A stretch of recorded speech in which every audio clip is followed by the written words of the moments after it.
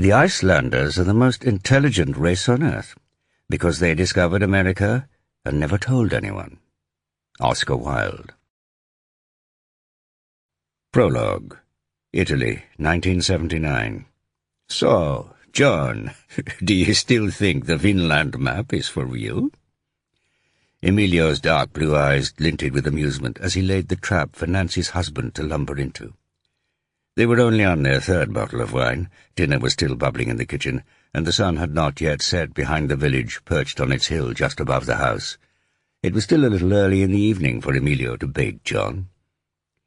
The three of them had polished off 2 bottles at lunch, and Nancy had felt an incipient hangover when they had sat down on Emilio's terrace, but his fine red wine, the produce of the tiny vineyard lazing beneath them, had soon sorted that out.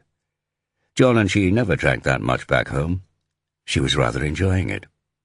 "I'm darn sure it's real, Emilio," said John. "You Italians have got to face the facts.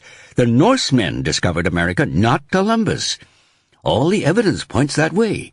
The Viking settlement at Lonesome Meadows in Newfoundland, the sagas, you know all that. You've just got to accept it."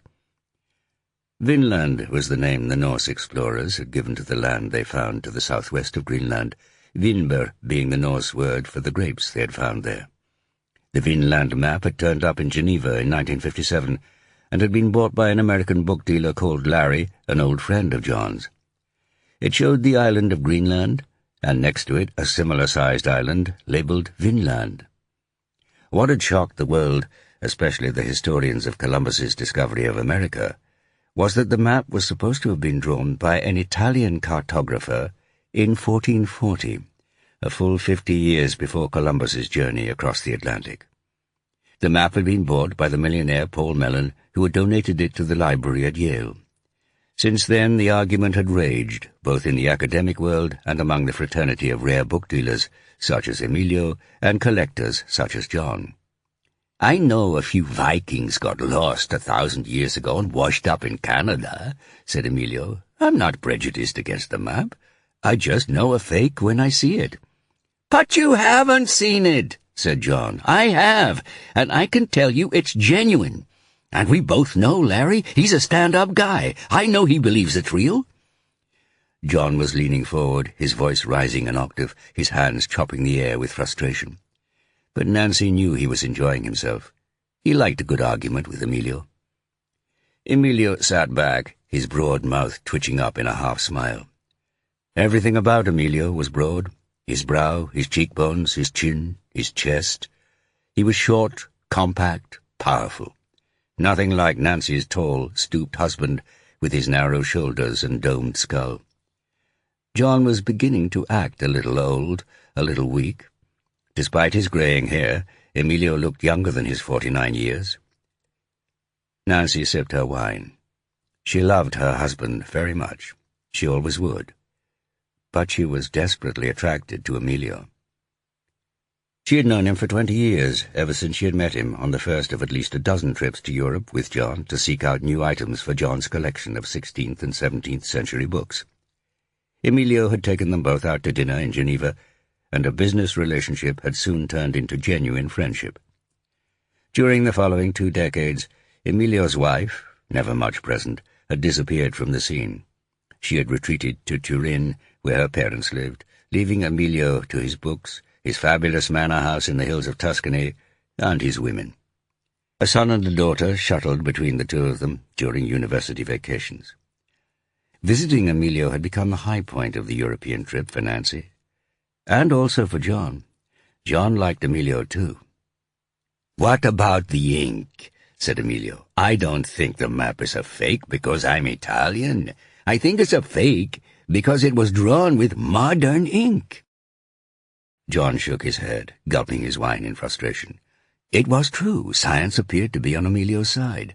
Yale had sent the map for chemical analysis, and the results had suggested that, although the vellum was 500 years old, the ink must have been manufactured after 1920 because it contained traces of anatase, a titanium compound only added to ink after that date. It was a conclusion John was just not prepared to accept. Okay, there is anatase in the ink, but I was talking to a guy from the Bibliothèque Nationale who said that anatase occurs naturally in some parts of Europe, and there are dozens of authentic manuscripts from the 15th century with anatase in the ink. Larry says Yale is going to get the map re-examined by another lab. Nancy's attention drifted from the detailed discussion of the chemistry of inks, modern and medieval. She sat back, sipped her wine, and let the soft evening sun caress her face. The poplars above them rustled, and a breath of wind propelled a distinctive piquant scent to her nostrils. Capers, from the purple flowering caper bushes growing out of Emilio's garden wall. She watched the dark shadow thrown by the mountains 10 miles away creep towards the house over the valley of speckled green in front of them. The lane, sweeping down from the house past the vineyard and a small field of sunflowers to the unseen stream at the valley's bottom, made a pleasing arc through the countryside. The composition was perfect, as though the landscape had been put together by an artist rather than random geological mutations molded by 100 generations of landowners and peasants. Emilio's ancestors had been drinking their wine and admiring this view for centuries, probably as far back as the time when the Vinland map was drawn. Supposedly drawn. "So what do you think, Nancy?" said Emilio. "You're the one who really knows the Vikings?" She was. Nancy Fishburne was a professor of history at a small college in Pennsylvania, where she specialized in the Viking Age. She had read many times the 2 Vinland sagas, the saga of the Greenlanders and the saga of Eric the Red, that described the exploration of North America, and she had taught her students about the discovery of the Viking settlement at L'Anse aux Meadows in 1960. She had just finished writing a book on Gudrid the Wanderer, Eric the Red's daughter-in-law, an extraordinary woman who had been born in Iceland, got married in Greenland, had a son in Finland, and then returned to Iceland before going on a pilgrimage to Rome. Scientists can change their minds, but in 15th century Iceland, the discovery of Vinland was well known. And there were plenty of Europeans who fished and traded with the Icelanders then, especially the English. They would have brought that knowledge back to the mainland. A curious Italian cartographer could easily have heard of it. "You think so?" said Emilio, raising his eyebrows. "Of course," said Nancy. "You know Columbus visited Iceland in 1477 on an English merchant ship. He mentioned it in a later letter to Ferdinand and Isabella." The vast trove of old books about Columbus was one of Emilio's specialities. He would have heard about America then, for sure. So why couldn't another Italian, nearly 40 years earlier? "Which would mean Columbus really didn't discover America," said John with a note of triumph. "He knew about it already." "Absurd," said Emilio. "You are not making any sense, and your glass is empty." They drank another 2 bottles of wine, gently arguing into the night. Then they went to bed. Together. Nancy paced up and down in the small kitchen and checked the clock above the stove yet again. 5:10. She had calculated that John should be back from the island's little airport at 1:15.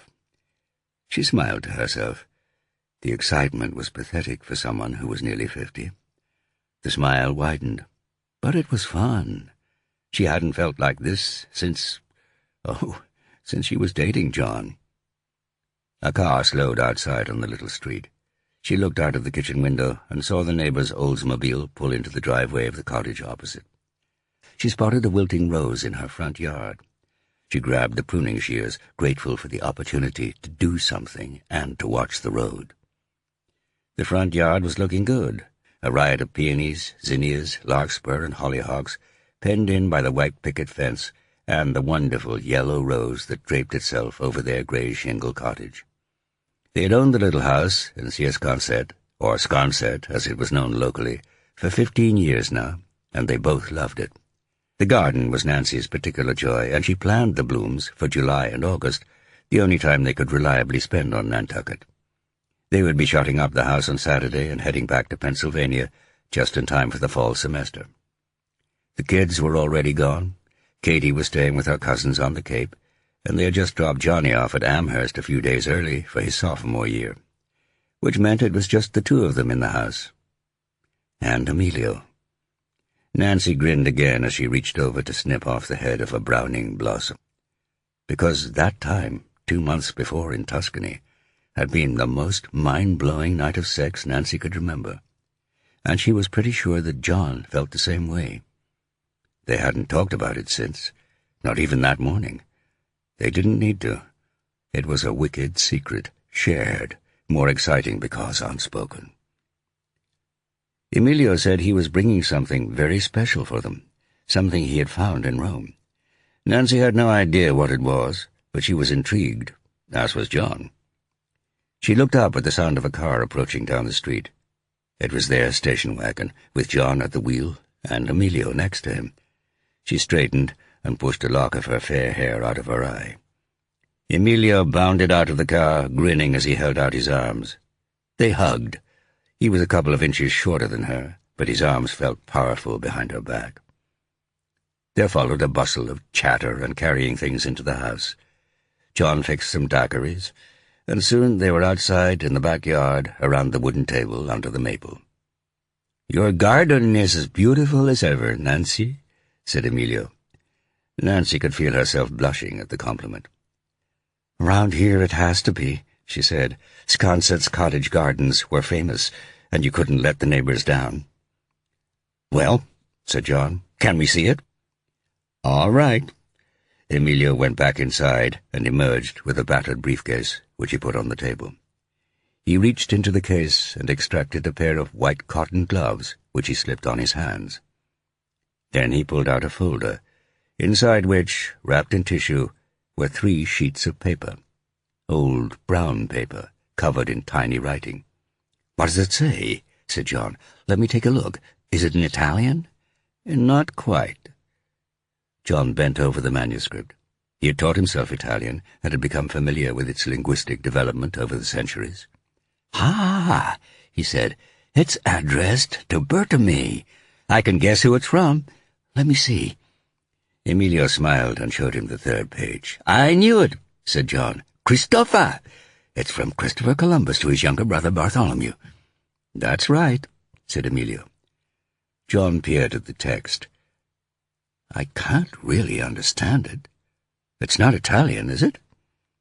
"No, it's Genoese, which is the dialect the Columbus brothers spoke to each other, although they rarely wrote in it.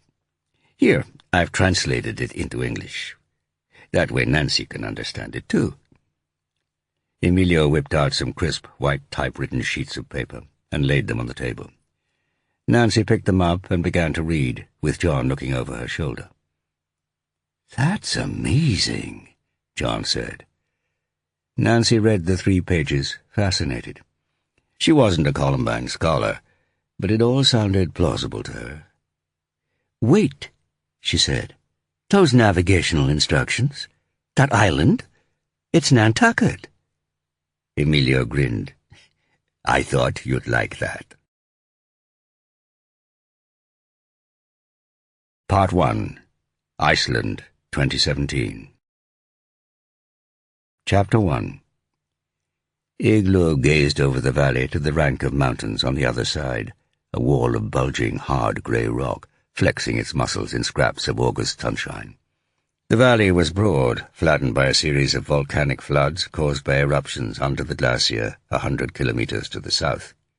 A river, narrow at this spot, threaded its way through sand and meadows where multicolored horses grazed, dozens of them. A raindrop fell on her nose. She ignored it. She immersed herself in the view, the place. She took a long, slow breath. She smiled. She spoke. "This is the view Gudrid saw 1,000 years ago. I am standing at Lombaur, in northern Iceland, the farm to which Gudrid came with her husband, Thorfinn Karlsefni, after so many years away from Iceland." Igloo turned and walked towards the back of a tiny church, clad in corrugated metal, squatting behind a row of turf-covered farmhouses. Of course, she had married Thorfinn in Greenland, and they brought back to Iceland with them their little son Snorri, the first European to be born in North America. Eglo turned to face left as she walked and talked. She was speaking English, in which she was fluent, but with soft S's and a clear Icelandic trill that English speakers seemed to love. More raindrops on her nose. And on the far side of the church a large black cloud was rolling towards her from the west. She resisted the urge to gabble her way through the rest of her story before it burst upon her. Gudrid had travelled thousands of miles, farmed a new island, Greenland, explored a new continent, America, suffered shipwreck and attacks from Skraelings, what we now call Native Americans. It was here, in Glombar, that Gudrid the Wanderer hoped to come to rest, to settle down with her small family. Eglo stopped. She was now in front of the church, next to a bronze sculpture of Gudrid standing in a ship with her infant Snorri on her shoulder. The drops were falling harder. Eglo resisted the temptation to wipe one from her eyebrow. She cocked her head to one side. But Gudrid's travels were not yet over. She had one more journey to take, a pilgrimage to Rome. The drops became a torrent. Eglo couldn't help hunching her shoulders as the cold water flattened her spiky blonde hair. "Cut!" Eglo smiled with relief as Susie, her English producer, waved them towards the church door. "Let's get under cover." Eglo, Susie, Tom the cameraman, and AJ, the sound guy, all ran to the shelter of the doorway, where a tall man was talking to a young woman with short, dark hair streaked with yellow. The woman hurried away as they approached. "Can we use those takes?" Eglo asked. "What do you think, Tom?" said Susie. She hunched over Tom's camera, examining the digital images they had just captured. Eglo stood next to the tall man, who was staring out at the turf farmhouses beside the churchyard, an 18th-century reincarnation of that Viking Glombar farm, and now a folk museum. "It was here Gudrid the Wanderer hoped to come to rest," he said, sarcasm lacing his words. "You have no idea what Gudrid hoped. For all you know, she wished she was back in Greenland shagging Eric the Red." "You mean I should have said, Gudrid stood here and dropped an earring, thereby spawning 100 pages of bullshit in an archaeological journal 10 centuries later?" Ouch! Einar Torsteinsson had been patronizing Eglo ever since she had first come across him when he was a graduate student and she an undergraduate at the University of Iceland. He was now a senior lecturer in archaeology at the university. Very tall, with longish blonde hair and a neatly trimmed beard, he was irredeemably pleased with himself. Eglo had to admit he had some right to be. He was a magician of the past. He could conjure a story out of the most obscure elements, physical elements. Ancient sites of dirt and tiny lumps of material spoke to him. The sagas less so. And he could be so arrogant. Gudrid and her son were getting very wet. Eglo liked the statue. Although it was consciously modern in an ancient place like this, it was lithe and elegant, evoking Gudrid as the young, adventurous woman she was then, rather than the 1,000-year-old Viking she had become today. "You know Gudrid was a real person, Einar, and the sagas tell us enough to know what kind of person she was." "You're just guessing," said Einar. "It's make-believe." Susie joined them. They had been speaking Icelandic, and the Englishwoman hadn't understood them. "The rain has screwed us," Susie said. "We've still got to do a wide with Eglo against the mountains in the background. That's really important. We'll try again early tomorrow morning. We're going to have to shoot the whole lot again, so we get the light consistent. According to my weather app, it's fine until about midday, and this valley would look beautiful in morning sunlight. Do you think it will rain tomorrow, Einar?" Einar didn't answer. Meteorology was beneath him. "You can never be sure the forecast will be correct in Iceland," said Eglo, "but it's always worth a try." "Okay, we come back tomorrow morning." They walked back to the land cruiser that Susie had hired. "Who was that you were talking to?" Eglo asked Einar. "Who?" "The woman at the church door." "I don't know. Some tourist asking me whether it was open. Foreign." "Are you seeing her later? Showing her the Glombar nightlife?" "Oh, Eglo, you do so misunderstand me," Einar said. "That kind of thing is long in my past." "Of course it is, Einar." Einar's womanizing was legendary. In fact, Eglo had witnessed it at first hand. He had been married for something like 12 years, but that hadn't stopped him. Eglo hadn't seen quite as much of him in recent times, but she doubted Einar would ever change. A familiar scent tugged at her nostrils, sneaking its way through the fog of damp clothing. It was aftershave, a subtle perfume she remembered Einar bought in Paris. She remembered the night, or morning rather, when she had asked him about it, lying in his bare arms. But that was a long time ago, and much best forgotten. Susie had booked them into one of Iceland's oldest hotels in the small town of Sodakrokur, just a few kilometers north of Glumbar.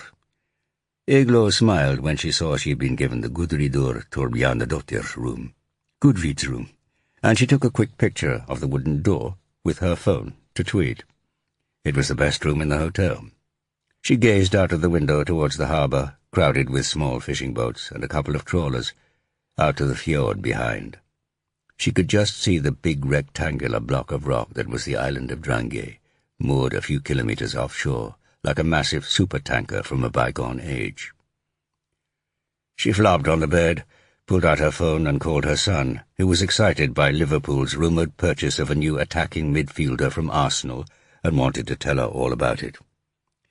It was coming up to the end of the transfer window for the new football season, one of Bjarke's favourite times of year, and Eglo just liked to hear the enthusiasm in his voice.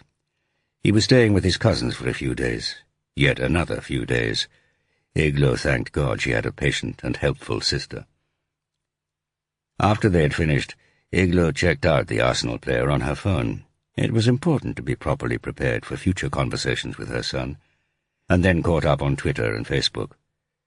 Since the success of Viking Queens in America earlier that year, Eglo's social media presence had exploded. Sometimes it was a chore, but actually she enjoyed the attention, and Susie was keen for her to develop her fan base as widely as possible before The Wanderer was broadcast the following year. She put down the phone and looked around her room.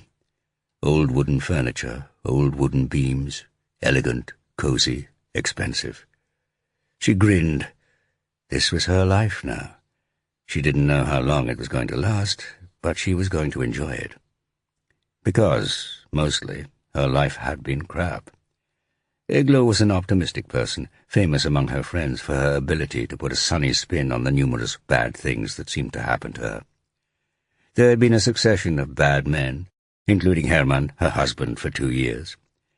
She loved history and felt she had real empathy for those Viking men, and especially women, who had lived in Iceland 1,000 years before. But she wasn't brilliant at writing about them, at least in the dry, rigorous style that was expected of historians. She wasn't a total disaster. In fact, she was just good enough to cling on to the academic world by her fingertips, first at the University of Iceland, and then at York University in England, from where she had eventually been let go as a junior lecturer 3 years before. It was Einar who had hired her there, but once he left to return to Iceland, she had lost her protector. The only undeniably good thing that had happened to her was Bjarke, who was now 11, innocent and enthusiastic, and whose life was definitely not crap. But in 2012, she had been put forward by her boss at York to be a talking head for a couple of minutes in a documentary on the history of Yorkshire produced by Susie Henshaw. Eglo had spoken about the Vikings in York and had captivated Susie, and later the BBC audience. 2 years later, Susie had tracked Eglo down in Iceland, where she was working as a temporary high school history teacher, to front a new series called Viking Queens, about the Norse women who had followed their men across northern Europe. It had been a massive success, not just for the BBC in the UK, but in Germany, Australia, Norway, Japan, America, and now, at last, Iceland. Moorhen Productions, Susie's company, had done well, both financially and in terms of reputation. Now Susie had asked Eglo to present a documentary series about Gudrid the Wanderer, who had emerged as the most popular of the Viking queens with the television audience. They had spent the previous 2 weeks filming in Nantucket and Newfoundland, and now they were in Iceland, covering Gudrid's childhood and her later years. Eygló had suggested getting Einar involved.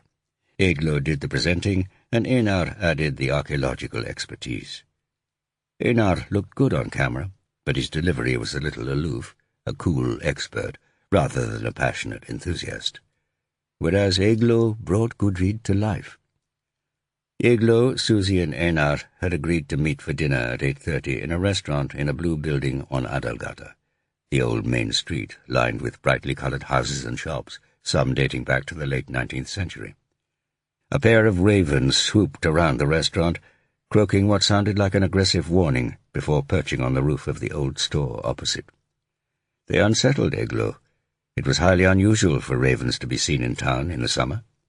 Her grandmother would have said it augured a hard winter, or something worse. Gudrid would no doubt have agreed.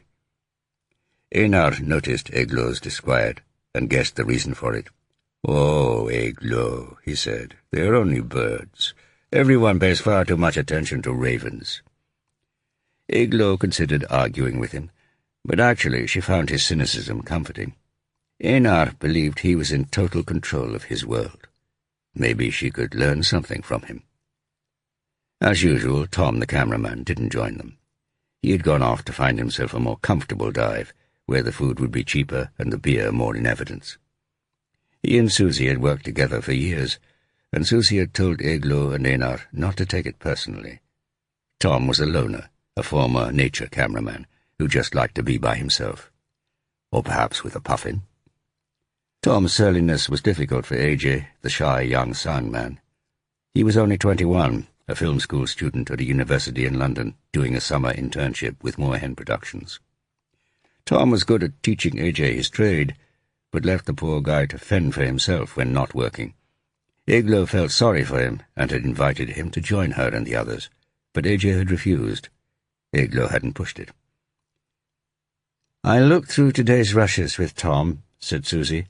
"We definitely must try again tomorrow." "Will you need me to do my bit again?" asked Einar. "Absolutely." "So it's Snæfellsnes tomorrow night, and we fly to Greenland on Friday?" It was Monday. They had 3 days left, filming in Iceland. "That's the plan," said Susie.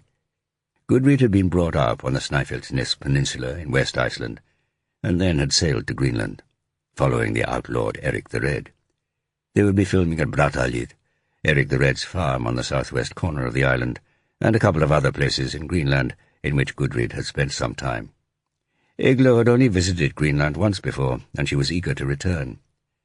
Then there was the trip to Italy to look forward to. After a few years in Lombard, Gudrid had taken herself off on a pilgrimage to Rome, which meant Eygló had to go there too, with Susie and Tom, of course, but not Einar. Roman archaeology was not his thing. Eygló had never been to Italy. She wondered what kind of hotel she would be put up in there. The restaurant was full of tourists. Everywhere was in Iceland in the summer, and they had to wait to order. When the waitress finally arrived, Susie asked for a bottle of Pinot Grigio with their food. Going on previous experience, that would be the first of 2 or 3. Einar ordered foal, probably just to wind Susie up, but the Englishwoman didn't seem to notice.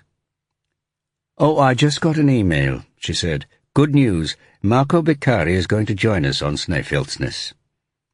"Well done," said Eygló. Even Einar nodded his approval. Marco Beccari was one of the few truly world-famous historians. An Italian, he had written an influential and highly readable book, reassessing the late Renaissance and its effect on the New World. He was now a professor at Princeton, and his presence on their TV program would give it credibility. Because The Wanderer wasn't just a rehash of well-known facts about Gudrid. It contained a theory and evidence that would cause the world to rethink what it believed about the discovery of America. Without Professor Beccari, the theory would be just another wild hypothesis. With him, the academic world would have to sit up and take notice. And the television audience would too. Susie left the restaurant a little early, complaining of an incipient migraine she wanted to nip in the bud. Eygló and Einar followed later, and Eygló went up to her room. There wasn't much else to do in Söderkrokur, and they were waking up at 6 the following morning to head back to Glombaur. Eglo checked her phone and saw that her earlier tweets had somehow roused the ire of Haley from Oakland, who was convinced that all Vikings were rapists and was shocked that Eglo wouldn't accept that their queens were in fact victims. Eglo entered the fray with gusto, thumbs flying over her phone's screen. She paused to draw her curtains, and as she did so she noticed a figure hurrying away from the hotel towards the church square. Einar. What's he up to, she wondered. But she was just glad he hadn't knocked on her door. Maybe he had changed, after all.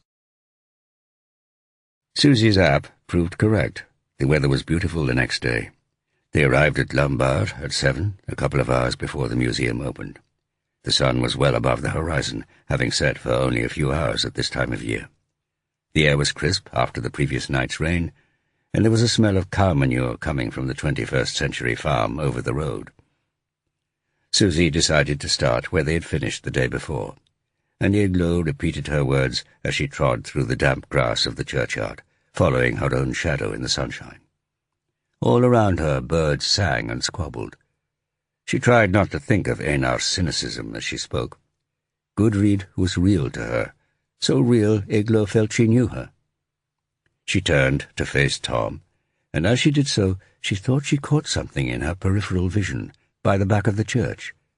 But she prided herself on her professionalism and the lack of retake she required, and so she kept talking. "Cut," said Susie as Eglo finished her last sentence. "How does that look, Tom?" As Susie and Tom examined his camera, Eglo turned to focus on the object she had seen. It was a pair of legs, clad in jeans, stretching out from behind the church. She walked towards the legs, anxiety building. Could someone have picked this spot to bed down for the night? A tourist who was lost, or drunk, or both? Or was it something else? Something worse? It was. A small, simple apse of corrugated metal stuck out from the back of the church, and behind it a young woman lay splayed on the grass, face inches from the corner made by the apse and the wall, the back of her head a bloody mess. Eglo screamed. Chapter 2. Magnus cursed, swerved, and hit the horn as a black BMW X5 roared past him through the fog. After 5 years away, he was back in the land of elves and idiot drivers. He was on that famous stretch of road through a patch of lava on the way to Alftanus that had been diverted around a couple of rocks, inhabited by the local hidden people, so as not to disturb them. Alftanus was a small town on a headland just outside Reykjavik, and Magnus had been called out to a report of an assault on a householder who had surprised a burglar. It was not the most serious of crimes, but then there were not that many serious crimes in Reykjavik. In fact, in the month he had been back, Magnus had investigated precisely none. He approached a large brown wooden house, large by Icelandic standards anyway, that stood on a small point apart from its more modern one-story concrete neighbours, facing out into grey folds of fog and sea. The flashing lights of 2 police cars and an ambulance pierced the mist. As Magnus pulled up behind one of the police cars, 2 paramedics climbed into the ambulance and it drove off. Magnus didn't recognize the uniformed police constable at the door to the house. He introduced himself. She appeared to have heard of him. It seemed that every police officer in Iceland had, despite Magnus's recent absence from the country. "The victim is Tryggvi Thor Gröndal," she said. 71. He was hit on the head and knocked unconscious. He's a stubborn bastard. Refused to go to hospital, and he declines to press charges. Why? I don't know, said the constable with frustration. Claims the attack was nothing. See if you can get him to change his mind. She led Magnus into the house and through to a large living room with a wide picture window looking out onto the fog. On the sofa in front of the window sat an old man, his head swathed in a bandage. In an armchair opposite, a bald, uniformed police officer, whom Magnus thought he had met before, was taking notes. A red-haired woman in her 30s hovered behind the old man. She didn't look happy. The old man glanced up at Magnus as he entered, deep brown eyes under thick black eyebrows. His face was lined, but despite the wound and his age, he didn't seem frail at all. He seemed strong and determined. A stubborn bastard. With a bruise forming on his cheek, Magnus noticed. "Ah, a detective. I'm sorry you've wasted your trip. No crime to solve here." He had a deep, rich voice that commanded attention. Magnus ignored him and smiled politely. "Inspector Magnus Ragnarsson of Reykjavik CID. Your name is Tryggvi. The man grunted. The bald constable stood up, and Magnus took his place opposite the victim. "I know you will have told my colleagues what happened, but would you mind repeating it for me?" "No need," said the man. His expression was firm and defiant, but Magnus thought he detected a hint of amusement in the old man's eyes. The woman sighed. She had brown eyes, freckles, and a wide mouth with thick lips, the corners of which were pointing down. No amusement there. Her nose ended in a little hook, just like the man on the sofa. She was wearing a white top, a green jacket, smart trousers, and subtle silver jewelry. Business clothes. She looked good, Magnus thought. She also looked grumpy. "I need to go to work," she said to Magnus. "Can I leave him to you?" "Just a moment," said Magnus. "Are you Tryggvitor's daughter?" He was guessing, given her age and resemblance. "Yes, my name is Soli. I dropped by to see Dad this morning on my way in from the airport. I flew in from Brussels this morning. I discovered him on the floor, just there." She pointed to a spot near the desk. There were dark specks on the rug. Blood. "He was barely conscious, so I called the ambulance. And Hulot." There was a surprising tinge of contempt in the woman's voice as she uttered these last words. Surprising, because in Magnus's experience, the police were usually treated with respect in Iceland, especially by the professional classes. "Was the door unlocked?" "It's always unlocked." Magnus nodded. "Did you see anyone leaving the house, or watching it?" "No." "How about a car?" "No, I don't think so. I don't know. I wasn't looking. I can't remember. I may have passed a car on the road on the way here. It is a road, after all." She pursed her lips. "I don't know why you bother asking me these questions. Dad doesn't want you to investigate whoever attacked him, and even if he did, you wouldn't do anything." Magnus frowned. "Why do you say that, Soli?" Soli just shook her head. "Can I go now? I really will be late for a meeting." "Can I have your contact details?" Magnus said. "A card, perhaps?" Soli looked like the sort of woman who would have a card. Sure enough, she did. Magnus studied it. She worked in the foreign ministry, with an impressive title. "Thank you. We will contact you later, if necessary." The woman stooped towards her father as if to kiss him, seemed to think better of it, and left the house. "Ha!" said Tryggvitor. "That's all you will get out of her." Magnus ignored the old man. He stood up and wandered around the living room, examining the windows, the desk in the corner, the photo frames on the shelves, the floor. He paused at the desk. A couple of empty plastic folders lay among a mess of papers. Magnus never could resist a challenge. There was something going on here, and he was going to find out what. He told the two constables to leave him alone with Tryggvitor, and after he had seen them out to their patrol car, returned to the sofa and stared at the man, who stared back. A full minute passed. "What did he take?" Magnus asked eventually.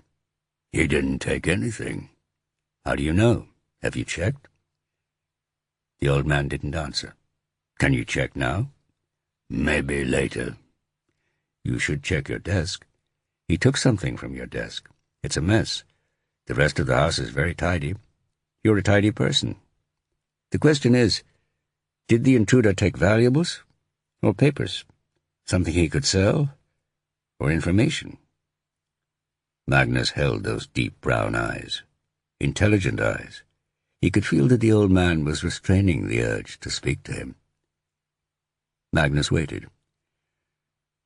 "You are not a bad detective," Treacherous said at last, "but I don't have to answer these questions. I said I don't want you to press charges." "Why doesn't your daughter like the police?" More staring. Then a grunt. "Would you like some coffee?" "Thank you." The old man stood up and moved through to the kitchen.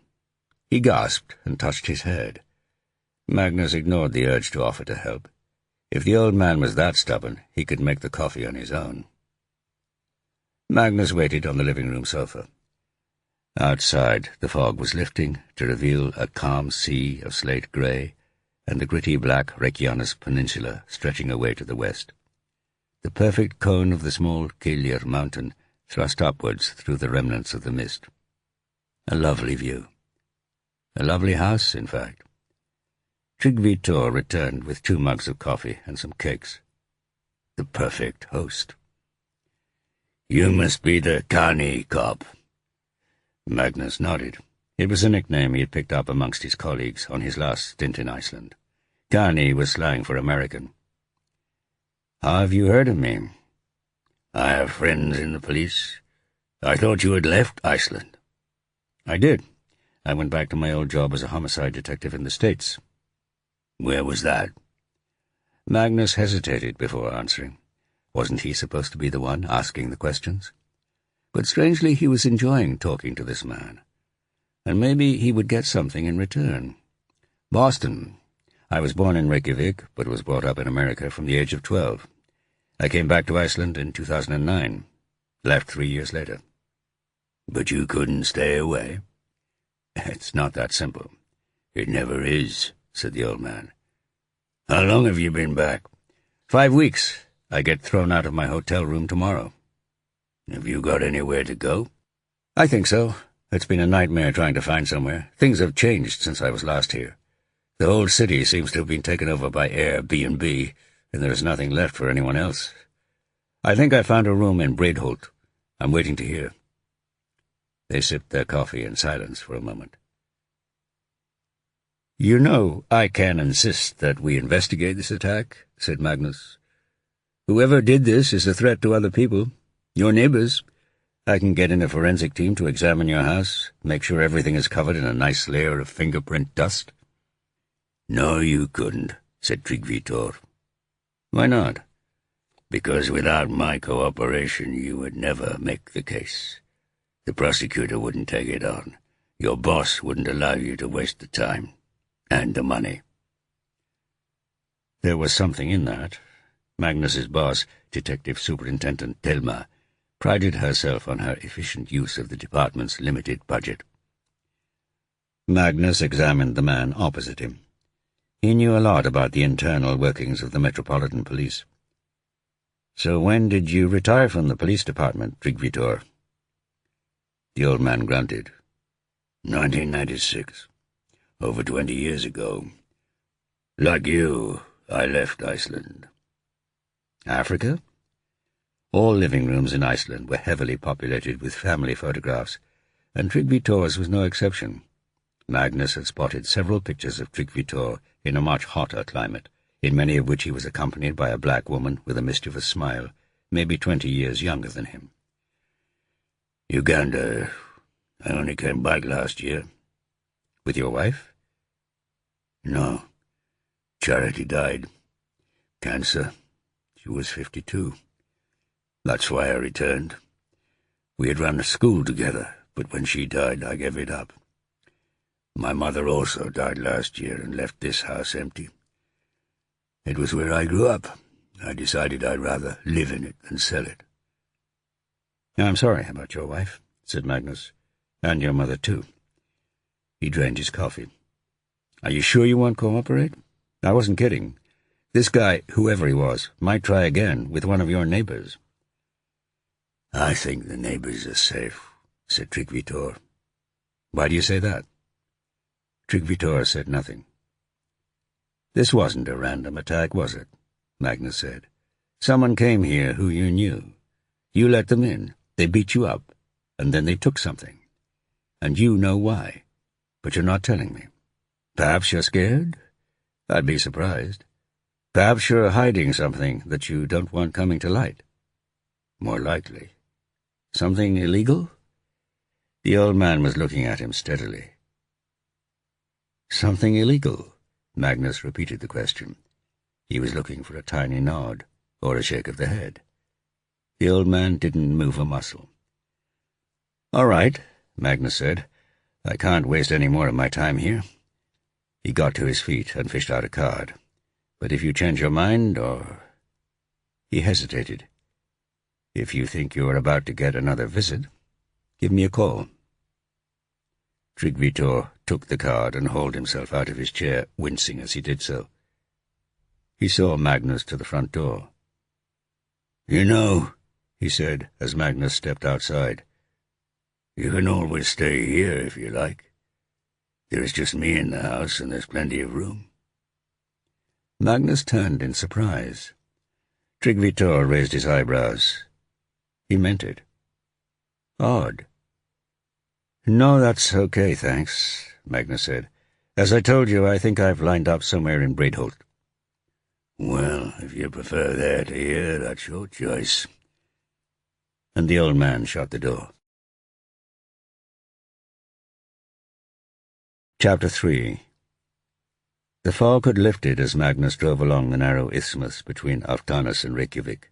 To his left stood the large farmstead of Bessastaðir, the official residence of the President of Iceland, a collection of white buildings and a church alone in a meadow. Behind that, across a narrow body of water, rose the jumble of white and grey buildings that was the capital, crowned by the smooth grey concrete missile of the Hallgrímskirkja spire on top of its little hill. Mount Esja, behind the city, was still shrouded in cloud. The desolate, black lava flow of the Reykjanes Peninsula stretched away to the right. On both sides of the road the sea glistened and glimmered in the newly liberated sunshine. Iceland looked washed, clean and pristine. For a moment Magnus felt his spirits rise. Maybe he had made the correct decision to return, after all. He had been brought over to Iceland from Boston's homicide unit at the request of the National Police Commissioner in 2009 to help the Reykjavik Metropolitan Police deal with the big city international crime that the Commissioner feared was going to become more prevalent in the capital. As America's only Icelandic-speaking homicide detective, he was uniquely qualified for the job. And Magnus had done as he had been asked, breaking a number of difficult cases. The secondment was meant to have been for a 2-year period, but Magnus had got an extension to 3 years. Then things had fallen apart with his girlfriend, Inga-Leif, and Magnus had returned to Boston. There life had been tougher than he had expected. Ever since he had first arrived in America as a child, Magnus had never been sure whether he was Icelandic or American. The 3-year stint in Iceland hadn't helped that. He had just become more confused. But the real problem was Magnus's father. It was Magnus's father, a professor of mathematics, who had brought Magnus and his little brother, Ollie, over to America when his mother died. And it was Magnus's father who had propelled Magnus into the police department. Because, when Magnus was 20, his father had been murdered in the small town of Duxbury, just south of Boston.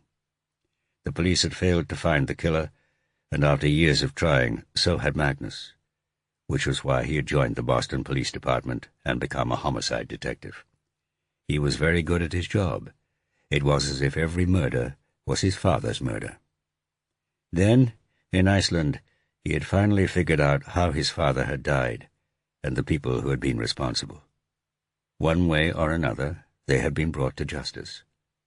In many ways, many important ways, this had brought relief. Relief from the anger, the disequilibrium, the feeling that life was not quite right that had gnawed at Magnus since he was 20. But it had also dampened his obsession for the job, tramping the streets of South Boston from one murder to the next. He was still a good detective, but he had lost his edge. If a case was too difficult, if he had worked through all the angles and still not made a breakthrough, he would let it go, move on. He would never have done that in the past, before he had resolved his father's murder. Without his all-consuming desire to solve every crime that came his way, the downsides of the job became more apparent. The long hours, the endless paperwork, the human misery. And without Ingeleif, without the enthusiasm to find another Ingeleif, he was lonely. When the National Police Commissioner called him one morning, asking Magnus to return to Iceland on a permanent basis, Magnus politely refused. Then he called again, and a third time. The third time was the day after Magnus had visited his little brother Ollie, who only had 4 months to go at the Massachusetts Correctional Facility at Norfolk, and was eager to right what he considered to be past wrongs as soon as he got out. Those past wrongs involved Magnus, at least as far as Ollie was concerned. So the third time the commissioner called, Magnus said yes. Things had changed in Iceland.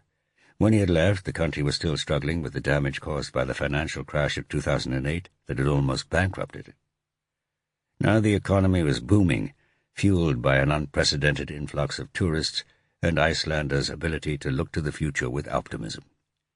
Much of this optimism had led to more borrowing, more expensive SUVs bought with other people's money, more speculative buildings going up.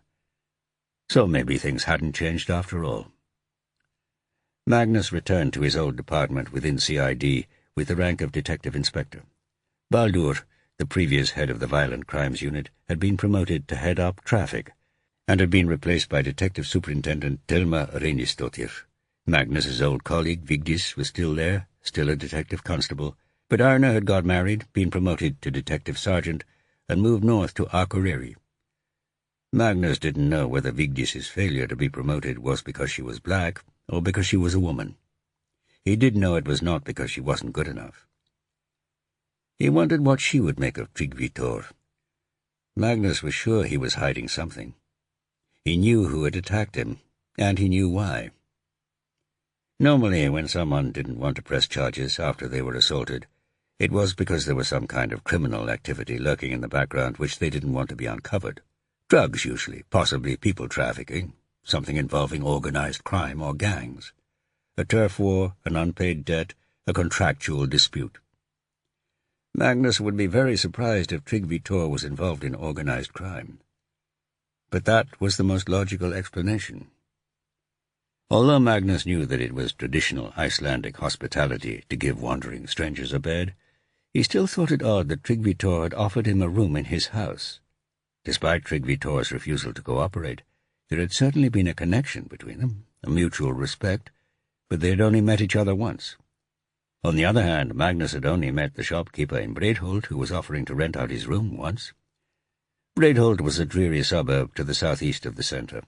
Bits of it were pleasant, but not the bit where Magnus would be living. Perhaps Tryggvi Thor wanted Magnus to help him, or protect him from another attack. It was a nice house. Magnus liked Alftanes, and he was intrigued by Tryggvi Thor. He regretted not taking the task of apartment hunting a bit more seriously. The hotel he was staying at, which had been paid for by the Metropolitan Police for a month, was adamant about throwing him out the next day. So Breidholt beckoned.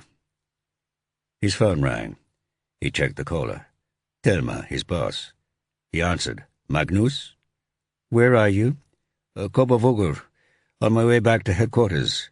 Well, come and see me as soon as you get in. A tourist has been murdered in the north, and Akureyri needs some help. All right. Where? Glombaur. Chapter 4. Magnus turned off the ring road which circumnavigated the island of Iceland at Farmalid and headed north towards Þóðakrókur. Within a few minutes he arrived at Glombaur. It was just after 5 o'clock. He had considered flying to Akureyri and driving from there, but it was quicker to get on the road right away. As expected, there was a jumble of police vehicles parked in front of the church and in the Folk Museum car park next door, and a number of black uniformed officers were milling about.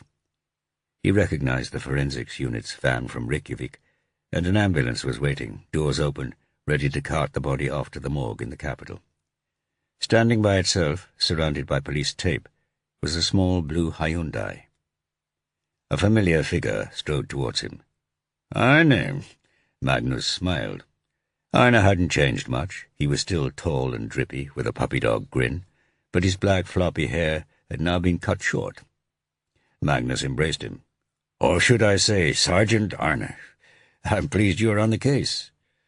Inspector Olafur is leading the investigation into a series of rapes at Knife Point in Akureyri. That's why he asked for help from Reykjavik. He knew you and I'd worked together, so here I am." Arne grinned. Magnus wondered whether Arne's detection skills had improved over the last 5 years. Maybe they had. Somehow Magnus suspected that they hadn't. But he would be good to have around. Magnus surveyed the scene. The church was of the traditional 20th century Icelandic design. Off-white metal walls, red metal roof, stubby white tower, and a red spire. It was set 30 yards or so back from the main road, a flagpole and a sculpture of a woman in a boat standing just in front of it. The front porch faced the road, and behind the building a slope led down to the Heradsfjorden Valley. Crime scene tape fluttered around the churchyard, which was enclosed by low turf walls and a white wooden gate.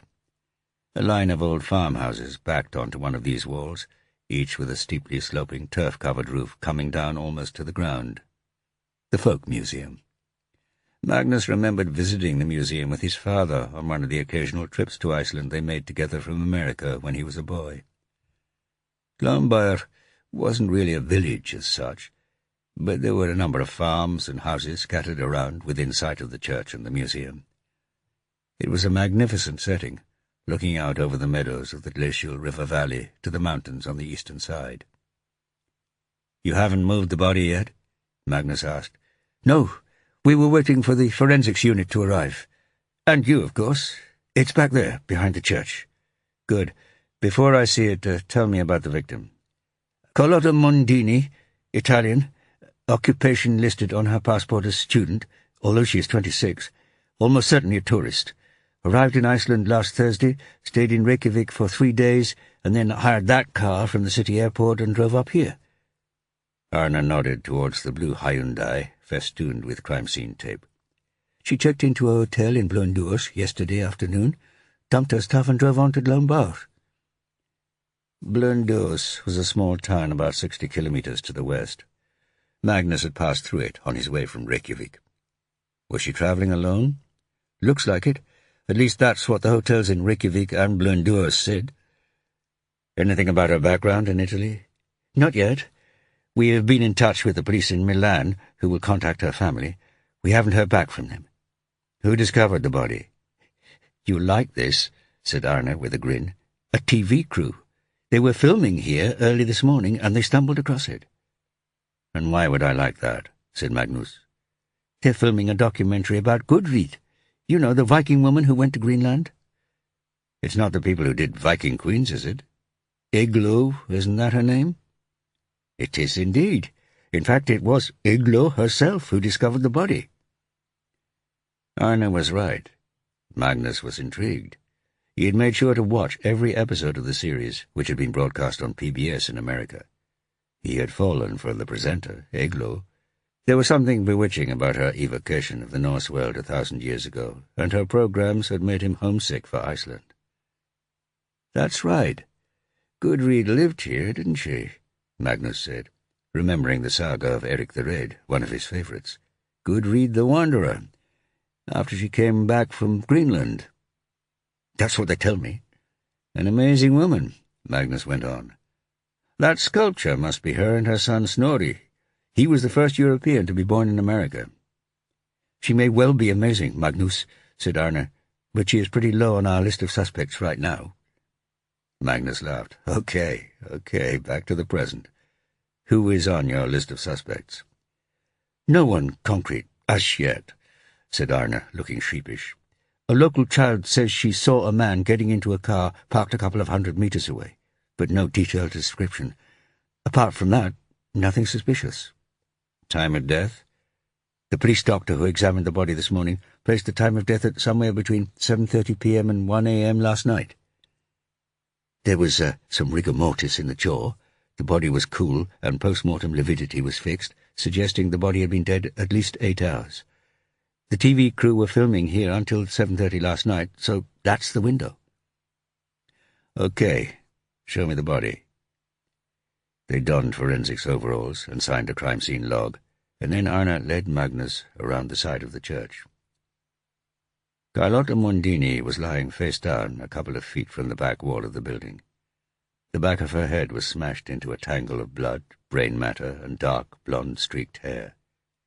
She was wearing a light blue North Face rain jacket over a grey and black Lopi sweater and jeans. Lopi sweaters were a traditional Icelandic design. Carlotta must have bought hers during her few days in Reykjavik. Edda, head of the forensics unit, greeted Magnus. "You took your time?" she said. "I don't know how you guys got here so fast," said Magnus.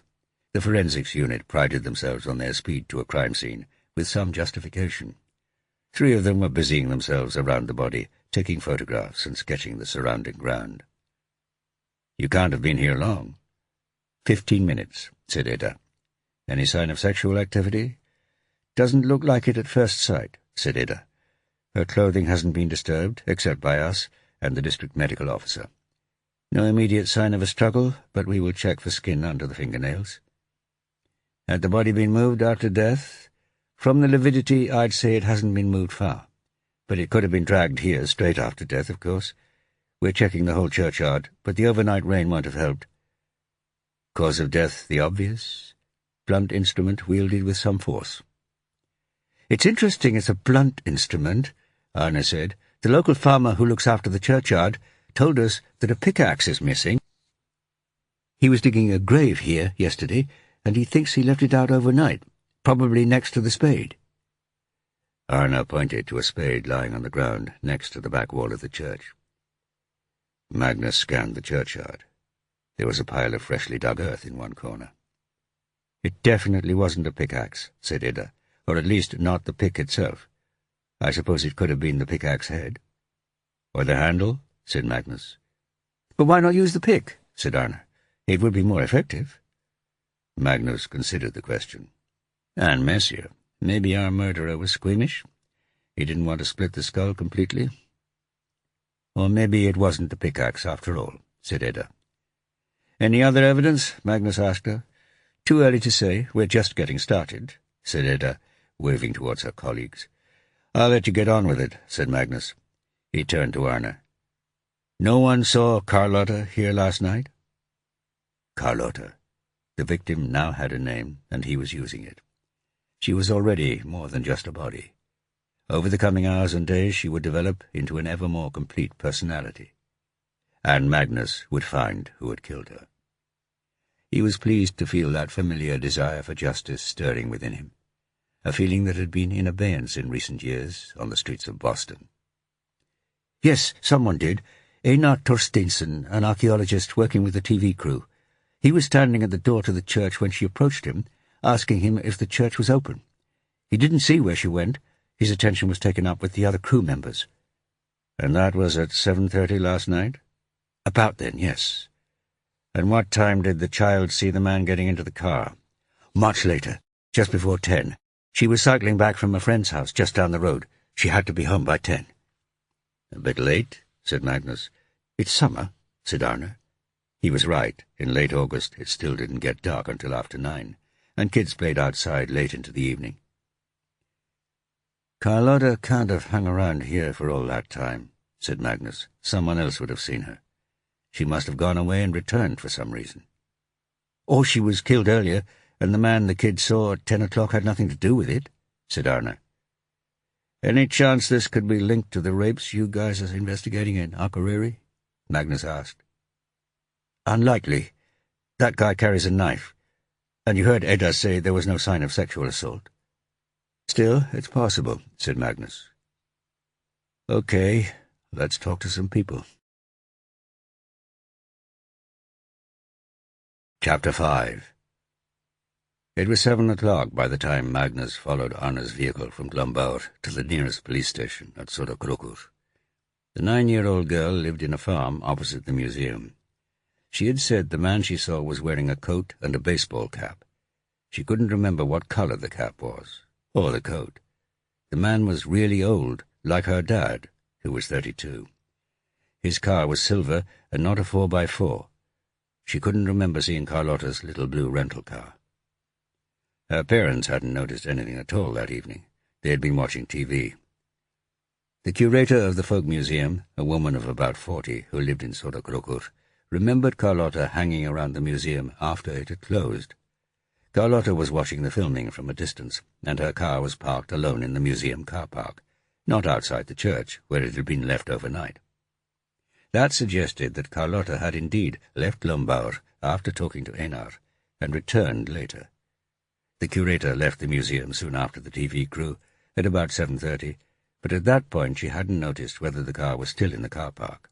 She returned to work at 8:15 the next morning, after the body had been discovered by Eglo.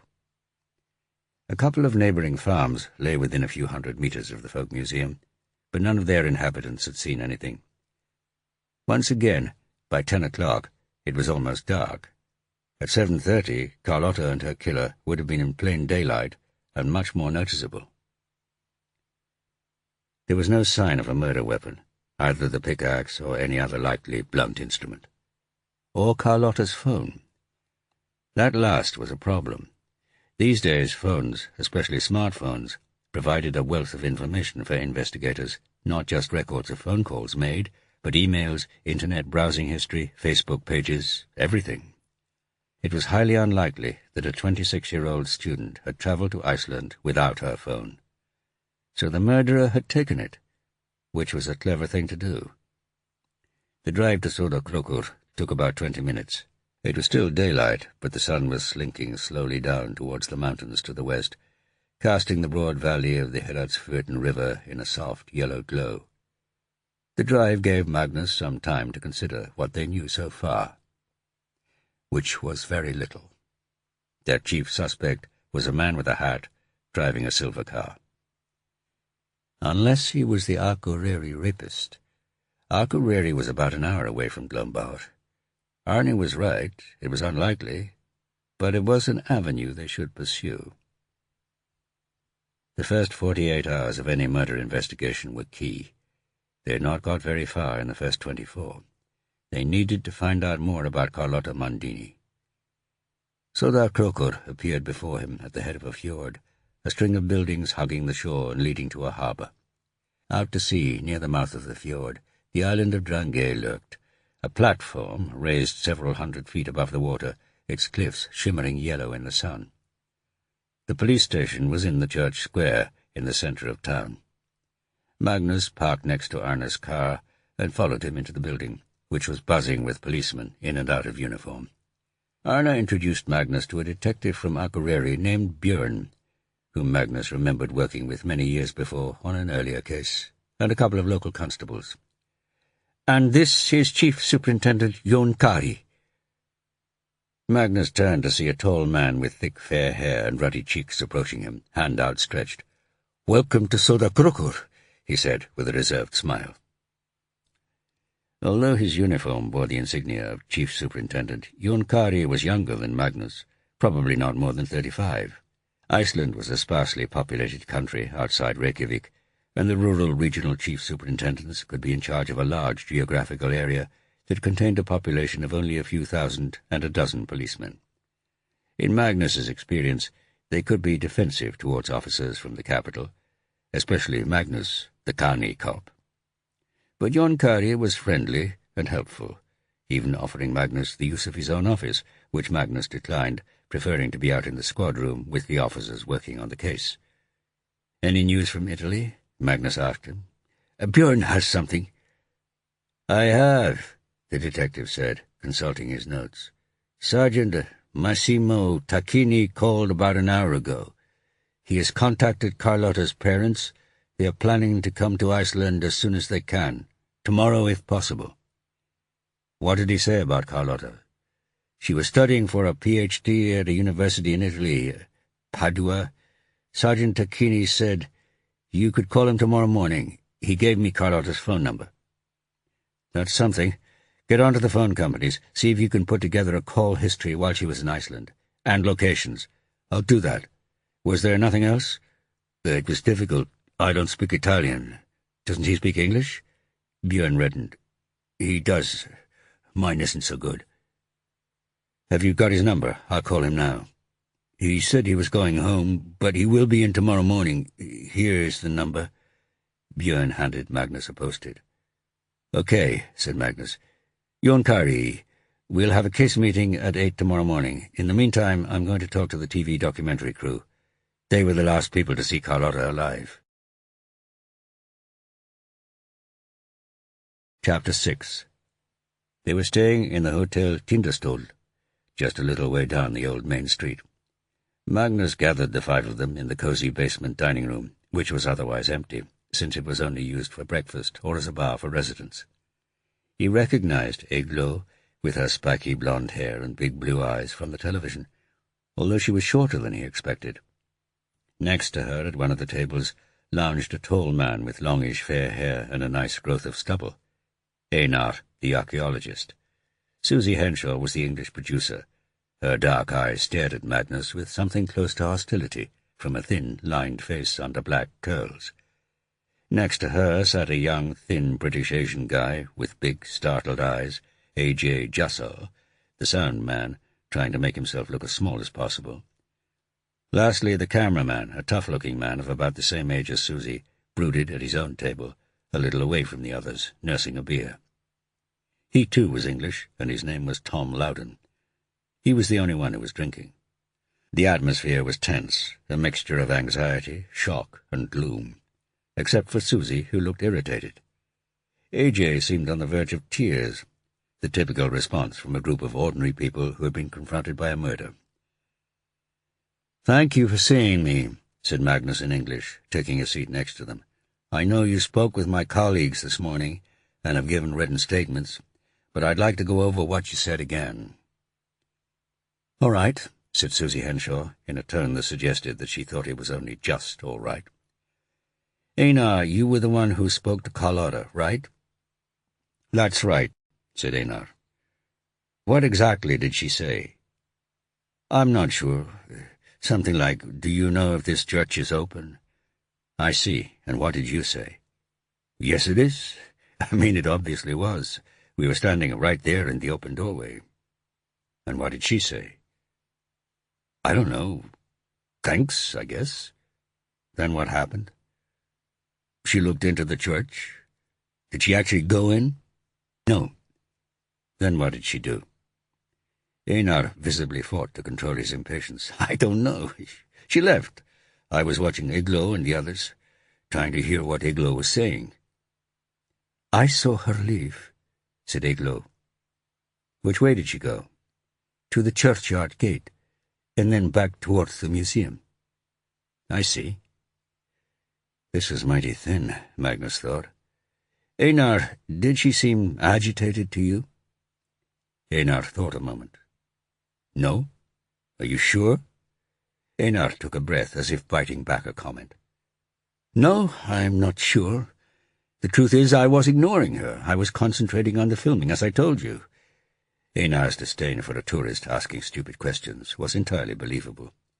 "Did any of you see her anywhere else yesterday?" Magnus looked around the five people. Silence. "Had any of you seen her before, anywhere?" Shaking of five heads. But Eglo seemed thoughtful. "Are you sure?" Magnus looked directly at her. She met his gaze and shook her head again. "No, I'm sure." "And you didn't see her speaking with anyone else, apart from Einar?" More shaking of heads. "All right," said Magnus. "Thank you very much." "Is that it?" said Susie Henshaw. "We waited here all day just for that?" "Yes, thank you. I appreciate your cooperation," said Magnus. "It is a murder inquiry. I'd be grateful if you could let me know anything that occurs to you, however minor it may seem. We don't have much to go on at this point." "But you have no objection if we go to Snæfellsnes tomorrow," said Susie. Magnus shook his head. "We have your cell phone numbers if we need you." Susie was right. Talking to them again had been pointless. They had nothing more to say. Except for Eglo, maybe. Magnus handed each of them one of his cards. Maybe Eglo would call him back with something. You never knew. "So you're going to Snæfellsnes," he said to her. "Goodreads Farm at Logabrekker?" "You are very well informed," said Eglo. There and Olafsvik. Olafsvik? What happened there? You will have to watch the program to find out, said Einar. She's a fascinating woman, Gudrid, Magnus said. Have you filmed at Lonso Meadows yet? We have, said Iglo, and Nantucket. We are flying to Greenland later this week. Nantucket, said Magnus. Do you think they got as far south as Nantucket? They may have done, said Einar. We have found some evidence to suggest so. As a boy, Magnus had devoured the sagas, and unsurprisingly for an Icelander in America, the two Vinland sagas had been among his favourites. The Vikings often stopped at a place called Leif's Booths, somewhere on the North American coast, possibly the modern Lonso Meadows. Gudrid and her husband, Thorfinn, had ventured a long way south from there to somewhere they named Hope. There had been much speculation as to where that might be. Possible locations that Magnus had read about included the St. Lawrence River, Nova Scotia, Rhode Island, and even New York Harbor. But he hadn't heard that Nantucket was a candidate. What evidence? As I said, you will have to watch the program. I'll be sure to do that, said Magnus. So you think Hope is in Nantucket? It could well be, said Einar. And that's where Gudrid and Thorfinn spent a couple of summers, said Eglo. That's fascinating. What about Rome? Gudrid went to Rome, didn't she? We're going in 2 weeks' time, said Susie, after Greenland. A thought occurred to Magnus. And you are sure none of you know anything about Carlotta? Silence. Later that evening, as Eglo made her way up the steep wooden stairs to the Gudridur Torbjarnadottir room, she felt herself shaking again. She had held it together pretty well in front of the others, and had resisted the temptation to have a drink. Her brain, her whole body, was still trying to process the shock of discovering the dead woman. She hoped she would be able to get to sleep that night without the image of the poor girl's crushed skull haunting her, but she knew there was little chance of that. She briefly closed her eyes, and instantly she was back in the churchyard in Glombaur, staring down at the bloody mess at her feet. She was stuck with it, probably forever. She thought about the big red-haired detective with the perfect American accent and the detailed knowledge of the sagas. She could see he had guessed that there was something she wasn't sure about, something she wasn't telling him. And he was right. Chapter 7. The Sodakrokur police had booked Magnus a room at a small guest house that was cheaper than the Hotel Tindastóttir, unsurprisingly. Magnus woke up at 6 a.m. and, after a quick breakfast, rang Milan from his hotel room. Sergeant Tacchini was friendly and seemed helpful, but he didn't really have much information about Carlotta. She lived in a smart suburb of Milan with her wealthy parents. Her father owned a textile business. She had spent the last 8 years at university in Padua, where she was studying for a Ph.D. She had gone to Iceland for a brief holiday by herself. According to her parents and her sister, she had a few friends still in Milan, but most of them were in Padua. No enemies.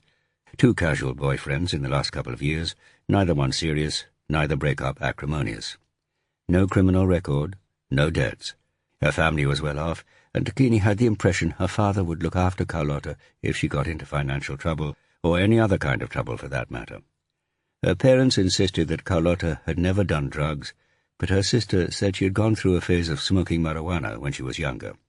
Definitely no serious drug habit. No links to organized crime, either. No help at all, frankly. But Tacchini did have 2 bits of useful information.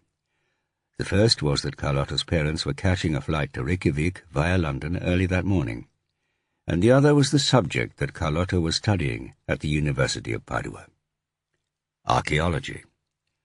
Magnus called Vigdis in Reykjavik and asked her to meet the Mondini's flight at Keflavik International Airport, which was about 50 kilometers west of the capital. He would have liked Vigdis to escort them on a plane up to Akureyri, but she pointed out that the Mondinis had come to see their daughter, or what was left of her, and Carlotta was now in the morgue in Reykjavik. Vigdis couldn't interview them, her English wasn't good enough, so Magnus would have to rely on another detective, or maybe even Telma, or drive back down to Reykjavik himself. There were about a dozen officers crammed into the squad room at the 8 o'clock meeting, including Jon Kari, Arne, Björn, 2 other detectives from Akureyri, the local assistant prosecutor, and a handful of uniforms, and Edda, who was staying at another guest house in Sodakrokur. Not much for a murder investigation, although Magnus had had many successes in Boston with fewer resources. This one stumped him, though, so far. Edda reported the results of the forensics team's investigation. While they had filled plenty of evidence bags from the churchyard, there was nothing that indicated an obvious link to a murderer. The overnight rain had made it impossible to tell if Carlotta had been killed somewhere else in the churchyard and dragged behind the church. A preliminary investigation of the victim's vehicle had found nothing of interest, but they were transporting it down to Reykjavik that morning to go over it more thoroughly. Carlotta's car keys were in the pocket of her jeans, but so near the top that they were almost falling out. It was possible the murderer had used them to open her car and then returned them. The keys were clean of fingerprints, even Carlotta's, but it could just be the fabric of the jeans pocket that had rubbed them off. They had checked the spot where the little girl said she saw the man getting into a silver vehicle, a farm track 200 meters away from the church, and found a faint tire print that had barely survived the rain. No footprints. There was little, if no new information, from any of the other officers, and no obvious places to look. But Magnus wasn't daunted. Yet. It was a question of turning over as many stones as possible and seeing what crawled out from underneath one of them. Something would. The most important question was whether the killer knew Carlotta. If he, or she, did indeed know her, then Magnus and his team needed to find out more about the victim. Whether she knew anyone in Iceland, whether she had enemies in Italy, if she had secrets, what those secrets might be. There was a lot of discussion about her phone and any possible laptop or tablet. 2 constables had searched her luggage, which was still in her hotel room in Blönduós. No electronic devices, and there had been none in her car either. Either Carlotta hadn't brought them to Iceland, or the murderer had taken them out of her vehicle. Björn had got the 3 Icelandic phone networks working on call records. But the team needed to get into Carlotta's email, which was registered with the University of Padua. To do that, they needed the cooperation of the Italian authorities and a warrant, probably several warrants, in triplicate issued in Iceland and Italy. The Italians were not necessarily unwilling, but they had a reputation of being slow and a bit chaotic. Interpol would have to be involved, and prosecutors and judges. There was a well-worn procedure in place for Facebook and the other social media sites, but those too would take time. Jon Kari promised to get onto it. It was frustrating. Who Carlotta had contacted in the last few days would be key. Then there were her parents. They might be able to help, if the Icelandic police could get more out of them than Sergeant Akini had been able to do. The team needed to piece together what Carlotta had been doing in Iceland, find out if anyone had seen her between when she left Lombard at 7:30 and when she had returned later that evening. Where had she gone? The press were all over the story, and Jon Kari could take advantage of that by appealing for information about Carlotta's movements over the previous week. Someone would remember her. They should also check any Italian tourists staying in the area around Lombard, at Varmalid, Sodakrokur, Blönduós, and maybe even Akureyri. Stamps in Carlotta's passport offered up only one trip outside the EU in the last couple of years, a brief visit to the United States via Boston the previous October. Not much help at this stage. If the killer didn't know Carlotta, then they had to hope forensic evidence would provide some link to a known criminal. Or a local, perhaps, a visitor at the museum that day. They would struggle, unless they discovered a link with the Akureyri rapist, although nothing had been found yet that was worth pursuing. They were keeping all avenues open, but at this stage Magnus's instinct, which he shared with the officers in the meeting, was that the killer was known to Carlotta. He came to a decision. As the meeting broke up, he pulled Jon Kari and Arne to one side and told them to coordinate the investigation from Sodakrokur while he went down south. He really needed to get to know Carlotta better, and the only way of doing that was speaking to her parents himself. Magnus enjoyed the long drive down to Reykjavik. He had hoped that it would give him a chance to think over the case, to get some perspective, to work out a new line of attack. But every time he came back to the same thing: find out more about Carlotta. It was a beautiful morning. The empty road, the mountains, the glimpses of white glacier and grey fjord, the busy rivers running through heathland and lava field, the sheer desolation. Even the gusts of wind that buffeted the car lifted his spirits. Here in the wilds, he felt like an Icelander. He felt that this was the place he was supposed to be. And now he had a proper case to get his teeth into. He felt he was doing what he was supposed to be doing. But it hadn't always felt like that in his first month back. Reykjavik was a small town compared to Boston. There was no way around that. And once again he felt like a foreigner. It had been good to see Arna again, and Vigdis had been pleased to see him. But most of the others, even some of those whom he had got to know quite well during his previous stint in the country, seemed to treat him with a certain reserve. They weren't exactly unfriendly, but they weren't friendly either. Icelanders had so many ties that bound them together. Their families, which were vast thanks to the propensity of many of the older generation to have up to 9 children. People they knew from school or from college or university, people from their neighborhood or the place in the countryside where their grandparents had come from, people they knew from their choir, or the band they used to be in, or the theater they performed in, or the football team they played for, or the host of part-time activities that all Icelanders took part in. Magnus fit into none of these networks, or virtually none. He was a foreigner, an Icelandic-speaking Kani cop. He had expected this, had been determined not to let it bother him, but it did. And he still missed Ingalill. It was she who had made Iceland fun, exciting, sexy. They had managed nearly 3 years together, but the inevitable had happened, and she had drifted off with an airline pilot. Magnus knew she was attracted to him. She might even have loved him, but Ingalill couldn't stay with just one person forever, or even for 3 years. She had always explained to Magnus that that was the Icelandic way, but he knew it was just an excuse she used. Certainly Icelanders had a more relaxed view of marriage and fidelity than Americans, but there were plenty of them who could sustain a relationship for more than a few years, for life even. Just not Ingalill. A week after returning to Reykjavik, Magnus had heard that she had married someone, a wealthy businessman, one of her interior design clients. Apparently they had a son. So much for the airline pilot. Maybe she had finally found someone she could be committed to for the rest of her life. Somehow Magnus doubted it. She would find someone else. Perhaps she already had. Magnus knew that someone else could be him.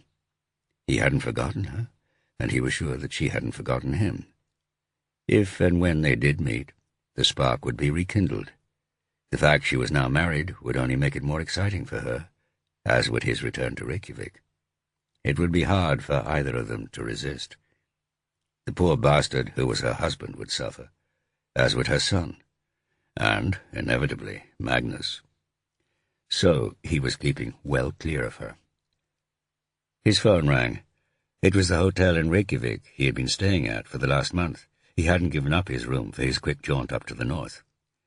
"When will you be checking out this morning?" Magnus recognized the manager's voice. Damn, he had forgotten the previous night was supposed to be his last one. "Ah, yes, I'm sorry. I've been called to investigate a murder. I haven't had time to arrange something else. Can I stay another 3 nights? "No, Magnus, that is not possible. The hotel is fully booked tonight, and we already gave you an extra week." Magnus argued, but lost. It was lucky he hadn't stayed up in Sodakrokur. He pulled over to the side of the road and dialed the shopkeeper in Breidholt. "I'm sorry, Magnus. I've let the room to someone else. I had not heard from you for several days, and she was desperate." "But we agreed. I told you I would need the room from the 23rd. "She's already moved in. There is nothing I can do." Magnus hung up and stared out of the window of the car at a black-faced sheep, who stared back. He had pulled over at the edge of an old lava field, folds of grey and black stone, nibbled at by green and yellow mosses and lichens. No sign of human habitation as far as the eye could see. just a couple of sheep. What now? He didn't have time for this. Finding another hotel room at short notice in peak tourist season would be a pain. It might even be impossible. It would certainly take time he didn't have. Could he sleep on someone's floor? Vigdis? He knew she had an apartment in Hafnarfjordur, a few kilometers on the other side of Reykjavik. That might be awkward. There had been a time, many years ago, when he and Vigdis had overstepped professional boundaries. Tryggvi Thor? Why not? Because Magnus didn't know him? Because there was definitely something fishy about the assault the previous day? Because the nature of that attack suggested he might even be connected to organized crime? So what? He was a former cop. He had offered. It was a very nice house with a great view of the sea. And it might be interesting. Magnus called him. Tryggvi Thor, you said yesterday I could stay with you for a few days. Did you mean that? Certainly, said the old man, his gruff voice tinged with enthusiasm. I'd like to take you up on it. By all means. When would you be coming? Tonight. Chapter 8. Magnus stopped off at the hotel to pick up his stuff, and then went straight to police headquarters on Kvivriskata. The Mondinis were waiting for him in one of the fancier conference rooms in the National Police Commissioner's office just around the corner. Detective Constable Robert had met them at the airport with Vigdis. His English was much better than hers. They had been taken straight to the Commissioner, who had spent half an hour with them to assure them the police were doing everything they could to find the killer. It was a nice touch. Murders were uncommon in Iceland, and the murder of a tourist even more so. Magnus took Vigdis into the interview with him. Vigdis's black skin, which he had inherited from an unknown U.S. serviceman at the NATO base at Keflavik, prompted many Icelanders to assume she was foreign, or at any rate not properly Icelandic, and they frequently tried to speak to her in English. Vigdis was stubborn, and determined that she was as Icelandic as the next blonde-haired, blue-eyed pasty-face, and so she refused to converse with anyone in English, which was sometimes frustrating in police investigations. But over time, Magnus had realized that although she didn't speak the language, she did understand it. He valued her opinion on the Mondinis, and he wanted to get her involved in the investigation. Signor Mondini was a bald man with lively blue eyes and acne-ravaged cheeks. His wife was slightly taller than him, with shoulder-length dark hair, and her daughter's long, straight nose. She was heavily made up, but she couldn't hide the redness around her eyes. They were both wearing jeans, expensive jeans, and well-cut designer jackets. Wealthy, comfortable, totally devastated. Magnus's heart went out to them. However many grief-stricken parents he met, or husbands, or wives, or girlfriends, or boyfriends, it always did. Having lost his own father to murder, he understood what it felt like, and how important it was to bring the killer to justice. It wasn't really to provide vengeance or retribution, and it would never bring the victim back to his or her family. But they needed to know that justice had been done.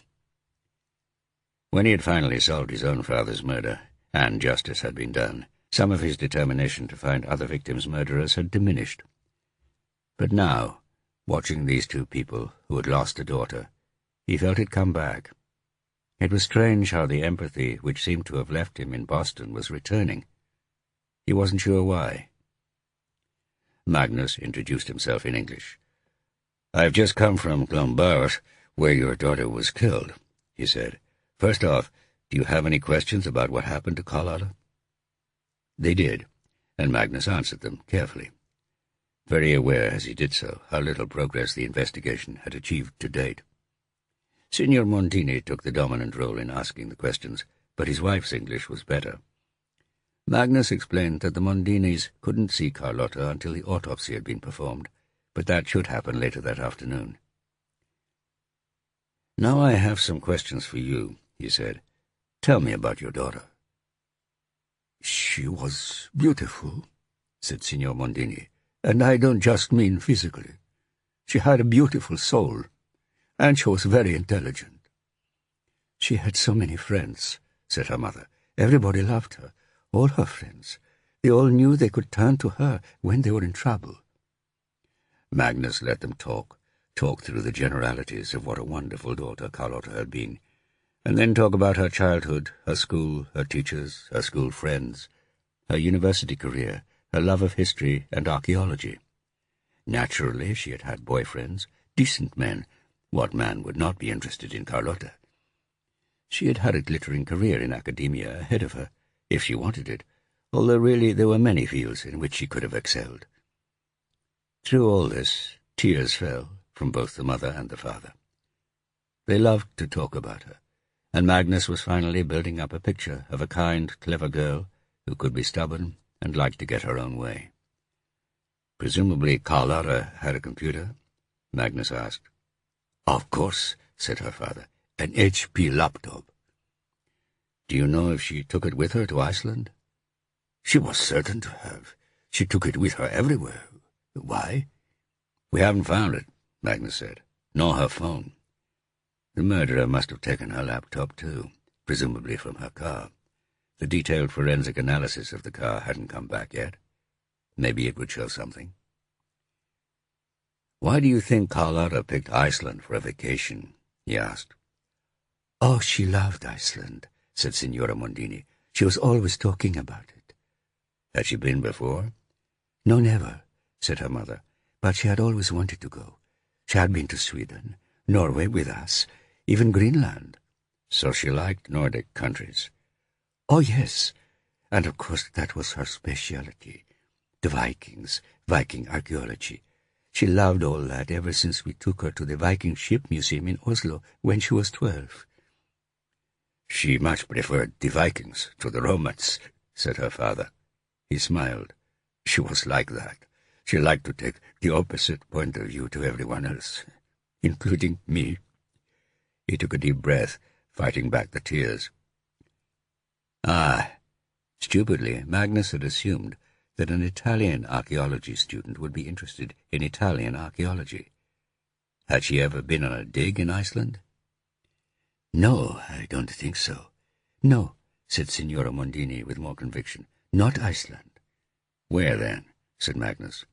"Sweden and Greenland, 6 years ago when she was an undergraduate. She loved it." "I see," said Magnus. "And you know where this dig was in Greenland?" "It was where that famous Viking came from, the one they say discovered America."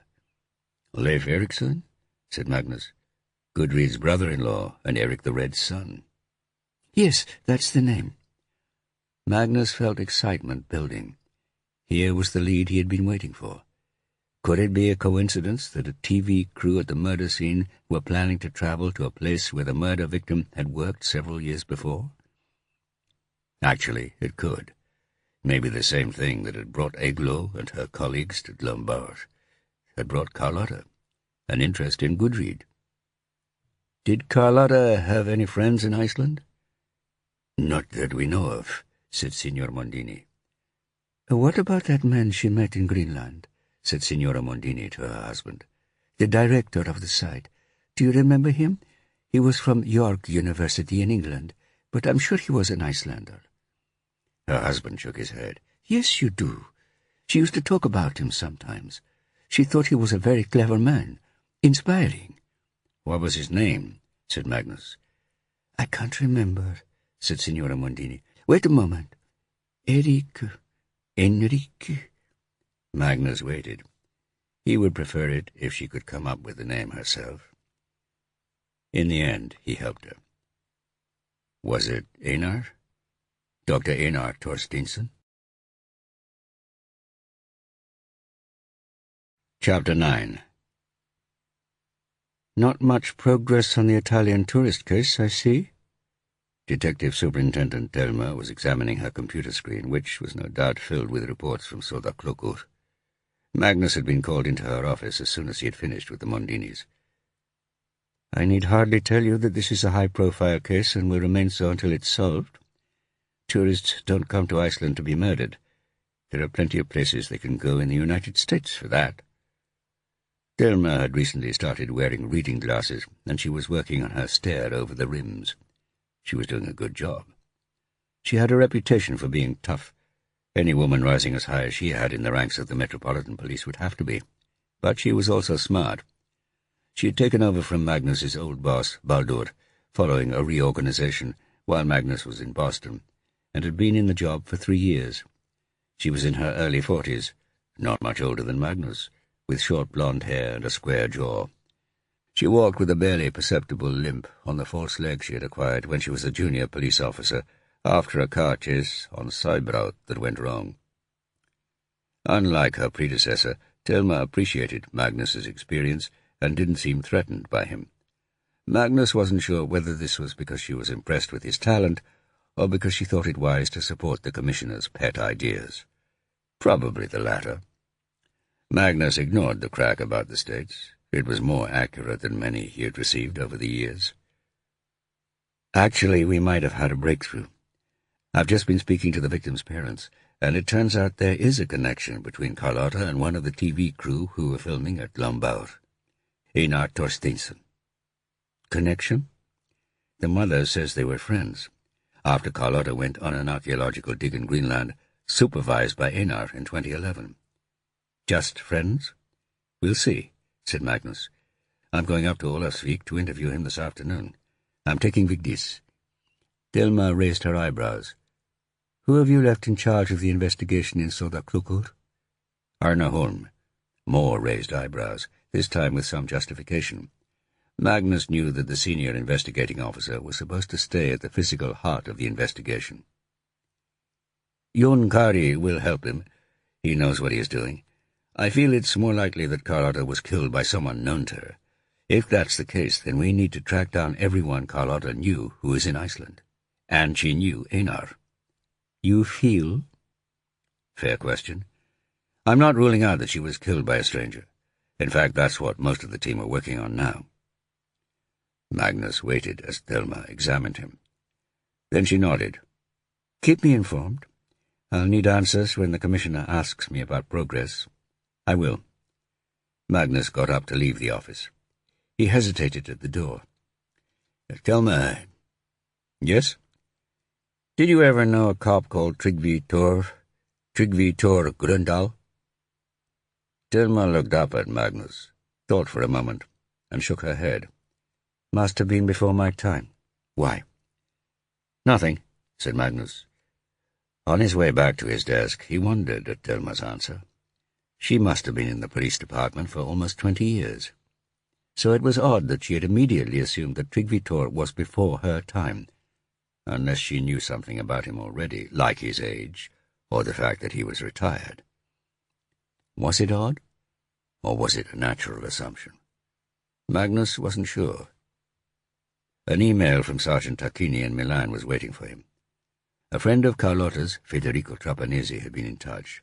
Federico had been discussing something to do with Iceland with Carlotta. Tacchini wasn't sure of the significance, but Federico was willing to speak to Magnus on Skype. Tacchini had left Federico's email address. Magnus sent Federico a quick message, and within a couple of minutes he was in an interview room with the image of an anxious Italian student staring at him from a computer screen. Federico Trapanese was a thin young man with curly hair and startled brown eyes. Fortunately, his English was excellent. I understand you were a friend of Carlotta Mondini, Magnus said. Not a friend, really. More a friend of a friend, Federico replied. So how do you know her? I met her last year, Federico said. I've been in Rome doing some research for my dissertation. What happened? I stumbled across something there in Rome. Something extraordinary. Something I found hard to believe. Chapter 10. Federico's pulse quickened as he passed along the avenue behind the enormous bulk of St. Peter's Basilica to the entrance of the Vatican's secret archives, and showed his card to the Swiss guards in their absurd yellow and blue striped uniforms. Like most historians, he loved libraries, especially old ones, the smell, the silence, the atmosphere of reverence for ancient learning, and the ghosts of past scholars. The exclusivity of this one, and the fact that it was guarded by big men in pajamas, added to its allure. He collected the volume waiting for him at the distribution desk in the index room, and went through to the reading room, where he was pleased to see that the desk he had occupied the day before was vacant. In fact, there were only 3 other scholars in the room, which made a wonderful change from the crowds of tourists in Rome that week after Easter 2016. The desk was a beautiful mahogany construction, and it stood next to one of the tall windows that overlooked the Cortile della Biblioteca, a tiny courtyard in the middle of the Vatican complex. Federico plugged his laptop into a discreet socket and carefully opened the book in front of him. The Vatican secret archives weren't strictly secret, although access was very much restricted. The secret in the title really meant private. The library housed centuries of private papers and books from popes through the ages, but access was granted to a limited number of carefully vetted scholars, of whom Federico was now one.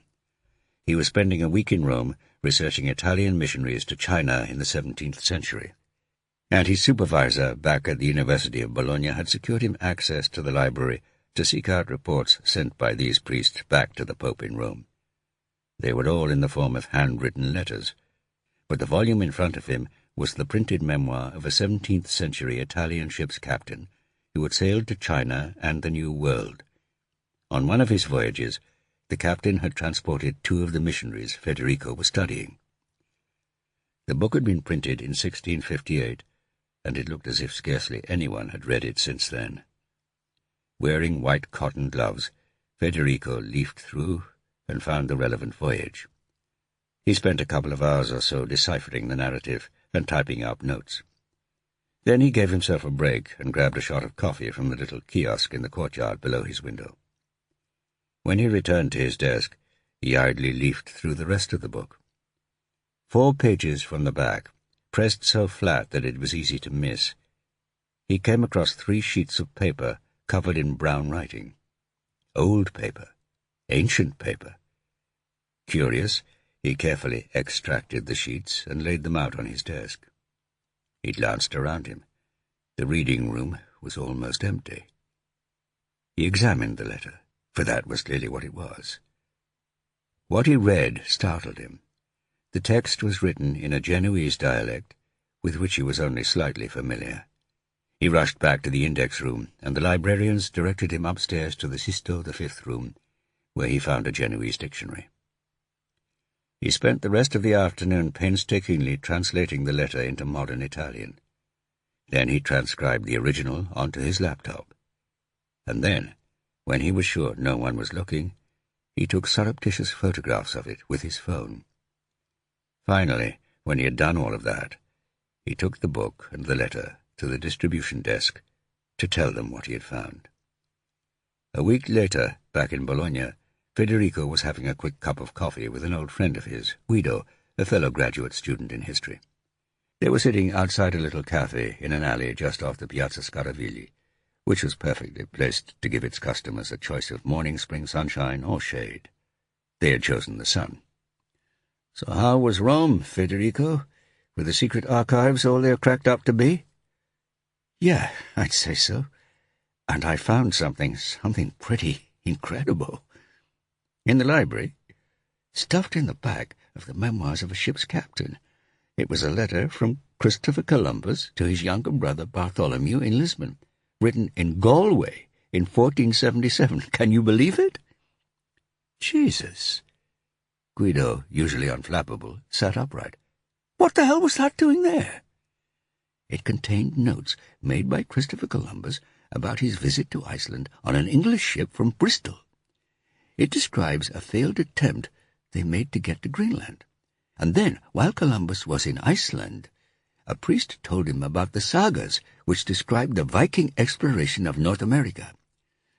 Columbus wrote it all down, including detailed navigational instructions from Greenland to some place called Hop, which is somewhere on the Atlantic coast of what the Icelanders call Vinland. That's America.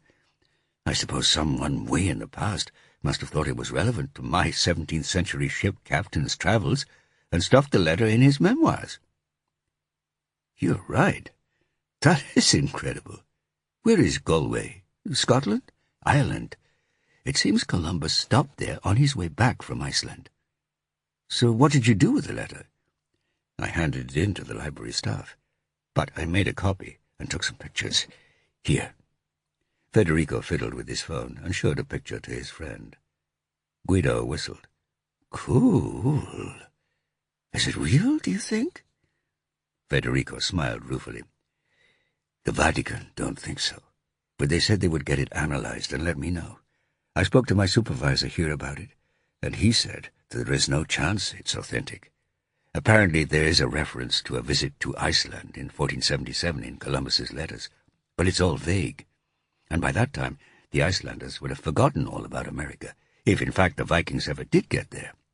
He says that the Icelanders and the Norwegians are desperate to prove that the Vikings discovered America before Columbus, and one of them will have faked it.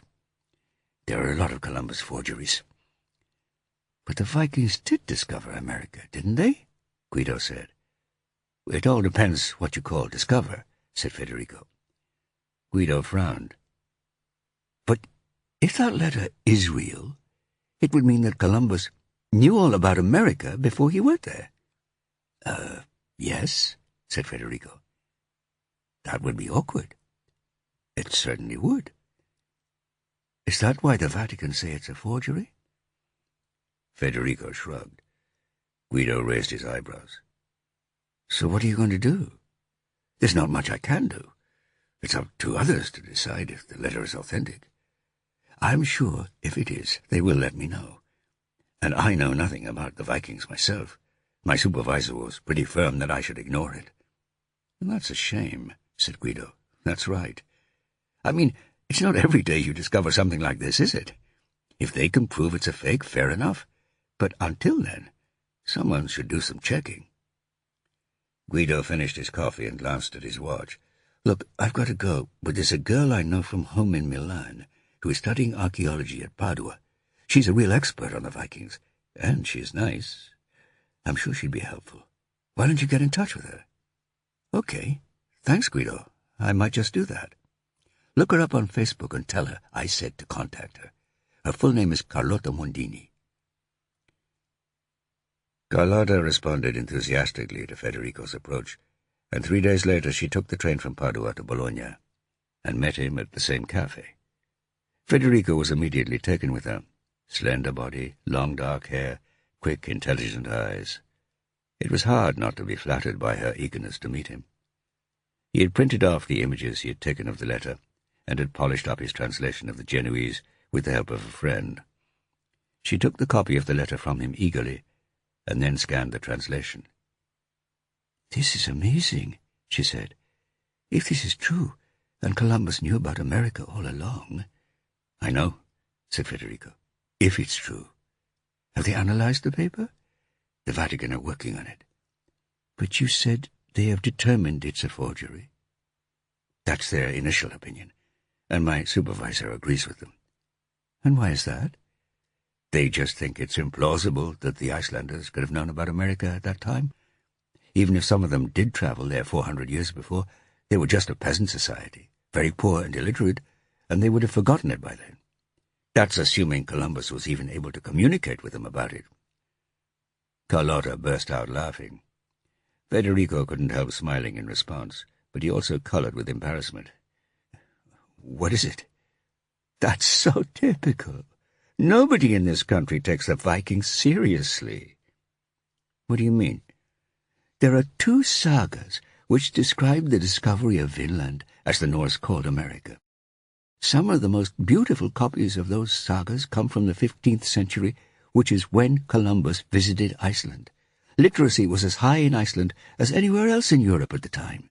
So, yes, the locals would certainly have known about the discovery of Vinland, and their priests would have been able to speak to Columbus in Latin."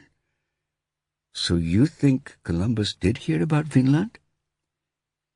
Carlotta paused. "Thinking about it, if he did visit Iceland, it's hard to see how he couldn't have done.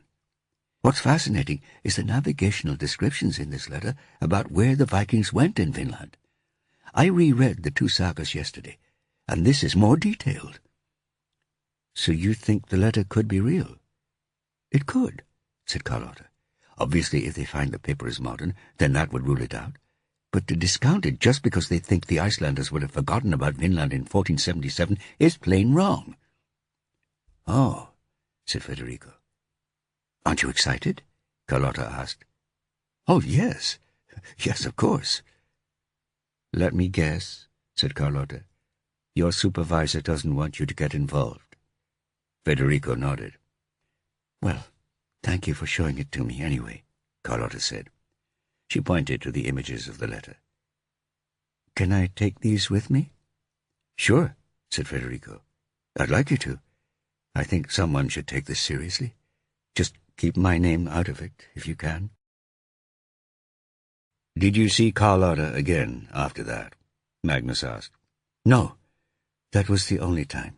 But she sent me a couple of emails to let me know how she was getting on." "Did she authenticate the letter?" "She did. It turned out the paper was made in the 15th century in Venice. Apparently she got some experts to go to the Vatican and examine it, and they said it was real. The handwriting looked like Columbus's, although he didn't usually write in Genoese. I was expecting to hear a lot more about it. I was relieved when I hadn't, until I got an email from a British TV company who were doing a documentary on a Viking woman who went to America. They wanted to interview me. I said no. Why?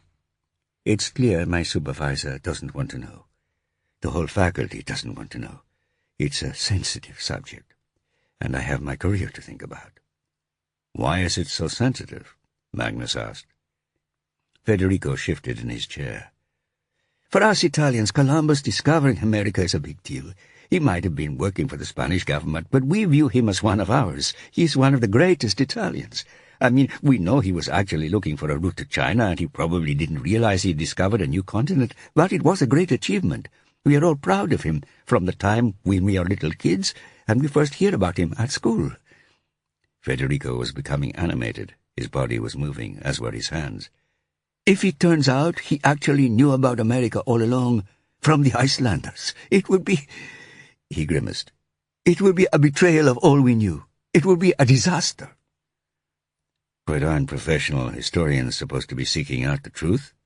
"Oh, yes," said Federico. "Yes, certainly. And the Vatican has experts. The faculty here are experts. I'm sure they are correct when they say it is a fake." Magnus was silent. "Look, the only reason I came to you was because Guido told me the poor woman has been murdered," said Federico. "I don't want to start a battle with my own faculty." "I understand," said Magnus. "Thank you for getting in touch with us." As Federico's image faded from the screen, Magnus wondered whether Einar knew about Federico's discovery. He must do. The whole TV crew must do.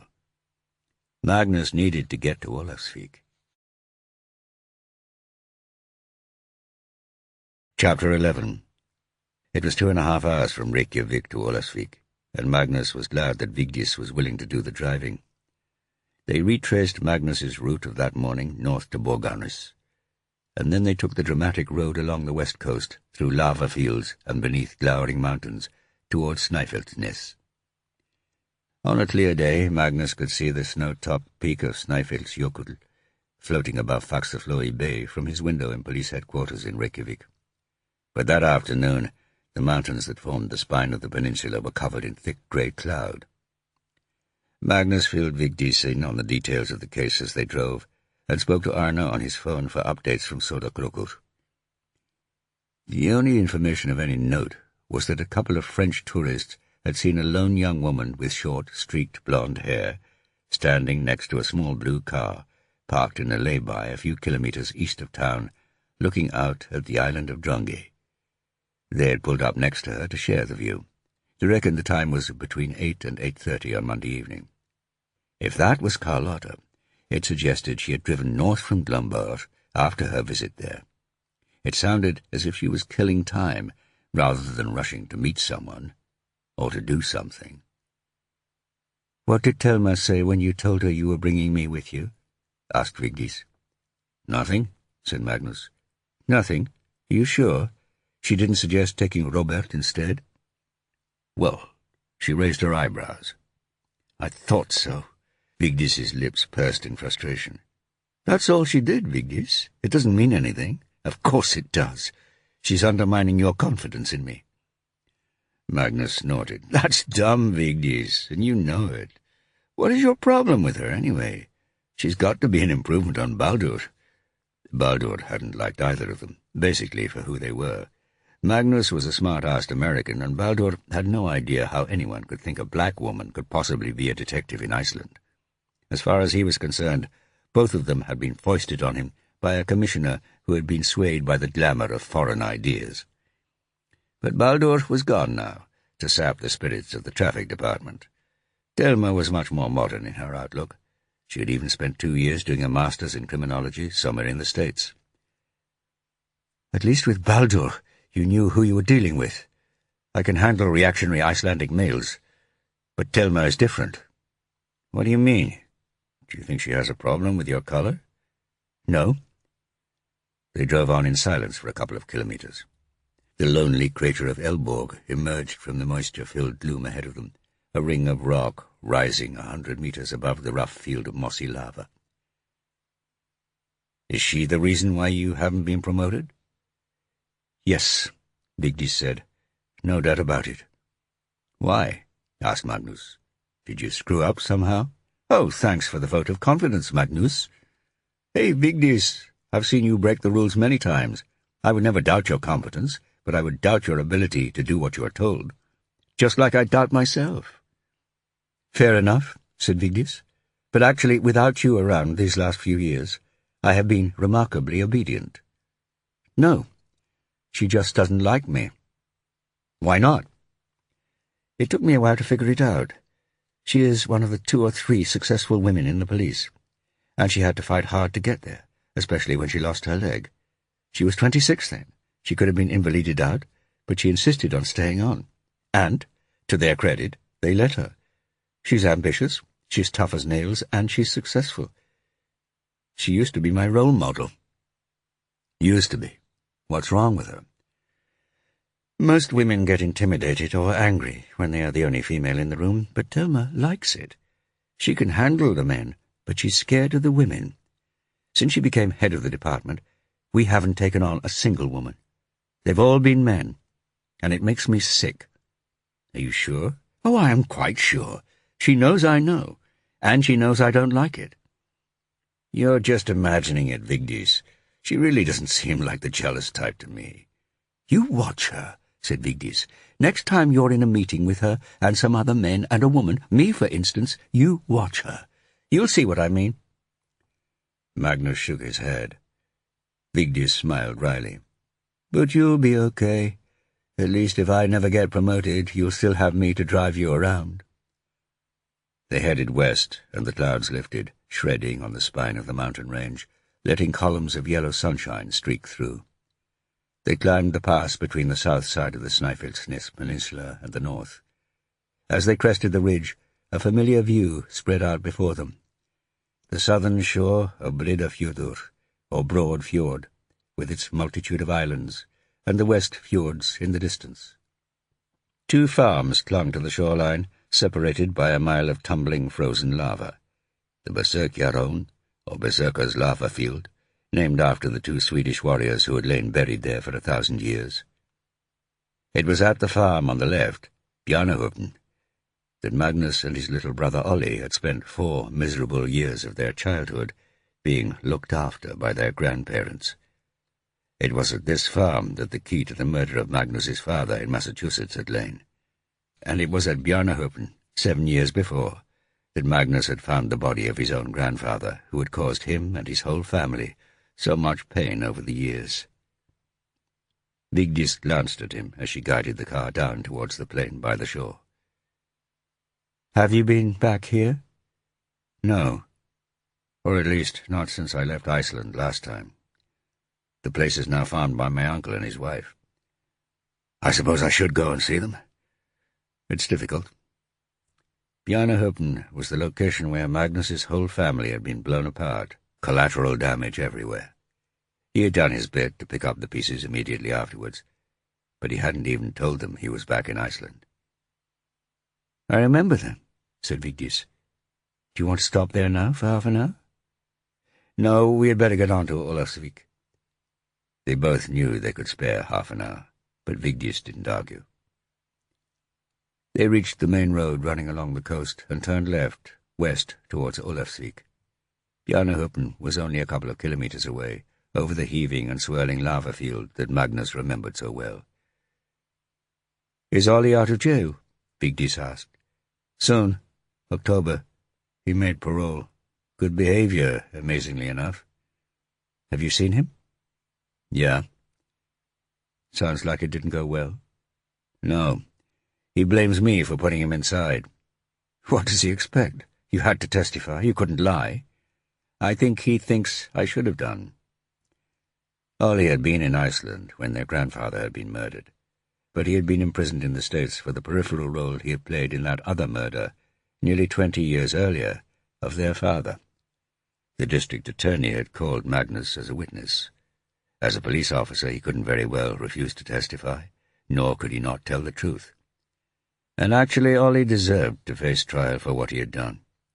But Ollie didn't see it that way. He thought his big brother, who had stood by him all his life, had finally turned against him. Part of Magnus agreed with him, but once Ollie was out on the streets, he would want to take his revenge on Magnus, in ways petty and not so petty. Ollie had always been an expert in manipulating his elder brother's desire to protect him. Magnus had had enough. Now he was in Iceland, Ollie would just have to face Boston on his own. The car sped on, and Bjarnehopen disappeared behind its mountain. 40 kilometers further on, they rounded Buland Head, a dramatic bulge of rock pushing out into Breiðafjörður, and the small town of Olafsvik appeared before them. A cluster of houses, a harbour, some fish factory sheds, and a hyper-modern church nestled against a steep slope of rock, moss and water. Magnus called Susie and told her that he was on his way back to Reykjavik from Sodakrokur, and just wanted to confirm a couple of small points. She said they were filming outside the Pakhuset in the middle of town. Chapter 12. The Pakhuset was the only really old building in Olafsvik, a brown wooden warehouse dating from the mid-19th century. As Vigdis and Magnus got out of the car, a distinct smell of fish enveloped them. Olafsvik was still very much a working fishing port, and a good number of small boats bobbed and clanked in the harbour. Susie and Tom were standing next to a camera on a tripod, which was pointing towards the old wooden building. AJ was holding a boom mic, which stretched out towards Eglo and a balding middle-aged man who was wearing a snazzy pink hooped scarf jauntily tied. The local constabulary were attending the scene to preserve order from the crowds, which consisted of 2 8-year-old girls, one with a purple bike and one with a pink one. Magnus recognized the policeman by his magnificent black moustache, Paudel, the constable from the neighboring town of Grundarfjörður. Paudel saw Magnus and Vigdis and started to approach them with a grin before a look from Magnus stopped him. He returned to keep an eye on the crowd of watchers, which had doubled in size since a couple more schoolgirls had arrived on bikes. "You've come a long way out of your way," said Susie. "I know, but it's a nice drive," said Magnus. "Where's Einar?" "He's gone off for a wander. He said he would be back in 10 minutes, but that was half an hour ago." "Shall we go and look for him?" said Vigdis in Icelandic. "He doesn't know we're here?" Magnus asked Susie. He had spoken to her only 10 minutes before. "No, no one does. I didn't want to interrupt things. Hopefully this will be the last take of the day. He went to look at the church. I'm sure he'll be back soon. Do you mind if we just get this done?" It was more of an order than a request. Magnus glanced up at the white church, which was set a little above the town. It was an extraordinary combination of white and grey planes and triangles, graceful in its way.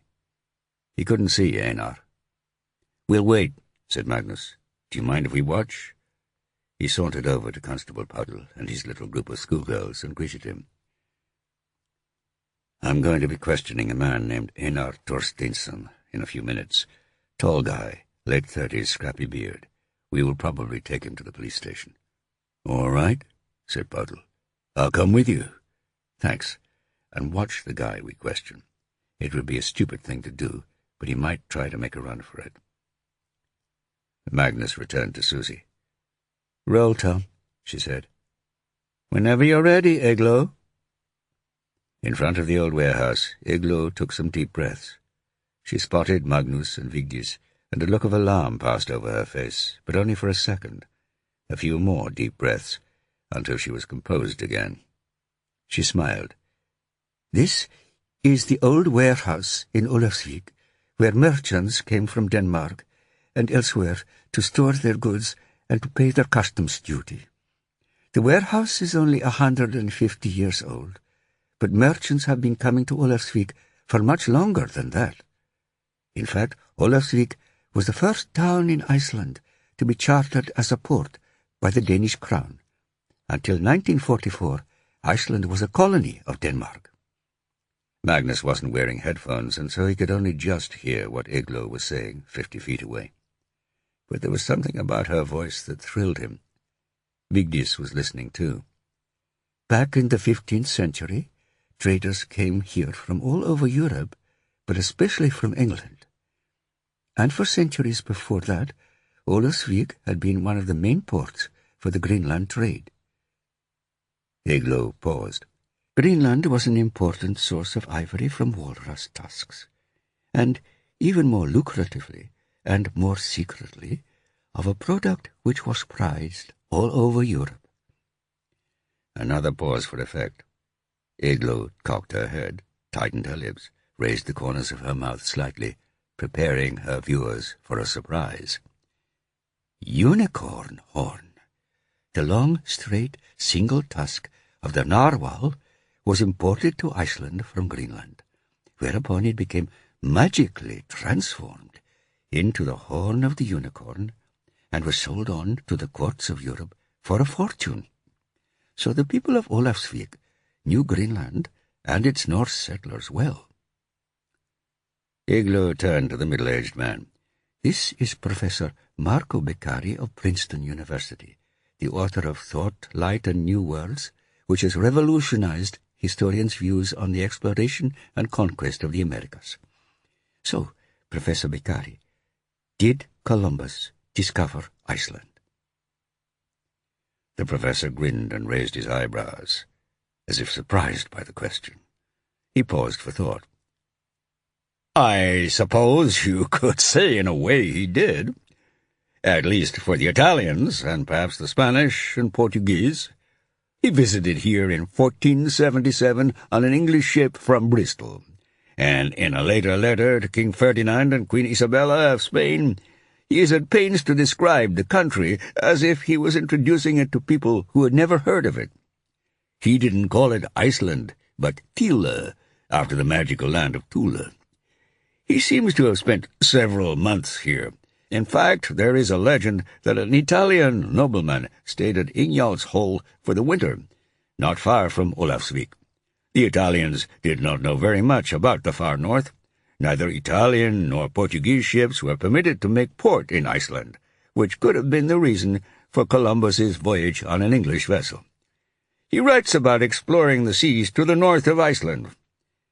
"Did he find any evidence of a route to America?" Eglo asked.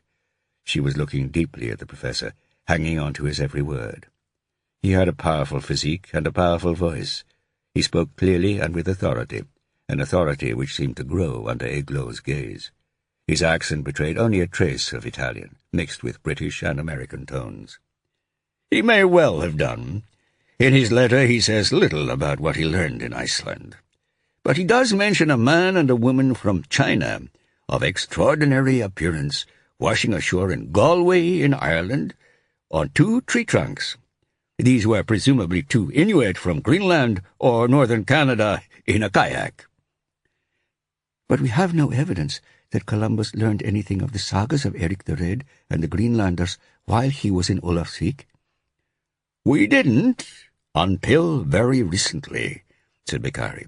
"But it turns out that the letter to Ferdinand and Isabella was not the only one he wrote about his voyage to Iceland." "Cut," said Susie. "That was perfect, Marco. How's the sound, AJ?" AJ gave the thumbs up. "Is that in the can, Tom?" Tom nodded. "Okay, let's do the reverses before we wrap for the day." Magnus was fascinated by what Igloo and the professor had said. After his conversation with Federico Trapanese, he was pretty sure what letter the professor was referring to. His thoughts were interrupted by Vigdis. "There he is." Magnus turned to see the tall figure of Einar striding towards them. He glanced at Paudel and nodded. Paudel slipped away from the girls, who were all staring at the little show in front of them. Einar was about 30 yards away before he saw Magnus and Vigdis. He stopped, bowed his head, and turned around, right into the burly, uniformed figure of Paudel. Magnus and Vigdis hurried over. "Einar, I'd like you to accompany us to the police station. We have some questions we need to ask you." Olofsvik police station was manned by only one officer, Constable Ivar, with the occasional help of Constable Paudel. It boasted a tiny interview room and 2 cells. Einar lounged back in his small wooden chair in the interview room, affecting a casual diffidence. But he was tense, and so he should be. Magnus and Vigdis were seated on the other side of the table. "Tell us about Carlotta, Einar," Magnus began. Einar said nothing. "Tell us how you met her." Nothing. "Greenland?" Magnus and Vigdis waited. They knew how to wait. Eventually Einar nodded. He knew they knew. "All right," he said. "I first met her in 2011 on a dig I was supervising in southwest Greenland. She was an undergraduate student from Padua." Chapter 13. Einar strode from the little blue schoolhouse they were using as the site lab towards the dig. The damp grass gleamed in the sunshine, a carpet of deep green speckled with yellow and purple flowers. This part of Greenland, the southwestern tip, was definitely green, which was why Eric the Red had picked the spot to settle. It was a perfect place for a landless outlaw from Iceland to claim as his own. Eric's fjord wound 30 kilometers from Brattahlid, or Kasjarsuk, as it was now known, down to the sea, past formidable mountains which sheltered the farm from westerly gales. But at this point the slopes were gentle and covered in a thick matting of grass, plenty for the sheep to eat. Eric had nabbed the best site. His companions had built their own farms at various points along this and neighbouring fjords, creating what became known as the Eastern Settlement, even though it was on the west coast of Greenland. The Western Settlement was a couple of 100 kilometers further northwest along the coast. Eric built his farm 100 meters in from the fjord's edge, just above a brook for fresh water.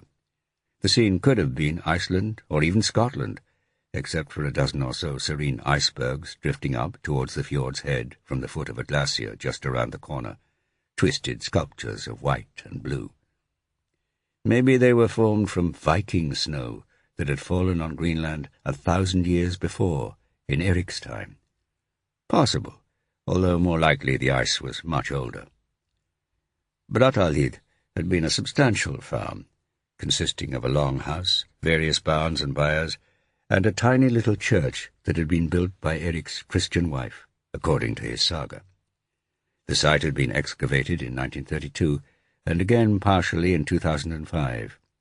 Unsurprisingly, the 1932 excavation had been an unsubtle affair, with trenches and shovels disrupting the context, as archaeologists call the layers of soil, representing different periods of inhabitation.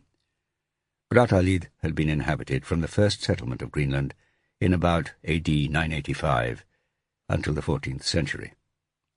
The 2005 excavation had been much more careful, but less extensive, and now Einar was supervising a dig to develop it further. The permafrost in southern Greenland, which had until recently kept Viking artifacts perfectly preserved, was beginning to melt, turning into oxygen-filled slush. Archaeologists had to get a move on if important evidence, especially organic remains, was not to be lost forever. So far, after 5 weeks' work, they had turned up very little new. Plenty of bones and beetles and pollen for analysis back in the UK, but, unless they were lucky, not enough yet to justify coming back next year. Einar knew he shouldn't get too downhearted until he had analysed the results himself.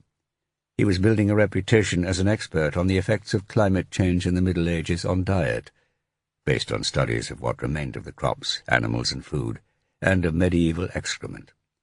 Einar was an expert in Viking shit. There had been a mini-warm period around the year 1000 when it had been possible to grow grain in Greenland. This had been followed by a cold period from about 1250. Greenland was right at the margin of cultivatable land, sustaining greater or smaller human populations, depending on the climate. And in the 21st century, climate change was fashionable. Einar would find some data in there to back up his theory that the warm period was more conducive to agriculture and human habitation in Greenland than people realized. He was good at that, digging around in the data crap to find little jewels of wisdom. But the treasure hunter within him would have loved to have found a real jewel among all that dirt. The dig itself was a haphazard rectangle of bare earth, picketed with string and posts, in which a dozen or so people were squatting and scraping. His deputy had returned to York the week before, but there were 2 competent PhD students from his department, and one from Aarhus in Denmark, and a number of undergraduate volunteers from all over the world, all keen, all digging away, all happy to spend their summer vacation in a damp hole in Greenland. "Einar, I think I found something." It was one of the younger, more inexperienced students, a young Italian woman named Carlotta. She was standing up and waving to him. Despite himself, even after so many years, Einar felt his heart beat slightly faster with the excitement of an unknown discovery. "What is it?" "A shell." The excitement faded. There were plenty of shells at Brattahlid. Shellfish were a big part of the Norsemen's diet, although oddly fish were not. That was something Einar needed to explain. "It has a hole in it." "Let me take a look." It was indeed a shell. A clam. It was half buried in a wall of one of the previous trench excavations from 1932. It was a light grey, small and round, and there was a perfect hole in the middle of it. "And look, there might be another one here." Sure enough, a tiny sliver of white shell peeked out from the earth. This was worth taking seriously. Over the next few hours the archaeologist took photographs and made drawings of the area, before Einar himself slowly and delicately brushed away the soil. There wasn't just one clamshell. They found 6, all with holes. A necklace. Einar had never seen a Viking shell necklace before. Neither had he seen that kind of clamshell, at least not in the digs around Iceland and Greenland, where the Arctica Icelandica was common. This was something else. "I know what that is," said one of the volunteers. He was a genial, tubby American named Craig from a university in Michigan. A bright kid, Einar had grudgingly recognized. "It's a hard clam."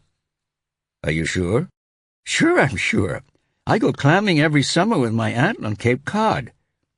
He peered at the shells. "And you know what these might be?" Einar was irritated. He was the one who was supposed to ask those kinds of questions. But he was also curious. "What?" "Wampum. I took a class on Native American archaeology last semester.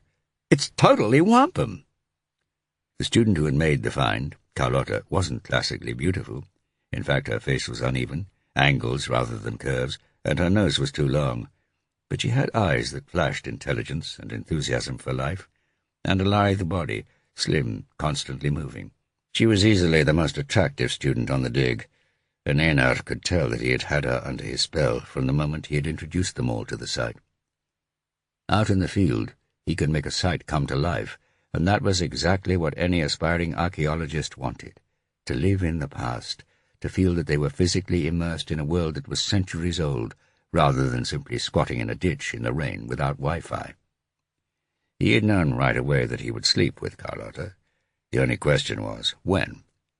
And the answer was the night after she had discovered the wampum. Wampum was the name given to intricate strings of beads made of clam and whelk shells, which were used by Native Americans in what became New England as gifts and a sign of status, and after the colonists arrived, as currency. But Einar soon discovered that the wampum Carlotta had found was of the most basic kind, consisting only of grey clamshells. It turned out to be the kind used on the island of Nantucket, 15 miles off the coast of Cape Cod.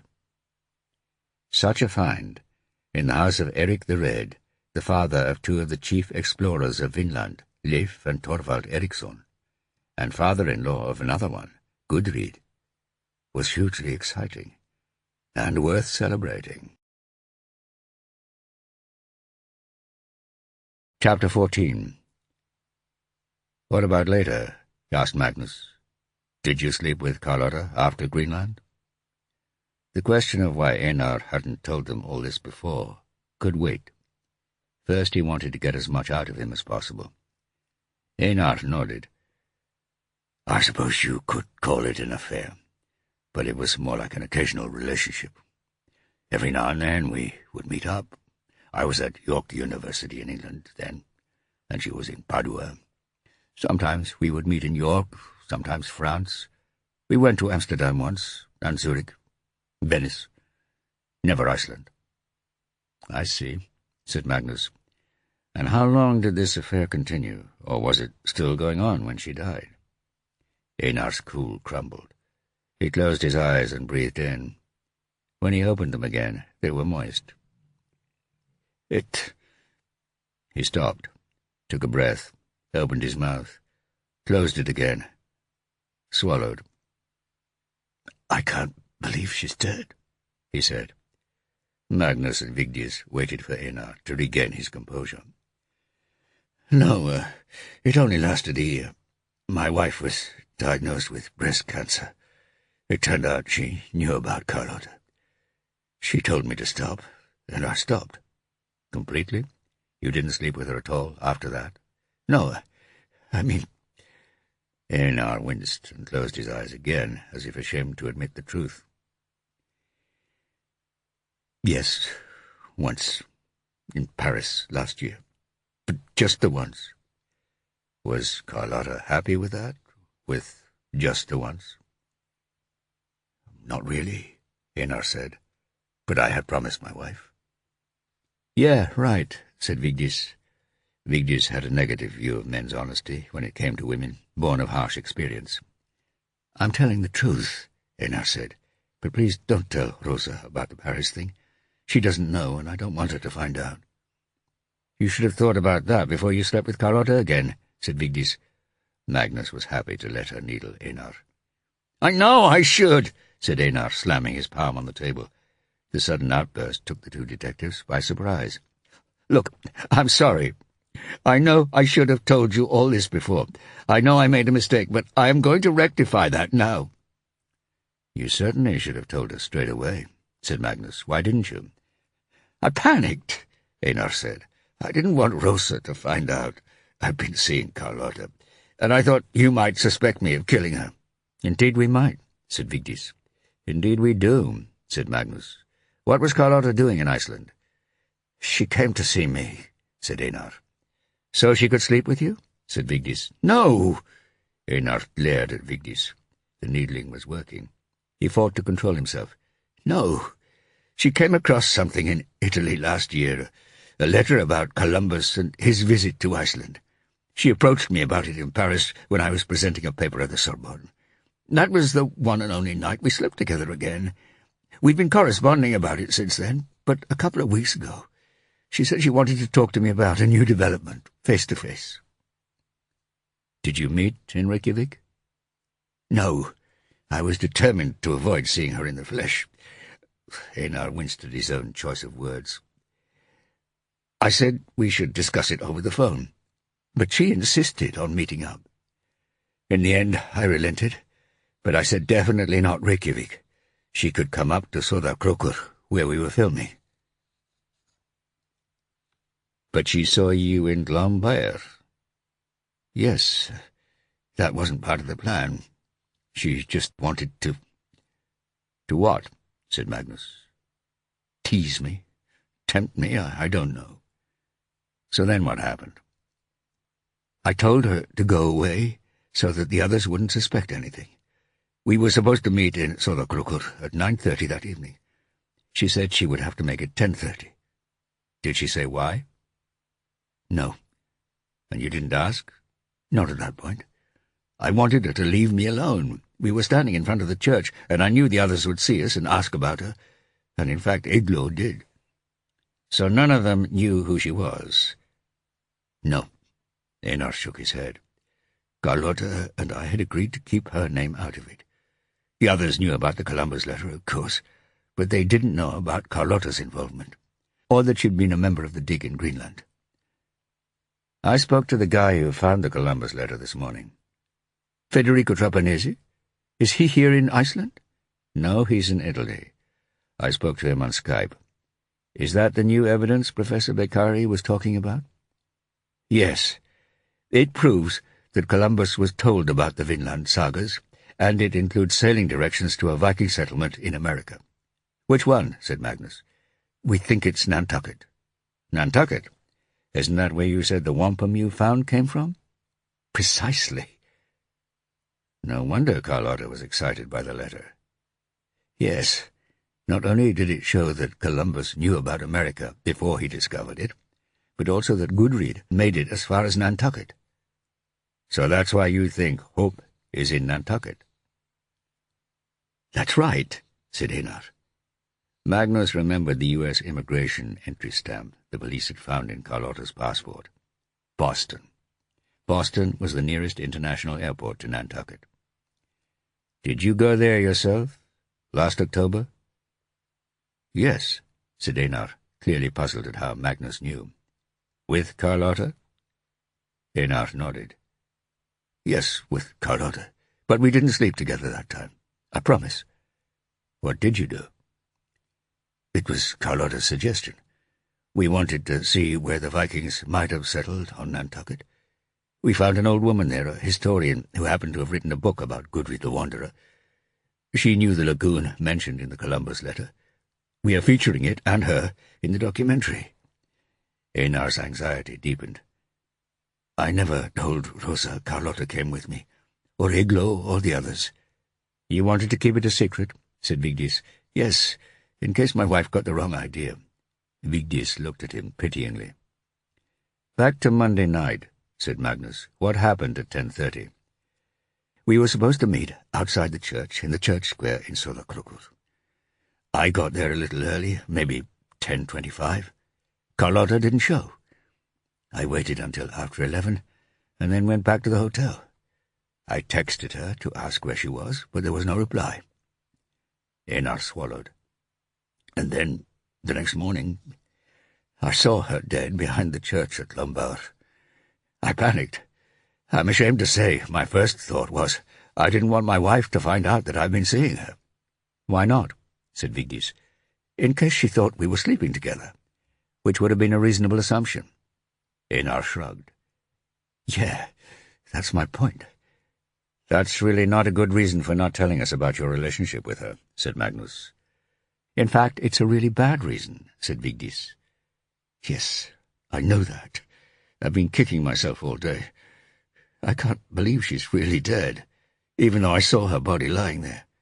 I couldn't believe it was her. He blew air out of his cheeks. I'm glad I've got the chance to clear things up now. Yeah, right, said Vigdis again. Except things are not really clear, are they? Said Magnus. What do you mean? Said Einar. Did you kill Carlotta? No, said Einar. Of course not. I've told you, He hesitated. I didn't exactly love her, but I was very close to her.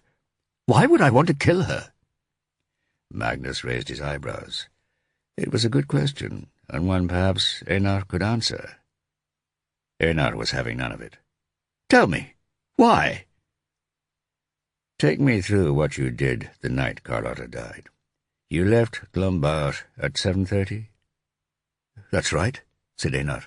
I had brought my own car, and Iglo came with me, with the other two following in their rented Land Cruiser. We drove straight to the Hotel Tindastóll in Sólakrókur and checked in. Then what did you do? Checked emails for half an hour or so, and went out to a restaurant in town with Iglo and Susie. Susie left a little early. She had a headache. I'd say Iglo and I got back to the hotel at maybe 9:40, 9:45. Then at 10:20, I left to go and meet Carlotta. Did anyone see you? Said Vigdis. I don't know. Maybe the woman at reception, if she was there. The police station is right opposite the church, but I expect that was shut at that time of night. And then what did you do when Carlotta didn't show? Went back to the hotel. And I think I said good night to the woman at reception, but I can't be sure. I got up early the next morning and met the others in the dining room for a quick breakfast before heading off to Glambour. What colour is your car? Vigdis asked. It's black. A black Toyota RAV4. Not the car the local girl had seen the strange man getting into the night Carlotta was killed. Chapter 15. The others were waiting at their hotel just around the corner from the police station. Einar was stuck in a cell for the time being. Magnus had a few hours before he had to decide whether to formally arrest him. Igloo was first. Her blue eyes were wide with curiosity. "Let me ask you again what I asked you in Soda Krokur," Magnus began. "Did you know Carlotta Mondini?" "No," said Igloo. I had never seen her before. Those big eyes were all innocence. Magnus felt himself being convinced. "When I asked you that question in Soda Krokur, I got the idea that you were hiding something from me." Igloo shrugged. Less innocent. "You see, we now know that Einar knew Carlotta. He knew her very well. She'd been a student of his on the dig in Greenland. They had had an affair." Igloo's eyes widened further. Then she shook her head. "Oh, Einar." "You look surprised." "Do I? I don't know why. Einar has an active interest in women. Always has had." She reddened slightly. "Me included. A long time ago. He says he's over all that now, but then this woman shows up." "Do you think he's over it?" "I don't know," said Igloo. "It doesn't look like it. Were they still having an affair when she died?" "He says not." Magnus knew she was hiding something. But what? "Have you ever been to Greenland, Igloo?" Vigdis asked. Igloo sat motionless. "Well?" Igloo blinked. "Yes, once." "When?" A pause. "Several years ago." "In 2011? Another pause. Then Igloo nodded. "You went on that dig led by Einar, didn't you?" Igloo nodded. "Do you still say you didn't know Carlotta?" Magnus asked. Igloo glanced at both of them. Then she exhaled. "All right, I did know Carlotta, but not very well, and I hadn't seen her for years. When I found the body, I didn't recognize her at first, because she has changed her hairstyle. It used to be long and dark, and now it's short with blonde streaks. I was on that dig in Greenland with her and Einar, but I left a few days before they discovered the wampum. My son had come down with chickenpox back in Iceland." Igloo winced. "But then I recognized her name when the police were interviewing me." "Why didn't you tell me that when I asked you in Soda Krokur?" "I don't know," said Igloo. "I didn't want to get Einar into trouble." "That's not good enough," said Magnus. "This is a murder investigation. We need to get someone into trouble. A lot of trouble." "I didn't mean that kind of trouble. I mean with his wife, Rosa. She can be very jealous." "How do you know Rosa can be very jealous?" Vigdis asked. Magnus could tell she had spotted something. She was clearly better at reading Igloo than he was. Igloo's cheeks reddened. "When I was a student at the university, I slept with Einar.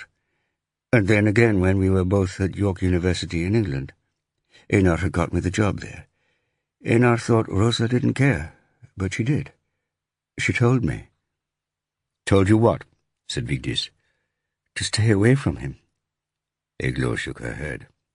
And boy, she meant it. She was pissed off. I mean, really pissed off. "Sounds fair enough," said Vigdis. "Yes, it was. I'm not proud of what I did. I guess I believed Einar when he said his wife knew and didn't care.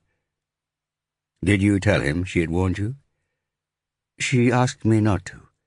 By that stage I was so ashamed I just did what she asked. And do you have a sexual relationship with Einar now? Vigdis asked. No way. Not since then. Our relationship is purely professional. We have helped each other over the years.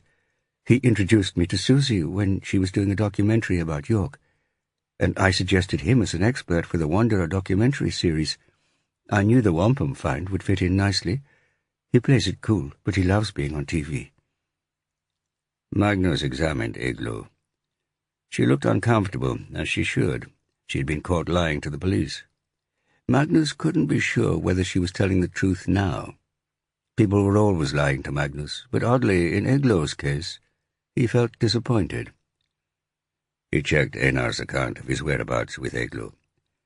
She confirmed that they had driven back to Sodakrokur together, and that they had both had dinner with Susie in a restaurant. She also stated she had seen him leaving the hotel later in the evening and walking along Adalgata towards the church. So Eglo and Einar's stories matched. No surprise there. Once Eglo had been escorted from the interview room, Magnus turned to Vigdis. That was a great question about Greenland. You seemed to think Eglo was lying about Carlotta. I was just trying to work out how she might have met her. She did lie to us, said Magnus. That's never a good sign. She was covering for Einar. The question is why. Maybe she really did want to protect Einar from his wife finding out about Carlotta. Maybe. Maybe there's another reason. You mean she thinks Einar killed Carlotta? Said Magnus. Or she knows he did. And Einar conveniently omitted to tell us that Eglo had been with him and Carlotta in Greenland. There is quite a lot Einar has omitted to tell us. Let's see what the others have to say, said Magnus. I can just about see why Eglo might cover for Einar, but not the others. But first give Arne a call and get him to ask the hotel staff if they saw Einar late that night. Vigdis was just finishing her call with Arne when Poutel interrupted them. Professor Beccari wants to talk to you. Tell him to wait, said Magnus. It's Susie Henshaw next. We need her to confirm Einar's movements. The professor is quite agitated, said Poutel. He has only just found out the name of the victim. He says he knew her. Magnus glanced at Vigdis. Another one. Chapter 16. Constable Poutel was correct. Professor Beccari was indeed agitated. His smooth forehead was glistening, and he started talking as soon as he was shown into the interview room, his hands moving as fast as his lips, his jaunty pink scarf waggling in time with his gestures. Susie said you were inquiring about the murder of a tourist in the north of Iceland, but I had no idea who it was who had been killed, he explained to Magnus and Vigdis. It was only when Einar came out of the interview with you that he told me it was Carlotta. Why he didn't tell me before, I don't know. I cannot believe it. Why would anyone kill her? Was it a rape? I didn't think that kind of thing went on in Iceland. It's appalling news. Appalling. Sit down, Professor, Magnus said, and let's take this slowly. I take it you knew Carlotta. Yes, of course. The Italian tinge to his American accent had become stronger in his distress. The professor lowered himself into a chair next to the desk at which Magnus was sitting and, with an effort, composed himself. His hands briefly came to rest on his lap. And how did you know her?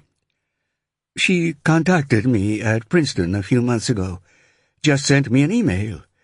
I get approached by amateur historians all the time, and occasionally by graduate students who should know better. Usually I ignore them, but her message caught my interest for some reason, and I responded. And I'm glad I did. Why was that? Have you heard of Columbus's letter to his brother about his voyage to Iceland? They are featuring it heavily in their television series. Yes, said Magnus. Well, it was that. A friend of hers had stumbled across it in the Vatican's secret archives. The Vatican said it was a fake, and I assumed it was too. But Carlotta's argument was persuasive. That, in fact, the Icelanders knew all about Greenland and America. and if Columbus had indeed visited Iceland, he would have known about it too. So the next time I was in Rome, I took a look at the original. The Vatican was reluctant to let me see it, but I have a certain standing on these subjects in Italy. The professor coughed and feigned modesty. In the world, actually. Now he was talking about himself. Beccari seemed less agitated, more self-confident. His hands were almost still. I looked at the letter and the scientific analysis, and, well, I wasn't sure.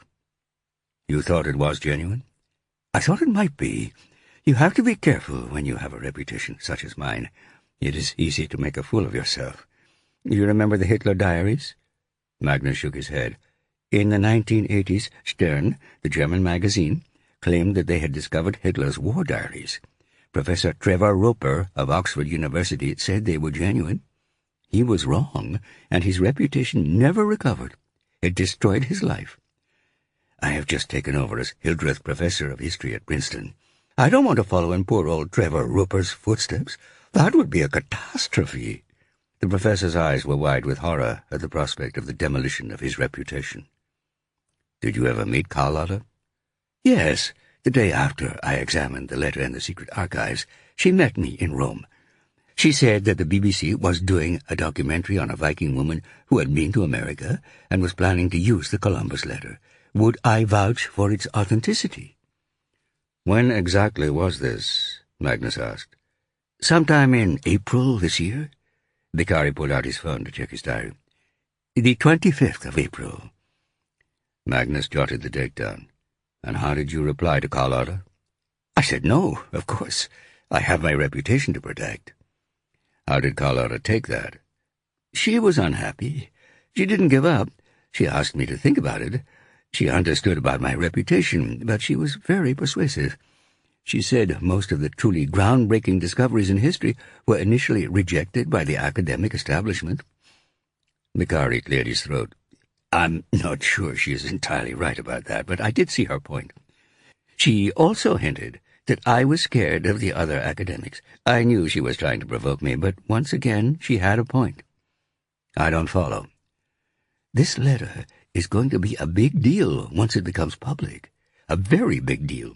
A lot of Italian historians are not going to like it. A lot of Columbus experts. Beccari grinned. They will hate to admit that Columbus knew of the existence of America, and that it was the Icelanders who told him all about it. Magnus could see that although his peers might hate the idea, Professor Beccari was relishing it. And so you changed your mind? Eventually, yes, I did. I did some research around the subject, especially on the Norse sources, with which I was not familiar, but Carlotta was. And, unlike the Hitler diaries, there were no large sums of money at stake here. The more I thought about it, the more I thought it might be genuine. So I agreed to appear on the program. Carlotta must have been pleased. She was. When did you tell her? A few days ago. She said she wasn't directly involved in the program herself, so she asked me to contact Dr. Torstensson and Susie Henshaw, the producer, directly, which I did. How did you contact Carlotta? In person? No, just by email. Magnus thought about what he had just heard. So how many times did you actually meet Carlotta? Just the once, in Rome, at my hotel. But she made an impression on me then. She was a bright woman and very persistent. Do you think the murder has anything to do with this documentary? Did Carlotta say much about Einar Torstensson? Magnus asked. Yes, she did. She described the wampum discovery she and Torstensson had made in Greenland that backed up the implication in the Columbus letter that the Vikings had reached Nantucket. I checked out Torstensson's reputation. He is well respected in his field. And as I mentioned, he and I have been in email contact about this program. I didn't actually meet him or Eglo Halldórsdóttir or Susie Henshaw until today. And none of them mentioned the name of the murder victim in Lombard, Magnus said. Not until just now. That was consistent with Einar and Eglo keeping their knowledge of Carlotta quiet. Are you involved in filming anywhere else? I didn't film with them in America or in Lombard. I will definitely be involved in Rome next month. although there are still some doubts as to whether we will be able to film actually in the Vatican secret archives themselves, and I'm planning to go with them to Greenland in a couple of days. It's not strictly necessary, but this whole thing intrigues me, and I would like to see where Eric the Red and his family lived." "I wouldn't count on that trip to Greenland going ahead," said Magnus. "At least not in the immediate future." Chapter 17. After the professor left, Magnus and Vigdis summoned Susie Henshaw. Susie confirmed what Einar and Eglo had told them. She was surprised to hear that Einar knew Carlotta, but insisted that she had never heard of her herself. She was under the impression that the letter had been discovered by a graduate student named Federico Trapanese, whom they had tried and failed to fix up an interview with in Italy. She confirmed that Einar had had dinner with Eglo and her in Söderkrokur the evening Carlotta had been killed. "You left dinner early?" Magnus asked. "Yes, I felt a migraine coming on. I get them sometimes. I was feeling fine, and then my vision started going. I saw zigzags in front of my eyes. I've learned the best thing to do is take a pill and lie down in a darkened room right away. Otherwise it can take me out of action for a whole day, and I couldn't afford that." Somehow it didn't surprise Magnus that Susie had her migraines under control. "Do you know what time you left the other two?" Susie shook her head. "It was during the main course. I left half my plate. We met at 8:30, I think.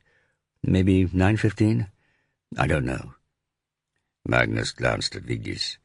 That meant Einar and Eglo were alone in the restaurant for at least half an hour. "There won't be any problem with us going to Greenland on Friday, will there?" Susie asked. "There might be," said Magnus. "Especially Einar." "That's not acceptable," said Susie, her dark eyes boring into Magnus's. "Getting on that plane is vital. There are only a couple of flights a week from Iceland to Greenland, and the weather there is suspect. We're nearly into September, and if it starts snowing, we're screwed." "Wouldn't the snow look good?" Magnus asked. "It's Greenland, for God's sake," Susie said. "That's the whole point. We want to show that Eric the Red found lush farming territory there. We need good weather, and we're scheduled to go to Rome next month. If we miss Greenland now, we won't get there until October, and that will be a disaster." "Hey, I'm sorry," said Magnus, "but this is a murder investigation. Someone died, someone Einar knew well. It's going to be inconvenient." Susie scowled, but then seemed to take a decision to change tactics. She smiled. "Look, the BBC is backing this project, as is the Canadian broadcaster, but I run an independent production company, and we are in a difficult situation." She hesitated. "Financially." "I thought Viking Queens was a big success," Magnus said. "Yes, it was, and so will The Wanderer be, if you let us film it on schedule. We got involved in a major documentary last year that got pulled at the last minute, and let's just say I really need the cash flow from this one." Susie was clearly an expert at getting things done, and at getting her own way, but Magnus had some sympathy with her. "I understand, but the needs of the investigation must come first," he said. "You know we didn't kill Carlotta," Susie said. "We were all having dinner together in Söderkrokur. There are witnesses. Let us go to Greenland, and then you can talk to us again when we return to Iceland, if you have to. And we need Einar. He discovered the wampum in Greenland. He has to be in those scenes." Actually, it was Carlotta who discovered the wampum. This news seemed to irritate Susie. "We can hardly interview her, can we? We need Einar." "I'll think about it," said Magnus. "In the meantime, can we have the film you shot at Glambauer and in Nantucket and Newfoundland?" "Don't you need a warrant for that?" "I can get one if you like. It's no problem in this country. But I thought you wanted to cooperate." "All right," said Susie. "I'll get Tom to give you a copy." Susie departed unhappy, but that was the best she was going to get. "You'll think about it," said Vigdis. "You mean no, don't you?" Magnus shrugged.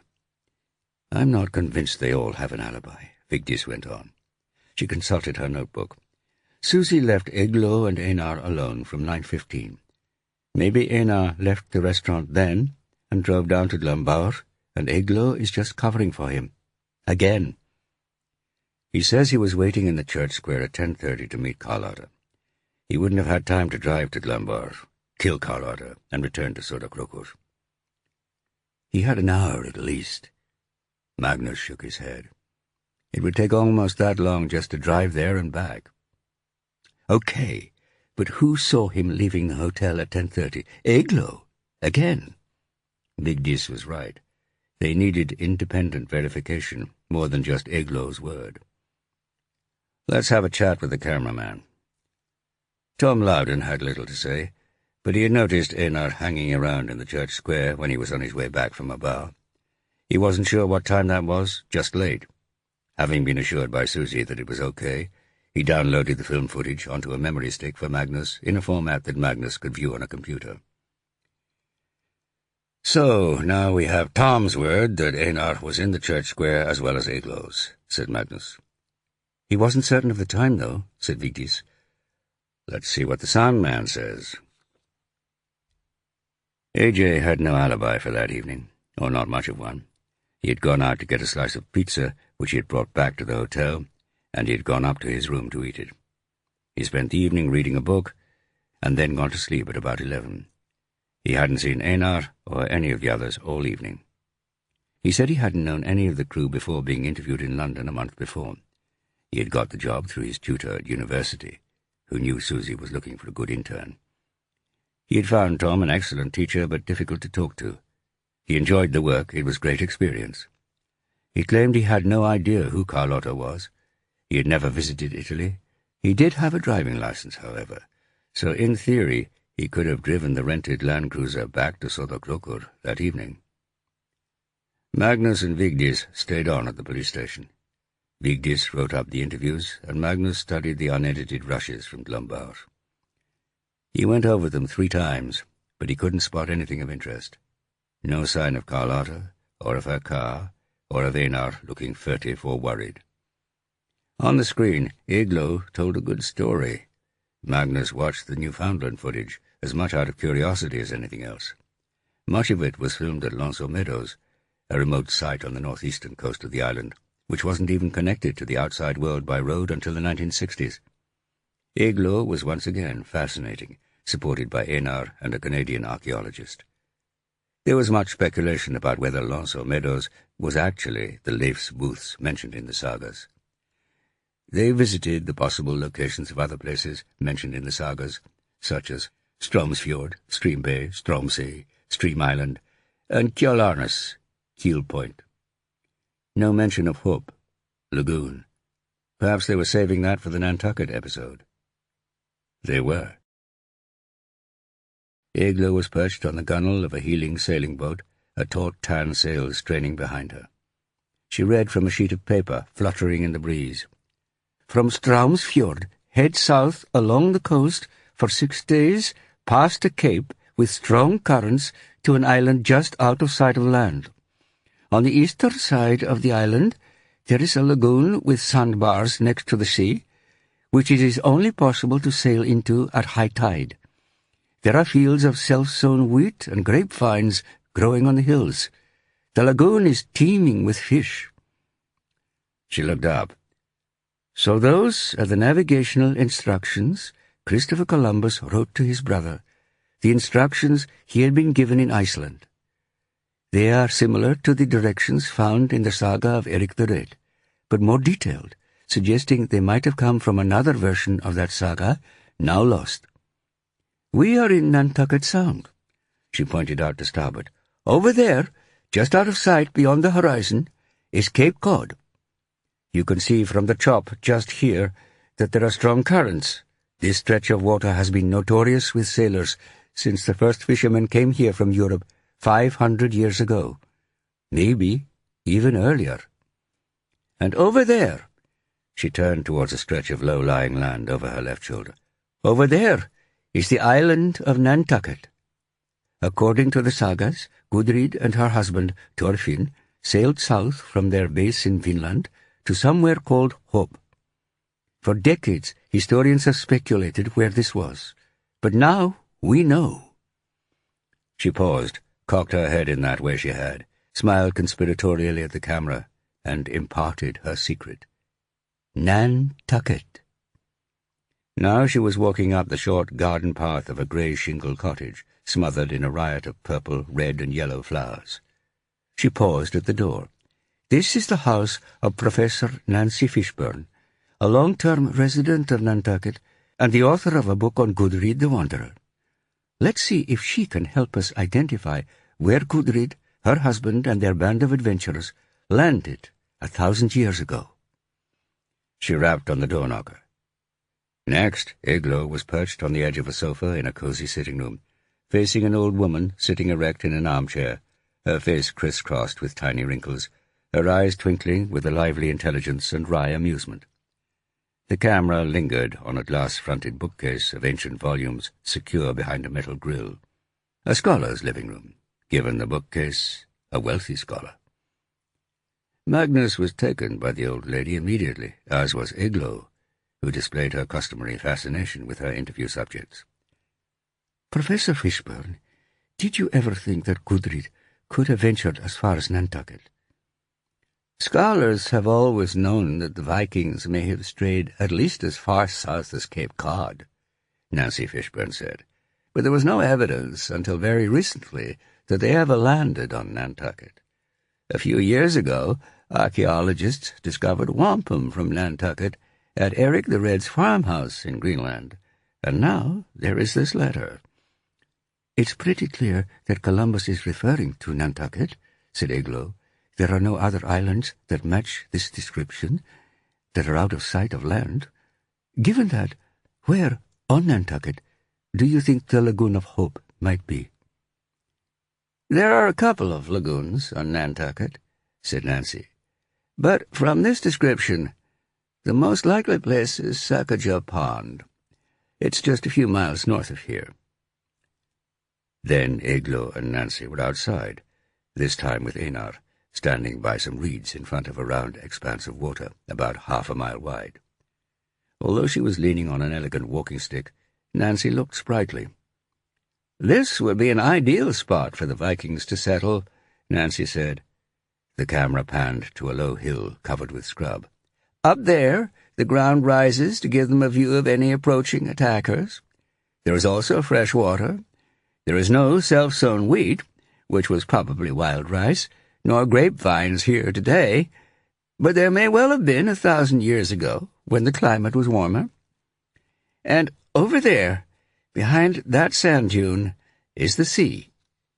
Here the camera showed a narrow barrier of sand, perhaps 10 feet high, bordering the pond to the east. A red and white lighthouse guarded one end of the dune, and a cluster of summer houses the other. "In the millennium since the Norsemen arrived, the sand on the shore will have been shifted by tides and storms. It is very likely that there could have been access to the sea, as described in Christopher Columbus's letter." "So this is Hope?" Igloo asked. "This is where Gudrid and her husband Thorfinn landed 1,000 years ago? Lonely Europeans clinging to the edge of a hostile continent?" Nancy Fishburne flashed an amused smile. "Almost certainly, yes." "And did they come into contact with the existing inhabitants?" "They did indeed. Soon after they landed at Hope, the Norsemen were approached by the locals, whom the Norse called Skraelings. The Skraelings loved the Greenlanders' cloth and traded it for fur pelts. A friendly relationship had built up between the Europeans and the Native Americans, until one day the Vikings' bull escaped and charged the Skraelings, who fled. All was quiet for 3 weeks, until a large war party reappeared in canoes, presumably from the sea over there." Nancy gestured towards the sand dune again. "They fired arrows at the Greenlanders, and then shot a mysterious black object from the catapult, which landed with a terrifying sound. The Greenlanders ran for it. Now, Gudrid wasn't the only woman on this expedition. There were several others, including Freydis, Eric the Red's ambitious daughter, who had become a bitter enemy of Thorfinn and Gudrid. Freydis was 8 months pregnant at this point. She emerged from her tent and yelled at the Viking warriors to stand their ground, but they took no notice. So Freydis picked up a sword from one of the dead Norsemen, turned to face the Skraelings, ripped open her dress, and bared her breast. She beat her chest and screamed at them. They fled. But after that, the Greenlanders decided that the threat from the local Skrælings was too great, and so they abandoned hope and headed north, back to Keel Point and Leif's booths. "Done," said Vigdis, with a final triumphant tap on her keyboard. "I'm going to the hotel. What about you?" "Good idea," said Magnus, closing the video and turning off the computer. "What shall we do about him?" Vigdis pointed to the cell door, where Einar was languishing. "Let him go. I'll tell him not to leave town. We can decide what to do with him in the morning." "Why not make him sweat it out?" said Vigdis. "He may have more to say after a night in the cells." Magnus shook his head. "We need to find out more before we lean on him. We'll take him back to the hotel and get his phone and laptop." Constable Ivar looked relieved that he didn't have to spend the night watching over Einar.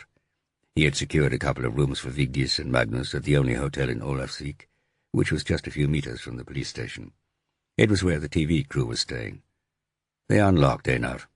His face remained impassive, as Magnus told him he should stay in Olafsvik the following morning until the police gave him permission to leave town. For a moment, Magnus thought Einar was just playing it cool, until he saw Einar's eyes. They were dull, almost dead. Chapter 18. Magnus met Vigdis in the lobby of the hotel the next morning, and they walked the short distance to the police station together. "Guess who I just saw?" Vigdis said, grinning. "Who?" "Einar, coming out of the room next to mine." "And what's so special about that?" "It's Eglo's room." "Huh?" said Magnus. "That is special." The local constables, Ivar and Pautel, were already at the station. Magnus and Vigdis joined them around a speakerphone, and they were patched in with Arne, Jon Kari, and the other investigators in Söderkrokur, and with Edda in Reykjavik. It wasn't ideal. It would have been better if Magnus had been there with the rest of the team in the north.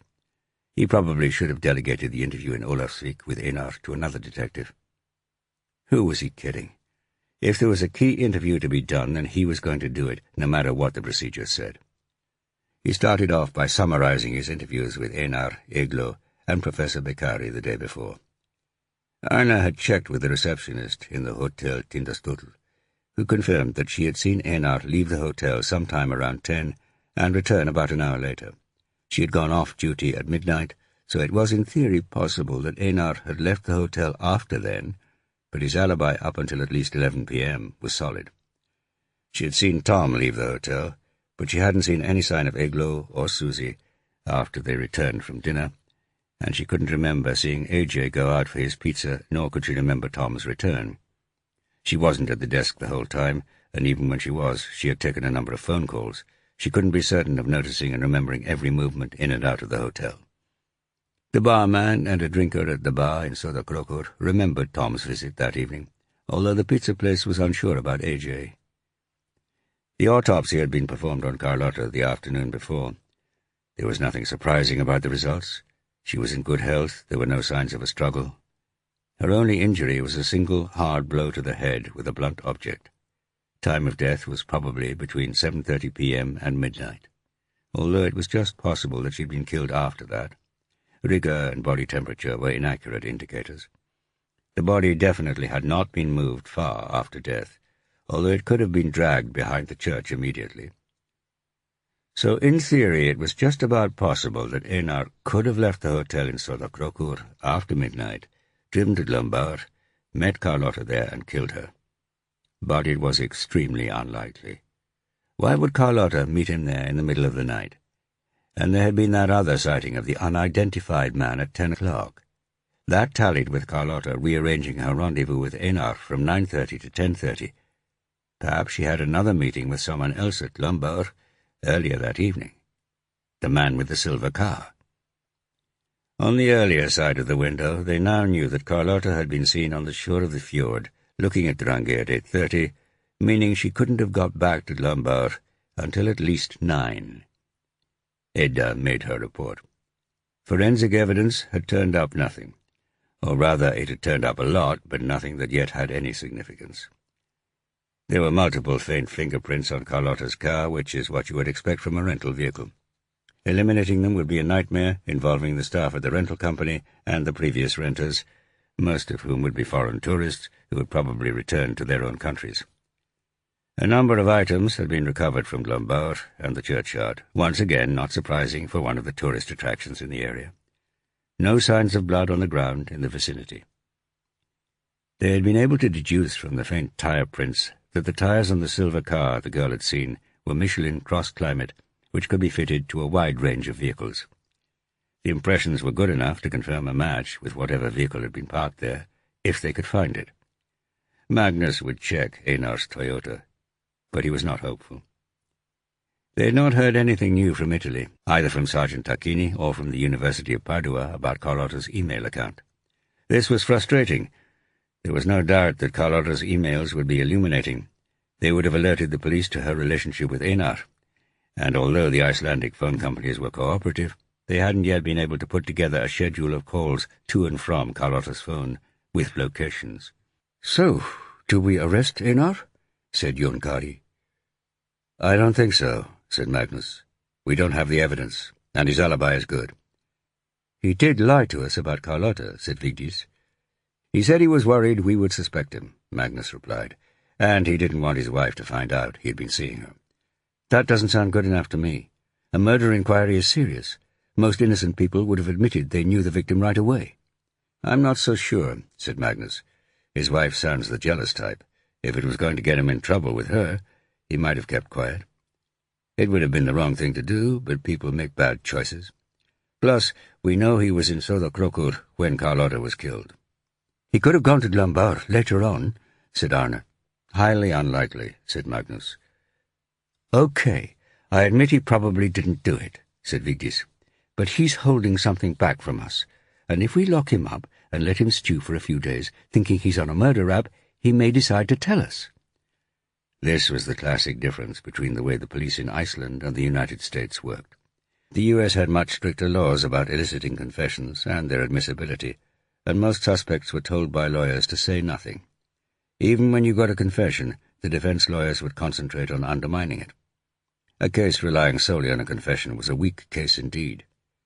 So Magnus was used to building a case without any help from the suspect, sometimes without the suspect even knowing he was a suspect.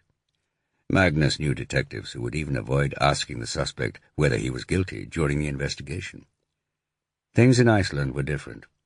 There it was possible to take a suspect, throw him into solitary confinement for a couple of weeks, and then persuade him to confess. So Magnus wasn't surprised that some of his colleagues wanted to lock Einar up, although he was a little surprised that Vigdis was one of them. But he was in charge of this investigation. "We let him go," he said. "You may well be right that he's holding out on us, Vigdis, but we need to find out more about him and about Carlotta." "Okay," said Vigdis, "but we can't let him go to Greenland." "Let's see how the investigation develops," said Magnus. "What about AJ?" said Arne. "What about him?" "He has no good alibi. The pizza place can't remember him. He was supposedly lurking in his room with a book. He seems to have been introduced to the project late in the process. He didn't know any of the others." "Doesn't that make him less likely?" said Vigdis. "He could have been hired by someone," said Arne. "To do what?" Magnus asked. "To kill Carlotta." "You mean a hit? Who would have hired him?" "An enemy of Carlotta's from Italy." "He's only 21, said Vigdis. "There are plenty of 21-year-old Asians in Britain who want to kill people." "So you think a mafia boss recruited a jihadi to off a 26-year-old student?" "I don't know," said Arne. "I just think we should keep an open mind." Magnus knew Arne was appealing to him. He had always encouraged Vigdis and Arne to look for new angles. Arne's stereotyping of Italians and British Asians could hardly have been called open-minded, but on the other hand, they shouldn't dismiss the idea that the motive for Carlotta's death might lie in Italy. Magnus did wonder again how it was that Arne had been promoted to detective sergeant and not Vigdis. "Okay, check whether the anti-terrorist people in Britain know anything about him," he said. Magnus doled out tasks for the team for the day. "Now get to work, everyone." Vigdis turned off the speakerphone. I really don't think Einar could have got to Lombard and back in time to kill Carlotta, Magnus said. Okay, said Vigdis. But Eglo could. What do you mean? She doesn't have an alibi after they got back to the hotel. We know she and Einar are sleeping together. Do we? I just saw him leave her room this morning. They deny it. Of course they do, just like they denied knowing Carlotta. And why would Eglo kill Carlotta? Magnus asked. Jealousy, Vigdis said. Carlotta is an old girlfriend, or perhaps Eglo and Einar cooked up the plan together. And how did she get to Glombaur? Einar's car, or maybe she got the keys to the Land Cruiser somehow. What about the man in the silver car? I don't know, said Vigdis. Perhaps he had nothing to do with it. Magnus didn't want to think that Eglo had killed Carlotta. He didn't even really want to believe that she had slept with Einar. But a lot of what Vigdis said made sense. It was better than Arna's AJ theory. We should speak to her again, said Vigdis. You've lied to us consistently, haven't you? Eglo flinched at Magnus's question. I did lie about not knowing Carlotta. I'm sorry about that. It wasn't just about Carlotta. Yes, it was. You told us you were not sleeping with Einar. That's right, I did, said Eglo. She swallowed. I saw him leaving a hotel room this morning, said Vigdis. I can explain that. Oh, yes, said Magnus. You lied to us about knowing Carlotta.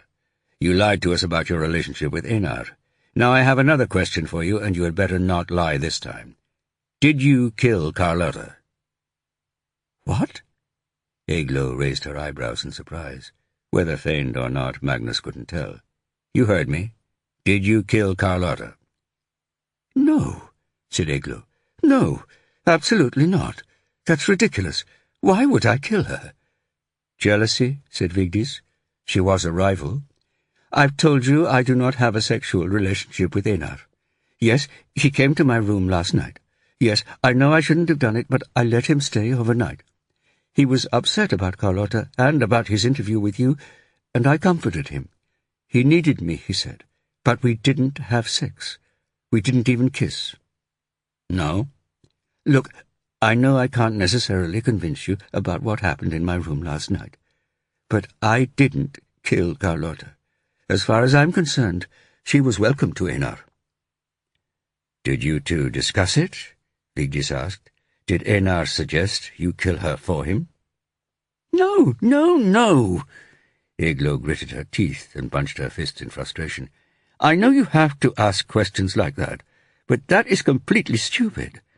I did not kill Carlotta. I just didn't. Magnus was impressed by Eglo's anger. Just for a moment he felt bad about accusing her, but he swiftly put the thought behind him. Vigdis was absolutely right. They needed to pursue this line of questioning as far as it would go. Okay. Tell us exactly what you did when you returned to the hotel in Sodokrokur, the night Carlotta was killed. Eglo repeated her claim that she had stayed in her room all evening. She said she had been on her phone, on Twitter. She had seen Einar going out. She had read a novel in bed for half an hour, checking Twitter, and had then gone to sleep. "Do you believe her?" Vigdis asked, when they had let her go. "I don't know," said Magnus. The truth was, he did believe her, but he also recognized his bias. He didn't want to think Eglo was responsible for Carlotta's murder. He almost felt that suspecting her was a betrayal of her trust. There was something about her. Maybe it was because he had hung on her every word when watching her on TV back in the States. Whatever it was, he needed to get a grip. He was being idiotic, unprofessional, not something he would admit to Vigdis. Vigdis turned to the computer on her desk and tapped away. "Well, it's true she was on Twitter a lot that day. I can't tell exactly what time from her feed now, but it should be possible to check." "But she could have tweeted from her phone in a vehicle on the way to or from Lombard?" "Yes, if she borrowed Einar's car," Vigdis said. "And if she did use her phone, we should get location information from the phone companies." "That might take them a couple of days. They were still waiting for the location report for Carlotta's phone. "Get Arno onto it." Chapter 19. "What time are they coming, Grammy?" Kelly sipped her coffee and watched a group of 5 Icelandic horses and their riders glide along the sweep of empty beach outside the hotel, their manes flowing in the breeze. She and her grandmother had arrived the night before, after a long drive from Reykjavik. The Hotel Búðir stood all alone on the edge of a lava field overlooking the sea, alone apart from a tiny chapel. It was a gorgeous spot. Her grandmother checked her watch. "Oh, I think in about 15 minutes. "Are they going to film here?" "Not precisely here," said her grandmother. "At Ólafsvík, on the other side of Snæfellsnes, just over those mountains. And I think 1 or 2 other places around here. Gudrid was brought up at Laugarbrekkur, a farm just beneath the volcano, and it's rumored Columbus stayed not far from Ólafsvík." "I think that's so cool," said Kelly. "Imagine him all the way up here." "Yes," said her grandmother absently. She sipped her own coffee. "Kelly, dear." "Yes?" "Would you mind leaving me alone for an hour or so?" "I'm happy to see them," Kelly said. "In fact, I'd like to." "Yes, I know, but this is a private conversation." "Private?" Kelly frowned. A week after her grandmother had been interviewed in Nantucket by the Anglo-Icelandic film crew, the old lady had announced that she wanted to visit Iceland one last time, and had asked Kelly to accompany her. Kelly had been staying with her in Scarce all summer, working in the village store, and was due back at her college in Ohio for her senior year, but she thought she could just about get away with it. Also, she had only been to Europe once before, and Grammy was paying. It had been difficult to find a hotel room in Reykjavik, but Nancy's travel agent had eventually managed it, and they had arrived in the capital 2 days earlier. Kelly had loved the little city, with its jumble of brightly colored houses with their tin roofs, and the playful art everywhere you looked. Then Grammy had made a mysterious phone call and announced that they were going up to Snæfellsnes to meet the people who were making the documentary about Gudrid. And now Grammy wanted to meet them alone. Something was up, and Kelly had no idea what. Grammy nodded. "Private." Kelly opened her mouth to protest. Her grandmother stared her down. They got on very well, and Kelly had loved staying in Sconset with her these last 2 summers, but every now and then Grammy could be quite imperious. This was one of those moments. Argument was pointless. "Take a walk through the lava field. As I remember it, it's beautiful." Ever the dutiful granddaughter, Kelly did as she was told. And it was beautiful, patches of long summer grass shimmering in the golden sunshine. A perfect volcano rose above the lava to the west, crowned by a white topping of snow. Kelly picked her way along a narrow path through a frozen tumult of black lava, between eerie shapes that evoked large hounds, or crows, or trolls' heads. The chapel was surrounded by a graveyard and a little white gate. Unfortunately, the church itself was locked. She pressed on further into the lava field, through the ruins of a small village, the inhabitants of which were presumably slumbering in the churchyard behind her. The air was fresh, the sky was blue, and the sea shushed against the lava a few feet away from the path. Kelly felt her irritation with her grandmother disperse. Nancy Fishburne had 5 grandchildren, of whom Kelly was the youngest, and, Kelly thought, the favorite.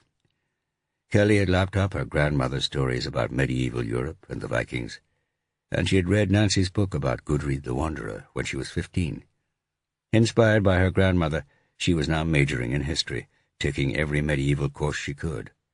She had been excited when the TV crew had descended on Nantucket to interview Grammy, and also to hear about the Columbus letter and the wampum find in Greenland. She had seen Eglo in Viking Queens on TV, and had chatted to her on Nantucket, where the presenter had been really friendly. So Kelly was offended at being excluded now. After she had been walking for about 3/4 of an hour, she turned around and headed back. When she returned to the hotel, Nancy was still in the bar, staring out at the beach and the wall of mountains that made up the spine of the Snæfellsnes Peninsula. "How did it go?" Kelly asked. Nancy didn't answer straight away. She sighed. "Okay, I guess. I don't know." She didn't look happy. Kelly reached out and squeezed her grandmother's hand. "Grammy, what's up?" "I think I've done something very wrong." Kelly felt a jolt of horror. How could her grandmother possibly have done something wrong? "What is it?" Then she remembered Nancy's reticence about her meeting. "You don't have to tell me if you don't want to." Nancy was still staring out at the surf on the beach. Kelly waited. "No," she said. "I think I should tell you." "Okay." Kelly waited. "You know the Columbus letter about the Vikings getting to Nantucket, and the wampum from Nantucket they found in Greenland?" "Yes." "Well," the old lady swallowed, "none of it's true." "What do you mean?" "I mean it's all a hoax. The wampum was planted in Greenland. The Columbus letter is a forgery." "It can't be. All those experts said it was genuine. How do you know?" "Because I know who thought up the hoax." "And who was that?" Nancy Fishburne looked her granddaughter right in the eye. "Me, and your grandfather, and our friend." Chapter 20. Nancy stared at the letter spread out on the wooden table in her garden in Scarce. "Is it okay out here in the sunshine?" she asked Emilio. "Sure," he said, smiling. "It will be good for it." Nancy frowned. Emilio was usually obsessively careful with his wares. "Can I touch it?" "Here, use these gloves. We don't want any fingerprints." His smile broadened. "It's amazing," said John. "Emilio," Nancy said, suddenly understanding. "The sun, the fingerprints. Is this a fake? Did you do this?" A twinkle of the eyes was added to the smile. "Emilio!" Nancy exclaimed. "It's pretty good, don't you think?" Emilio said. "When we were talking about the Vinland map back home, I thought I could do that. So I did. I've seen enough Columbus stuff in my time, real and fake." "No," John said. He bent and peered closely at the writing. "It's excellent. Is the paper genuine?" "Yes, it's the spare blank pages of a quire I came across 5 years ago and kept in case they came in useful. 15th century, probably from Venice. And the ink? Definitely no anatase, the compound that had cast doubt on the Vinland map, Nancy remembered. John said. "It looks good to me, but I bet it wouldn't fool the experts." "I bet it would," said Emilio. John shook his head. "Something like this, they'd pull out the big guns. International experts, chemical analysis, the works." "No problem," said Emilio. "You said, I bet. Do you want to bet?" "What, that no one spots it's a fake?" Emilio nodded. "Wait, are you going to release this out into the world?" Nancy asked. "How else are we going to know if it will fool the experts?" "John," Nancy said, appealing to her husband. John was smiling. $100 says they'll rumble you." "You're Walter Raleigh's discovery of Guyana." "What? You've got to be out of your mind. That's one of the most expensive books in my collection." "I know," said Emilio. "And if my forgery is reviewed as a fake, you get that English translation of the Decameron I was telling you about." Nancy glanced at her husband. They all three knew that the Raleigh was worth much more than the Decameron translation, but then John was a lot richer than Emilio. He would never go for it. But John was fired up.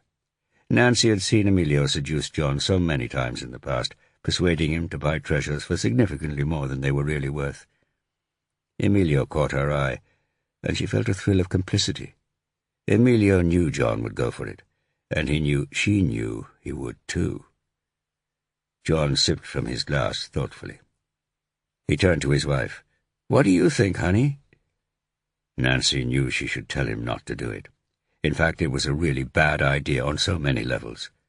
But part of her wanted Emilio to get away with the rally. She had been seduced too, and that was okay. She shrugged. John grinned. "Okay, Emilio, you're on." Emilio carefully replaced the forgery in his briefcase, and John refilled the daiquiris. "How are you going to reveal this to the world?" Nancy asked. "Are you going to claim you found it?" "I can't do that," said Emilio. "I don't want to sell a forgery, or even recommend it. That would ruin my reputation, and it would be illegal. At some point, we will want to reveal it's a fake, so we need to place this somewhere it will be discovered, and there will be no connection to us." "How are you going to do that?" "I have an idea." He explained it to John and Nancy. It was a good one. More daiquiris. As they talked, it was clear that John was really taken with the idea of the forgery, even though it would mean he might lose his beloved discovery of Guyana. "You know what, Emilio? One letter isn't enough. If we are going to make people believe that this is real, we need context, another piece of evidence." "What, you want me to forge another document?" said Emilio. "Isn't one enough for you?" "Not a document, no. Something else. An artifact, ideally from the Viking period. Nancy, what other evidence would make historians believe that this letter is true?" "I don't know," said Nancy. "I don't like this idea. If people really are dumb enough to believe Emilio's letter, then a whole bunch of historians are going to be wasting a lot of time looking in the wrong direction." "What if we promise to reveal it's a fake 1 year after it's discovered?" Emilio said. "Any historian who is stupid enough to believe that it's real deserves to lose a few months' work." "I don't want to be linked to this," said Nancy. "My reputation will be ruined." "We'll reveal it anonymously," said John. Nancy hesitated. She knew what Emilio and John were suggesting was not just unprofessional. It was wrong. But it was also exciting. She really didn't want to kill the idea. "What if we implicated that woman you are always talking about?" said Emilio. "What's her name? Gudrid. You're always saying she doesn't get enough attention. If we did this right, we could get her the attention she deserves." "That's not the kind of attention I meant," Nancy said. "All publicity is good publicity," said John. Emilio smiled at Nancy, the full, broad grin. He reached over and placed his hand on hers. She felt a jolt, almost like an electric shock, that made her want to pull back, but, like an electric shock, she couldn't. Nancy glanced at her husband. He wanted to do this so badly.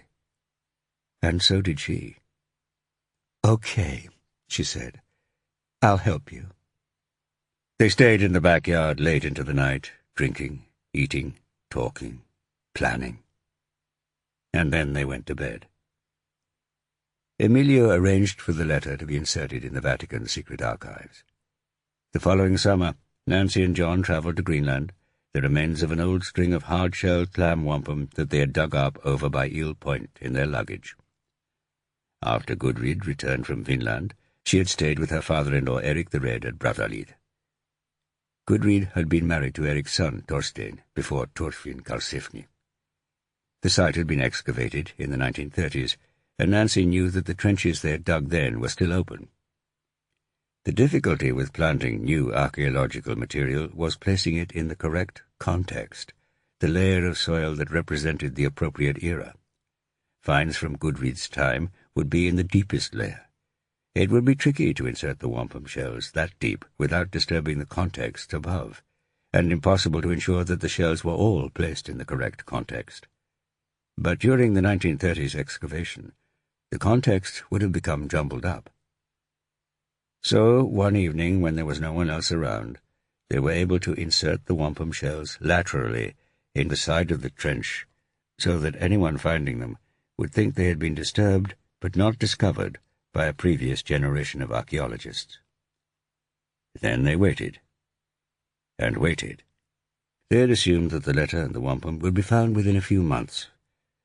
But the proposed excavation of Brattahlid, scheduled for the following year, was cancelled, and the volume in which Emilio had placed the letter was just not taken out of the Vatican Library. A week after Nancy and John received a letter from Emilio announcing he was intending to move the letter to another book next time he was in Rome, they got some bad news. Emilio had had a heart attack at his home in Tuscany. He was dead. 6 months later, John had a stroke which crippled him. A year after that, another stroke killed him. By that stage, Nancy regretted the whole thing. Once Emilio and John were gone, the hoax had no point. Nancy just forgot it. And then, in 2011, she read about the discovery of the Nantucket wampum in the paper. She had told herself that if anything was discovered, she would announce to the world that it was a fake. But by that stage, she was already over 80. She told herself she didn't have the energy. But truthfully, she didn't have the courage. She might have written a letter to the archaeologists who discovered the wampum, if the consequences had just stayed in Greenland and 1 or 2 universities. But the find had caused great excitement in Nantucket among the Historical Association, and if Nancy had admitted John and she had planted it, it would have ruined their reputations. John's reputation in particular. She cared about John's reputation. When an Icelandic archaeologist and his Italian assistant had tracked her down the year before as a local historian and an expert on Gudrid, she decided to go along with their questions and pretend that the wampum and the letter were real. She missed John, and she missed Emilio. The hoax was their legacy, and she thought she might as well enjoy it for them. By that stage she was in her mid-80s. What the hell, she thought. She was going to die soon anyway. Then the archaeologist had returned with a film crew in tow, and she had agreed to be interviewed. She could almost see Emilio's broad grin as she answered the Icelandic woman's questions at Sagaja Pond, hear John's familiar chuckle. But then, after the crew had packed up and left the island for Canada and Leif's booths, the guilt had set in. Although she had thought the archaeologist arrogant, she had liked Igloo. The hoax, when it was discovered, and it surely would be discovered, would ruin her career. Who knew how many historians would be sent off on wild goose chases? So Nancy had decided to travel to Iceland, to tell them the truth. Chapter 21. Over Vigdis's objections, Magnus allowed the filming to go ahead on Snæfellsnes, but over Susie's objections he refused to allow the crew to leave for Greenland without permission from the police. He had persuaded Einar to give up his computer and phone, and he and Vigdis had driven back to Reykjavik with them for analysis. As they were entering police headquarters, Arna called. "What have you got?" "Nothing from the phone companies yet," said Arna, "but I had an idea." Magnus's heart sank a few inches. That was not normally a good sign. "I checked with the Hotel Tindastóll. They have free Wi-Fi, but you have to log in every time you use it, and their system monitors usage by room and records every time a guest signs in." "Really? Did you check Eglo?" "I did. She logged into the system at 8:02 and again at 10:08, and then once again at 11:41. So that pretty much means she must have been in her room when she says she was. She didn't have time to drive to Glumbaur, kill Carlotta, and return. What about Einar?" "Einar logged on at 7:59 and then again at 11:12. "When he came back from the church square. That's consistent with his story, too. And the others?" "Susie, Tom, and AJ all logged on around 8, right after they had checked in, but none of them were on Wi-Fi afterwards." "Okay, Arne. Good work. Any news on AJ from Britain?" "That's going to take a while," Arne said.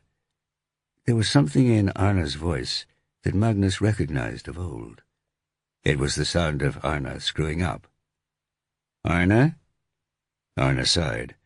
"The British cop promised he would look, but he did point out that AJ was a Hindu name, if that was any help." "So he's unlikely to be a jihadi hitman, then?" "I suppose not," said Arne.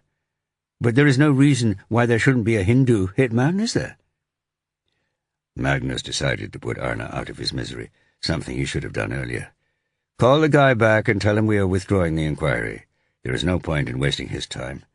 It's just about possible that Carlotta was murdered by a paid killer, but AJ does not fit that profile, and frankly, neither does the method.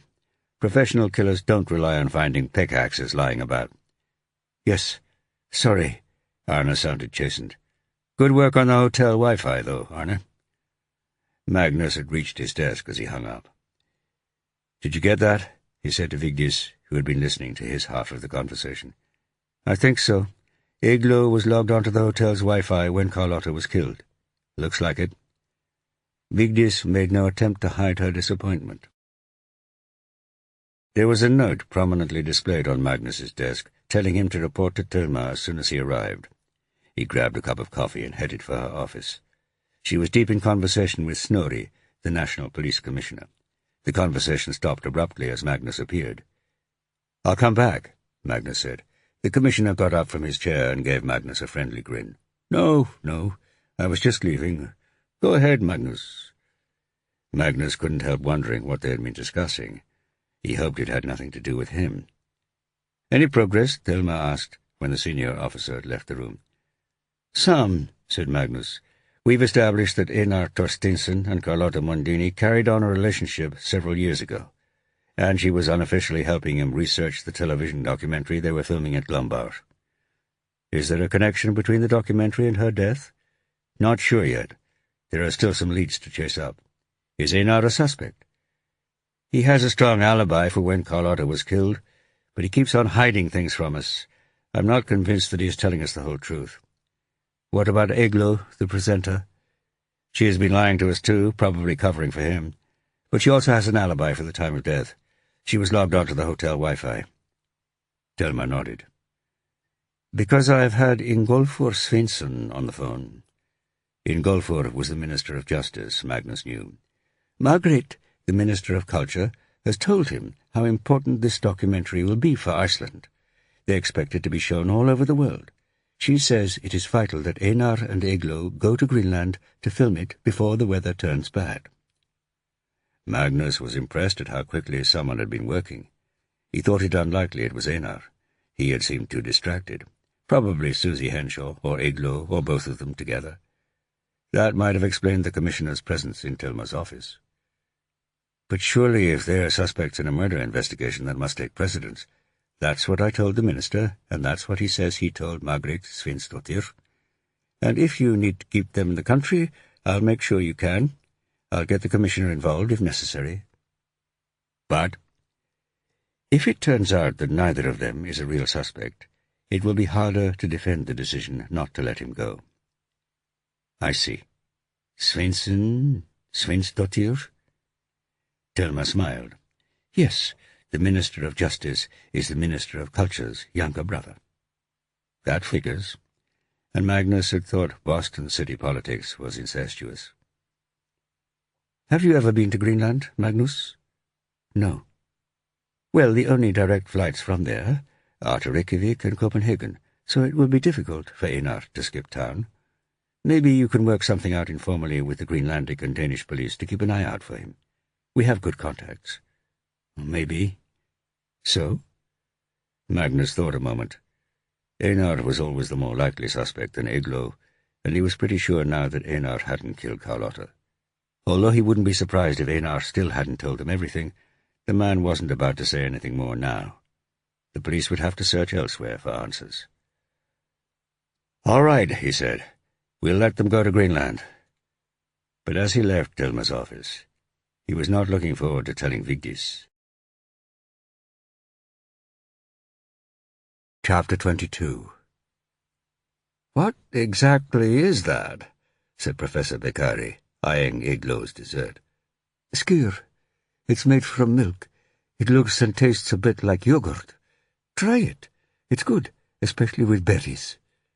Eglo picked up a spare spoon from the place setting next to her and offered it to the Italian.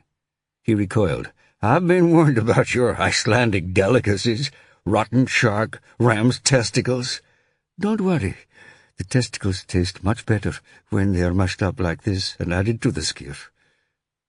"There are ram's testicles in that?" Eglo nodded. "Only a teaspoon or so. Try it." Be brave." The challenge to the professor's courage was too much for him to resist, so he took the spoon and tasted the skyr. "Oh, that's actually not too bad. A bit bitter. You can add sugar and cream if you want." "It doesn't really have ram's testicles in it," said Beccari. Eglo grinned. "No, or at least I don't think so." "Einar seems distracted," said Beccari, nodding at an empty plate. Einar and the others had just left the table, leaving Eglo and Beccari, and AJ by himself a few places away. They were having an early lunch in the hotel, before filming at Ingjaldholt, a few kilometres away, in the afternoon. The atmosphere had been tense. The crew knew that the police's questioning was focused on Einar, but with the exception of Susie, who had been encouraging, they had avoided asking him about it. He had looked miserable. As well he should, thought Eglo. She was still confident that he had nothing to do with Carlotta's death, but she thought he had no one to blame but himself for being implicated. And why had he thought it a good idea to bother her the night before? He had been genuinely distraught, and her soft heart had gone out to him. He had insisted he just wanted comfort from her. She had insisted he sleep with his underpants on, but he should never have knocked on her door, and she should never have let him in. But she would have to wait for a good opportunity to talk to him in private. At least the others did not yet realize that she herself was now a suspect. Damn Einar! It was all his fault. "Is he a suspect for the murder, do you think?" Beccari asked. "He shouldn't be, unless the police are complete morons," said Eglo. "He was with me and Susie for most of the evening, and I saw him later on in the street." "So Carlotta was killed by a stranger?" Beccari asked. "I've no idea," said Eglo. "I presume so. We don't get many murders here in Iceland, especially not of tourists." She finished her skyr. "Don't worry. The police will find whoever it is. They'll have to. No one wants our tourists murdered. They are far too important to our economy." She was trying hard to sound confident, and she thought she was succeeding. "Can I get you a coffee?" "That would be nice," said Eglo. The professor signalled to the waitress. He was wearing a pale yellow cashmere sweater and his pink scarf, even indoors. Eglo was wearing a T-shirt. As so often in the last couple of years, she marvelled at how she was rubbing shoulders with such an august historian, almost as an equal. She was pleased to see that he was lingering. Certain middle-aged men liked her company. She was willing to take advantage of that, especially since none of the others were around. Besides, she had something she needed to ask him, and she needed to warm him up first. Start with flattery. "I read Thought, Light and New Worlds," she said. "I thought it was absolutely brilliant." And actually she had. Both read it and admired it. Beccari had achieved the historian's holy grail of putting across ideas that were both original and complex in an entertaining way. The 16th century wasn't her period, but there had been so many glowing reviews in the press that she had decided to ask for the book for Christmas 2 years before. Her mother had given it to her, and she had devoured it. "I'm glad," said the professor, with a total lack of surprise or even pleasure at the praise. Eglo found the arrogance a little off-putting, but he probably had earned it more than Einar. "You know, you are a very good TV presenter," said Beccari. "You really make the subject come alive, and you have a certain Nordic charm that gives your words a real power." Eglo blushed at the compliment. She didn't know whether he was simply returning her flattery, whether he was hitting on her, or whether he believed what he said to be true. She decided to believe the latter. Professor Beccari was one of the most renowned historians in the world. His words meant something. Her former colleagues back at York or the University of Iceland might think she was a lightweight, but who were they when compared to Professor Marco Beccari? "Thank you," she said. "You must have done loads of television stuff yourself." "Not really," said Beccari. "I usually avoid it. I used to suffer from that common suspicion among we academics toward popularizing history, dumbing it down, distorting the truth to make it entertaining rather than accurate, slaughtering nuance." Eglo winced inwardly. She noted how the we academics excluded her. She wanted to argue, to explain that her enthusiasm for history was perfectly genuine, and there was nothing wrong in sharing it. But she kept her cool. "Used to suffer," she said. "You have changed your mind?" "I think perhaps I have," said Beccari. "Sometimes we professional historians forget what drove us to the subject in the first place. The love of the past, the pleasure of imagining what life was like in another century, the vicarious excitement of experiencing a battle or a war or a great international crisis, or the discovery of Vinland." Eglo smiled.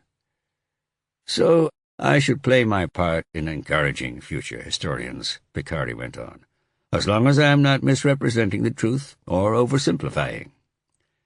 "I hope you don't think we are oversimplifying," said Eglo. "No," said Beccari. But he hesitated. "A little, perhaps, but I can see it is unavoidable, and I need to remind myself of that." That was accurate enough, thought Eglo. "I am looking forward to doing the scenes in Rome," she said, "with the Columbus letter. I can't wait until it is right there in front of us. Will I be able to pick it up?" "Oh, I'm sure you will. With gloves, of course." "How do you feel when you touch something actually written by Columbus?" Beccari laughed. "Oh, I have touched so many things written by all kinds of famous people from the past. You get used to it. But Carlotta Mondini was very perceptive. This particular letter is something special." "People have been trying to figure out how far south the Vikings got for years, and now we know the answer." "It's much more than that," said Beccari. "It will change the whole way we look at Columbus and the discovery of America." His voice warmed. "For a couple of decades now, Columbus's position has been precarious. For centuries he has been seen as the man who discovered America. The Founding Fathers venerated him. The United States is full of places called Columbia, including the capital. There is even a country named after him. But he was looking for China. The Norsemen discovered America first, if not the Irish. And when he got to the New World, he was pretty brutal to the people he found there. Now, when Beccari hesitated and glanced at Eglo. "When we announced to the world that Columbus knew all about America before he got there because the Icelanders told him, I believe it will tip him over the edge." Beccari chuckled. "Some people won't like that. My old compatriots back in Italy, for instance." This was making Eglo nervous. She was very happy to bring her heroine Gudrid to the attention of the wider world. Trashing one of the most famous men in history was a different matter. "I had some fruitful conversations with my publishers in New York before I flew out here," Beccari said, chuckling again. "Very fruitful. I have an idea for a book that is going to shake Columbine's studies to its very core." Eglo was struck with a flash of jealousy. She and Susie had a deal with a small British publisher to produce a slim volume of photographs and text about Gudrid to go with the series, and now this professor was going to make very fruitful amounts of money from their idea. But then he was the brilliant, world-renowned historian, and she wasn't. Their discussion reminded Eglo forcefully of the question she needed to ask him. She wasn't sure how to ask it indirectly, so she asked it straight. "Could it be a fake?" Beccari's eyes fixed on her. "Why do you ask that?" he demanded. "Oh, I didn't mean to suggest—" Beccari grimaced in a complicated Italian expression that seemed to convey doubt and agreement at the same time. "No, it's a perfectly fair question. I was suspicious at first, naturally, but it is genuine. I am quite sure of that. I would stake my reputation on it. I have staked my reputation on it." And it was quite some reputation, which was fortunate because the letter pointed to the authenticity of the wampum. They each supported the other. "Good," she said. "You sound relieved," said Beccari, a glimmer of suspicion returning to his eyes. "Oh, no," said Eglo. "It's not that at all." "Because I am having to take the wampum find on trust," said Beccari. "Are you certain about it?" "Einar is," said Eglo, "and he is one of the best archaeologists in Iceland." But you—" Beccari's thick eyebrows were arched under his shining forehead. Yes, of course I am," said Eglo. "But it is comforting to hear an expert like you confirm the letter is real." Beccari still looked troubled. "Well, I hope Einar knows what he is about." "Oh, he does. He has total confidence in the wampum. He understands objects. He is not so good with paper, which is why your opinion is so important to us. Ah, here is Susie," said Eglo with some relief as she saw the producer approaching them. "Eglo, Marco," Susie said. "We're leaving in 10 minutes. Eglo had wanted to check if there was a seed of doubt in Beccari's mind about the Columbus letter. Well, there wasn't, or there hadn't been. Eglo was a little concerned she had just planted one. Einar would be furious if he found out. But she hadn't told the professor the complete truth. She had heard something while they were filming in Nantucket that had raised a doubt in her mind, a doubt that would not go away. Chapter 23. Eglo took the first sip of her margarita. Delicious. She looked out over the beach to the Atlantic, stretching eastwards towards Europe and Iceland. No, not Iceland, that was way to the north. France, or maybe Spain. "Cheers," said Einar, sipping his own drink. "Oh, that's good. I'd forgotten how delicious these things taste when it's really hot." Actually, it was cooler now, but still hotter in Nantucket than it ever got in Iceland. The sun was setting behind them, and Susie, Tom, and AJ were scurrying around somewhere, taking sunset shots, having deposited Eglo and Einar at the bar on the cliffs to wait for them. They were sitting outside, and the bar was full, beachgoers at the end of a long day, overlapping with better-dressed tourists beginning their evening. A group of students with the confidence of locals were knocking back the cocktails at the table next to them. It had been a long day's filming. They had started out on a 10-meter sailing boat skimming the waves in Nantucket Sound, before moving on to the village of Scarce to interview the Goodreads scholar, and then on to Sacagawea Pond. Eglo was pleased. She thought she had done rather well. Susie hadn't used Einar at all. She had got Nancy Fishburne to do his scenes at Sacagawea Pond. But he would have plenty to do when they got to Canada. "So who was that young woman Nancy Fishburne was talking about before we did the interview?" Eglo asked. "The one who was with you when you came here last year?" "Oh, no one. Just a postgrad." "Anyone I know?" No. Foreign." Einar hesitated. "French." "And?" "And what?" "And why were you so coy about her? You never mentioned her to me before." "It's not what you think," said Einar. "Isn't it?" "No. You know I don't mess around anymore." Eglo raised her eyebrows. "It's true. And I didn't want Rosa to find out. I told her I was going to Nantucket alone. You'll keep this to yourself, won't you?" "Maybe," said Eglo, grinning. "Maybe not. It depends whether you get me another margarita." It was just conceivable that Einar was telling the truth about not shagging his postgrad, but frankly, Eglo could not be bothered to speculate about his philandering. She had given up on that years ago, just as long as she wasn't expected to participate. Einar tried to attract the harassed waitress's attention. "Eglo?" She turned to see one of the group of students standing next to her, a short blonde girl with a friendly smile, who looked more like 18 than the 21 she must have been to be served alcohol. "Aren't you Eglo, the presenter of Viking Queens?" "That's me," said Eglo. She was gratified. People in Iceland recognized her all the time, naturally, but she had never before been identified when traveling abroad. "I loved that show," the girl said. "It was so cool what those women did back then. I thought in the Middle Ages women were just treated as, like, men's property." "They were, mostly," said Eglo, "but not necessarily in Scandinavia. I'm glad you liked it, and I'm surprised you recognized me. Well, I knew you were interviewing my grandmother this afternoon. How did that go?" "That was your grandmother? She was great. She could have been one of the Viking Queens herself." The girl laughed. "I'll tell her that. She is great, isn't she? And so smart. She pretends to be dotty, but she isn't. "Can I get you guys a drink?" Einar said. Eglo was surprised at Einar's generosity to random students, most unlike him, until she looked more closely at the group. There were 2 girls and a boy, and one of the girls was tall and dusky, with shoulder-length raven hair and sly dark eyes.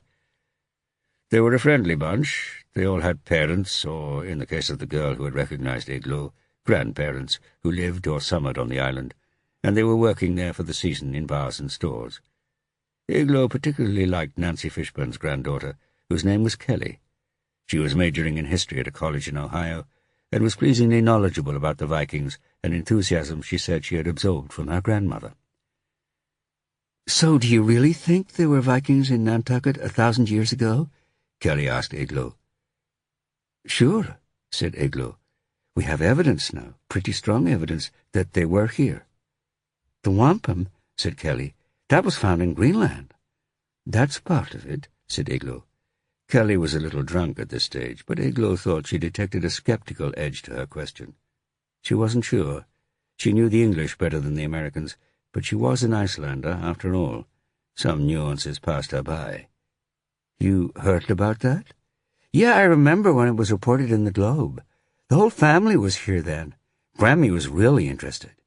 "I'm not surprised. I asked her if she had ever been to the spot where the wampum was discovered, and she told me she had." "Really?" "Yeah, with Pops, just before he died. They took a vacation to Greenland and went to see Eric the Red's farm. That's where they found the shell beads, right?" "Yes. It was actually Einar who found them," said Eglo. They both looked at Einar, who was regaling Kelly's friends with a story about a trip he had taken to Thailand when he was a student, and the island he had discovered. Eglo had heard it many times before. It seemed to be going down well with his audience. It usually did, first time he told it. Grammy gave this weird little smile and said that she knew exactly where the wampum had been found. On the way back to Pittsburgh after the trip, Dad said he was willing to bet Grammy had planted the wampum herself. Kelly giggled, and Eglo smiled too. It took a second for the implication of what Kelly was saying to sink in. Was she serious? Because if she was... "Why did your dad think that?" "Hi, everyone." It was Susie. "Hey, what are you drinking?" Einar asked her. "I'm driving, and we had better get going. I made a dinner reservation for 8 back in town, and we're going to be late." "She's the boss," said Einar to his new friends, grinning. "I guess we have to go. It's been great talking to you." This to the girl with the sly eyes, which were now focused very much on Einar. Eglo wanted an answer to her last question, but in the jostling of their departure she didn't get one. She exchanged waves and smiles with Kelly as Susie bustled them off to their rented van, where Tom and AJ were waiting. They were staying in Nantucket Town, a few miles away, and Susie had booked a table at a restaurant there. It was dark now.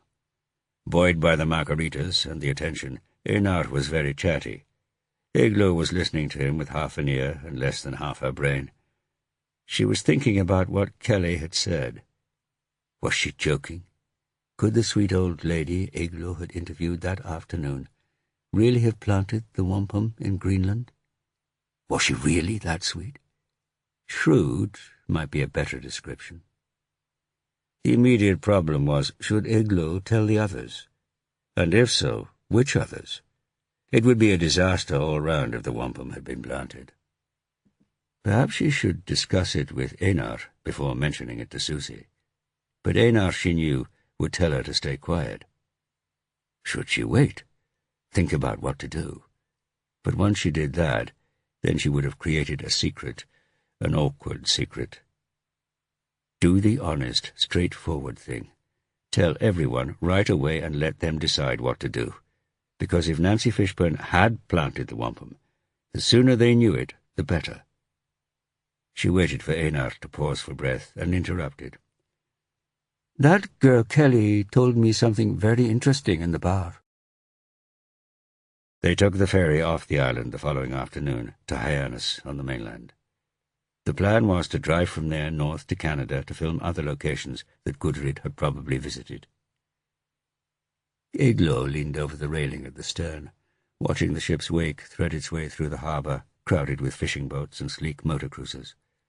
The picture postcard town of Nantucket, with its tall, whaling captains' houses and its white spires, receded at 5 knots. She thought of the Icelandic equivalents, fishing villages like Grindavik or Ólafsvík, pretty in their own way, but lacking the reek of wealth that emanated from Nantucket, and had done so for centuries. In the 19th century, this had been generated by whale oil, harvested from all over the world's oceans. Now it came from money skimmed from the global financial markets by the prosperous men in baseball caps and red shorts, holed up in those magnificent houses picketing the shoreline. "That was a good start, Eglo," said Susie. "Let's hope the weather is as sunny in Nova Scotia and Newfoundland." "Have you checked the forecast?" Eglo asked. "Tom has. There's a storm coming through there now, but it might have cleared by the time we film. But we could be okay, even if it hasn't. A bit of grey moodiness will contrast nicely with the sunshine here. Shows how tough the journey must have been for Gudrid and the others. Have you thought any more about what Nancy Fishburn's granddaughter told me?" Eglo wanted to make the most of Einar's absence to discuss it. In the car the previous evening, and at dinner, he had been adamant that Kelly was wrong, and it seemed that Susie had been happy to believe him. "Yes, I have. I know Einar's view, but we have to check it out. So I drove out to see a concert this morning and tracked down Kelly. She's working in the village store." "What did she say?" "She was mortified. She said she hadn't meant you to take her seriously. She was a bit drunk. She said you'd got the wrong end of the stick. Her father was kidding. He does that all the time. She pleaded with me not to ask her grandmother about it directly. I think Kelly is a little scared of her." "Probably justified," said Eglo. "I can see how a retired university professor would not want people to think she had planted archaeological evidence. So can I." "So you are sure she didn't plant it?" "I'm sure Kelly doesn't really think she did," said Susie. It wasn't quite the same thing, but Eglo let it go. It was good enough. They were now passing the spit of sand that marked the edge of the outer harbour, and were in open water. The ferry felt much more stable than the sailing boat of the day before. "I'm glad you told us, though, Eglo. The only thing worse than cancelling the project because it all turned out to be a massive hoax would be not cancelling it and getting caught. That would be a real disaster." Eglo smiled. "Cancelling would be bad," she said. Her TV presenting career was taking off. The last thing she wanted was for it to crash. Then her life would be crap again. "Yes," said Susie. She sighed. "I really need the Wanderer to work." "Viking Queens worked, didn't it?" "Yes, brilliantly. And we made a lot of money. But we overextended ourselves in another project, about women in the Crusades. It was big. The BBC were backing it, and a major US network. It was expensive. Actors, CGI, travel all over the Mediterranean. Then Across in the East came out on a cable network in the US and flopped big time. The US network pulled out, and the woman who had commissioned it at the BBC quit to join Netflix. The BBC paid us, but it wasn't nearly enough to cover all our costs, and the programme never aired. Eglo winced. I had broken the golden rule of television production. Don't commit money you don't have. We had ploughed in the profits from Viking Queens and then some, on the basis it would be an international hit. She glanced at Eglo and saw her worry. "We'll be okay. You've probably noticed we're doing The Wanderer on a shoestring." They seemed to be staying in nice hotels and flying all over the North Atlantic. But it was true there were fewer people involved on location than there had been on Viking Queens. Then there had been an assistant producer and a professional soundman rather than a student, and usually a couple of local fixers wherever they went, and lots more equipment. It was a tighter crew this time, which actually made things easier, at least as far as Eglo was concerned. The BBC is definitely behind this, as are the Canadian network, and once we've made it, I'm sure I can get the History Channel interested in the States. As long as we get this in the can by the beginning of October, we will be fine. No wonder Susie seemed a little tense, Eglo thought. But she was competent, and Eglo had witnessed how she got things done, how she overcame every obstacle. They would be fine. The Wanderer would be finished by the beginning of October. Chapter 24. Igloo, Susie, Vicari, Tom and AJ left Einar in Olafsvik as they drove the 10 kilometres further along Snæfellsnes to the isolated church of Ingjaldsholt. The site of the church dated back to settlement times, when a Viking named Ingjaldur chose that hill on which to build his farm. The current incarnation of the church dated from the beginning of the 20th century, and it was supposedly the first concrete church in Iceland. It was a lonely spot. Inside was a modern mural of Christopher Columbus, who, local legend insisted, had spent the winter of 1477 there. It was somewhere to film, a visual backdrop from which to expound the more compelling evidence from Christopher's letter to his younger brother Bartholomew. This Professor Beccari did with some skill and enthusiasm. When the program was broadcast, there would be a swift cut to the letter itself in the Vatican. In reality, it would be 3 weeks before they were in Rome, filming the letter itself in the Vatican's secret archives.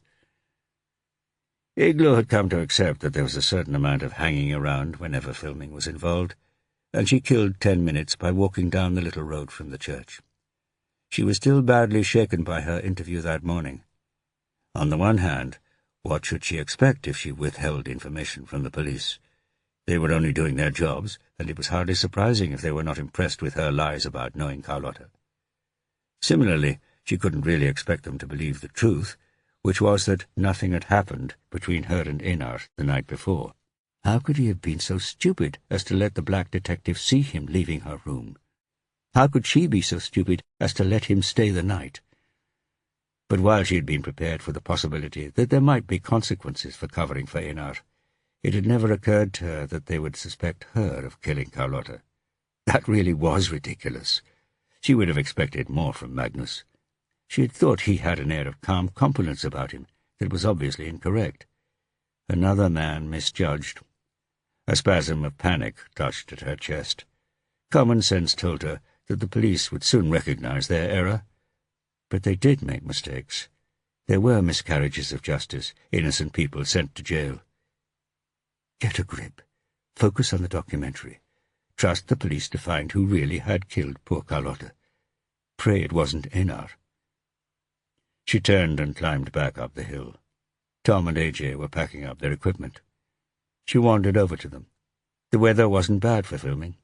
Small clouds scudded across the pale blue sky, propelled by a firm breeze from the west. From the spot Tom had chosen, the white church with its classic red roof stood tall and strong on its knoll, while behind it the dormant Snæfellsjökull volcano slumbered under its blanket of ancient ice, glistening in the sunshine.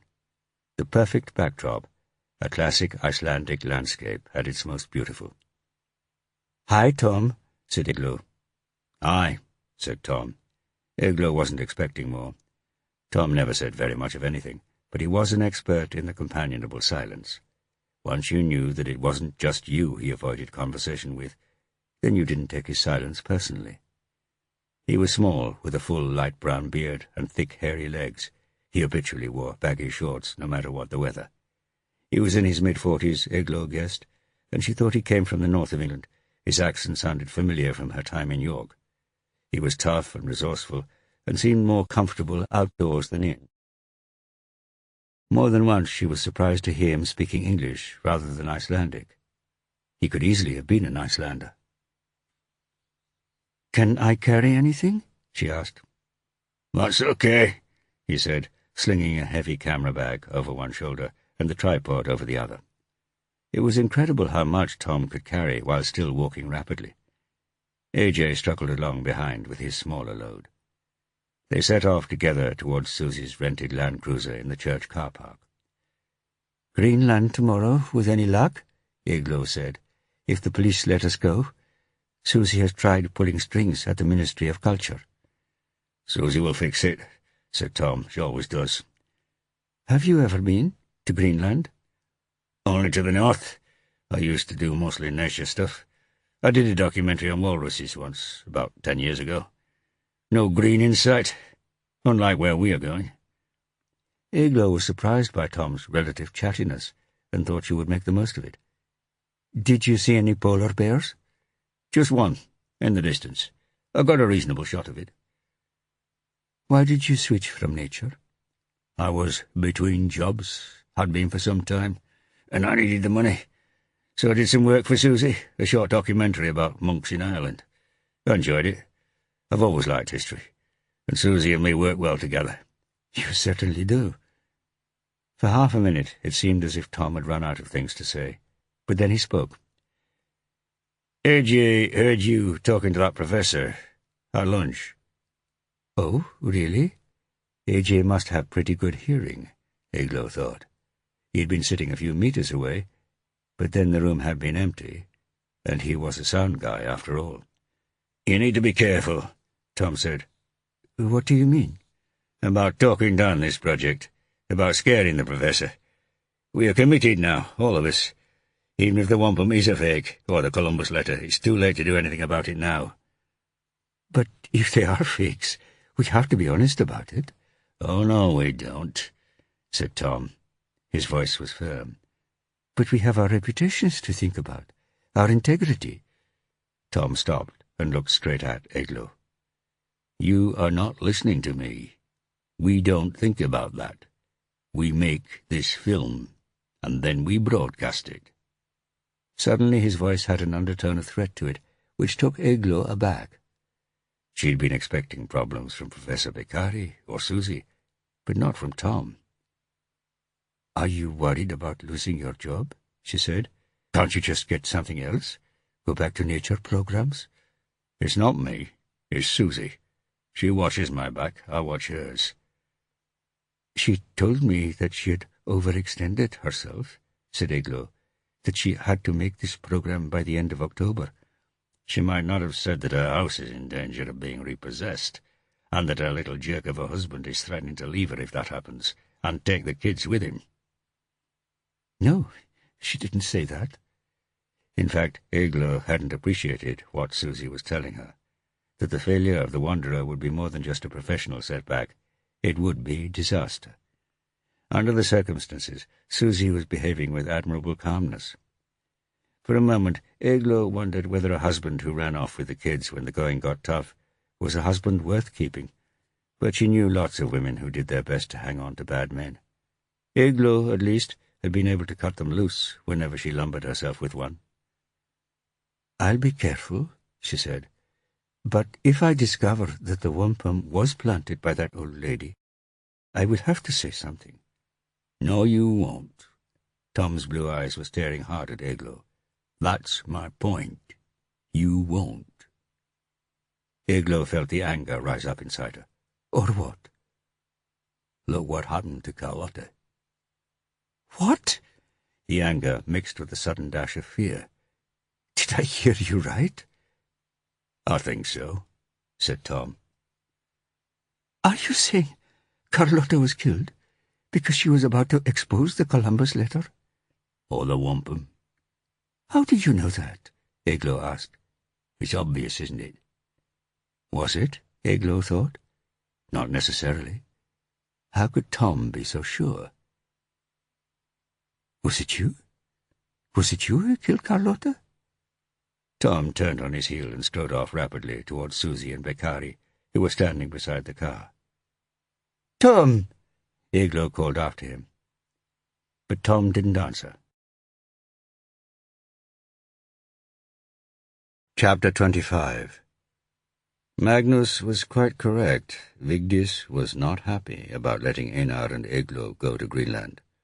Magnus was grateful it was only a short drive from police headquarters to Borgartun, where Einar's wife, Rosa, was a partner in a small law firm, but it was long enough for Vigdis to give him her opinion. Borgartun was Reykjavik's answer to Wall Street, a long, straight road that ran along the bay. It had flourished in the noughties when glossy bank headquarters had bloomed, along with lesser but equally glossy buildings, housing accountants, lawyers, and the other services ancillary to the great credit boom that afflicted Iceland then. During Magnus's last stint in Reykjavik after the crash of 2008, the heart had been ripped out of the area as the banks were renamed and for rent signs sprouted everywhere. But now it looked prosperous again. Magnus and Vigdis pulled into a car park outside a small, sleek building of soft brown stone and black glass. Rosa's firm was on the first floor. One of those dark-haired Icelandic beauties with clear skin and clear blue eyes smiled from behind a desk and greeted them. Magnus introduced himself and Vigdis and said they wanted to see Rosa on a personal matter. Unfazed, the receptionist showed them into a small conference room with a view across Borgatun to one of the banks that had risen from the ashes and was flexing its rediscovered financial muscles. Magnus looked down at the Range Rovers and the BMWs cruising the street below. "Are we going to go through all this again, Vigdis? Surely we must have learned something." "I'm not sure we have," said Vigdis. "I bet all those cars were paid for on credit. I still haven't got over the last mess. My mortgage is just as big as it always was." Magnus didn't have a mortgage. He didn't even own a bed. He still hadn't moved his stuff into Tryggvi Thor's place. He had yet to find a property ladder, let alone step on its first rung. What had he done with his life? 10 years before, he'd been living in the Back Bay of Boston with a successful lawyer who worked in an office much like this. And now, not a lot of progress had been made. After 10 minutes or so, the door opened, and a woman with short blonde hair entered. She was big, at least 6 feet tall, with the broad shoulders and triangular body shape of a swimmer. Her jaw was square and her eyes blue. She wore a blue business suit and modern gold earrings of a design that Magnus recognized. They came from Ingerleif's gallery, and she had often worn a similar pair herself. She shook Magnus and Vigdis's hands. "I'm sorry you had to wait a little. It might have been better if you had made an appointment." She exuded competence and confidence. "It's not that kind of visit," said Magnus. Rosa sat opposite them at the table, pad of paper and slim fountain pen at the ready. "What kind of visit is it?" "We're investigating a murder." "Oh, really? Whose?" "Don't you know?" Rosa hesitated, but only for a moment. "Carlotta Mondini?" "That's correct." Rosa's eyes held Magnus's. They were sharp, ready to assess difficult questions. "Have you ever met Carlotta Mondini?" Magnus began. "We were never introduced," Rosa said dryly. "We have interviewed Einar a few times," Magnus said. "Has he mentioned it?" "I haven't seen him since it happened," said Rosa. "But you must have spoken to him on the phone?" "Yes, once. I saw the murder on the news, and I called him. We agreed to discuss it tonight when he gets home from Snæfellsnes. Carlotta Mondini has always been a sore subject between us. But of course I am sorry the poor woman is dead. No one deserves that." "Have you any idea who did it?" "So you knew about his affair with Carlotta?" Magnus asked. "Yes, or at least the original affair. I found out 5 years ago, when Einar was at York, and I had just started up the firm here." Rosa's little blue suitcase rumbled over the cobbles of Swinegate. She was moving fast, anxious to get to Einar's flat, which was only 100 meters away. He wouldn't be expecting her, and she hadn't warned him she was early. She had got through Heathrow in record time, and managed to catch an earlier train from King's Cross to York than she expected. For 3 days the anxiety had been crushing her.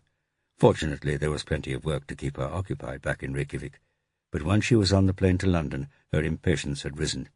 She needed Einar. She grinned to herself. She needed Einar now. She rounded the corner into a narrow alley of half-timbered buildings and rang a bell next to a small boutique selling shoes that was always empty. Her heart thudded as she waited for the door to open. She smiled. She and Einar had been married nearly 12 years, and been together much longer than that, and her heart still thudded. She knew his did also. She heard the sound of his feet clattering down the wooden stairs inside, running, and there was a thud as he took the final 3 in one leap. The door opened, and there he was, tall, those blue eyes dancing at the sight of her. Rosa! His flat was tiny and on the first floor. He flipped her suitcase into the building and left it at the bottom of the stairs. He dragged her up the staircase, laughing, through the open door to his flat, and kissed her hard and deep. "I wasn't expecting you this early," he said. "Really?" Rosa laughed. "It looks like you're pleased to see me." "I am so pleased to see you," he said. He lifted her up as if she was a feather. Einar was tall, but Rosa was almost as tall as him. She was also strong and a little heavy, Einar was the only man she had ever met who could carry her so effortlessly. He took her through to the sitting-room and threw her down on the kilim they had bought together from a man in the bazaar in Erzurum. They were good at this by now. Within seconds her jeans were down to her thighs, as were her knickers, and he was inside her, moving up and down with a vigour that was both familiar and a revelation. It only took a minute or two, yet already his back was sweaty. He kissed her slowly, gently. She smiled up at him, and then, unbidden, a tear leaked out of one eye. She sniffed and wiped it. The glow in Einar's smile switched to concern. "Rosa? Rosa, what's wrong? I didn't hurt you, did I?" "Oh, no, no, my darling, no." She leaned up to kiss him. "I've just been a bit emotional recently. It's so good to see you." "Come to bed." She stood up, and he gently removed first her clothes and then his. She led him into his bedroom, and within a couple of moments she was snuggled up under his arm, smelling the sweet sweat of sex. The tears had stopped. "What is it?" Einar said. "Tell me." She wanted to tell him. She knew she must, but not just then, not at that moment. She wanted to stay in his arms forever. She wanted time to stop on that Friday afternoon in October 2012. The future scared the hell out of her. "You almost missed me," Einar said, stroking Rosa's hair. "I was just about to go out and get some champagne. I won't be a minute." "Oh, stay here a bit longer." "Come on, Rosa. That's what Friday afternoons are for, isn't it? Screwing and drinking." Rosa could see that Einar was determined. "Okay," she nodded. The wine shop was only a few minutes' walk away. She didn't need the champagne, but she knew Einar liked the decadence of it. "Be quick." Hurriedly he pulled on some clothes and left the flat. Rosa lay naked on the bed, staring up at the ceiling, trying not to think. Einar's phone chirped on the bedside table a few centimeters from Rosa's head. She twisted to glance at it. What she saw made her gasp in horror. "I need to fuck you. Now." She twisted rapidly away from the phone. "No. No. No." Oh, God! Could she unsee what she had just seen? She had to. Oh, Einar, why? Why? Why? She lay there, her chest heaving, trying through concentrating on her breathing to ignore what she had seen. She knew Einar used to do that kind of thing. She had hoped he had stopped, but of course he hadn't. Who was she? Don't answer that question. Don't ask that question. Who was she? She rolled over and grabbed Einar's phone. The short text had disappeared. Before she had time to stop herself, Rosa's fingers had flown over the screen and tapped in Einar's code. 1104, the year Hekla erupted, a key date for Icelandic archaeologists, since Norse remains either lay below or above the layer of ash deposited all over the country by the volcano in that year. She knew Einar didn't suspect she knew the code, but it had only taken her 5 tries a couple of years before to guess it. There was a whole stream of texts, back and forth, going back months, all from a woman called Carlotta. At first, Rosa assumed she was an undergraduate at York, but as Rosa scrolled through the texts, she realized who Carlotta was. She tossed the phone on the bedside table, hunched her knees up to her chest, and wept. "Ta-da!" Einar thrust open the door, waving a bottle of cava in front of him. "Rosa! Rosa, what's wrong?" He sat next to her and put his arm around her naked shoulders. For a tiny moment, Rosa wanted to lean into his familiar body, but then a rush of anger overcame her and she wriggled free. Fear mixed with concern in Einar's eyes. He knew he had been caught. "Rosa? Who is Carlotta?" "Carlotta? Yes, Carlotta. There was a Carlotta on the dig in Greenland, an Italian girl. Actually, she was the one who found the wampum. Is that who you mean?" "Yes, it is." "Oh.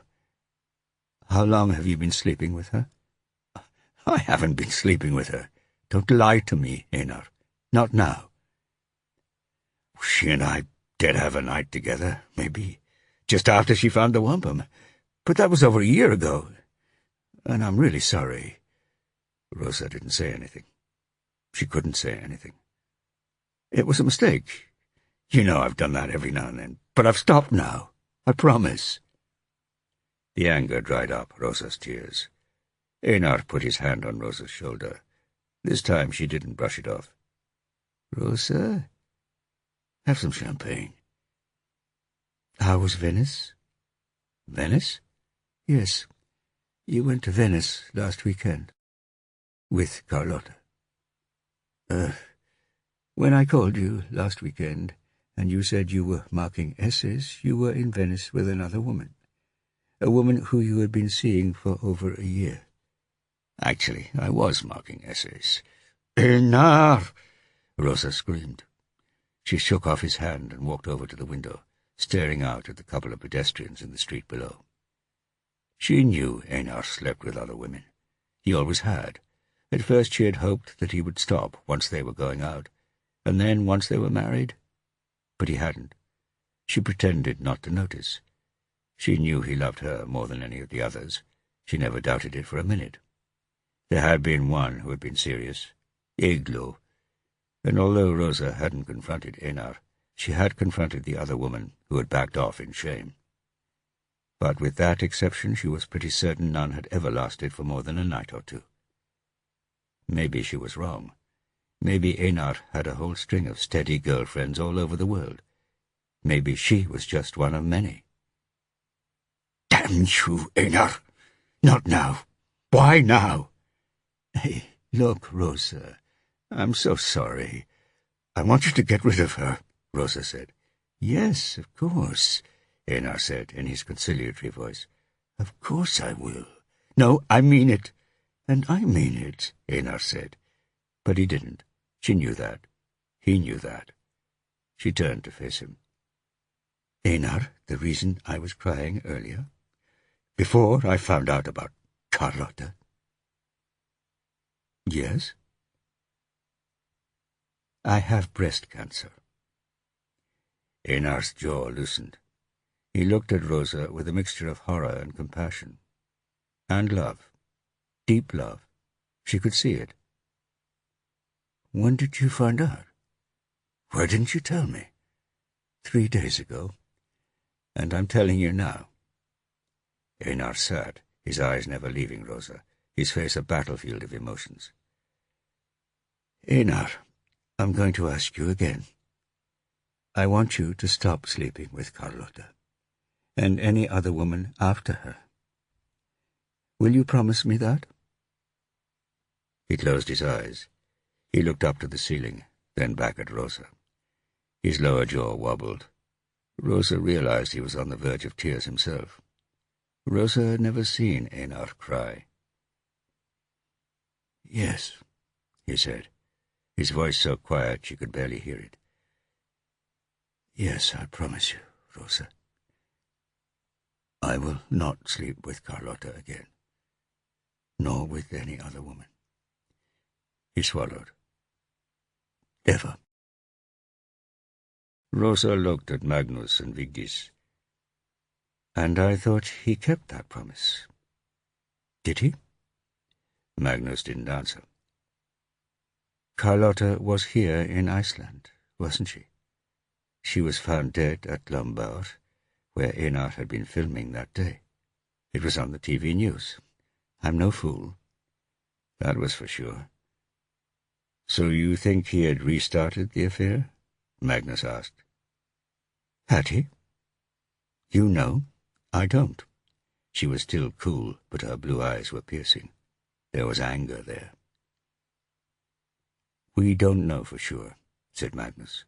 He did know that Einar had a very awkward evening with his wife ahead of him. "Do you think my husband killed her?" Rosa asked. "Why would he do that?" said Magnus. "I have no idea," said Rosa. "And furthermore, I find it impossible to think of my husband as a killer. An occasional scumbag, perhaps, but that's different." Her eyes hardened. "Don't play games with me, Inspector. I know you have a job to do, but I have a marriage to protect. Tell me what you need to know, and I will endeavor to answer, but don't try to trick me into incriminating my husband." "I won't play games," said Magnus, "but I do need to know how much you knew about Carlotta and about your husband's relationship with her. Has Einar told you anything about a letter that was discovered in the Vatican archives last year, written by Christopher Columbus to his brother? Does he discuss his work with you?" "Oh, yes, he does. I've always been very interested in what he's doing. In fact, that's how we met. We were students together. I loved archaeology, and I would have liked to stick with it, but one of us had to earn some real money, and so I went to law school. So I know about the letter and the wampum that Carlotta found in Greenland, but I thought the guy who discovered the letter was called Federico Trapanese, I think." "He may have discovered it, but it was Carlotta who told Einar about it. We think that's what she wanted to speak to him about in Sodakrokut." "So you mean they weren't having an affair?"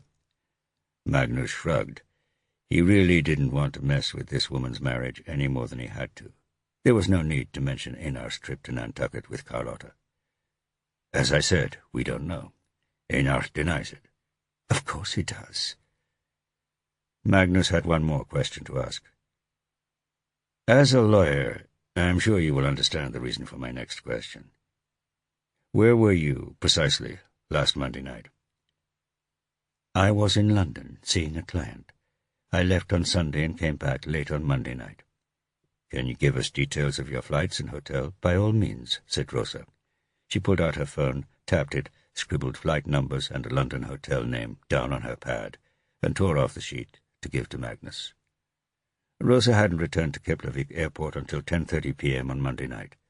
If she had driven directly from Keflavik to Glumbaur, she wouldn't have arrived there until 3 or 4 in the morning. On their way out, Rosa asked the receptionist to show Magnus and Vigdis the confirmed flight details and check-in information on her computer, and to print them out. It would take a day or so to check the London hotel. They would be unable to request the information from the hotel directly, but would need to go through the British police. But Magnus was confident that the hotel would confirm that Rosa had stayed the night there. Rosa hadn't murdered Carlotta. Chapter 26. Magnus's car was parked next to a low wall facing Borgatun. As he opened the door, he saw a blonde woman walking along the pavement, a small boy attached to her left hand. He stopped. She looked up. Her eyes met his. Grey eyes, sad, familiar. So familiar. Ingeleif. "Hi," said Magnus. The sadness left the woman's eyes to be replaced by confusion, and then a smile, the warm, enthusiastic smile that Magnus knew so well. "Magnus? I didn't realize you were back in Iceland." "You didn't? I've been here a month. I would have thought you would have heard by now." Ingeleif glanced at Vigdis. "Are you back with the police?" "Yes, permanently this time." "Oh." Magnus couldn't mistake the lack of enthusiasm in that monosyllable. Neither could Ingeleif. "Sorry, I mean, great. Boston didn't work out?" "Not really." Magnus grinned hesitantly. "I still can't figure out whether I'm an Icelander or an American." It was something he and Ingeleif had discussed frequently while he was living here the last time. "You didn't get in touch?" "No," said Magnus simply. He wanted to explain that he'd been afraid to even see her, that he didn't trust himself or her not to rekindle a relationship that had been so destructive for both of them before. "Oh," she said again. It was 5 years since Magnus had seen her, and she had changed. Her face was more lined, her blonde hair a little longer, and despite her apparent enthusiasm to see him, Magnus sensed an air of weary sadness about her that was new. But the little nick in her left eyebrow that he remembered so well was still there. "Are you still working in the gallery?" "Yes. Business is picking up, and I'm doing some interior design work for people. And there is Asi." Magnus looked down at the small red-haired boy, who was staring straight back at him with piercing blue eyes. He squatted down so he was level with the boy's eyes peering over the low wall between them. "Hi," he said. "My name is Magnus. How old are you?" "Hello," said the boy, still staring straight at him. "I'm 4. How old are you?" Magnus grinned. "I'm 41 and a half." He stood up. "Named after his grandfather? That's good." Asi was short for Askrimur, the name of Ingerleif's father, a doctor who had died on a mountainside many years before, murdered. It was, indirectly, the reason Magnus and Ingerleif had met. "Yeah," Ingerleif said. "We must be going. We're off to meet Hannes. He works along here." "Hannes?" "My husband." "Oh, yes, I'd forgotten." Ingerleif smiled quickly and pulled her son down the street. The little boy twisted to look at Magnus again, and then, feeling the tug on his arm from his mother, turned away. Back at the station, some progress had been made. They now had the call history and location of every call Carlotta had made while she was in Iceland. There were not many of them. There were only 2 Icelandic numbers, Einar and the hotel in Blönduós in which she had stayed. There was a U.S. number and text to and from a couple of Italian numbers, which the Italian police would check out. She had made no calls, even to Einar, on the day of her death.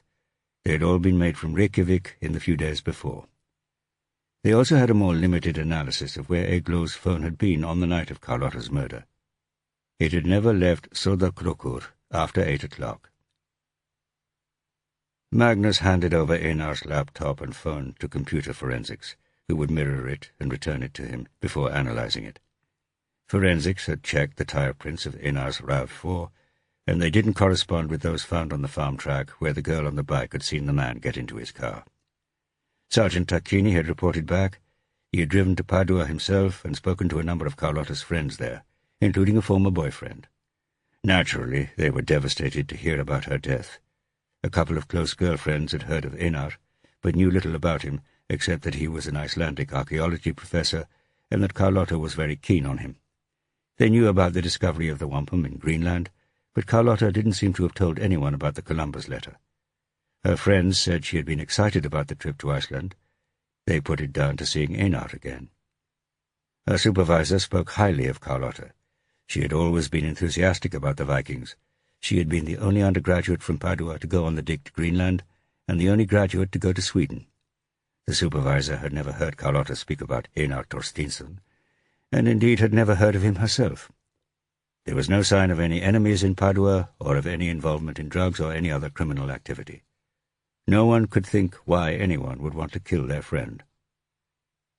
The university bureaucracy was still waiting for the appropriate authorizations from a judge to release details of Carlotta's email account.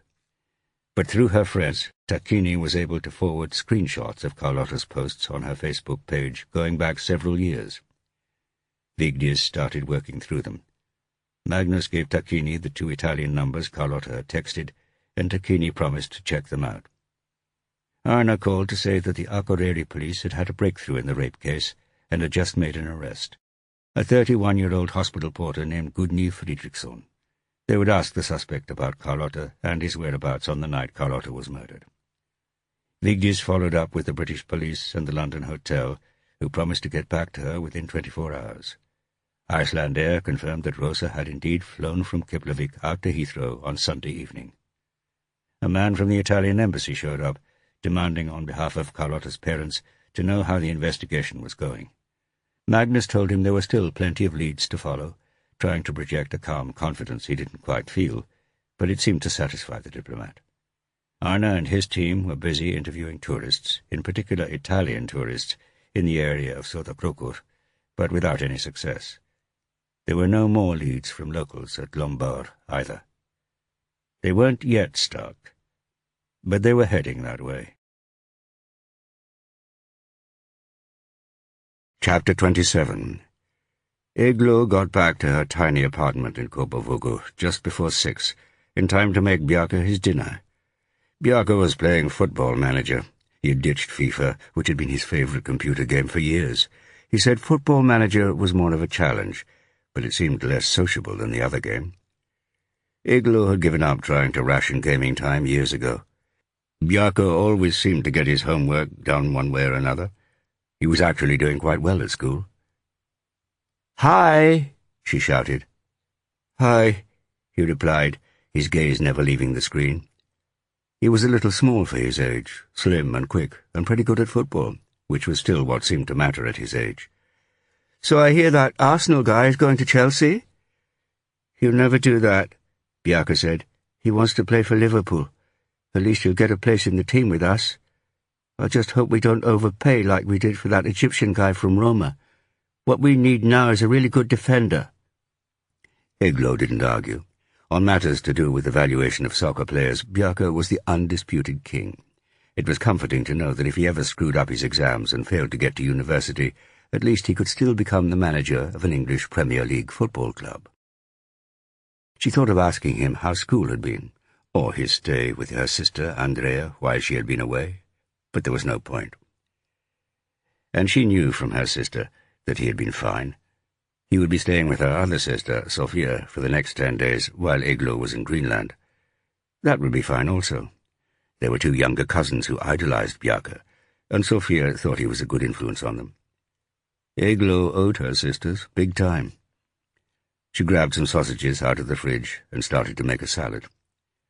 She felt safe here, in her apartment, with Bjarke, but it wouldn't last. Tomorrow she would be going to Greenland, with Susie, Einar, Professor Beccari, AJ, and Tom. Tom's threat had really shaken her. She now saw him in a totally different light. Previously, she had taken his unwillingness to talk as evidence that he was the strong, silent type, loyal, competent, reassuring. Now she feared it was an indicator that he was a weirdo or a sociopath, and that his loyalty to Susie was more like blind worship than respect. She had no idea what he really thought, or why he did what he did. And what had he meant when he had reminded her of Carlotta's fate? Did he mean that whatever unknown person had killed Carlotta had done it to prevent questions about the authenticity of the Columbus letter or the wampum? Or did he mean that he knew who had killed Carlotta, and why? Or, and this was the most frightening alternative, had it been he who had murdered the Italian woman? She would soon be travelling to Greenland for 10 days with this guy. Eglo had been asking more questions about the wampum than she had let on to Tom or Beccari. As soon as she had arrived back in Iceland after the Nantucket trip, she had consulted the record of Einar's dig at Brattahlid in 2011 to see whether there was any indication there that the wampum might have been planted. There wasn't, although the report did state that the shells had been found in a disturbed context adjacent to the 1932 trench.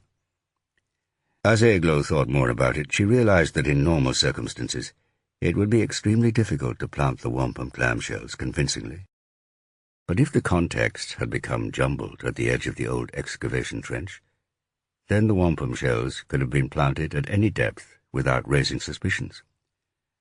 However, just because the shells could have been planted didn't mean they had been. Eglo and Einar had had a tense conversation on the way back to Reykjavik from Ólafsvík in Einar's car. Einar told her that Professor Beccari had grilled him about the wampum, but Einar was confident that he had put up a robust defense. Eglo believed him. Einar really knew his stuff when it came to Norse archaeology, and his arrogant self-assurance could only have helped.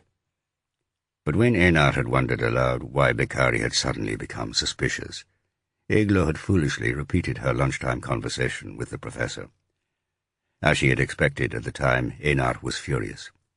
In his mind, there was no doubt at all that the evidence that Gudrid had reached Nantucket was genuine. Nancy Fishburne's granddaughter was joking. She had said she was joking, and Eglo should have left it at that.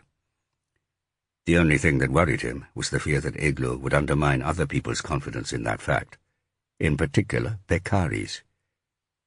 Eglo was chastened. Maybe Einar was right.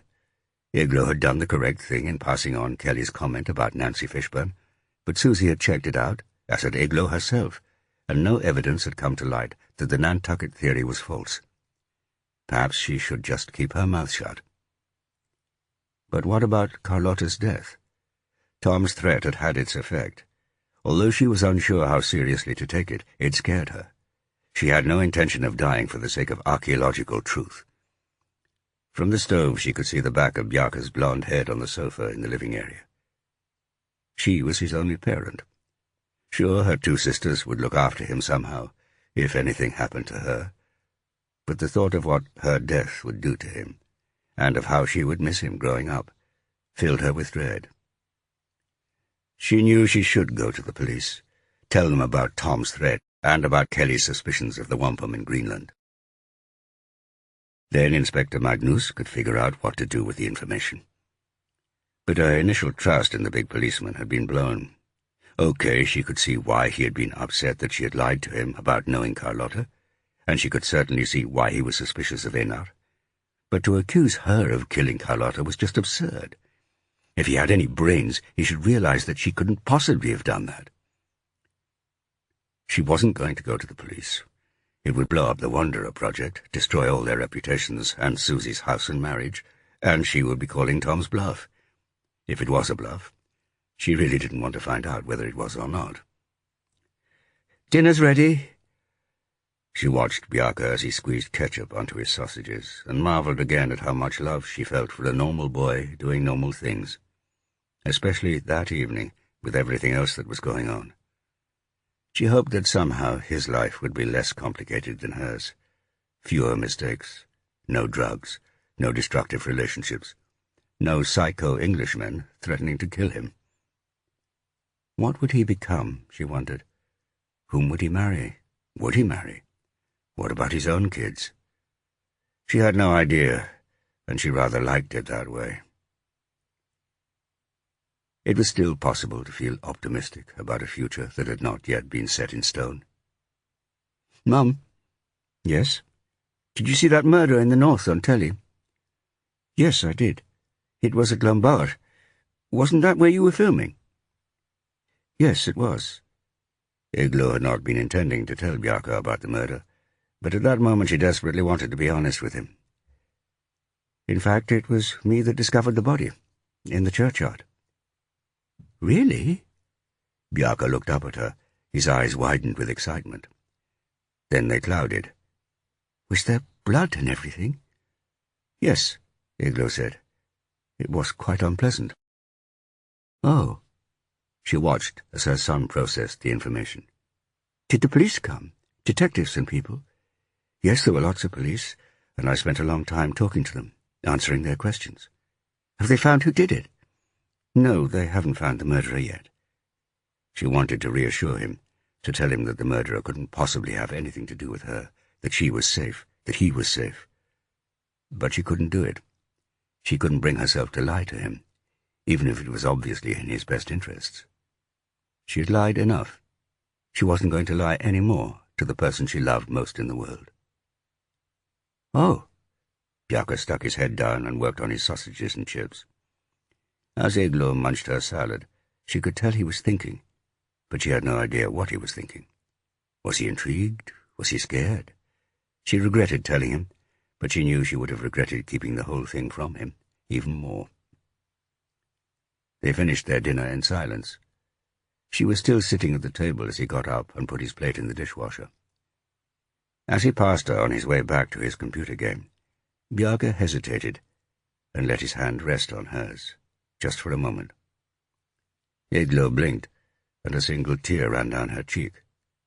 Bjarke didn't see it. He was back at his game. Chapter 28. Magnus left the station at 6:30. His stuff, which he had picked up the previous day from the hotel in Reykjavik, was still in the back of the car. He called Tryggvi to warn him he was coming, and drove out to Alftanes. "Ah, it's the homeless policeman," Tryggvi said, as he answered the door without a smile.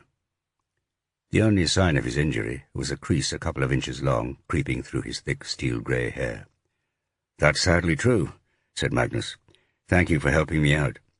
Sorry I never made it here last night. I had to go up to Olesvik at short notice."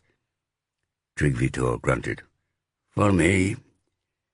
He led Magnus up the stairs to a small room with a view over the sea. "This is yours," he said. "There's a bathroom next door. Bring your stuff up." He left Magnus alone in the room. Magnus did as he was told, making a couple of trips to the car to carry up his meagre possessions. The room was cozy and decorated in an old-fashioned Icelandic style. The walls were splattered with small paintings of Mount Hekla and fishing boats, framed embroidered aphorisms, and black and white photographs of men in suits and women in traditional Icelandic dress. The furniture was old and dark, and a forest of little wooden and ceramic ornaments covered every surface. Amongst them, 2 jaunty Icelandic flags waved at him. A bookcase held a few rows of ancient hardbacks and some yellowing paperbacks. At least there was a decent-sized bed. Magnus recalled that Tryggvi Thor had recently inherited the house from his mother. Clearly he had not touched this room since then. It was a far cry from the black, white, and glass minimalist style beloved of modern Icelanders, including Ingleif. But Magnus rather liked it. It felt like a warm, safe Icelandic nest. He spent a few minutes unpacking his stuff and putting it away. His encounter with Ingleif had shaken him. It wasn't just the surprise of seeing her. He had known that was inevitable at some point. She seemed to have lost her warmth and exuberance. Perhaps it was marriage and motherhood, or maybe she was just having a bad day. But her face looked worn by more than just one bad day. He wondered what she thought of him. He too had aged, of course. He needed to think through the Carlotta case. But first he really ought to go downstairs and spend a couple of minutes being sociable to his host. Although he knew it was the kind of thing Icelanders did, he was still grateful to Tryggvi Thor for getting him out of a hole. Tryggvi Thor was outside, sitting in one of 2 wooden Adirondack chairs, staring out over the sea. The sun had escaped the clouds and was simmering the sea in ruffles of yellow and grey. It was cool in the light breeze and thin sunshine, but that didn't seem to bother Tryggvi Thor. "May I join you?" Magnus asked. "If you like." Magnus slumped into the other chair and let his eyes rest on the sea and the bleak blackness of the rugged Reykjanes Peninsula stretching out towards the Atlantic. The cone of Mount Keilir thrust up from the lavascape, a segment of geometric order in a jagged wilderness. Tryggvi Thor said nothing. Magnus let the sun stroke his face, and the sound of the seabirds and the occasional car lull him. "Coffee?" Tryggvi Thor said eventually. "Yes, thank you," said Magnus. "Or a beer?" "You bet. I'd kill for a beer." Tryggvi Thor disappeared inside and returned a minute later with 2 bottles of kull. "Cheers." Magnus took a sip. It had been a long day. The beer tasted very good. "Are you working on the Italian tourist case?" Tryggvi Thor asked. "Yeah, I'm the senior investigating officer." "How's it going?" "We're making some progress, but not enough. In fact, I'd say we are almost stuck." They sat staring at the sea for a couple more minutes. Magnus was beginning to feel more relaxed than he had for a long time. "Do you want to tell me about it?" said Tryggvi Thor. Actually, Magnus did. "But I can't. You know, it's confidential." "Of course." "Were you a detective when you were in the police?" "Yes," said Tryggvi Thor. Magnus's brain was beginning to clear. Talking about a case with a civilian was unprofessional, and in Iceland, where everyone was connected to everyone else, it was a particularly bad idea. Yet? "There are 3 ways we can go," he said. "Either we can treat this as the killing of a lone female tourist by a stranger. That happens in other countries, but frankly not very often here.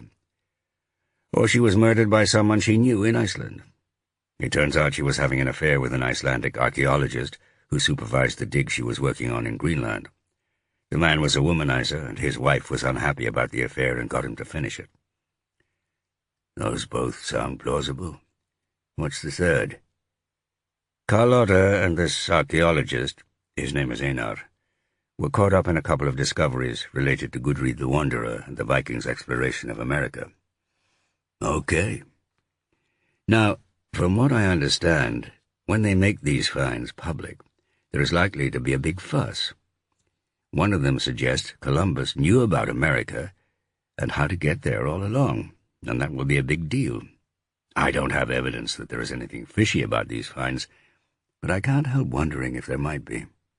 I've always had an interest in the sagas and Norse history, and I know my colleague will say I'm just getting distracted. But it's worth bearing in mind. And who is your colleague? Vigdis Aldadottir. Do you know her? The black girl? Yeah. She was after my time, but I have heard of her. Who would have thought of a black detective in Iceland? And a female one, too. Is she any good? She is very good. Magnus knew he sounded defensive, but he was used to working with plenty of black detectives in Boston, while, for all their ostensible liberalism when compared to American society, many Icelanders were still not comfortable dealing with black people. Good, said Tryggvi. I sometimes wonder how my daughter would find life if she was working here in Iceland. I thought she was working in the foreign ministry. Not solely. Greta, Charity's daughter. She's at medical school in Kampala. She also is black. Does she speak Icelandic? Not really. I hope she will learn someday. She's been here a couple of times during vacation from medical school. It's great for me to see her, but she doesn't like the cold. I miss her. He paused. And I miss her mother. Magnus didn't say anything. So what about the affair between the Italian tourist and the archaeologist? Tryggvi asked. Magnus told him all about Einar and Carlotta, and about Rosa and Eglo, and about the wampum and the Columbus letter. Tryggvi listened, mostly in silence, although he did ask one or two questions. As Magnus spoke, the case arranged itself in his mind. What is the motive? That's the question. That's what I need to find out. The most obvious motive is something to do with Einar and Carlotta's affair. Maybe Einar and Carlotta had a fight about it. Maybe she threatened to leave him, or she didn't accept that he was leaving her. Or maybe Rosa was jealous and wanted to get rid of her husband's lover. The trouble is, both Einar and Rosa have alibis. So you think there might be some motive related to the TV documentary? What? I don't know. But there is something odd going on with these discoveries and the documentary. It just doesn't feel right. Too many secrets, too much serendipity. Coincidences happen in real life, Tryggvi said. That's true. But it's odd that these two finds should suddenly point to Nantucket. The wampum they found in Greenland is credible, and I suppose the Columbus letter just might be. But both of them together? Doesn't the fact that the two finds point to the same thing make them more likely to be authentic? They can't both be fakes, can they? I suppose not, said Magnus. The sun was sliding downwards and to the right. A touch of pink glimmered at the base of a small cloud, but it would still be hours until the sun actually disappeared below the horizon. Sunset in Iceland was a drawn-out affair. I have a question for you, said Tryggvi. I asked you earlier about motive. If they were both fakes, would that give anyone a motive to kill Carlotta? If Carlotta was threatening to expose them somehow? Possibly, said Magnus. It would turn the TV documentary into a disaster. Eglo would look like a fool, as would Einar, and Susie Henshaw, the producer. But we have no evidence that Carlotta was threatening anybody. You mean you don't have any evidence yet? Said Tryggvi. So you think there might be something in the archaeology after all? Tryggvi snorted. I don't know. That's for you to decide. Want another beer? Magnus grinned as Tryggvi went back inside. He was nowhere near cracking the case. Talking it through with Tryggvi, he realized that the most likely motive for the murder was something to do with the love triangle gone wrong in a way he hadn't yet figured out. But the archaeological angle was worth pursuing. If the wampum and the Columbus letter were fake, that might change things. Or not. Tryggvi had just returned with the beers when a woman's voice shouted a greeting from within the house. That's Ole, Tryggvi said. She will claim she was just passing, but she's checking on me. No one just passes, Alf Tannis. "Out here!" he shouted. Solly emerged from the back door of the house, but her smile disappeared when she saw Magnus, who had got to his feet. "What's he doing here?" "Meet my new lodger, Magnus," Treacherous said, with a note of triumph. "You said it would be good if someone was living here with me." "But he's a policeman." "He is, just like I was." "I hope you're charging him rent." "So do I." He turned to Magnus. "We need to discuss the rent." "That's fine with me," Magnus said. Solly's cheeks were pink as she looked at the two men. She really didn't like policemen. "Why don't you have your own home?" she said. "Has your wife thrown you out?" "I don't have a wife," said Magnus calmly. "Then why do you want to stay with my father all of a sudden? And why are you letting him, Dad?" "Magnus has just arrived in Iceland from America," Treacherous said.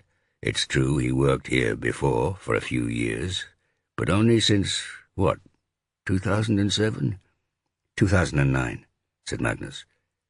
"And you think that makes a difference?" Solly said. "Yes, I do, actually," said Treacherous, who was still in his seat. "What is it I don't know?" said Magnus, wondering why it should matter so much to both of them that he knew nothing about the Metropolitan Police before 2009. "Don't you know it?"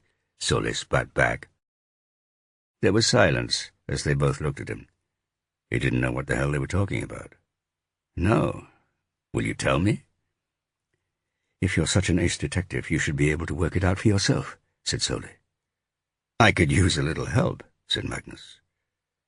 "Let's just say that it's obvious that the attack on Tuesday wasn't random.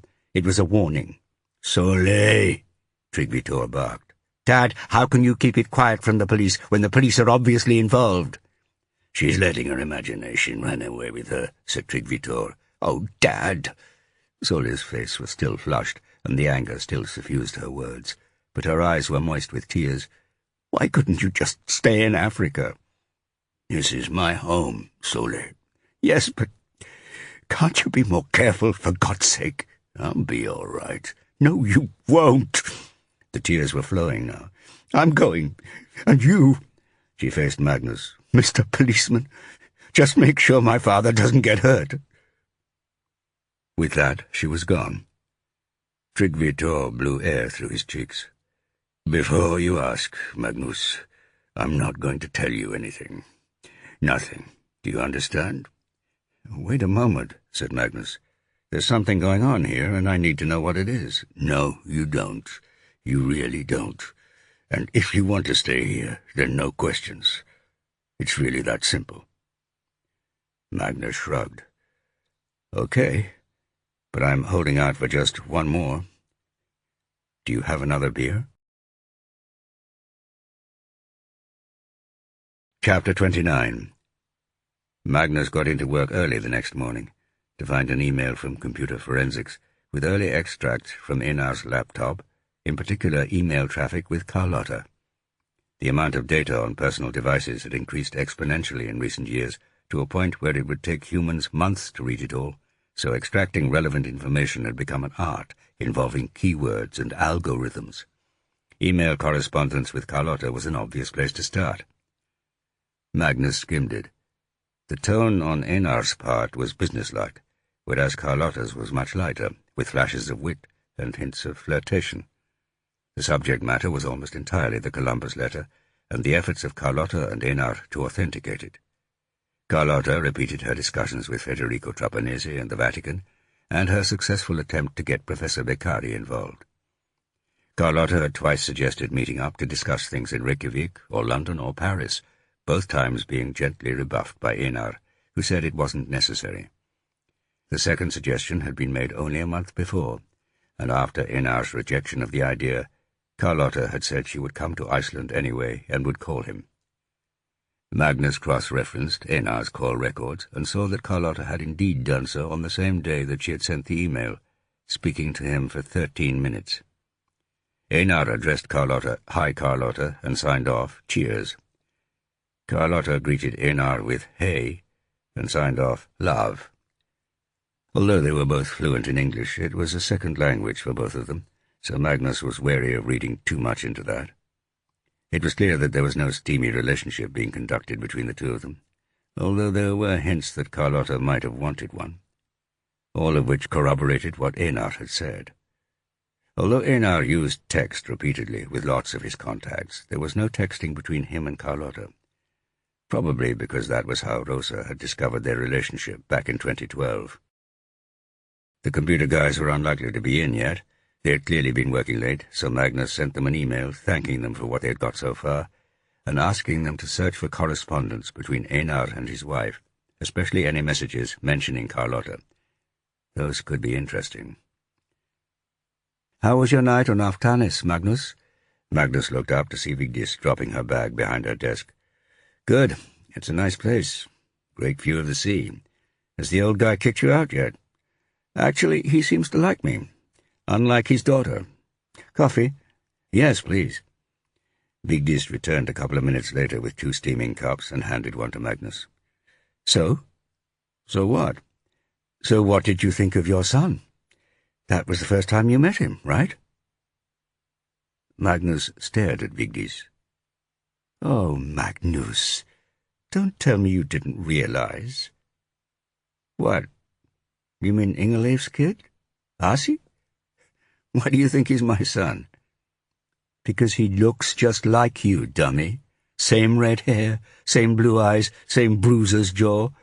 I can't believe you didn't get that. That's why Ingeleif was so hesitant." Magnus shook his head.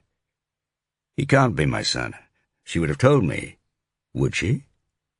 Magnus knew Vigdis disapproved of the way Ingeleif had treated him, and indeed their breakup had been caused by Ingeleif sleeping with somebody else. Magnus tried to recall dates. It was probably 4 months between the last time he had slept with Ingeleif and the date he left Iceland. He hadn't said goodbye to her in person. She could have been pregnant, and he would never have known. And that was 5 years ago. Asi was 4. Magnus knew Ingeleif well, or at least had known her then, and although Ingeleif should have told him about his son, she might not have done. He recalled Asi's steady gaze. He smiled. "To answer your question, Vigdis, I liked him." "That's good. Now, it's time to call Söderkrokor." There was a lot to talk about. The Akureyri police had presented Gudni Fridriksson, their rape suspect, with fiber evidence linking him to one of the rapes, and he had confessed, not only to that crime but to 3 others as well, including one that had not been reported. But he was adamant that he hadn't killed Carlotta. He lived alone, but he had been seen returning to his flat by a neighbor early on the evening of Carlotta's death, and he had called for a pizza at 9, which had been delivered at 9:30. In theory, the alibi wasn't 100% cast iron, and it was possible that a suspect would admit to rapes but not to murder, but the investigating detectives were confident Gudni wasn't hiding knowledge of Carlotta's death. Sergeant Tacchini had confirmed that the Italian texts were innocent messages to Carlotta's friends in Padua about things she had seen in Reykjavik. The U.S. number Carlotta had phoned from Iceland turned out to be Professor Beccari, which made sense, since Carlotta and Einar were trying to persuade him to endorse the Columbus letter on the TV documentary. Still nothing from the University of Padua about Carlotta's email account, and Vigdis hadn't found much of interest in her Facebook posts. She wasn't very active. No posts at all from her last trip to Iceland, and no sign of Einar on her page. In fact, her posts were all in Italian. Vigdis had had to laboriously paste everything into Google Translate to get a rough idea of what Carlotta was talking about. The police in London had confirmed with Rosa's hotel that she had actually stayed there. Magnus distributed more tasks for the coming day, giving Vigdis the job of reviewing whatever data the forensics guys came up with from Einar's computer. The documentary crew were due to fly to Greenland late morning, and Magnus decided he would speak to them at the airport before they left and return Einar's phone and laptop. Vigdis started a more thorough analysis of what the computer guys had sent through. Magnus sat down at his own desk and stared at his screen. So he was a father. Huh. He liked the idea. Without really thinking about it, he'd always assumed he would become a father, but at some time well in the future, and with an as yet unspecified woman. Now it looked like it had already happened, and with Ingeleif.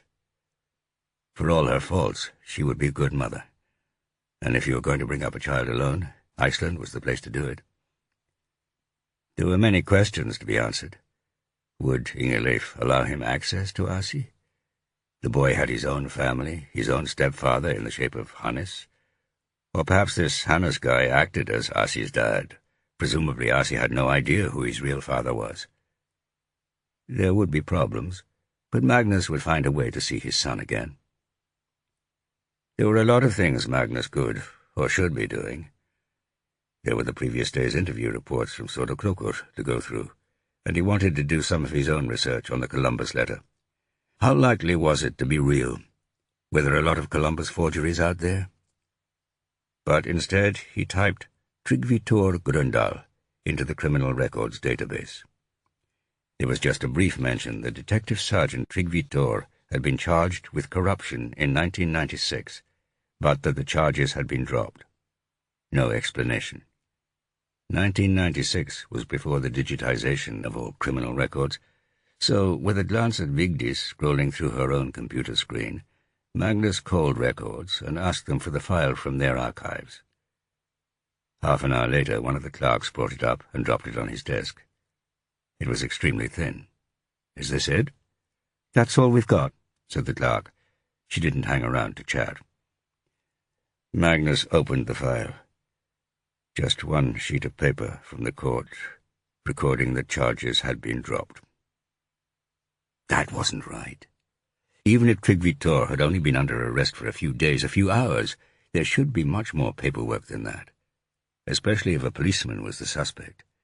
A case like that would have lawyers all over it, and good record-keeping would become doubly important.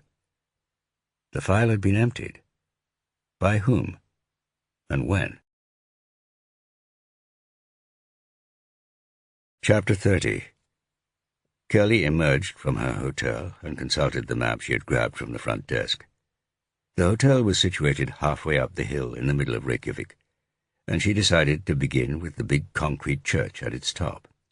Nancy had said she was feeling tired and had urged Kelly to go out for a stroll while she went back to bed for an hour or two. Kelly was supposed to knock on her door at 11. Kelly loved Reykjavik. It was small enough to be manageable, large enough to be busy.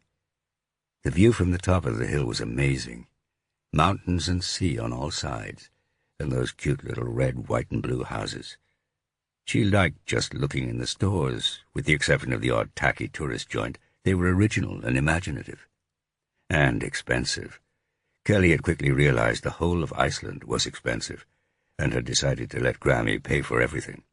She had saved some money over the summer in Nantucket, but she would need it over the coming semester at college. In the end, she decided to splash out on a cup of coffee in a cafe that looked more Moroccan than Icelandic. She thought about what her grandmother had told her the day before, about the wampum and the Columbus letter being fake, about the whole thing being a hoax. She still couldn't believe her grandmother, normally so proper and so sensible, had done that. Part of her admired the old lady. Part of her was shocked. Nancy herself seemed to regret it deeply.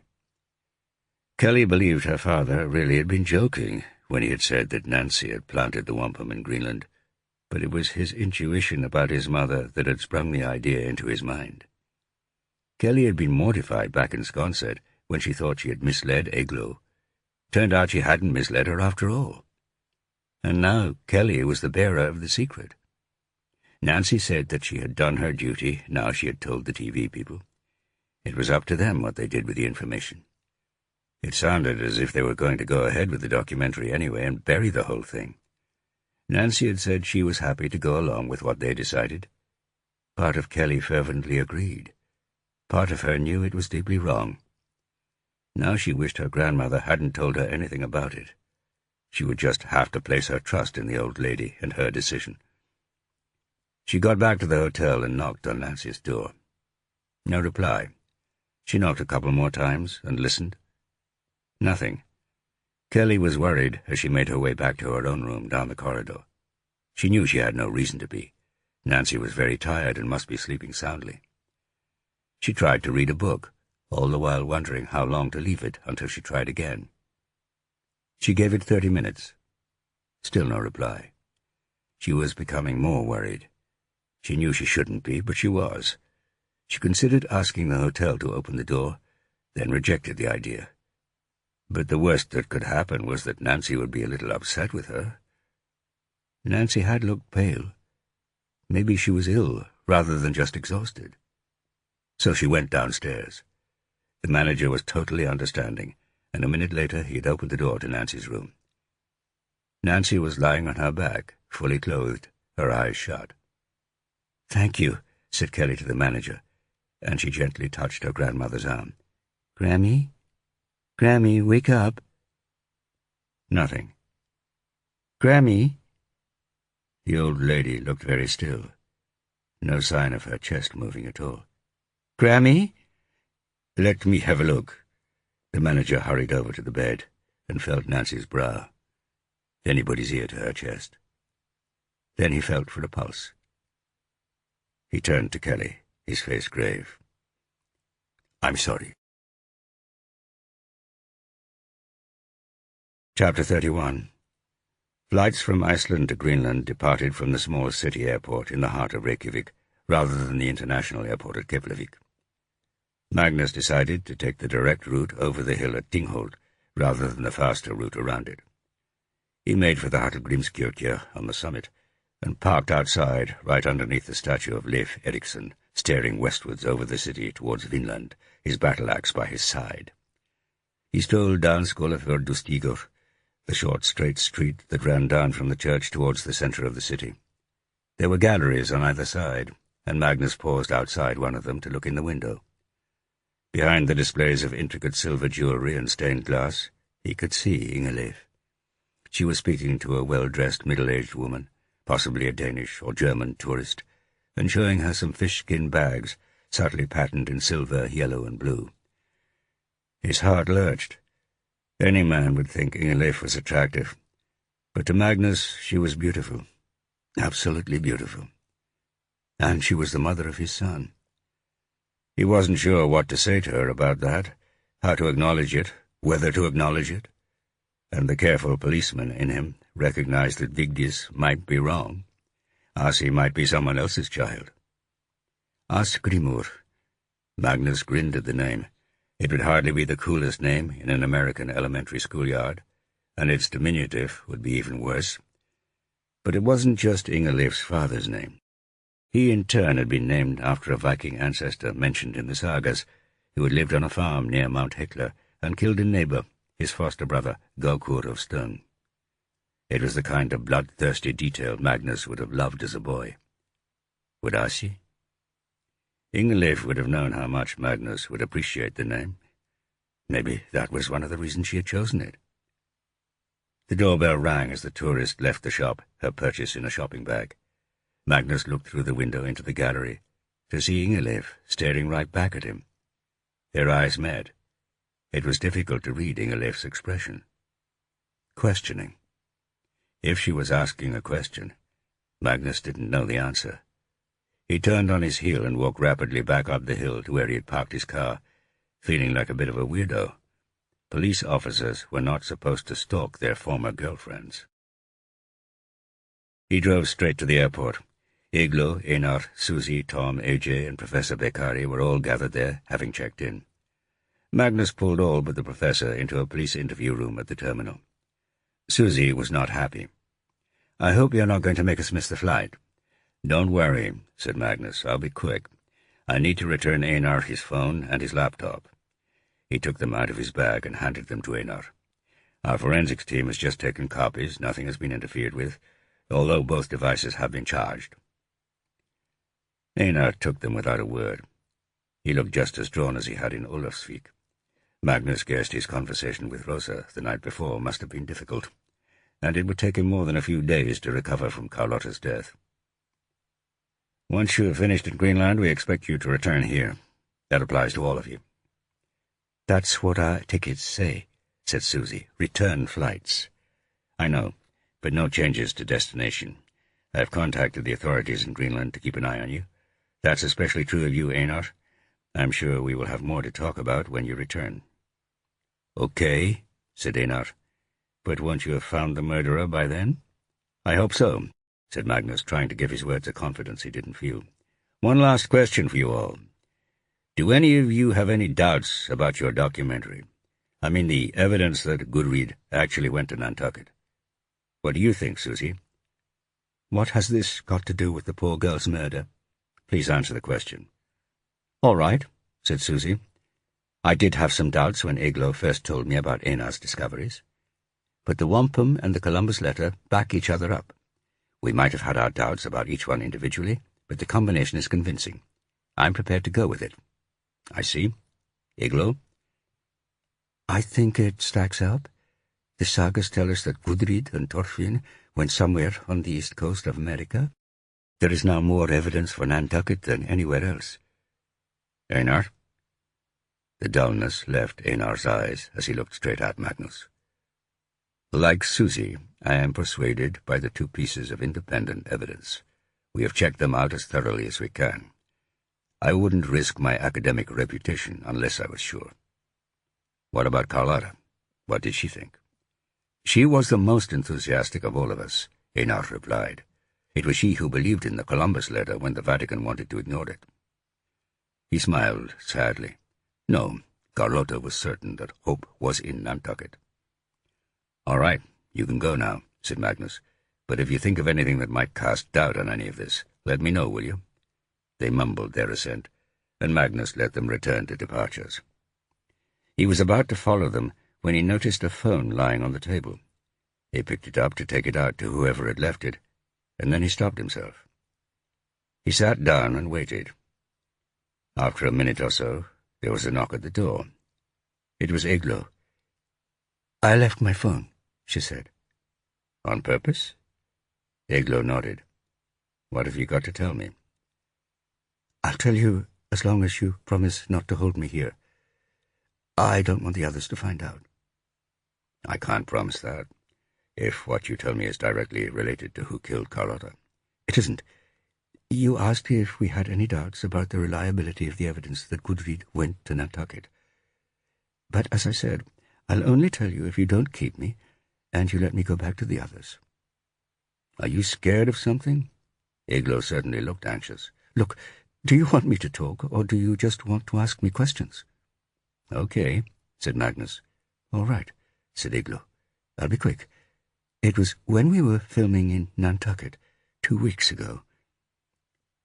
Magnus listened as Eglo explained quickly and succinctly about meeting Nancy Fishburne's granddaughter and about Kelly's father's suspicion that Nancy had planted the wampum at Brattahlid herself. Then Eglo explained that when Susie had checked up on the story, Kelly had claimed her father was joking. And you don't believe her? I don't know. Why didn't you tell me this before? I said no questions. Can I go? Magnus considered keeping Eglo back, or indeed keeping the whole lot of them back, so they missed their flight. But there would be political consequences. And actually, although what Eglo had told him was interesting, it didn't amount to proof that the wampum was fake. Go on, he said, and thank you. She picked up her phone and hurried out of the interview room. He followed her out into the departures hall and watched her join the other 5 through the gate and out onto the tarmac, where the plane was waiting to take them to Greenland. He turned and made his way to the terminal entrance, trying to decide what credence, if any, to place in Eglo's information. All right, Kelly's father's conjecture that his mother had planted the wampum was just speculation, and third-hand speculation at that. But the fact that Nancy had stated that she had once visited Brattahlid was interesting. Very interesting indeed. Magnus's brain scarcely registered that he recognized the woman rushing past him with her head down. He turned to see her showing her boarding card to the ground staff at the gate. Rosa. He hurried after her, calling her name.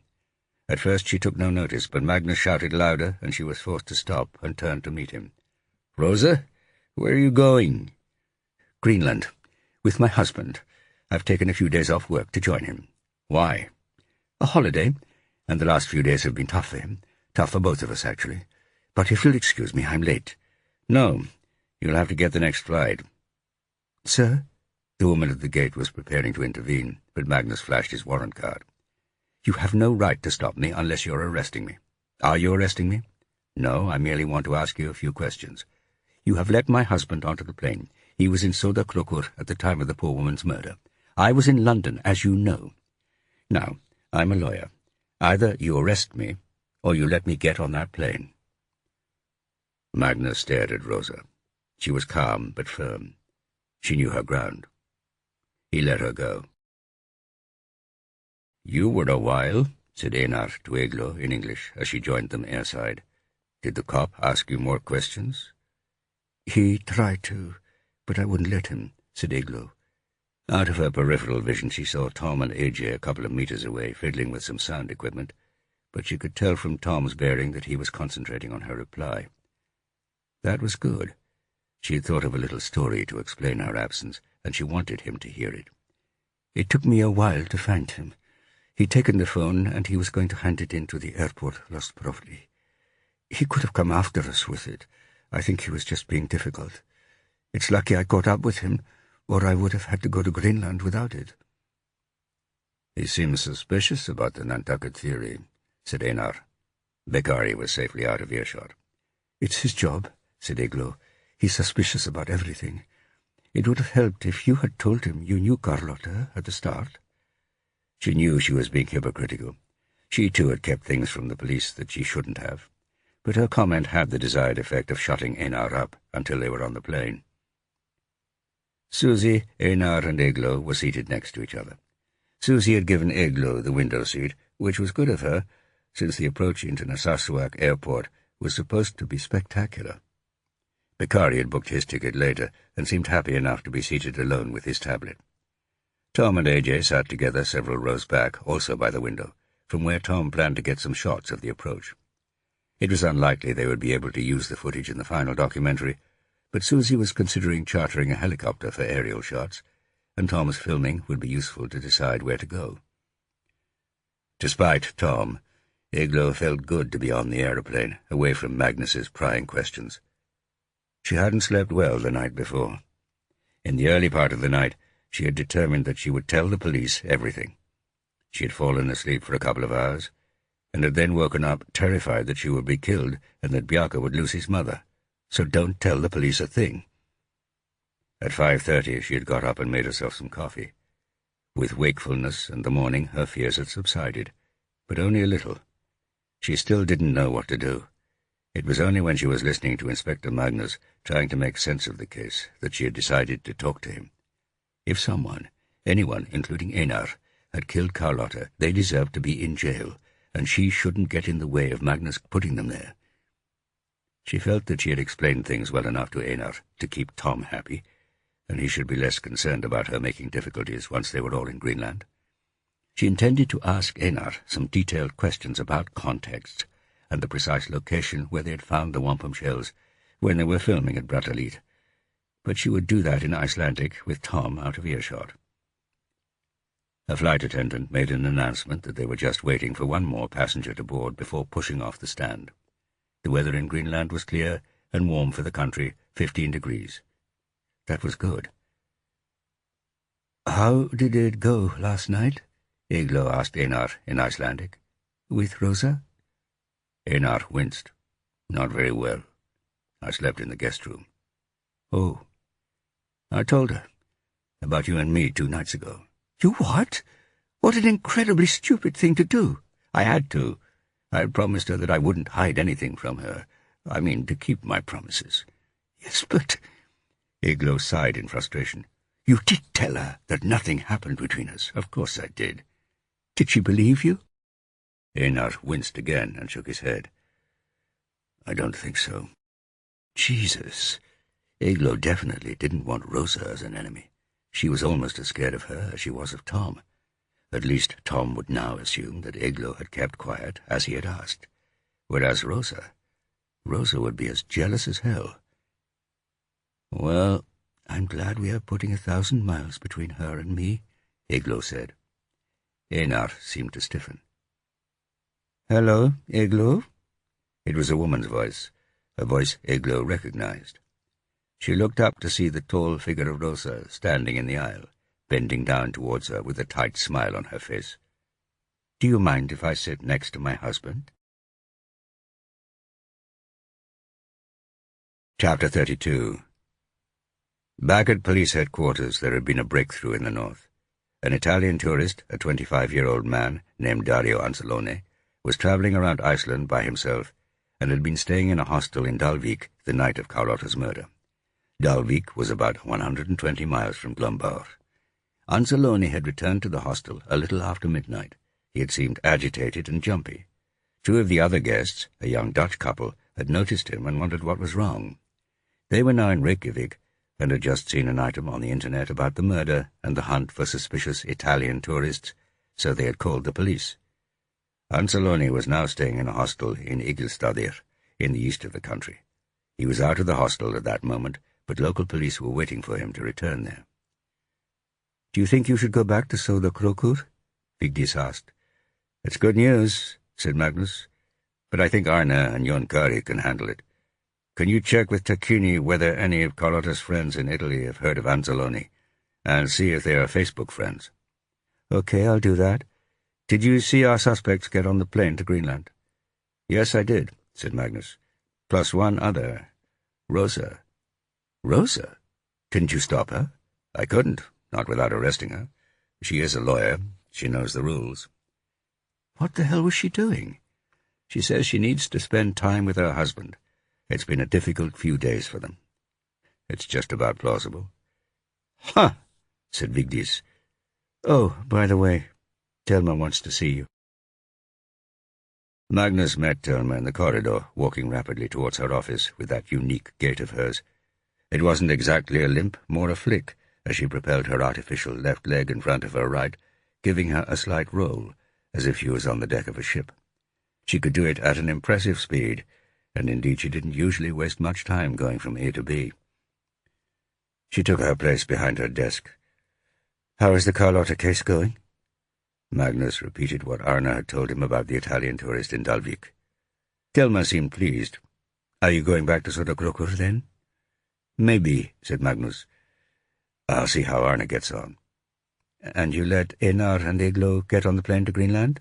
"I saw them off at the airport. They're in the air right now." "Good," said Thelma.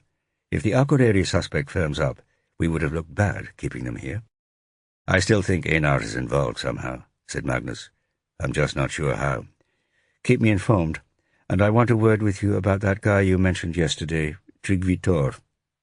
"Oh, yes?" "I asked around. It turns out he was thrown out of the police in 1996 for corruption. I know. I looked at his file. There is very little in it, apart from that the charges against him were dropped. Yes, they dropped the charges, but he was as guilty as hell. They didn't want a court case, because it would have looked bad. But he was drummed out, and it was suggested that he leave the country. I hear he went to Africa, and came back last year. I also hear that he lives in Alftanes, and that you are his new lodger." How the hell did she know that? "He was the old man who was attacked on Tuesday," Magnus said. "I met him then, and he offered me a place to stay until I am sorted." "Haven't you found somewhere yet? You've been here a month." "I did, but it fell through." "Well, I suggest that you don't stay with a bent cop, especially not Tryggvi Thor. It doesn't look good." Magnus raised his eyebrows. Thelma was watching him steadily. She meant it. It was a warning. Maybe she was right. Cops don't like bent cops. Magnus certainly didn't. He had come across a couple in Boston, had a bad run-in with one of them. The question was Tryggvi Thor really a bent cop? It was a question Magnus didn't have the time to answer. "Did you tell Thelma I was staying with Tryggvi Thor?" Magnus asked Vigdis when he had escaped Thelma's office. "No?" "I wonder who did. She just warned me off him." "Bloody typical, poking her nose into your personal life. What right has she to say who you live with?"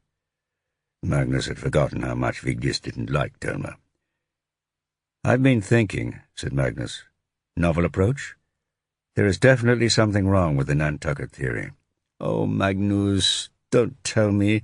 You stayed up late last night reading the saga of the clueless Viking and discovered Gudrid and Thorfinn actually landed on the South Pole." "No, listen, Vigdis, I'm serious." "Okay," said Vigdis. "I'm listening." Magnus repeated what Eglo had told him at the airport. Vigdis was doubtful. If Susie checked it out and the girl said it was a joke, it was probably a joke. Yes, but Nancy Fishburne wrote a book about Gudrid, and she just happens to live on Nantucket, and she visited the place in Greenland where the wampum connecting Gudrid to Nantucket was found. If she's a fan of Gudrid, it's not surprising she went to Greenland, said Vigdis. The only coincidence is that she lives in Nantucket herself, and I'm not sure that's that big a coincidence. How's this for a coincidence? Carlotta found the wampum. Carlotta was working on the Columbus letter. Carlotta is now dead. Vigdis was silent for a moment, thinking. Let's say this old lady cooked up a hoax. So what? It would be bad news for the people making the documentary, Einar, Eglo, and Susie. It would be a public humiliation. Maybe. But would that be enough for them to murder someone? I mean, they would have to cancel the documentary. They might lose some money, but bad things like that happen to people all the time, and they don't kill for it. None of them seems unbalanced. A bit intense, maybe, a bit stressed, but not killers. Plus, they all have alibis for that night, don't they? They were in Sodakrokur eating dinner together. Vigdis shook her head. I think it has something to do with Rosa and Einar. It's a classic love triangle gone wrong. Jealous girlfriend, jealous wife, scheming husband. You yourself said they all have alibis. Look, it's a lead, said Magnus, and someone needs to follow it up. I'd like to talk to her. Good luck getting Thelma's approval for you to fly to Nantucket, said Vigdis. That really would be a wild goose chase. Vigdis was right. I know. But I'll see if I can get a detective there to ask questions.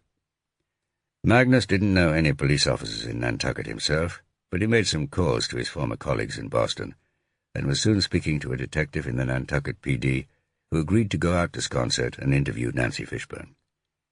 That evening, back at Tryggvi Thor's house in Alftanis, Magnus pulled down the Saga of the Greenlanders and the Saga of Eric the Red from his collection, and read them through. When he came to the descriptions of the mysterious lagoon at Hope, Magnus recalled the pond in the footage from the TV documentary. Even if it turned out that Gudrid, Thorfinn, and their crew had not landed there was still some similar lagoon somewhere along the northeast coast of North America that they had visited 1,000 years ago. Magnus marveled at the idea of a handful of Europeans clinging onto the edge of a vast continent in A.D. 1000. Gudrid really was an extraordinary woman, to have journeyed so far and seen so much of the world so long ago. She had travelled from Iceland to America and back again. Magnus had travelled from America to Iceland and back, and now he was trying to put down roots in Iceland for the second time. Gudrid had been married 3 times, and had given birth to her own son in a foreign land. Magnus might have a son in Iceland, but then again he might not. It was all probably a result of Vigdis's lively imagination. And even if Asi was Magnus's son, would Inga-Leif acknowledge the fact? Magnus hoped she would. Part of him hoped, too, that it might bring them back together. Perhaps she still cared for him. He sighed and closed his book. He and Inga-Leif were not good for each other. He knew that now. Chapter 33. Tryggvi Thor pulled out into the center of the road and overtook 4 tourist buses in a row ahead.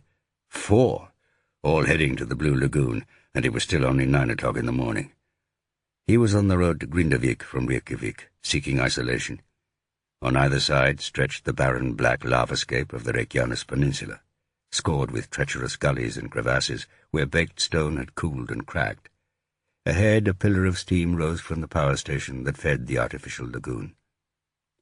One of the reasons he had left Africa, with its teeming life of all kinds, was to rediscover the barren desolation of his home country.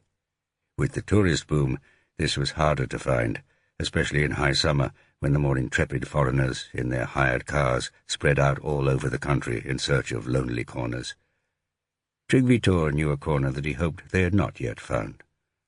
He drove past the lagoon and around the outskirts of the fishing village of Grindavik, heading east, past a couple of farms, into another lava field. The paved road became unpaved track, running about a kilometre in from the sea. He turned off it and drove down towards the water and a small car park in the midst of volcanic debris, shielded from the west winds by a burly wall of lava that had spilled into the sea millennia ago and frozen hard. The place was known as Silatangar, and it was empty. Good. He slipped on his day pack and followed a footpath through the stones to the east, away from the wall.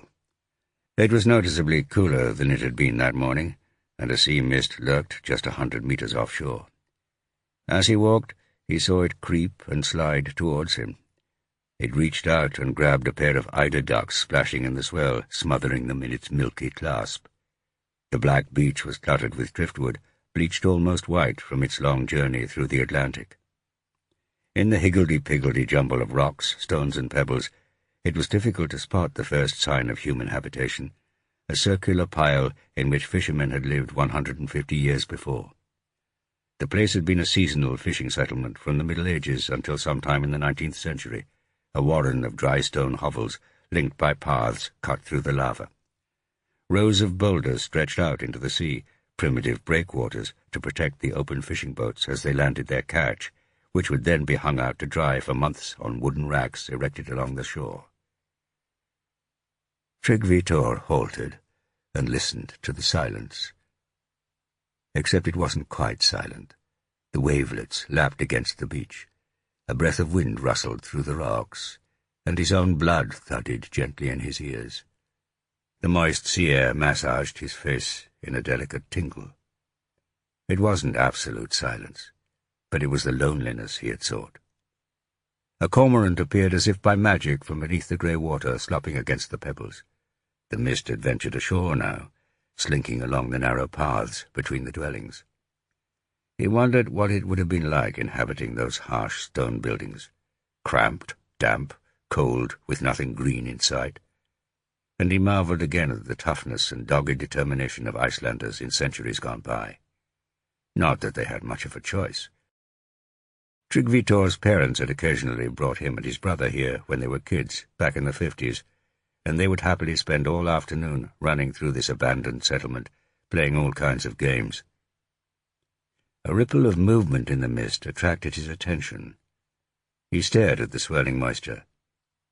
It was nothing, unless it was Tanga Thomas, the local ghost his father had told him stories about. This was why he had come back from Africa, places like this, and to right a wrong, to do his duty. What did that mean for someone who had spent more than 2 decades away from his homeland? It still meant something. Even though Tryggvi had been bewitched by Africa, had fallen in love with one of its women, had produced his own African daughter, he had remained an Icelander. And as he had aged, and especially since Charity had died, that had become more important to him. No one had ever suggested that Tryggvi was anything but tough, even at 71. Yet the attack on him in his own house had shaken him, as it was supposed to do. It had made him question whether doing what he was planning to do was worth it. There was corruption all over the world. Tryggvi had witnessed it on a large and small scale in Africa. Yet Iceland should be better than that. Amazingly, for a few years at the beginning of the century, Iceland had teetered at the top of the World Corruption Index as the least corrupt country in the world. But Iceland had its own special form of corruption. People who knew each other, looking out for each other. During the financial crisis, the depth of this corruption had been laid bare for all to see. Elections had been fought and won and then lost on the issue. Although many Icelanders were infuriated with the way those in power helped their friends, they also understood. After all, they helped their friends. In an environment as tough as Iceland, you had to, because one day you would need help in return. Low-level corruption he could have ignored, but in truth there wasn't much of that in Iceland. Tourists didn't get shaken down by armed police as they drove around the country. Icelandic corruption wasn't like that. It operated on a much higher level, and the corruption Tryggvi had come home to confront was at the highest level. His daughter Sole was as sickened by the corruption as anyone else. It was where her antipathy to the police had come from. She was rising high in the diplomatic service, high enough to see the networks in action. Sole had guessed what her father was up to, why he had returned to Iceland, but he hadn't confided in her. Not that he didn't trust her to keep his purpose to herself. He certainly trusted her. It was just that she was always so worried about him. She treated him like an old man to be fussed over and protected. He might be 71, but he didn't feel like an old man. There was no doubt he was in some danger, though. With Charity gone, he thought that didn't matter. But of course it did. Sole and her children would miss him if something happened to him. Simon, Tryggvi Thor's son, wouldn't care. They hadn't got on since Fanny, Simon's mother, had divorced Tryggvi Thor right after he was thrown out of the police. Like his mother, Simon had never forgiven him, never believed that Tryggvi Thor wasn't corrupt himself. Well, screw Simon. But then there was Greta, at medical school in Kampala. She did matter. Tryggvi Thor missed her so badly. He wanted to live long enough to see her become a doctor and start her own family. He struck out further along the shore, picking his way through the moss-spattered lava. He was glad that he had asked the Kani Corps to stay with him. They had a lot in common. It was not just that they were both Icelanders who had spent a long time abroad. It was also that Tryggvi Thor recognized something of himself in Magnus, something of the cop he used to be. Tryggvi Thor instinctively trusted Magnus, and there were not many police officers he could say that of. Stones rattled behind him, and he turned. No one. He stopped and listened. Nothing. The path had petered out to barely discernible worn patches in otherwise jagged lava, and so he made for the beach. The tide was out, and it would be easier to walk along the shore through the black sand. After a few hundred meters, he decided he had gone far enough, and began to retrace his steps. The mist had overwhelmed the shoreline, and it was difficult to see more than a few meters ahead. He could hear the sea to his left, but he couldn't see it any more. Following the path as it threaded its way through the stone dwellings would take him back to his car, but he checked the compass he always carried with him, just to make sure he was going in the right direction. He passed by one of the circular hovels. He felt, rather than heard, a rush behind him. He began to turn, but then he opened his eyes. He was cold, and his head hurt. Again. His face was pressed hard onto cold stone, a rough edge biting into his cheek.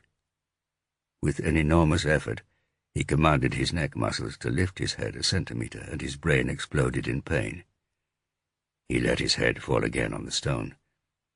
He could see the gaping entrance to the half-submerged stone dwelling from where his attacker must have pounced. Behind it, a deep white cloak of fog smothered everything. He had to move. No one would come this way, especially not in this weather. So much for his idea of escaping the tourists. There were all kinds of places he could have gone for a walk, where a gaggle of Chinese tourists and their guide would have found him. But not here. Not at Selatongar. He tried again to heave himself to his feet. He tried 3 times, and finally he was standing, one hand clasping the stone wall of the hovel. He felt dizzy, and he felt nauseous. He took 1 step along the path back to the car park. He took another. Then he collapsed. Chapter 34. Magnus woke that morning to find an email from the Nantucket detective. He had visited Nancy Fishburne's house in Sconset, but she was not at home. Her next-door neighbor said she was away on vacation with her granddaughter. In Iceland. That was interesting. It looked as if he would have a chance to speak to her himself after all. He and Vigdis dialed up Söderkrókur for the morning case meeting. The news from the north was not encouraging. The Italian tourist Dario Anzalone was in the police station at Söderkrókur, protesting his innocence and doing it convincingly. He claimed he had been out late that night, trying to catch the northern lights, tricky in August, and that he always looked wound up. He was certainly behaving like a wound-up kind of guy. More to the point, he was travelling around Iceland by bus, so he had no independent means of transport to get him all the way from Dalvík to Glombaur and back in the late evening. The police had been unable to identify any connection between Carlotta and Anzalone, but they were still working on it. Magnus told the others about Nancy Fishburne being in Iceland. None of them sounded much interested by the news. Magnus could feel that they didn't think the subject of the documentary had much relevance to Carlotta's death. But they were professionals. They knew every lead had to be followed up. And Magnus was the boss. Magnus and Vigdis got to work on the hotels. It didn't take long. Within 20 minutes, Vigdis had something. "Good and bad news," she said. "You found Nancy Fishburne?" "Yes, but she's dead." It took Magnus and Vigdis 5 minutes to get to the hotel. The manager met them in the lobby and took them through to his office, where he explained that the old lady had died in her sleep the day before. He was a neat man in his late 30s, with close-cropped fair hair. He looked competent, concerned rather than distraught. "Did the district medical officer see her?" Magnus asked. "Yes, right away. He pronounced her dead. An ambulance came and took her away, to the morgue, presumably." "So he didn't spot anything suspicious?" "No. I saw her myself. She was lying on her bed, fully clothed. She was in her 80s. Her granddaughter said she had been feeling ill. Elderly tourists die sometimes. Exactly like this." "Didn't it strike you it was odd she was fully clothed?" The manager shrugged. "No. She had been dressed when she came down to breakfast with her granddaughter. She was having a lie down afterwards." "Any signs of a struggle? Bruises on her skin? Had the furniture been moved?" "Not that I noticed." "Has the room been cleaned yet?" "Yes, but no one stayed in it last night. It will be booked for tonight, though." Damn! There would still be plenty for forensics to work on, but the most obvious evidence would have been tidied up or taken to the laundry. "Cancel the booking. The room is now a crime scene." "A crime scene? What, you think she was murdered?" "I think she might have been." The manager winced. Magnus could see what he was thinking. Murders might add a frisson of excitement for the guests, but they were not good for business. Tough. "Is her granddaughter still here?" "Yes, I think she's in her room now. Her father is flying in tomorrow to sort things out. Can I speak to her?"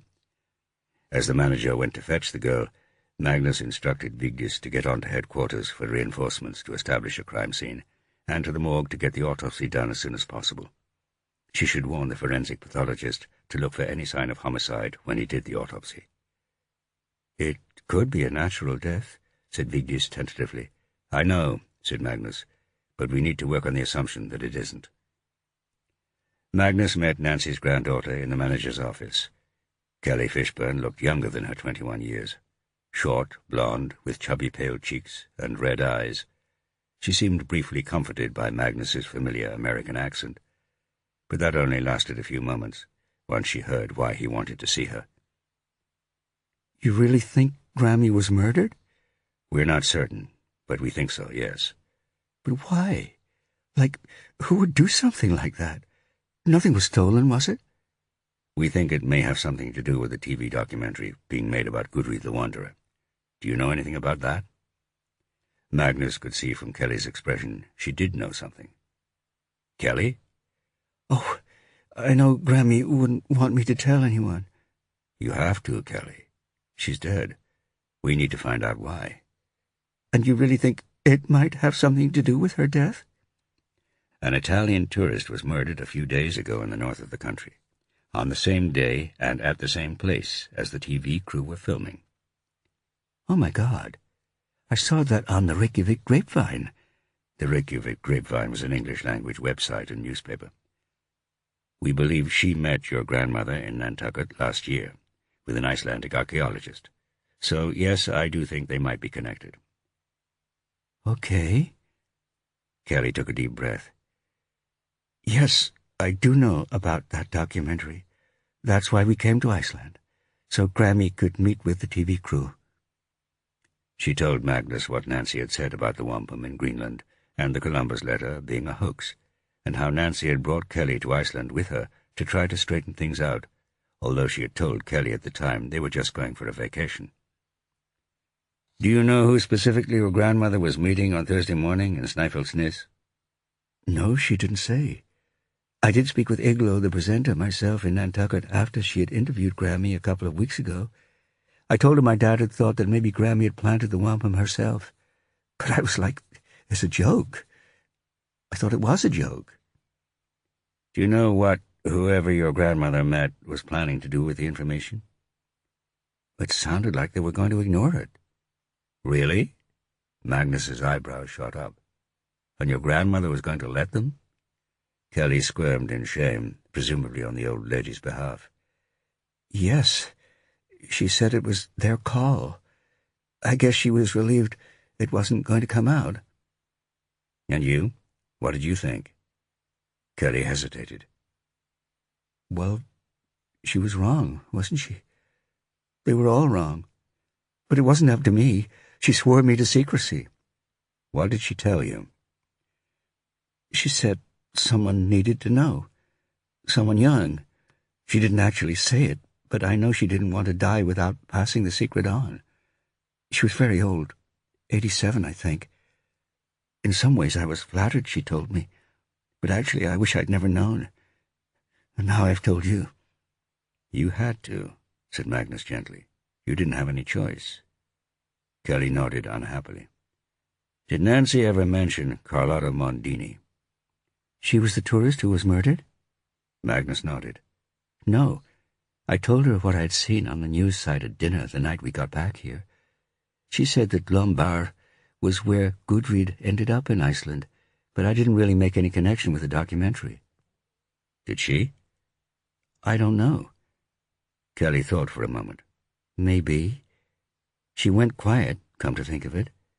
And actually, when she told me about the Icelandic archaeologist tracking her down last year, I think she said he had an assistant with him. Was that her? Probably. Magnus asked more questions about Kelly's conversation with Eglo in Nantucket, about the timing of Nancy's meeting at the Hotel Búðir in Snæfellsnes, and what she and Nancy had done the morning of Nancy's death. Kelly suggested that it was possible Nancy had been trying to get her out of the way while Nancy met someone. After all, that was what she had done in Snæfellsnes. The someone who may have killed her? Kelly had no idea who that someone might be. Magnus finished with Kelly and emerged from the manager's office into a hotel buzzing with policemen. He went up to Nancy's room, which was already crawling with Edda's people under the bright lights they had set up. There was plenty to do. Staff and guests had to be questioned to see if they had seen anything strange or had recognized Einar or any others of the TV crew. Nancy had died a couple of hours before the crew would have checked in at the city airport for their flight to Greenland. Magnus spoke to the district medical officer on the phone, who confirmed he hadn't noticed anything suspicious, but who sounded understandably embarrassed that he had missed something and should have called the police. Magnus then called the forensic pathologist Gudjon directly, asking him to look for signs of asphyxia or needle punctures, which were the two least visible methods of killing. Internal bleeding from a blow or straightforward poisoning might also be hard to spot initially, but would show up clearly in a thorough autopsy. Gudjon said he would set to work within the hour. It was at times like this Magnus appreciated the Icelander's willingness to get on with things. Magnus was still at the hotel when Gudjon called back 3 hours later. "Asphyxia," he said. "No obvious sign of the cause, but given it's a bedroom, we can assume a pillow over her face." It was what Magnus had expected. Smothering with a pillow was the classic MO to murder an old person. They were often not strong enough to resist, and, as in Nancy's case, the result was a dead, elderly victim who looked as if she had expired in her sleep. "Any sign of a struggle?" "None that I can see, and I've looked pretty closely." "Could the body have been moved?" "You mean, was the victim smothered elsewhere in the room and moved to the bed?" "That's what I was thinking. If Nancy met someone in her room, she would have been more likely to be sitting in the chair than on her bed." "Hard to say. There are no signs of it, but it's possible if it was done gently." "Okay. Thanks, Gudjon. I'll write up my report when I get the toxicology results back, and I'll call you if I find anything else of interest." There was no doubt about it. Nancy Fishburne had been murdered. Chapter 35. Magnus returned to headquarters to report to Tilma. The short drive back from the hotel gave him a welcome few minutes of peace to think. There must be a link between Carlotta's death and Nancy Fishburne's. He didn't yet know whether Carlotta had discovered that the whole Nantucket Viking thing was a hoax, or how, but assuming she had, who would suffer enough from her discovery to kill her, and then to kill Nancy Fishburne? Einar, Iglo, Susie Henshaw. They would all bear some loss if the project fell through, but enough to kill for? And which one of them had met Nancy and decided to go ahead with the documentary regardless? Or was it all of them? Magnus needed to speak to them, but they were all in Greenland. Vigdis was waiting for him. He could tell she had something. What is it? I was thinking about Rosa, Vigdis said. You know I haven't been happy about her and Einar. Yeah, I know. I remembered that the confirmation from Iceland Air only explicitly mentioned that Rosa had taken the flight out to London. Okay. So yesterday I asked them to check the return flight. They got back to me just now, and it turns out that although Rosa had checked in online the evening before, she didn't show. She wasn't on the plane. Did she get an earlier flight? Magnus's heartbeat quickened. Not with Iceland Air, no. But I checked with WOW Air, and she got a flight first thing on Monday morning from Gatwick Airport with them. It arrived at Keflavik at 10:30. Plenty of time to get to Lombard for the evening. Exactly. Check the cameras at Hvalfjordur, Magnus said. Hvalfjordur was a deep fjord on the ring road from Reykjavik to the north. It was a bottleneck, only possible to avoid with a 100-kilometer detour. There was a tunnel under the fjord, and a camera at the exit recording every car that drove through. Einar, Eglo, and now Rosa. They were all in Greenland together. Magnus had to go to Greenland. They couldn't wait for them all to return to Iceland. Thelma was unhappy about the cost, but she accepted there was no choice, especially when Magnus pointed out that the reason all their suspects were out of the country was that the ministers of culture and justice had leaned on Thelma to let them go. Getting to Greenland was not easy. The next direct flight from Reykjavik didn't leave for a couple of days, and Magnus couldn't wait that long. So he booked himself onto a flight to Copenhagen that evening, and another from there to Narsarsuaq in Greenland in the morning. Altanis was on the way to Keflavik Airport. Magnus grabbed an overnight bag and left a note for Tryggvi, who was out. He was at the gate, standing in line to board, when his phone rang. Vigdis? I'm glad I caught you. We just heard back on the Hvalfjordur cameras. Rosa's car came through the tunnel at 1:17 p.m. on Monday afternoon, one occupant, and then it returned heading south at 4:37 a.m. on Tuesday morning. Well done, Vigdis.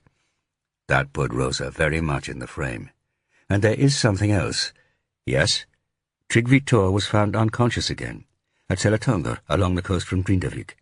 He was lucky. A French tourist stumbled on him in the fog. Was he attacked?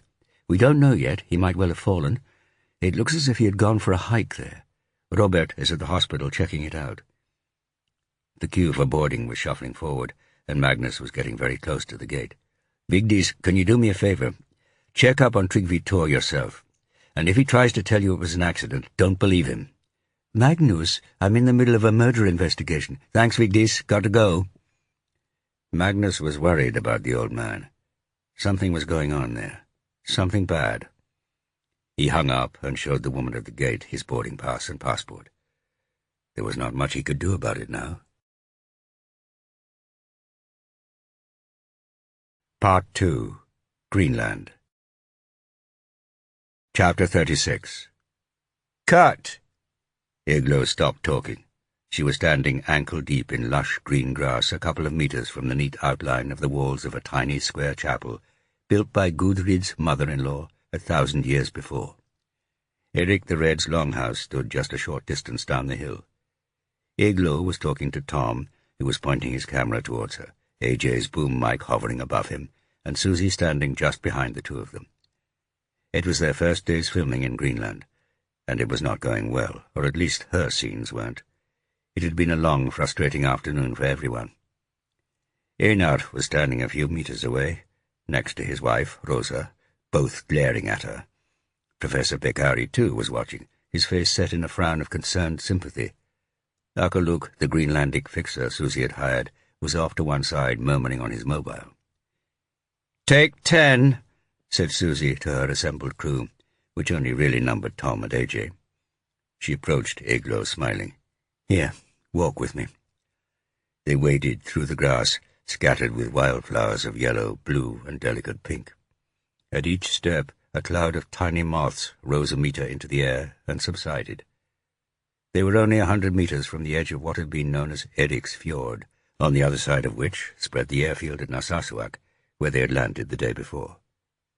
Eric's longhouse had stood at one end of the straggling village of Kasiarsuk, the modern name for Brattahlid, a sparse community of farms, green meadows, a school, a church, a hostel, and a dock.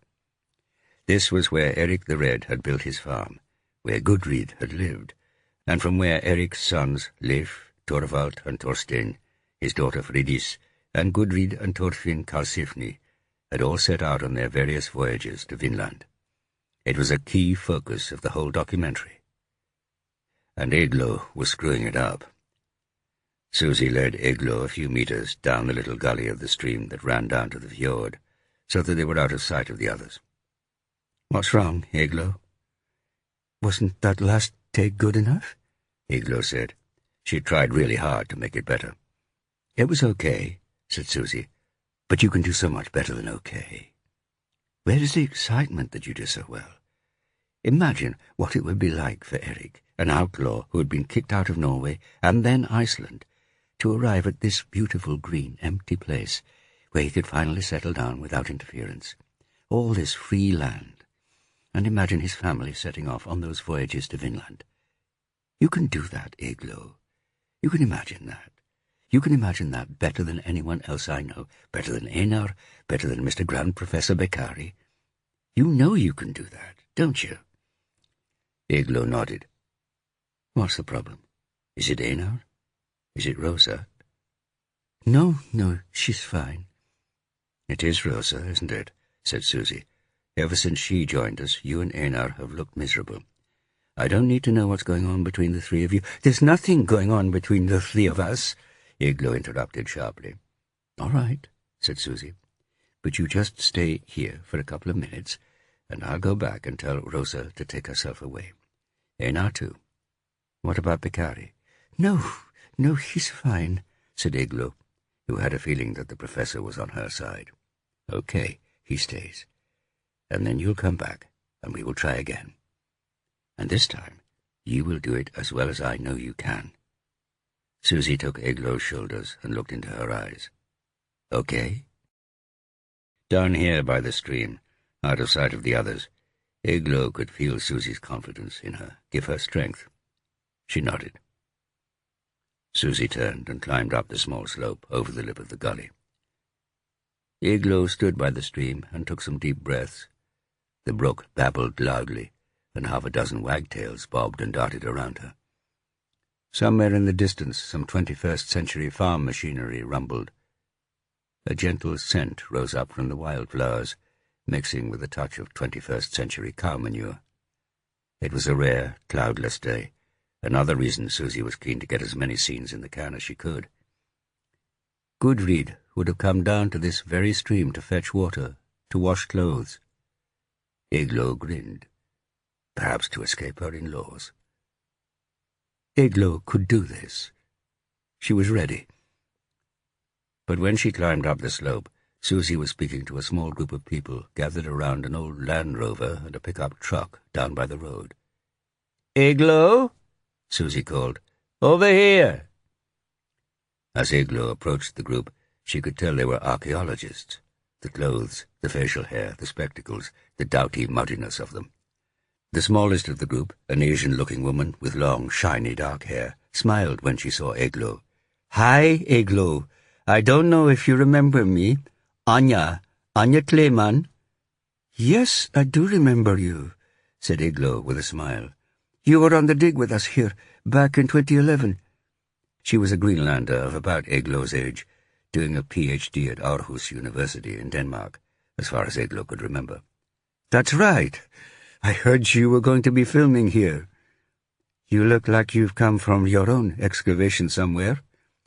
"Tasjusak, it's just a few kilometers over the hill that way." She pointed northwards. "In the next fjord. A 13th century farmhouse. She gave a shy smile. "It's my first dig as supervisor." "Cool." "I thought Viking Queens was brilliant, by the way," Anya said. "Thanks," said Igloo. "It was Susie's idea. She produced it." "And now we're doing Gudrid the Wanderer," said Susie. "Great subject," said Anya. She looked over to the meadow, under which lay the ruins of the Brathalid longhouse. "Presumably you are talking about the wampum?" "Of course," said Susie. "Were you there when it was found?" "I was," said Anya. "But it was an Italian girl who found it, Carlotta. Isn't that right, Igloo?" Igloo nodded. She could tell Anya had spotted the change in her and Susie's expression. But Igloo didn't want to explain, not in front of Susie. Fortunately, Susie took charge. "I'm afraid Carlotta died recently. She was murdered in Iceland." "Oh, no," said Anya. "That's dreadful. What happened?" "The police are trying to figure it out," said Susie, "and not doing a very good job of it." "My God!" Anya looked stunned. "I didn't know her well. I only met her on her dig, but I liked her. That's horrible." Igloo nodded. It was. It was definitely horrible. "You know, she contacted me a couple of weeks ago. Out of the blue, really. I hadn't heard from her since the dig. It was about the wampum." "Please shut up," thought Igloo. A few days before, she would have been eager to hear what Anya had to say about why Carlotta wanted to talk to her about wampum. But now Igloo just wanted to change the subject. As did Susie. "Would you excuse us, Anya?" she said. "We are on a tight schedule, and I need my archaeologist back." "We should get going," said Anya. "Are you staying at the hostel in the village?" "No, in the hotel over in Narsarsuaq," said Igloo. "We're there for a couple of days." "Well, maybe we'll come over and have a drink with you one evening." "That would be great," said Igloo. "Einar Torstensen is with us," said Susie. "I remember Einar," said Anya. "I thought he and Carlotta had a thing going." "Oh, Christ," thought Igloo. "This just gets worse." "Einar's wife is here as well," she said. Anya got it. "Okay. See you later." And with that, she and her troop drove off, back towards the village. "Ready?" There was a hint of worry in Susie's glance. Igloo wasn't sure whether she was afraid that Igloo had been put off her stride, or that Igloo had noticed that Susie had shut down any conversation about the wampum. Igloo nodded. "Let's do it."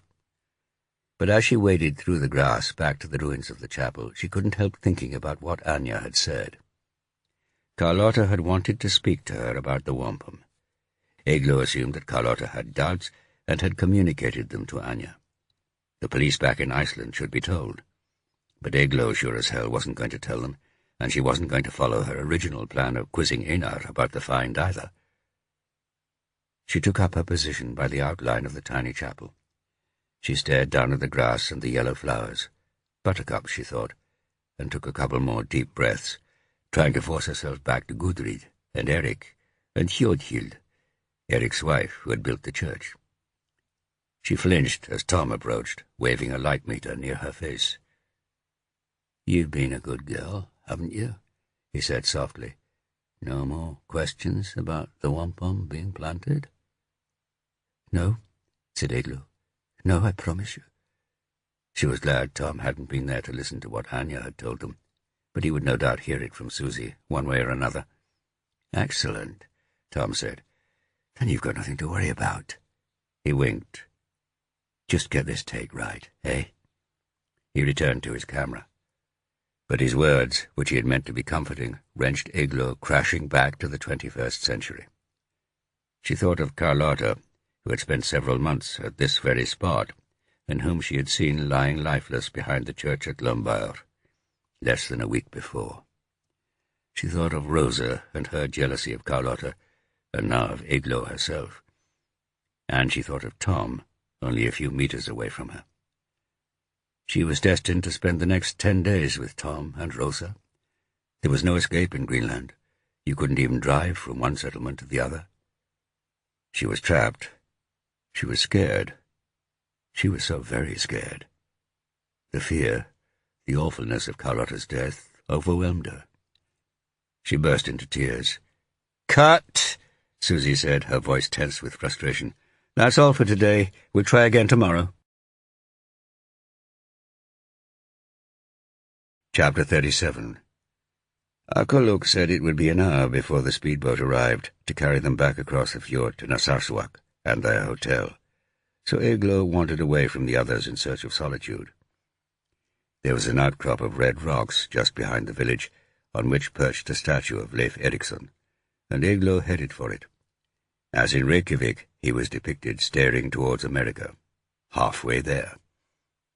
She sat on the grass at his feet and looked out over the water. A parade of small icebergs lay in the channel, drifting slowly up the fjord from where they had carved from the glacier out of sight just around the headland to her right.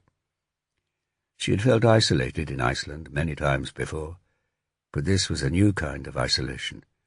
Brattahlid was not connected to anywhere by road, except a couple of farms in the next fjord. She could easily see the dusty runway and buildings of Narsarsuaq on the other side of the water. That had been an American air base built during the Second World War, and heavily populated with servicemen during the Cold War. Now it was a plain of dust, drab buildings, and fuel tanks, surrounded by rocky hillsides and water. Oddly, it served as one of the 2 international airports into Greenland. The nearest town was Kakortok, 30 kilometers down the fjord towards the sea, and only reachable by boat or helicopter. That place only had 5,000 inhabitants. And just out of sight, behind the rock faces to the north and east, the second-largest ice cap in the world heaved, pushed, and slowly slid, stretching back for thousands of kilometers towards the North Pole. It may have seemed a place of safety to Eric the Red, but it certainly didn't to Eglo. She heard the panting of someone climbing up the hill to her left, and she tensed. She hoped it was Einar and not Tom or Rosa, but she was relieved when Professor Beccari's bald head and pink scarf appeared. "Do you mind if I join you?" he asked. "No, please do," said Eglo.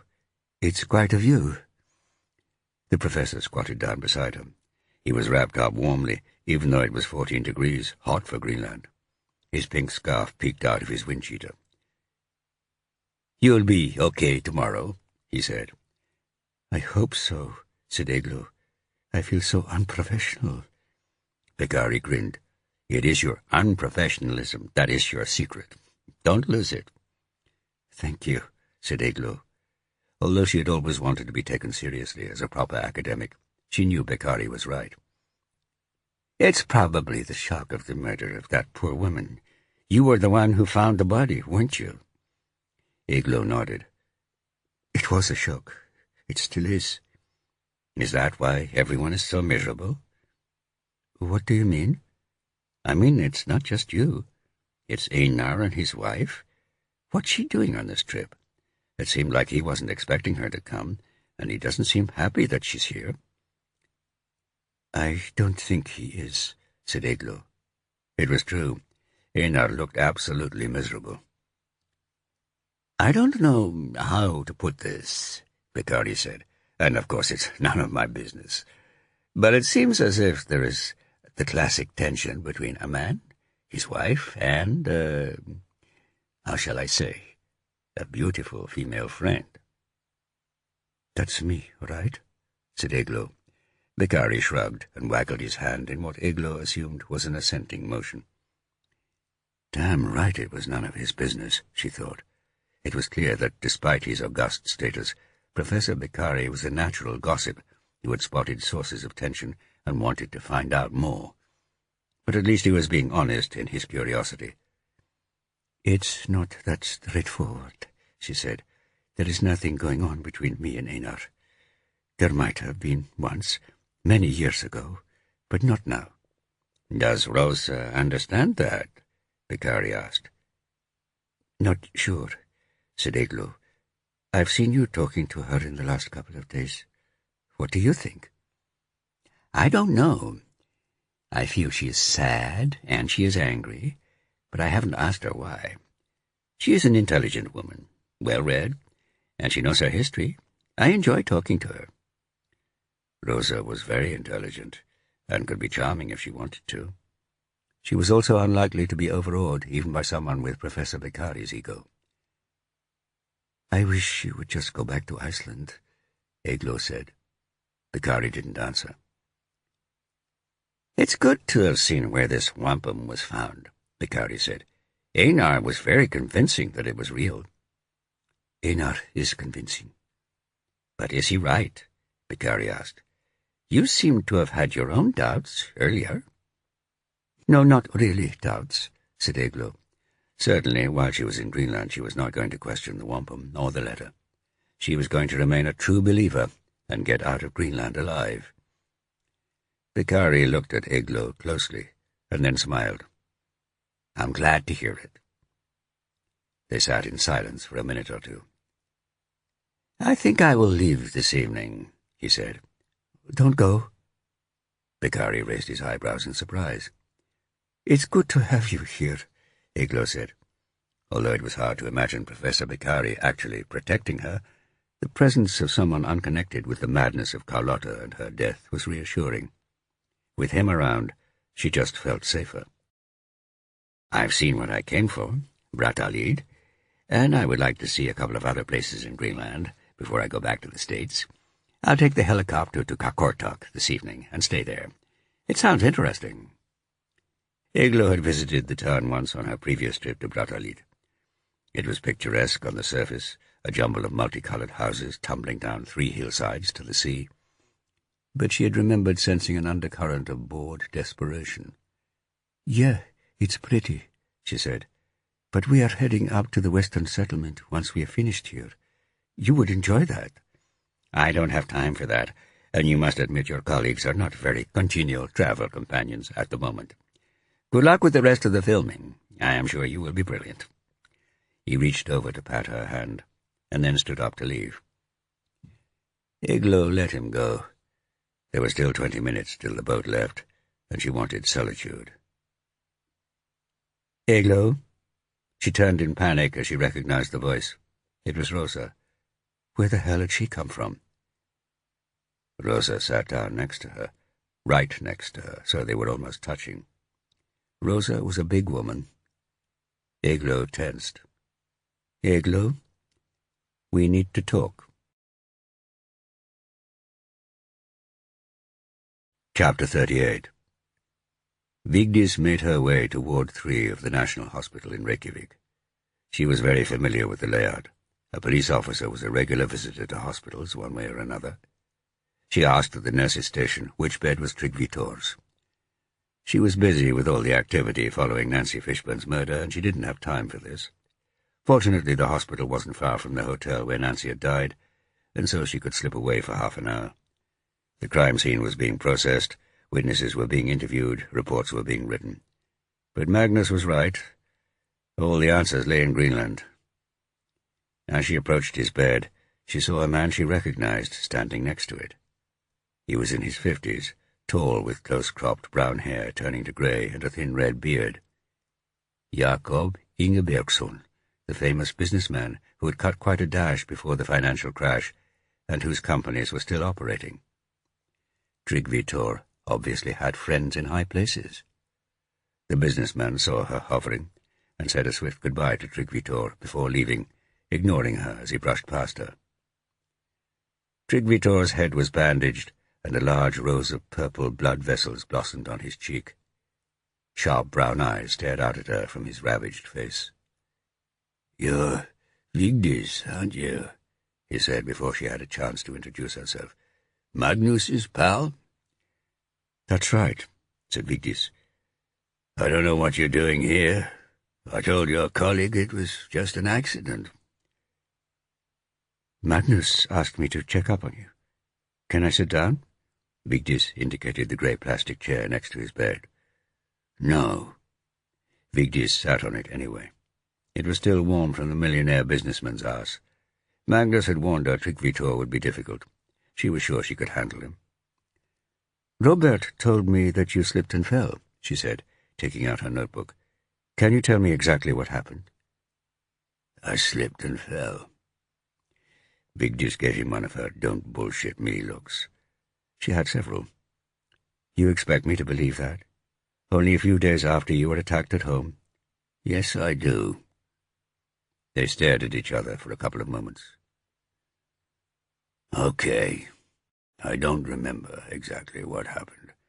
I think I must have fainted as a result of the head injury earlier this week, and I hit my head as I fell. Vigdis had to admit that sounded plausible. You have to admit that sounds plausible, said Tryggvi with a hint of a smile. You would have died if that tourist hadn't found you, said Vigdis. The shadow of the smile dissolved. I know. I was lucky. You might not be as lucky next time. Tryggvi didn't respond. Magnus is concerned about you. Magnus should mind his own business. Now please leave. Vigdis sat there watching him. A minute passed. Okay, if you're not going to leave, tell me what it's like being a black Icelander. Vigdis rolled her eyes. You have got to be kidding. That's none of your business. Neither is my head injury any of yours. It is my business if someone is trying to kill you, said Vigdis. Actually, I don't care too much about that, but I know Magnus does. Is he honest? Tryggvi asked. Of course he's honest. He's a policeman. Tryggvi snorted. I used to be a policeman. You and I know they are not all honest. Yes, you would know that, since you got drummed out of the force for corruption. Well, said Tryggvi. Vigdis sighed. Yes, Magnus is honest. Irritatingly, inflexibly honest. Tryggvi smiled. And you? Vigdis refused to respond to his smile, even though she wanted to. She nodded. Yes, I'm honest too. Almost as bad as him. Good, said Tryggvi. I think I believe you. Vigdis snorted. The reason I asked you what it was like being a black Icelander, Vigdis, is that my daughter is black. Very black. About the same shade as you. Vigdis knew from the reports on the earlier attack in Afghanis that Tryggvi had returned from 20 years in Africa. She hadn't read of a daughter. What's her name? She asked, in spite of herself. Greta. And is she here in Iceland? She visits occasionally, but she is in medical school in Kampala. So, what's it like? Vigdis sighed. Despite herself, she was intrigued by a half-Icelandic, half-African woman whose father was a cop. It's crap, basically. I never met my dad. He was an American serviceman who left my mum before I was born. So I have been brought up entirely an Icelander. I'm just as much an Icelander as you. More, in fact, because I've lived my whole life in this country. Okay, said Tryggvi. So why is that crap? People don't treat me like that. Icelandic people. I know we're not supposed to be racist, but many of them can't handle someone who is black and speaks Icelandic as well, or better than them. They keep trying to speak to me in English. I don't speak English. That's a shame. And why is that? Because Greta barely speaks any Icelandic. I would like her to be Icelandic, like you. What does her mother think about that? Tryggvi face sagged. Vigdis knew she had made a mistake. She's dead, isn't she? She said. I'm sorry. Tryggvi said nothing. Next time Greta comes to Iceland, tell her to get in touch with me. Vigdis left her card on Tryggvi table. We'll communicate by tribal dance.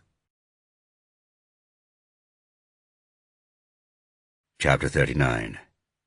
The white glare of the Greenland ice cap emerged in the distance through Magnus's aeroplane window. There were plenty of questions he needed to ask the TV crew in Greenland. What they knew about the hoax, which of them had met Nancy Fishburne on Snæfellsnes, what their movements had been the morning Nancy had been killed. But his first priority had to be Rosa, who was emerging as a prime suspect for Carlotta's murder. The connection between Carlotta's death and Nancy Fishburne's was as yet unclear, but there would be one, and it would probably involve Rosa. Maybe she was covering for Einar? Magnus didn't know. He pulled out his notebook and jotted down notes for the interview. Rosa was a smart lawyer. Once she figured out she was a serious suspect for Carlotta's murder, she would probably keep stum. Magnus thought he could just about get away with interviewing her as a witness rather than a suspect, at least initially. It was an important distinction in Icelandic criminal law, and one Rosa would be aware of. Magnus needed to tempt her to divulge as much information as possible before she realized that he knew she had lied to the police about her trip to London. The plane descended over massive icebergs, the size of ocean liners, reached the mountainous coastline, and picked up the flow of a fat ribbon of glacier that darkened from white to grey and blue as it cracked and wrinkled in a frozen tumult of centuries-old ice the closer it came to the sea. The aircraft banked low around a cliff and into a long, thin fjord with a drab plain bisected by a runway on one side and green hills on the other. The green of Brattahlid, part of a narrow strip of vegetation clinging to the southwest edge of an enormous block of granite and ice. Because of Greenland's semi-autonomous status with Denmark, there was no immigration control for flights from Copenhagen in the small terminal, but 2 uniformed police officers, one male and one female, watched the arriving tourists and returning Greenlanders. Magnus approached them and held out his hand. "Hi, I'm Magnus Johnson," he said in English, using the American version of his name. His father's name was Ragnar Jonsson, which meant that in Iceland Magnus was known as Magnus Ragnarsson. But when he had arrived in America at the age of 12, using his father's last name had proved much easier all round. "Josefa Paulsen," said the female officer, "and this is Constable Jens Fransson." Vigdis had been in touch with Inspector Paulsen, who was the police chief from Kakortok, the nearest big town further down the fjord towards the sea. Paulsen was Inuit, with wide, strong cheekbones and a firm mouth that broke into an unexpectedly sweet smile. Fransson was 20 years younger than her, Danish, with fine blonde hair that was cut so short you could barely see it.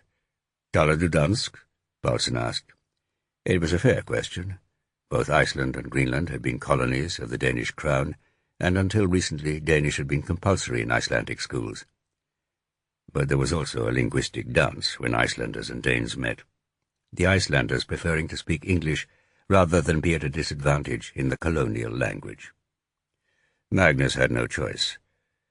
"I'm sorry, I left Iceland when I was 12, so I never really learned Danish." "That's okay," Paulsen replied in heavily accented English. "Your colleague in Reykjavik said that you would prefer to approach Rosa Helgadottir yourself, so we haven't detained her. They are all filming at Brattahlid on the other side of the fjord. We can take you there now." "Great, let's go." There wasn't much to Narsarsuaq. It was dominated by the airport, outside which ran a long straight road which led to a cluster of large, rectangular functional buildings, warehouses, sheds, small apartment blocks. Paulsen and Fransson led Magnus over the road to a police car parked next to a little green hut bearing the word Politi.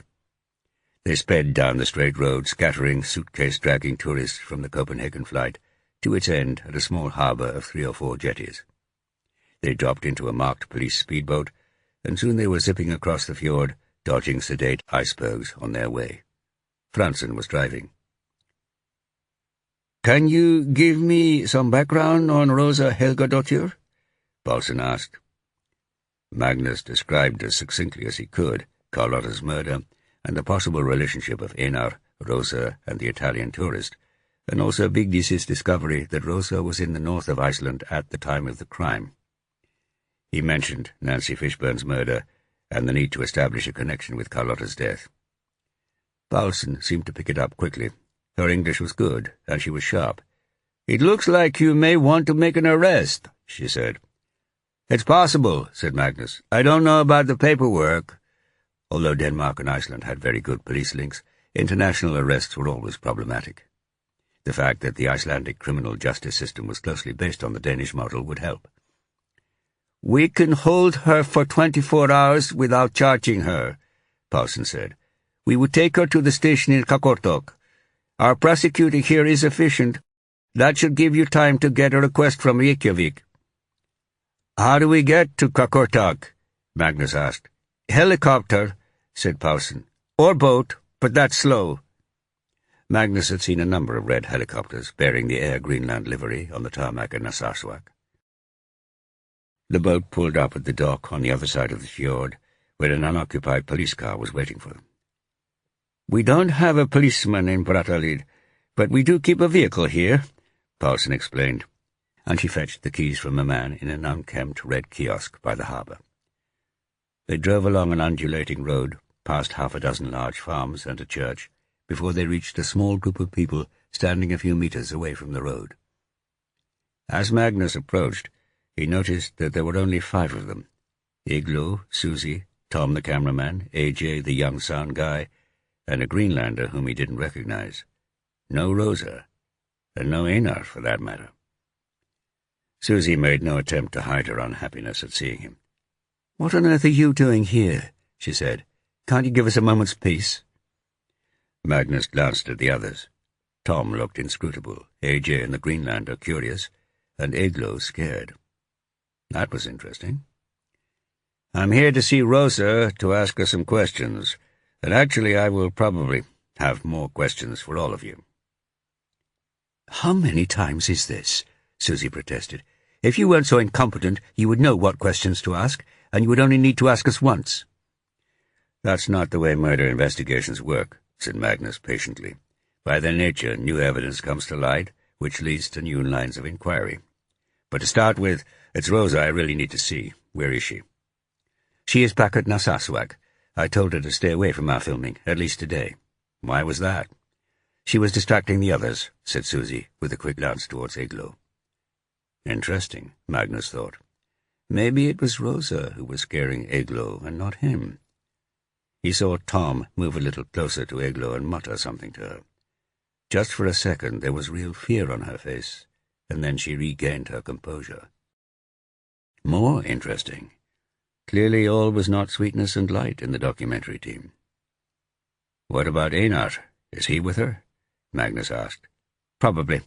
We did a couple of takes with him first thing this morning, and then the boat took him back across the fjord." Magnus turned to Paulson, who had been listening. He had plenty of questions for Susie and her colleagues, but they could wait. Rosa first. "Looks like it's back to Narsarsuaq." There was a guest house and a hotel at Narsarsuaq, and the TV crew was staying in the hotel. It, too, was a rectangular, functional building, 2 stories high, with a rank of flagpoles standing to attention outside it. Neither Rosa nor Einar were there. The receptionist said that Rosa had left the hotel soon after the others that morning, and that Einar had arrived later, at about 10 o'clock, and had asked after her. Then he too had left. It was now 2:45. As they drove back towards the airport terminal and the police hut, Magnus spotted Einar at a wooden table outside a tourist office hut, just next to the airport perimeter, sipping from a plastic cup. Sandwich wrappings testified to lunch. Einar didn't look especially pleased to see him. "What are you doing here?" he asked. "Looking for your wife. Do you know where she is?" "She's gone for a hike. A place called the Blomsterdalen. It's that way." Einar pointed north of the airport, where the road became a track before it curved out of sight into low hills. He frowned. "I don't understand why you've come all this way to speak to her." He looked worried. "I want to speak to you too," Magnus said, "but later." He turned to Paulson. "What's this, Blomsterdalen?" "The Valley of Flowers," Paulson translated into English for Magnus's benefit. Unnecessarily, for the Icelandic word was almost the same. "It's on the route up to the nearest glacier." "Can we drive?" Magnus asked. "We can part of the way," said Paulson. "Let's go then." Franson drove the police 4x4 north, past the airport, and along the banks of a riverbed, probably half a mile wide, with a narrow stream meandering through it. Magnus recognized the destructive signs of glacial flooding. The road was empty of people until they came to a couple with small backpacks studying a lone stone chimney. "That's all that remains of a massive American military hospital," said Paulson. "The rest burned down in the 1970s. I'll go and ask them if they have seen her." She jumped out of the vehicle and strode over to the couple. She was back in a minute. No sign of her. The river disappeared to their left as they drove on an increasingly rough track. They crested a small hill, and then there was the Blomsterdalen, a bowl of deep green surrounded by steep cliffs and the riverbed. There were indeed flowers everywhere, blue, purple, yellow, and the bobbing white heads of bog cotton. On the far side of the valley, a couple of miles away, the river emerged from a gorge, and high up, above the wall of rock, Magnus could see the smooth white tip of a glacier, one of the southernmost fingers of Greenland's ice cap. The road petered out to a footpath crossing a ditch, and the 3 police officers climbed out of the vehicle. No Rosa, no obvious sign of any human being. Franson grabbed a pair of binoculars and carefully surveyed the valley. Silence, apart from the twitter of a bird and the hungry buzzing of a bee behind them, and the rustle of the grass in the breeze. "What now?" said Magnus. "She might have gone up to the glacier. You need to climb that rock over there." Paulson pointed to the cliff at the far end of the valley. "There is a path, but it's difficult. Is she in good shape?" Magnus remembered Rosa's swimmer's physique. "Probably." "Do you want me to go and see?" said Franson. He was young, fit, and ready for a rapid hike. While Paulson was considering the constable's suggestion, Magnus heard the familiar croak of a raven, followed swiftly by another.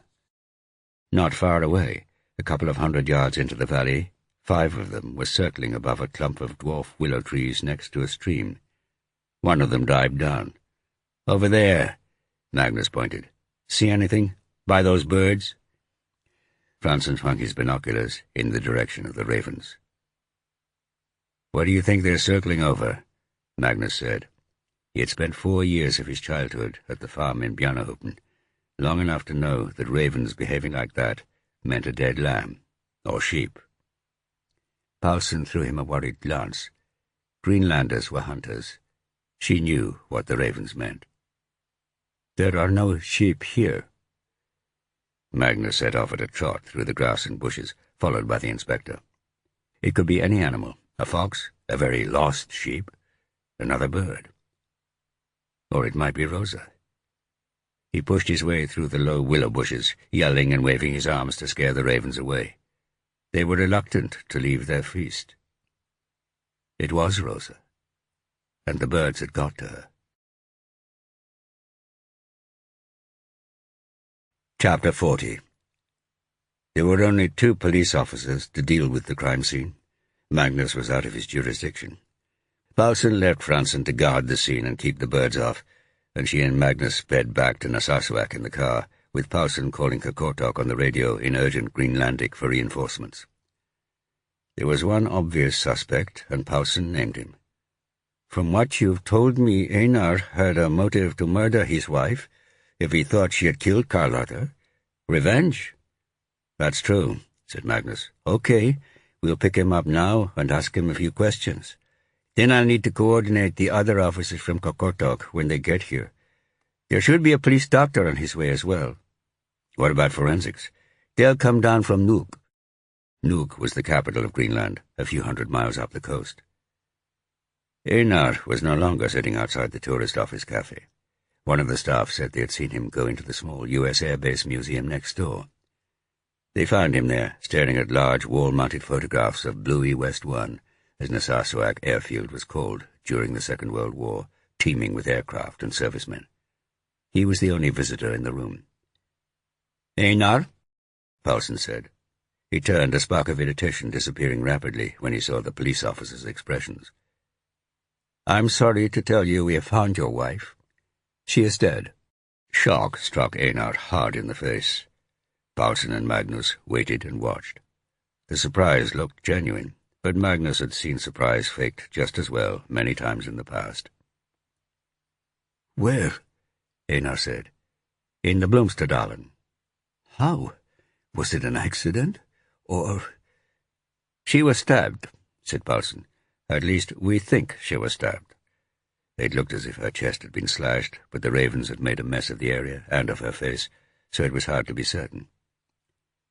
The little colour there was in Einar's face left it, and his mouth opened.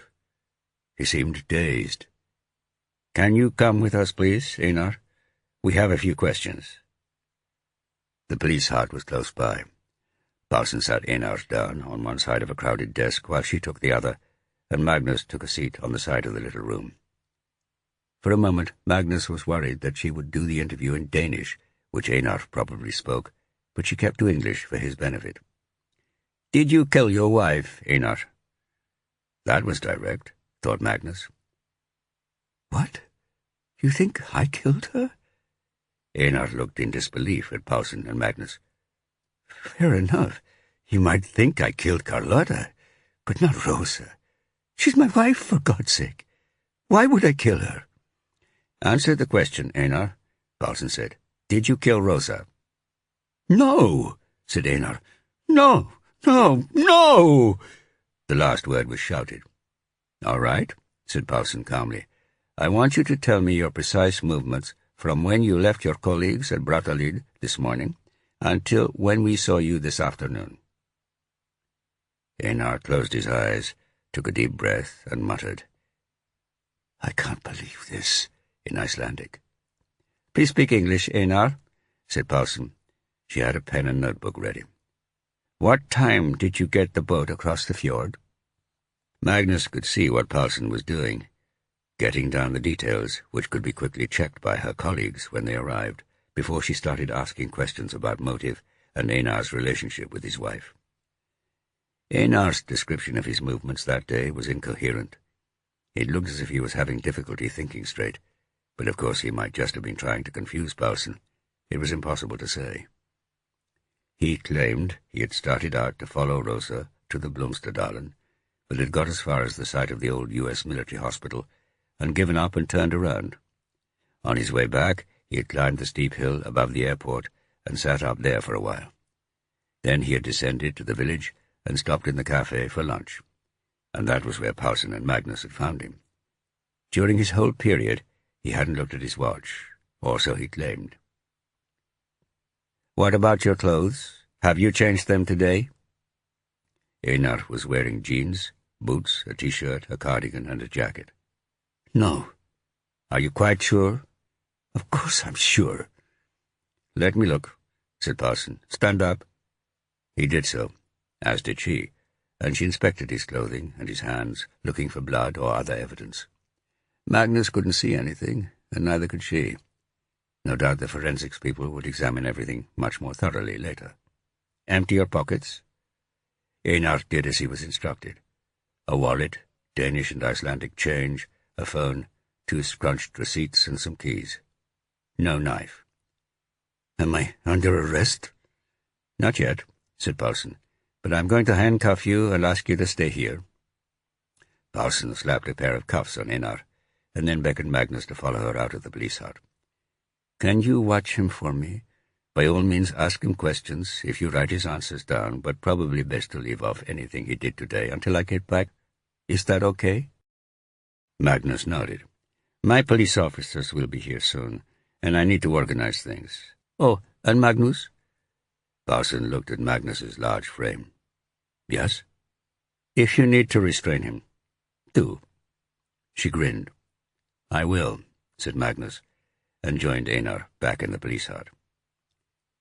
They sat in silence. Magnus didn't know whether Einar had killed Rosa. It was certainly a possibility, and it was natural for Paulsen to detain him.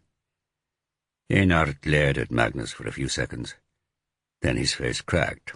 He bowed, put his head in his cuffed hands, and sobbed. Magnus watched. Eventually the sobbing stopped, and Einar sat up. His eyes were red, and he wiped his nose with his sleeve. There had been real tears, but Magnus had seen men who had killed their wives and wept afterwards. "You know Rosa followed Carlotta to Lambauer the evening she was murdered," said Magnus in Icelandic. Einar's eyes burned through the tears with anger, with hatred even. "Did you know that?" said Magnus. Einar didn't reply. "I think you did know that." "Nothing. Do you think Rosa killed Carlotta?" Magnus waited. Einar held his eye for a few moments, and then looked up at the ceiling. He sighed and squeezed his eyes shut. He was in pain. There was no doubt that if he hadn't killed his wife, this conversation would be painful. But then it might be just as painful if he had killed her. The fact that he was an emotional mess didn't tell Magnus anything. He met Magnus's eyes again, the hatred subsiding. "I really don't know," he said, shaking his head. "I'd like to think she didn't, but I just don't know."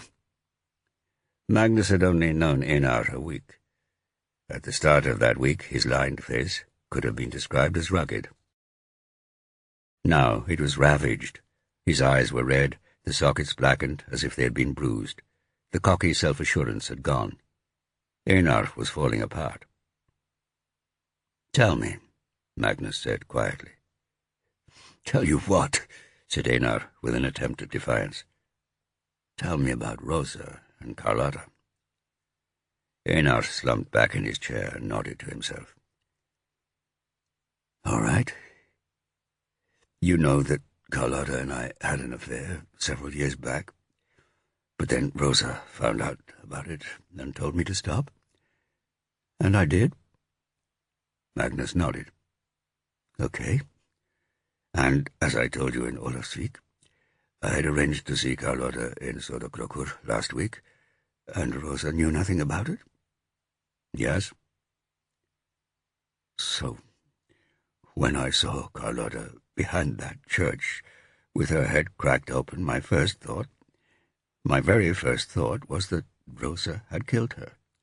I knew how angry Rosa would be if she had discovered we were meeting. Then I thought I was being paranoid. I mean, Rosa can be an angry woman, but she wouldn't actually kill anyone. But I decided to keep quiet about recognizing Carlotta. It wasn't just so that Rosa wouldn't find out that Carlotta and I were meeting. It was also because I thought maybe she had killed her. And if it wasn't her, but someone else, then you would find the killer, and it wouldn't matter that I knew Carlotta. I thought at the time Iglo hadn't recognized her from Greenland, so I kept quiet. Even though you thought Rosa might be a murderer. If she had killed Carlotta, then it was all my fault. Or mostly my fault. She's my wife, goddammit. I wasn't going to shop her to you." "Okay," said Magnus. "Did you talk to her about it?" "How could I? She called me when she saw the murder on the news. I didn't know how to ask her if she had killed Carlotta, at least on the phone. So I just kept it matter of fact. I was expecting her to ask me all about it, to demand to know what Carlotta was doing in Iceland, but the thing is, she didn't." Einar's expression became even more pained. "Afterwards, I wondered why she didn't." "What do you mean?" "It felt like she had known all along that Carlotta was in Iceland, that Carlotta was dead. I mean, before she had heard it on the news, which implied that she had killed her." Einar nodded. "That's what I thought, although I couldn't admit it to myself, so I just didn't think too hard about it. But I decided to keep quiet about knowing Carlotta in the hope you guys would turn up someone else, that rapist in Akureyri or something." Einar swallowed. "But the thing is, I was devastated when I saw Carlotta's dead body. And if Rosa had killed her, she shouldn't have done that. I was angry. I was ashamed. I was suspicious. I blamed myself. I blamed her. I blamed Carlotta. She shouldn't even have been in Glombaur." He gathered himself. "So Rosa and I agreed not to talk about it until I got back to Reykjavik." "Which wasn't until the night before you came out here?" "That's right." Einar breathed deeply. "The problem was that I spent the night before that in Olafsvik with Iglo." "We know," said Magnus. "Yes, your partner saw me, didn't she? Whatever it may look like, we didn't sleep together, or at least we didn't have sex. But after the whole Carlotta thing, I couldn't hide that from Rosa. We had to be completely honest. I had to stop hiding things. So I told her, that evening. And she didn't like it? No. She didn't believe nothing happened. She started a row. It lasted all night. And eventually, I asked her about Carlotta. What did she say? At first she denied she knew Carlotta was in Iceland before she saw her murder on the news, but by that stage I could tell she was lying. And then she told me the truth. Or, I think it was the truth. At least I did then, when she was telling it to me. Magnus waited. She knew I was seeing Carlotta. She read my emails, even though I had password-protected them. She guessed the password, and they were on my Gmail account, so she could access them any time from her own computer. So she knew Carlotta was coming to Iceland, and where we were meeting in Sotokrokur. She told me she was furious, and she wanted to catch us. She was going to scare both of us into stopping the affair, or what she assumed was an affair. She decided to come back early from her trip to London. She drove up to Blonduas and tailed Carlotta to Lombaur. She saw us filming and Carlotta talking to me. Then she followed Carlotta up to the fjord near Drangey, and then back to Lombaur later.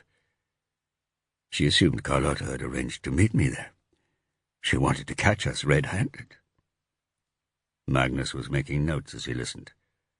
And Carlotta didn't spot her? It was difficult to follow people on empty Icelandic roads. Einar shrugged. Never underestimate Rosa, he said. And Carlotta wouldn't have been looking out for her. Okay. Then what happened at Lombaur? She says...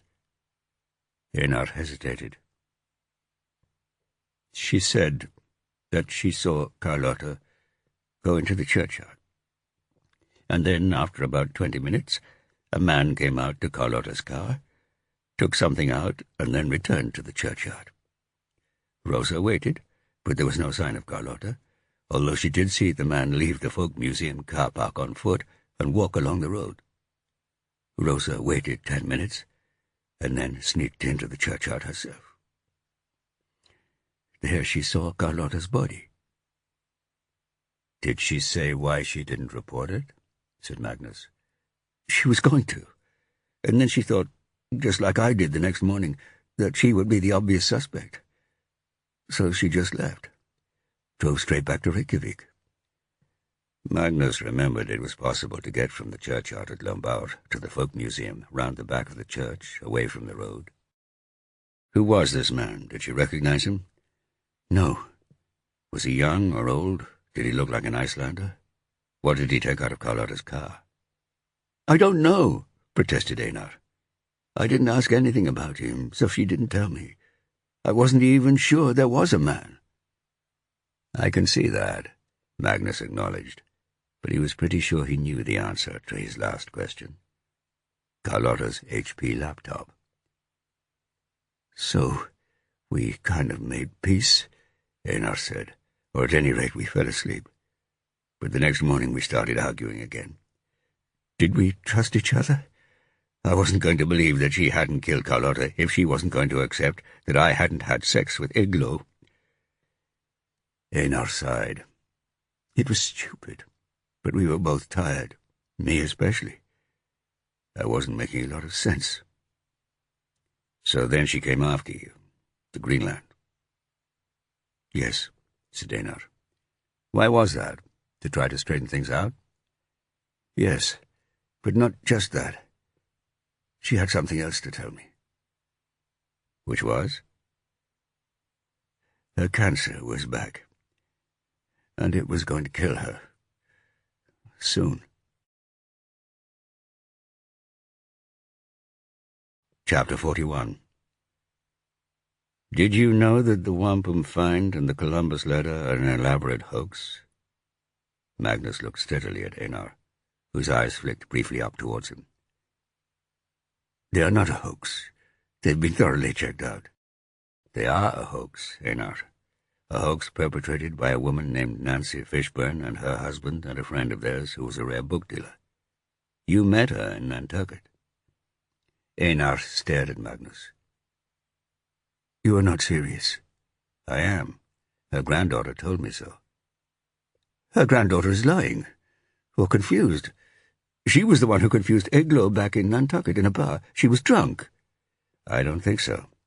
Nancy told her all about it last week, and she told me. Are you surprised?" The anger in Einar's eyes fizzled out. He took a deep breath and closed his eyes. "Why should I be surprised? Everything else has fallen apart. Why shouldn't that?" "Did you suspect they were fakes?" "No," said Einar. "Did anyone else?" Einar hesitated. "Eglo, maybe. But Professor Beccari authenticated the letter, and the wampum was genuinely from Nantucket. I'm certain of that." "Oh, yes, it was. But it was planted by Nancy Fishburne herself nearly 40 years ago in the open trench at Brattahlid." "Oh, great. I hope you have arrested her." "We can't.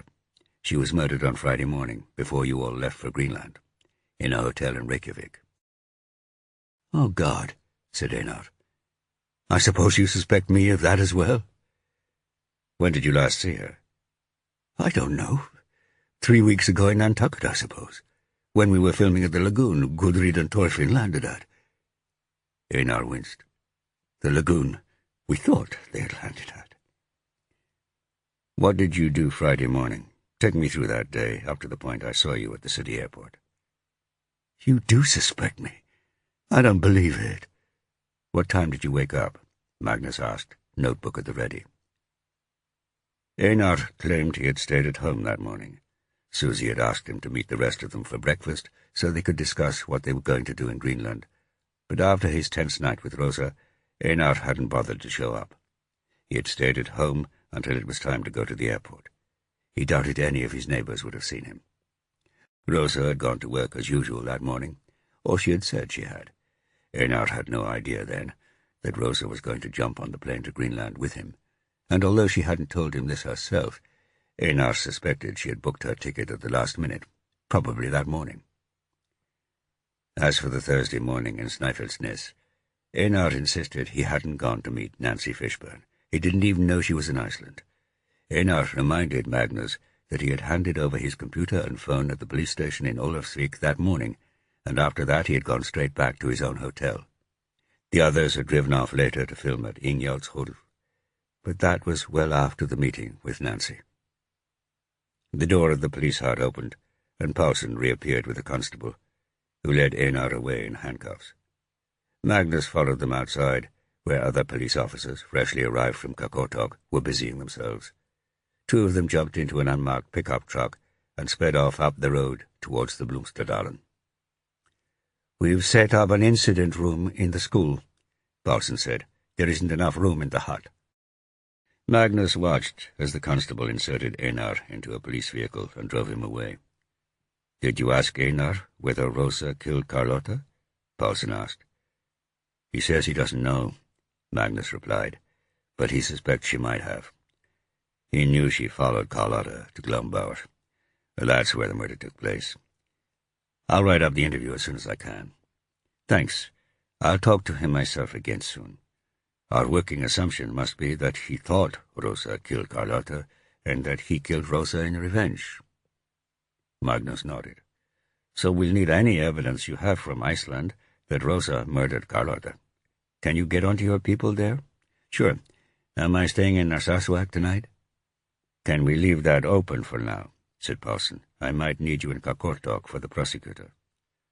Then she gave Magnus that oddly sweet smile she had flashed before. "Thanks for your help on this, Magnus. I know we were supposed to be helping you." "No problem," said Magnus. "If we do this right, we should both get a result."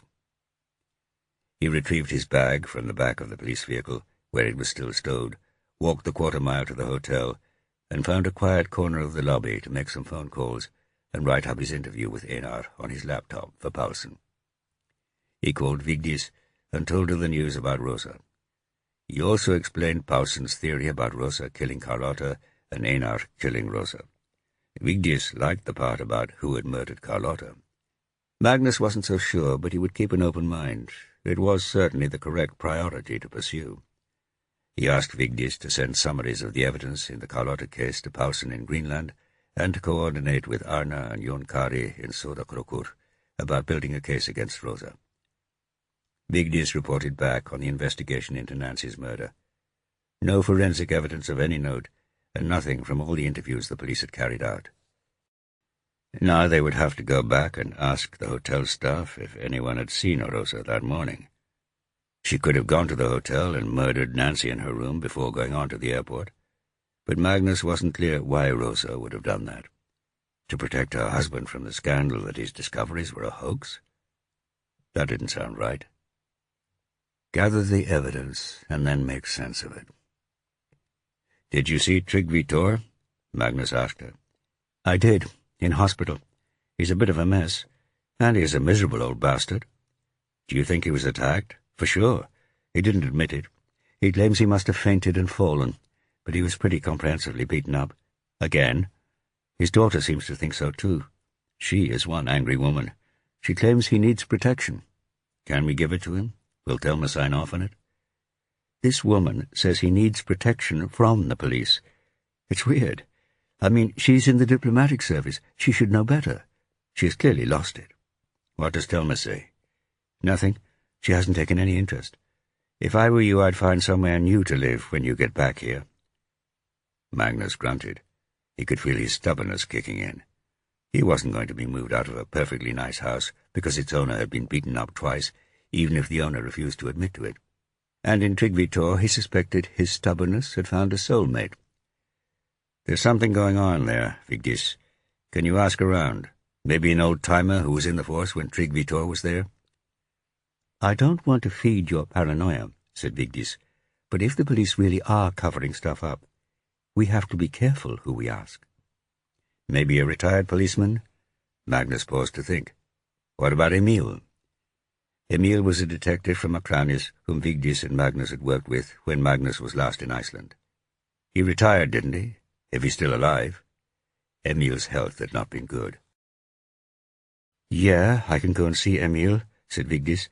"I'm pretty sure he worked as a detective in Reykjavik before transferring to Akranes, in which case he might have known Tryggvi Tor well.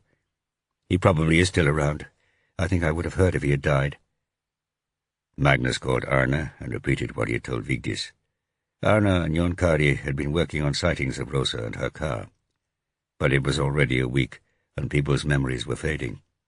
They had one sighting of Rosa from a resident of one of the farms around Lombaur, a young farm labourer who thought he had seen her waiting in a car, but he was hesitant about the time or even the day.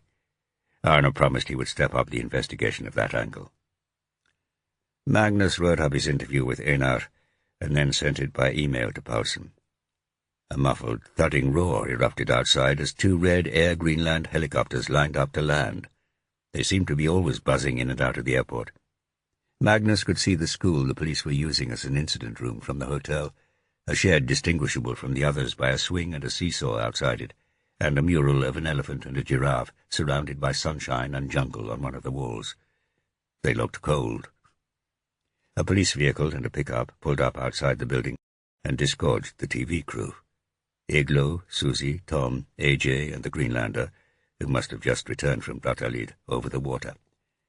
2 police officers led them inside. Magnus asked to interview the crew one by one after Paulsen and her colleagues had finished with them. They agreed that Paulsen would speak to them about Rosa, and Magnus about Nancy Fishburne. He was given a classroom to himself for the purpose, the grey breeze-block walls brightened by a collage of posters and kids' pictures. First up was Susie Henshaw. Magnus and she perched on 2 ludicrously small children's chairs with an undersized table between them. She looked harried, dark smudges underpinned her dark eyes, and the lines in her face had deepened, but she sat upright and defiant on the little plastic chair. "I'm so sorry to hear about Rosa," she said. "What's going on?" "That's what I'm going to find out," said Magnus, "with your help." "It can't have anything to do with us," said Susie, "but I will answer your questions, obviously." "Did you meet Nancy Fishburne on Thursday morning at the Hotel Boudir on Snæfellsnes?" Magnus asked. Susie hesitated, examining Magnus before answering, gauging how much she could say. "Yes," she said. "Why?" She wanted to talk about the documentary, about Gudrid. We had interviewed her in Nantucket, and she had been very helpful. Did she have anything to tell you? "Not really," said Susie. "Nothing important. She had some ideas about Gudrid. She had written a book about her back in the 70s. Nothing that we could use." "Did you know she was murdered on Friday, in Reykjavik?" Susie's eyes widened. She swallowed. "No, I didn't know that." "And do you still say she had nothing to tell you?" "No," said Susie, swallowing again, the confidence visibly draining from her face.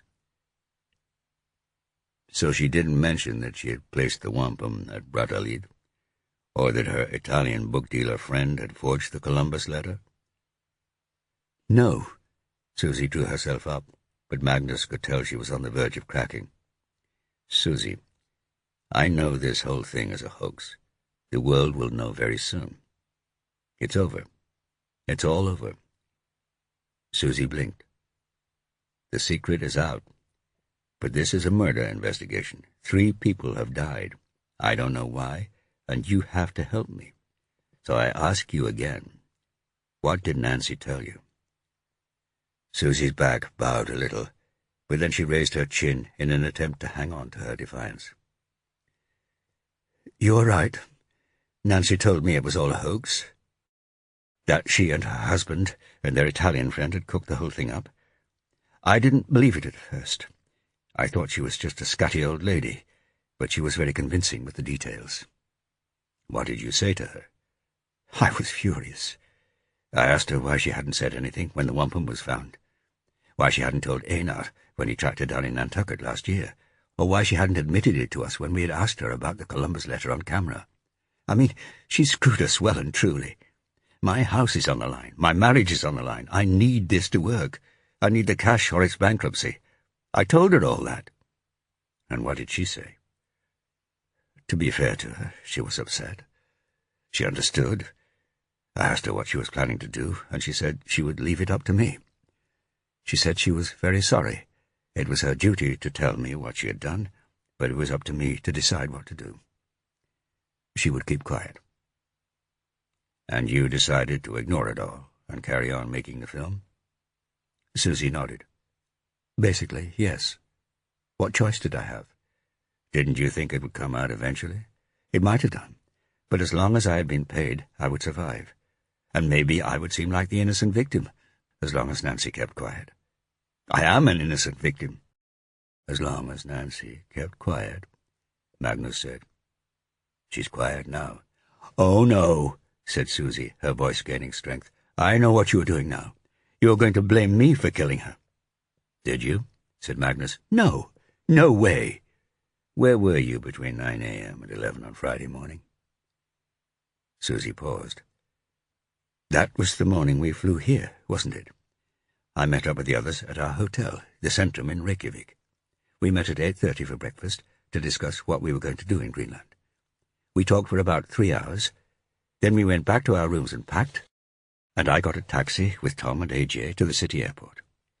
We got there a bit over an hour before the flight left, just after 12:30, I would guess." Magnus did some calculations. Kelly had first knocked on Nancy's door at about 11 that morning.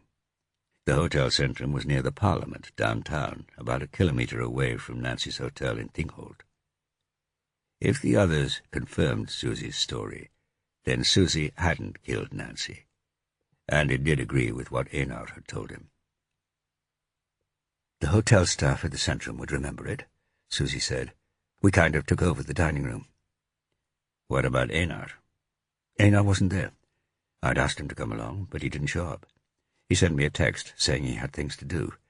I was pissed off with him and told him so." "Had you told anyone else about what Nancy had said about the hoax?" "No." "Einar, Eglo, Professor Beccari?" "No, none of them, and certainly not Beccari. Eglo had had some suspicions in Nantucket. She had spoken to Nancy Fishburne's granddaughter, who had had some doubts about the wampum, but I managed to convince Eglo that they were blown out of proportion." Did you have your own doubts? I was worried, yes, but I couldn't afford to have doubts. She turned away from Magnus and stared at a poster on the wall, showing a brightly coloured map of Denmark, with a piglet grinning at its centre. Her shoulders slumped. "That's it," she said. "That's the end of Moorhen Productions. It's all over." She pursed her lips. "This is going to be a nightmare. I'm going to have to call my husband. I deserve it, though. When Nancy told me it was all a hoax, I should have called the whole thing off right then. Then maybe she would still be alive." She paused. "Who do you think killed her? And what has Rosa's death got to do with this?" "I don't know," said Magnus, "but I will find out." Magnus spoke to Tom next, and then Igloo. Tom was surly and uncommunicative, beyond confirming that he, Susie, Igloo, and AJ had met at the Hotel Centrum the morning Nancy was killed. Igloo was distraught to hear that Nancy had been killed. "I really liked her," she said. "She was very smart, and her book on Goodreads is great. Who did it?" Everyone had the same question. Magnus didn't have the answer. Igloo was also devastated to hear that the letter and the wampum were fakes, although, as Magnus knew, she had suspected it. Last up was AJ. He had less at stake in the success of the Wanderer than the others, but he was overwhelmed by the murders taking place around him. He corroborated the other's story about the Friday morning meeting, but as Magnus dismissed him, he hesitated. "What is it, AJ?" "It's probably nothing," he said. "But when we were filming in Iceland, I overheard Tom talking to Igloo.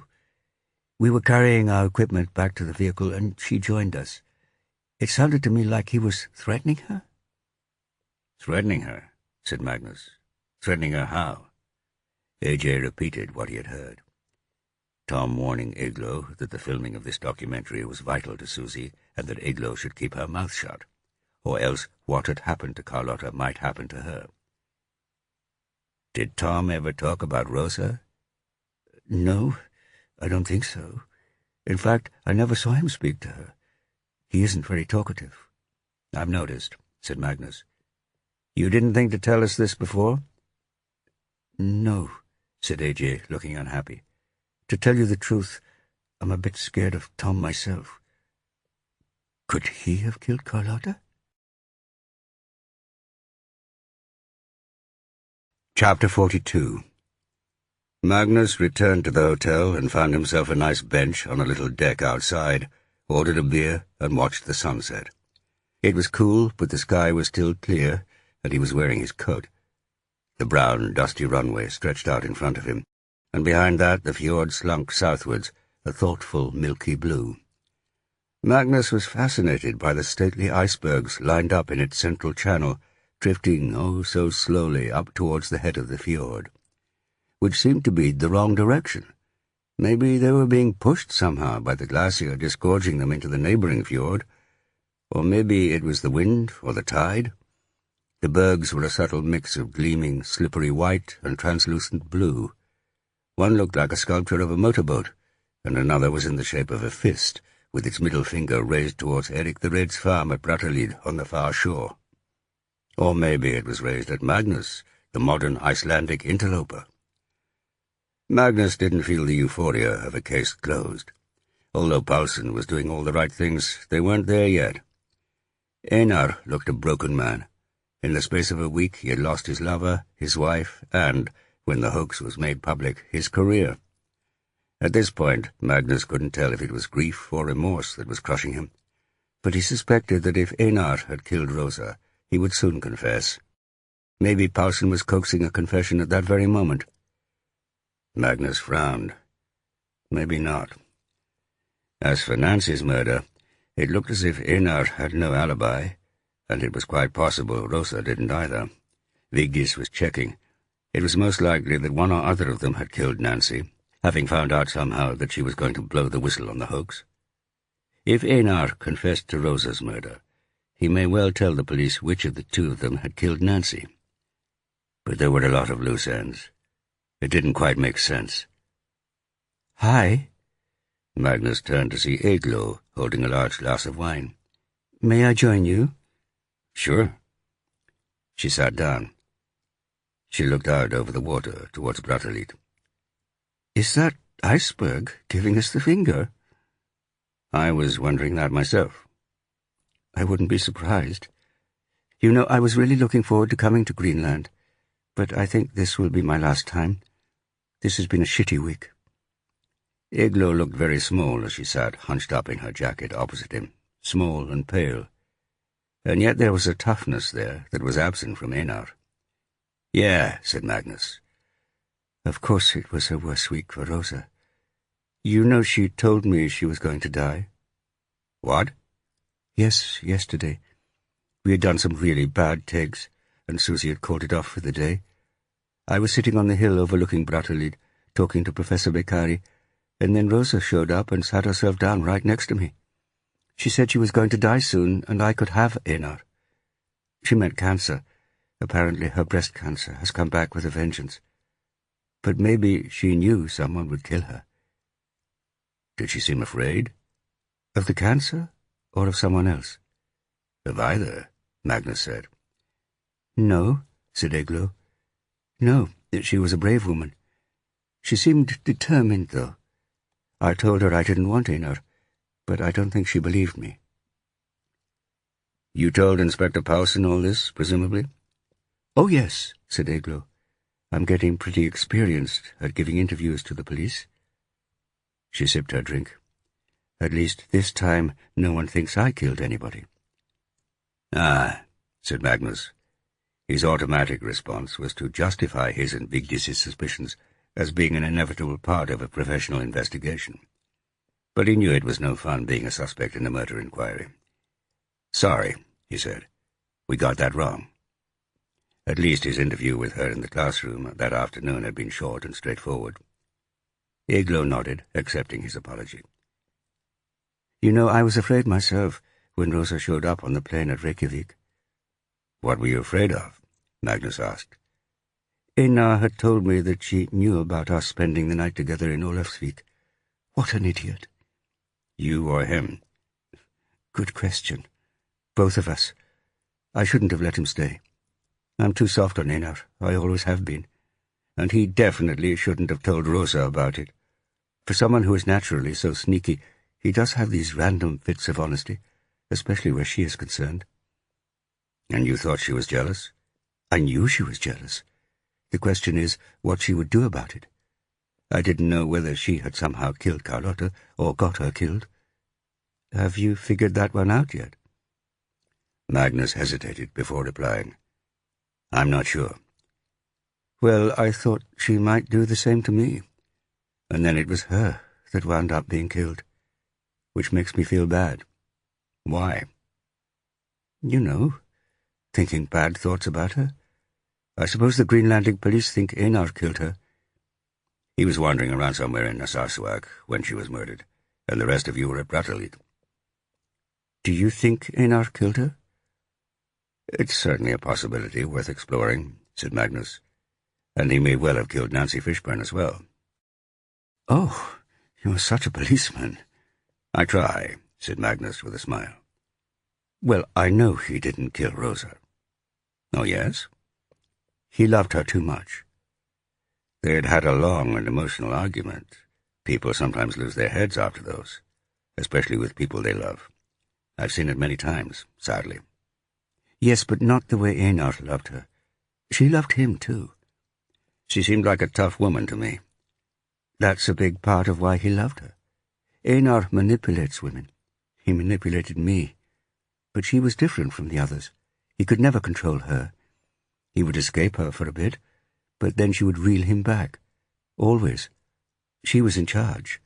Her power over him gave him a sense of security that he couldn't get from another woman. Look, if they hadn't loved each other so much, they would have split up years ago." Over the years, Magnus had cleared up several murders in Boston where a man had killed his wife.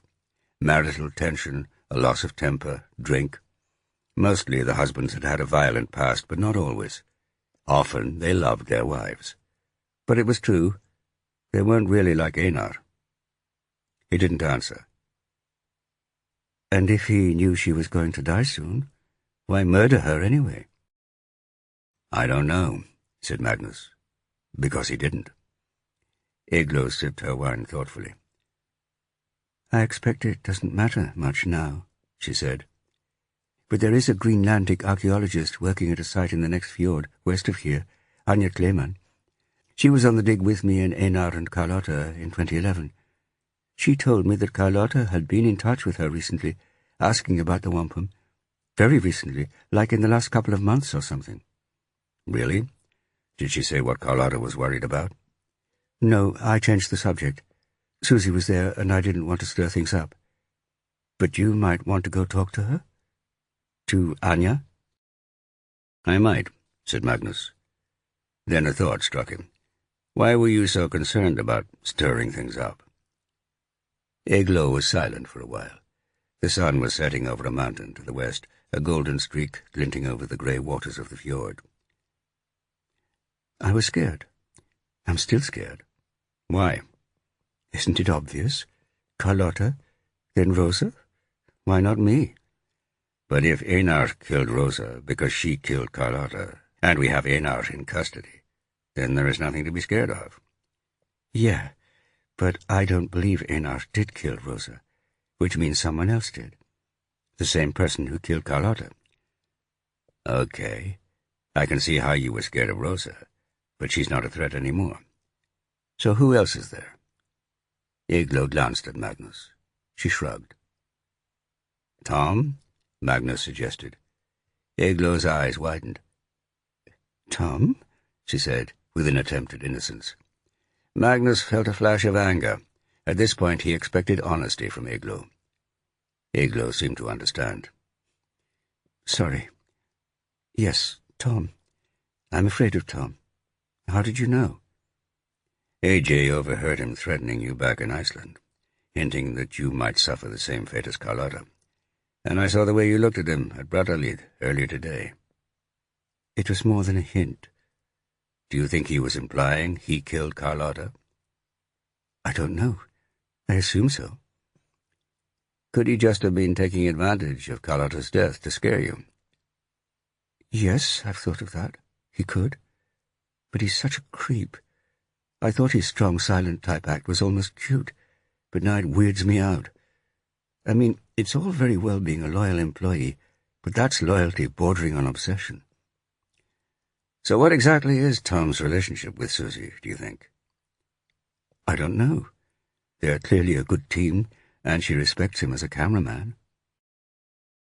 I doubt they have a sexual relationship, if that's what you mean.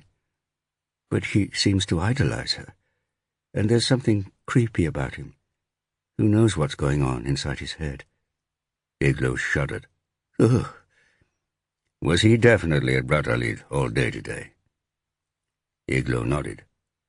Yes, we were filming, and he's the guy with the camera, so nothing much happens without him. We had a break for lunch, and he went off by himself, like he often does, but that was only half an hour, tops. She sighed. Actually, the filming today went pretty well, especially compared to yesterday. I was rubbish yesterday. So we know Tom couldn't possibly have killed Rosa today, said Magnus. On the other hand, Einar could. Einar didn't kill her, said Eglo, and I'm still scared. I don't know what's going on. She looked at Magnus with something close to pity. And I'm not sure you do, either. She sighed. It was too good to be true. What? These documentaries. My new life. You know, I thought I was good at it. You are good at it, said Magnus. Eglo shook her head. I'm just a talking head. A blonde talking head. A short, blonde talking head. No. No! Magnus was surprised at the vehemence of his insistence. You really get what it was like to be a Viking 1,000 years ago. And you make it seem fascinating and important. I was glued to Viking queens. Eglo smiled. Yeah, but you are a bit of a history nerd, aren't you, Inspector Magnus? Magnus grinned. Okay, that's true, but that means I know a bit about it. I'm your target audience, and you hooked me. Eglo looked as if she was about to make some barbed comment. But then she smiled shyly. "Thanks. So don't give it up." "I'll have no choice. Susie will go bankrupt. Everyone will know Einar and I fell for a hoax, and I'll never get any job related to archaeology in Iceland again." "Can't you try your luck in Britain?" "After Brexit, they probably wouldn't let me in, and the States won't be any easier these days." "Don't give up, Eglo." Eglo sipped her wine. "At least I'll still have Bjarke, and he will still have Liverpool Football Club." "Is Bjarke your son?" "Yeah, he's 11. He's a straightforward guy. You can rely on him." "Lucky you," Magnus said. "Yeah. Do you have children, Magnus?" "I don't know." "You don't know?" Eglo raised her eyebrows. "Do you know how bad that sounds?" Magnus grinned sheepishly. "Doesn't sound good, does it?" "So what is it? A kid in every port?" "Not quite. I saw my ex-girlfriend a few days ago, and she had this little boy with her, Asi." "And she said he was yours?" "She hasn't said anything. I didn't ask. I didn't even think about it, but afterwards my partner, Vigdis, said there was a similarity, and the age matches up." "Not much of a detective, are you?" No," said Magnus, "but Vigdis is pretty good." "So are you going to talk to her? Your ex?" "Do you think I should?" "Of course you should. You might be a crap detective, but you're a lucky man. Seriously, kids might be inconvenient, but when the world treats you like shit, sometimes that's all you've got." "Maybe you're right, but I think you are underestimating my detection skills." "I'll rethink that as soon as you finally figure out that Einar didn't kill Rosa." A police car drew up in front of the hotel, and Paulson jumped out. "Hey, Magnus, come on!" "Where are we going?" "Kakotok. Bring your bag. We're taking Einar into custody there, and I'd like you to talk to the prosecutor in the morning." Chapter 43. It was a dramatic hop from Narsarsuaq to the town of Kakotok. The sun had set, but the three-quarters moon had already risen, bathing the rock, water, and icebergs in an eerie grey-blue tinge. The great Greenland ice cap ran out of steam a few miles northeast of Narsarsuaq, and from there fingers of fjords stretched 20 miles down to the Atlantic. Water and land became a tangle of grey, black, and silver, except that everywhere there were shards of ice glinting in the water, some as big as ships. Magnus was fascinated by them. Paulson was sitting next to him on the left side of the helicopter, facing outwards. Einar was in cuffs on the central seats at the back, wedged between two police officers. Magnus could feel how keyed up Paulson was by the excitement of the investigation. Magnus was impressed. She seemed to be doing a good job of organizing resources in difficult circumstances. He had been involved in a number of cases in rural Iceland, Carlotta's murder being a typical example, and they were tricky. Because of the sparseness of the population, and hence the tiny numbers of local police, expertise had to be drafted in from long distances. In Iceland, this often involved much driving. In Greenland, it involved helicopters. Lots of them. Delma would have hated the expense. But despite Paulson's efficiency, or perhaps because of it, Magnus was feeling sidelined. That was fair enough when it came to Rosa's murder, but not Carlotta's nor Nancy Fishburne's. It now looked likely that Rosa had murdered Carlotta in Glumbaur, but that still had to be properly investigated and evidence gathered. It wasn't good enough for Paulson to assume it just because she needed to support her own theory about Rosa's death. There were other possibilities. Tom, perhaps, or Einar himself. But Tom and Einar had alibis for the night of Carlotta's murder. What about Susie? She had supposedly gone to bed with an incipient migraine that evening. She could have driven out to Glumbaur. She had the keys to the rental car. And she certainly had a motive for shutting Carlotta up if she realized that Carlotta was going to expose the whole documentary as a hoax. Maybe Susie. Maybe Susie and Tom working together. And then there was Nancy Fishburne's death. That was still a mystery. Within 20 minutes the helicopter scooted up and over a looming mountain to reveal a giant cruise ship glimmering in the moonlight.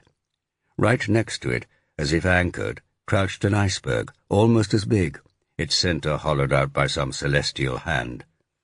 Little yellow lights spilled over the hillside, facing the two vessels. Kakotok.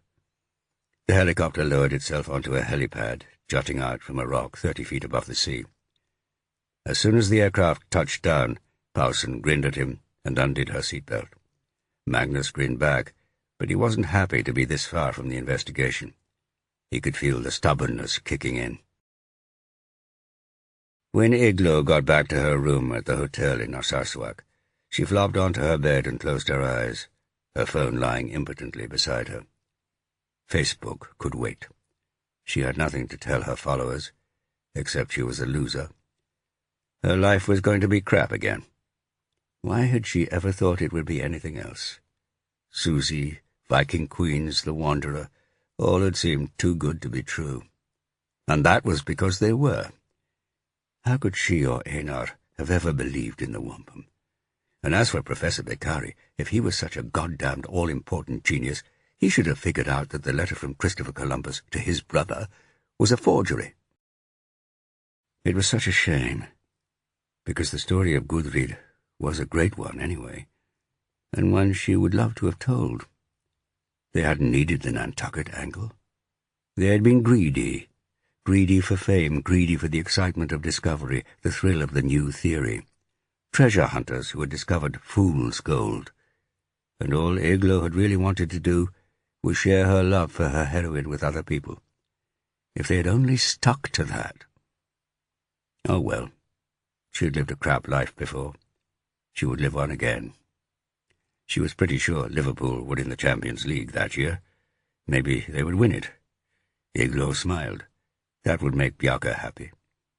She glanced at the tubilak she had bought him from the hotel gift shop, sitting on her bedside table. It was kind of creepy, a small carving of a Greenlandic monster made from caribou antler. She liked to buy Bjarke little souvenirs from the places she went, and he dutifully lined them up on his bookshelf. But she was having second thoughts about this one. Too creepy. She threw it in the bin. She had to speak to him. She just prayed that Rosa's death hadn't made it to the RUV television news yet, or that if it had, Bjarke hadn't seen it.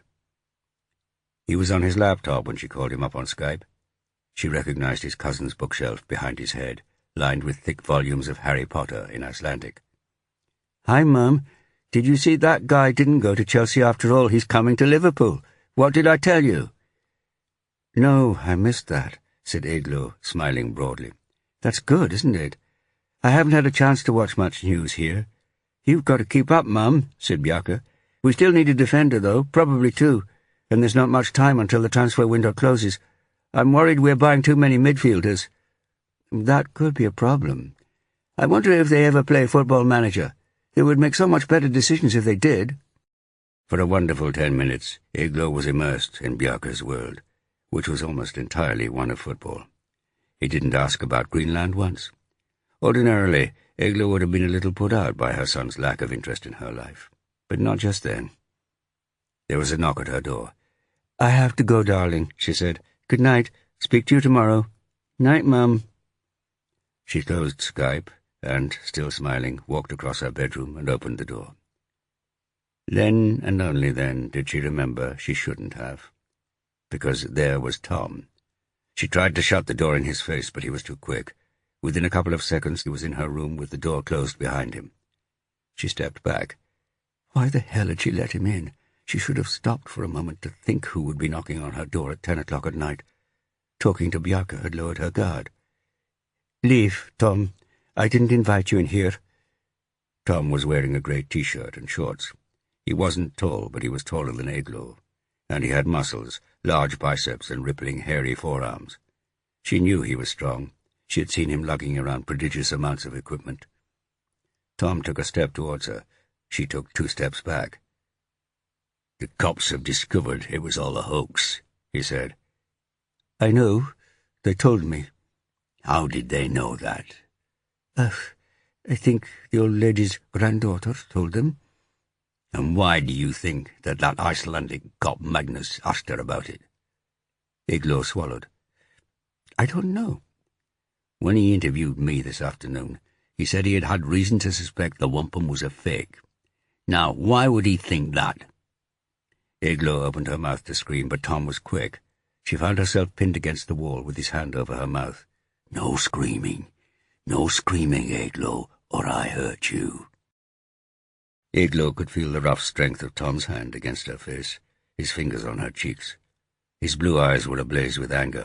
His nostrils flared millimeters away from her face, and she noticed a tiny spot of snot stuck to her hair sticking out where it shouldn't. This close up, she could see that Tom suffered from acne when he was a kid, and he hadn't shaved for a day or two. Droplets of stale beer tickled her nostrils. Okay. If I let you go, will you keep quiet? Igloo didn't answer. Well? He tightened his grip on her mouth. She was terrified. What would he do to her? She nodded. He pushed her onto the bed and stood over her. You spoke to that American policeman in Iceland, didn't you? He demanded. She tried to answer, but she couldn't. He looked furious. What would he do to her? She had to answer. She nodded again. Why? It wasn't exactly a shout, more of an urgent growl. I told you what would happen if you spoke to the cops. He had. Oh, God, he had. Wait a minute. Igloo's brain cleared. What was he going to do to her? She tried to say something. What? She cleared her throat and tried again. You didn't kill Carlotta, did you? This threw Tom for a moment. I could have done. No, you couldn't, said Igloo, sensing a chink in what she was beginning to realize was Tom's bravado. Very few people kill other people, at least not these days. They had in Viking times, she had to admit, if only to herself. If they were in a saga, she would indeed be dead now. But they were not. They were in a hotel room in the 21st century, and Tom was a cameraman, not a gangster. I warned you, said Tom. I told you that if this series gets pulled, Susie will go to the wall. I'm not prepared to let that happen. What is it with you and Susie, Tom? Tom's face flushed under his beard. What's that supposed to mean? There's nothing between us. I've known Susie a long time. We just look after each other, that's all. Well, it's happened, Tom, said Igloo. This little town is crawling with cops. If you hurt me, I'll tell them and you'll end up in jail. No, you won't. Yes, I will. Igloo held his eyes. She would tell them if he touched her. And now she knew, and he knew, he wasn't going to hurt her. Sit down, Tom. She nodded towards the only chair in the room, tucked under a desk. Tom hesitated, and then pulled out the chair and sat on it. This is going to be really bad for all of us. But the problem isn't that the hoax has been discovered. That was always going to happen. The problem is that we believed it in the first place. That's Einar, that's me, that's Professor Idiot Beccari, and that's Susie. That's why we're in this mess, because we all made a mistake. A big mistake. I never believed any of it, said Tom. Then why didn't you say anything, said Igloo. Why didn't you tell Susie what you thought? Tom didn't answer, but he reddened. You can keep up your silent, brooding gentleman pretense if you want. But then you have to take responsibility for what happens when you don't speak up. Don't you? Tom's blush deepened. He breathed in through those flared nostrils. He was listening. Look, I'm really sorry for the mess Susie is in. I hope she finds a way out of it. But I'm not sorry I tipped off Magnus. It would all be so much worse if this came out when the programs aired. If you had only... No, Tom, said Igloo gently. No, they would have uncovered it anyway. Or someone would have done. That was too much for Tom. He glared at Igloo, stood up, and left the room, slamming the door behind him. Chapter 44. A police car picked up Magnus from his hotel just before 8 o'clock the following morning and drove him down the hill to the police station. It was only about a quarter of a mile, and Magnus would rather have walked. The sunshine of the previous day had gone, and a low cloud was pressing down on the mountain tops above the little town. But despite the gloom, Kokotok had a jolly appearance, certainly much jollier than its Icelandic counterparts. Unlike an Icelandic fishing village, with its houses of white and grey concrete or metal siding, the houses here were made of a brightly coloured imported wood, mostly red, but also blue and yellow. A harbour was dominated by the shape of the mighty cruise liner and its almost as mighty pet iceberg. The car drove down to a small square with a silent fountain in its centre, and an old low wooden building similar to the Pakhusid in Ólafsvík, guarding the corner next to the water. This, it transpired, was the police station. Magnus had been awake for a while, emailing Arna and Vigdis in Iceland. They had applied for a warrant to search Rosa's home and office, and seize any computers she might have there. It should be granted that morning. The circumstantial evidence was strong that Rosa was at Lombard when Carlotta had died, but there was as yet no proof that would stand up in court that she had killed her. The standard of proof required was lower now, because she was no longer alive to be prosecuted, and there were no inquests in Iceland. But the police had to be certain that she had indeed killed Carlotta, not least to be sure that Carlotta's murderer wasn't still at large. Magnus wasn't yet convinced. It was probable they would turn up the evidence to convince him. It would just require patience, thoroughness, and a little imagination. And he was still wondering about Susie Hanshaw. As for Nancy Fishburne's murder, the staff at Rosa's law firm confirmed that she had been in the office all morning until dashing off for the airport. Presumably she had stopped at home to pick up a suitcase, but that needed to be checked. Rosa's assistant recalled that Rosa had booked the flight to Greenland that morning, just after she had got into the office, and had announced that she was taking a couple of days off at the beginning of the following week. So Rosa hadn't killed Nancy Fishburne. Once again, Einar was looking the best bet for that. The Reykjavik police would interview their neighbours to see if anyone saw Einar leave home that morning, early enough to have met Nancy at her hotel. When Magnus arrived, a meeting was beginning, with Paulsen in charge. Most of the faces around the table were Inuit, with the exception of 2 Danes, one young, one old. All were in uniform. The police force in Greenland didn't seem to run to detectives in civilian clothes, so Magnus felt out of place in his jeans. The discussion was in Danish, which Magnus found almost impossible to follow, but the grizzled Danish constable sitting next to him helped with the odd translation into English. At least the legal system wasn't too different from Iceland's. From what Magnus could figure out, Einar hadn't confessed, nor were his whereabouts clear for a 4-hour period in the late morning when he claimed he had walked part way to the Blomsterdalen. A Danish tourist had seen him about a kilometre north of the airport, on the track towards the Blomsterdalen. That tallied with Einar's story. No one had seen him on Signal Hill, the hill above the airport. Another witness, a Dane who lived at an isolated summer cabin on the other side of a small lake from the route to Blomsterdalen, reported seeing a lone figure on the road jump off it to hide behind a bush when a car drove by. The figure was far too far away to be identified, but the witness thought it was a man, and that he wasn't particularly tall, which Einar was. But then the witness wasn't absolutely sure. The police needed better than that. They had already received Rosa's phone records from Tele Greenland, which was impressively quick work, and Magnus asked for a copy of them so he could send them to Reykjavik to be cross-referenced with Carlotta and Einar's records from there. 3 forensic guys from Nuuk were present. They were police officers in uniform, with specialist forensics training, but they hadn't had time to do much the evening before. Constable Franson had found the murder weapon, a vicious-looking hunting knife of the kind that could be found in every Greenlandic home, tossed into the brush 20 meters from the body. Paulsen invited Magnus to deliver a brief report in English on the investigation in Iceland of Carlotta's and Nancy's murders and the possible connection to Rosa's. But as Magnus spoke, he realized the connections didn't quite make sense. Something was missing. He was beginning to think it would only be when Paulsen persuaded Einar to confess that they would have the true picture. Paulsen said something rapidly in Danish. Magnus wasn't quite sure what it was, except that it included the word Beccari. Then she repeated it in English for his benefit. Professor Beccari had called the police first thing that morning to say he had some information to give them about Rosa.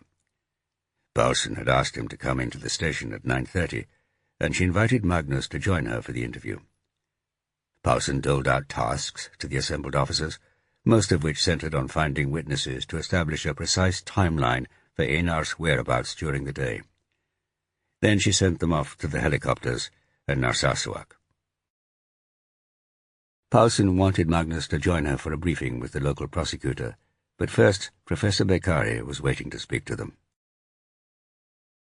The professor was sitting in the station's interview room, staring out of the window at the fish market by the harbour. A stall was covered in seal flesh and blood, a gory sight. "I wasn't expecting to see you here," he said to Magnus. "So there must be a link to Carlotta's murder." "We'll see." Magnus noted that Beccari had already made the link himself. "But this is Inspector Paulsen's investigation." "What have you got to tell us, Professor?" Paulsen asked.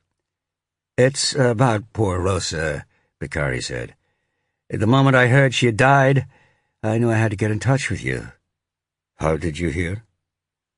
"At breakfast at the hotel, some guests were talking about a murder at Narsarsuaq, a tourist, so I immediately called Iglo, who told me it was Rosa. The poor woman. It was definitely murder?" Beccari's hands were flashing in much the same agitation as Magnus remembered when he had first interviewed him about Carlotta's death. "She was stabbed," said Paulsen. "Right." Beccari paused. "Then I have something to tell you." He gathered himself and began his story. "I joined Rosa and the television crew coming over here to Greenland.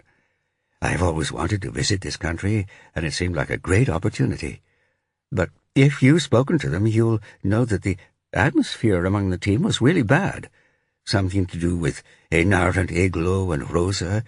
It was obvious to anyone that they were all upset with each other, and it was becoming really unpleasant. So on Saturday I decided to leave them and explore Greenland by myself for a couple of days. I've been staying here." "At the Hotel Kakortok?" It was where Magnus was staying. It was probably the only decent hotel in town. "That's right. Anyway, I ended up talking with Rosa a fair bit, because the rest of them were not speaking to each other. We got on well. She was an intelligent woman, and I like intelligent women. Saturday's filming had been a disaster, and Susie ended it early. I was sitting in the back of the boat with Rosa, returning across the fjord to Narsarsuaq. Until that point, she had always seemed cool and in control. But she looked scared. I asked her what was wrong. She seemed to think for a few moments, and then said that she had something important to tell me. If nothing happened to her, then I should just forget that she had said anything, but if something did happen to her, then I should tell them that she was sorry for what she had done." "Them? What did she mean by them?" Paulsen asked. "That's exactly what I asked. But Rosa said that if something happened to her, I would know whom to tell." Beccari looked at Magnus and Paulsen with incredulity. "I thought, how could I possibly know? I asked her what she had done, and of course she wouldn't tell me. She said maybe nothing would happen to her, in which case I should just forget the whole conversation, but she begged me, if something did happen, to do what she had asked me." Beccari's blue eyes were popping. "Well, what was I to do? She seemed deadly serious and very upset, so I promised. What else could I do? The boat arrived at Narsarsuaq, and we all got off, and I didn't get a chance to speak to her alone before I left them later that afternoon to catch a helicopter flight here. Except as I was saying goodbye, Rosa whispered, 'You will do as I asked, won't you?' And I said yes. And that's the last I saw of her." "So that's why you have come to see us now?" Paulsen asked. "Of course." Paulsen glanced at Magnus. They both knew what Rosa was talking about. Magnus raised his eyebrows, and Paulsen gave a tiny nod of assent for Magnus to ask a question. "What do you think she meant?" "Then or now," Beccari said. "Both." "When she said it, I had absolutely no idea. But afterwards, as you can imagine, I thought about it quite hard." "And what did you think?" "Well, at first I thought it must have something to do with Einar and Iglo, the little ménage à trois, whatever it is they have going on. Rosa had done something that she needed to apologize to one of them for, but she couldn't face doing it herself. But yesterday, I took a trip to Hvalsey, you know, the old Viking church there, and I was just sitting there thinking about it, and it seemed to me that when Rosa said, if something happens, she meant something more permanent. And then I thought about Carlotta's death, and, well, I wondered whether she had anything to do with it. Which is why you thought I had come here, said Magnus. Beccari nodded. So who do you think you need to tell that Rosa was sorry? Carlotta's parents, I assume. Don't you think? I mean, once I heard from Iglo that Rosa had been murdered, it all made sense. Or have I got it completely wrong? I think you may have got it right, said Paulson. Why do you think she told you? Said Magnus. If you mean, why me? I think it's because I'm an outsider and I have a certain authority, if you know what I mean. I guess I'm Italian, so I can talk to Carlotta's parents, although I am not sure that they would find it particularly comforting to hear that their daughter's murderer was sorry. And if you mean, why did she tell anyone, I have no idea. Guilt, maybe? Your guess is as good as mine. Better, probably. Magnus shrugged. So you reckon Rosa killed Carlotta? Beccari asked. Paulson nodded. It's looking that way. Beccari shook his head. I would never have believed it. And now she wants me to tell the parents she's sorry. You don't have to do that, said Magnus. I don't know, said Beccari. She seemed so upset when she asked me, and I promised. But if she was a murderer, then I don't really owe her anything, do I? I'd say not. A thought occurred to Magnus. Before you knew she had been killed yesterday, when you were at Hvalsey, and you had figured out that she murdered Carlotta, were you going to tell us? Ha! Beccari said. I was afraid you would ask me that question. I really didn't know what to do. It was just guesswork on my part. I could easily have been wrong, and I had promised her to keep quiet. The truth is, I was going to mull it over. But then, when I heard she was dead, my mind was made up. Thank you for coming in, said Paulson. When are you leaving Greenland? I have a flight booked back to Reykjavik later today, and from Keflavik on to New York tomorrow, said Beccari. Can you let me know how the investigation goes, Inspector? He said to Magnus. Especially when you have decided whether Rosa did kill Carlotta. I will need to figure out what to do about her parents. Okay, said Magnus. As Beccari stood up, Magnus hesitated. I do have some bad news about the theory that Gudrid and company landed in Nantucket. Beccari looked at him sharply. Oh, yes? Yeah. It's all a hoax. The wampum. Beccari's face showed a mixture of horror and anger. And the Columbus letter. I don't know about the wampum, he said, but I do know the Columbus letter is genuine. I'm sorry, said Magnus.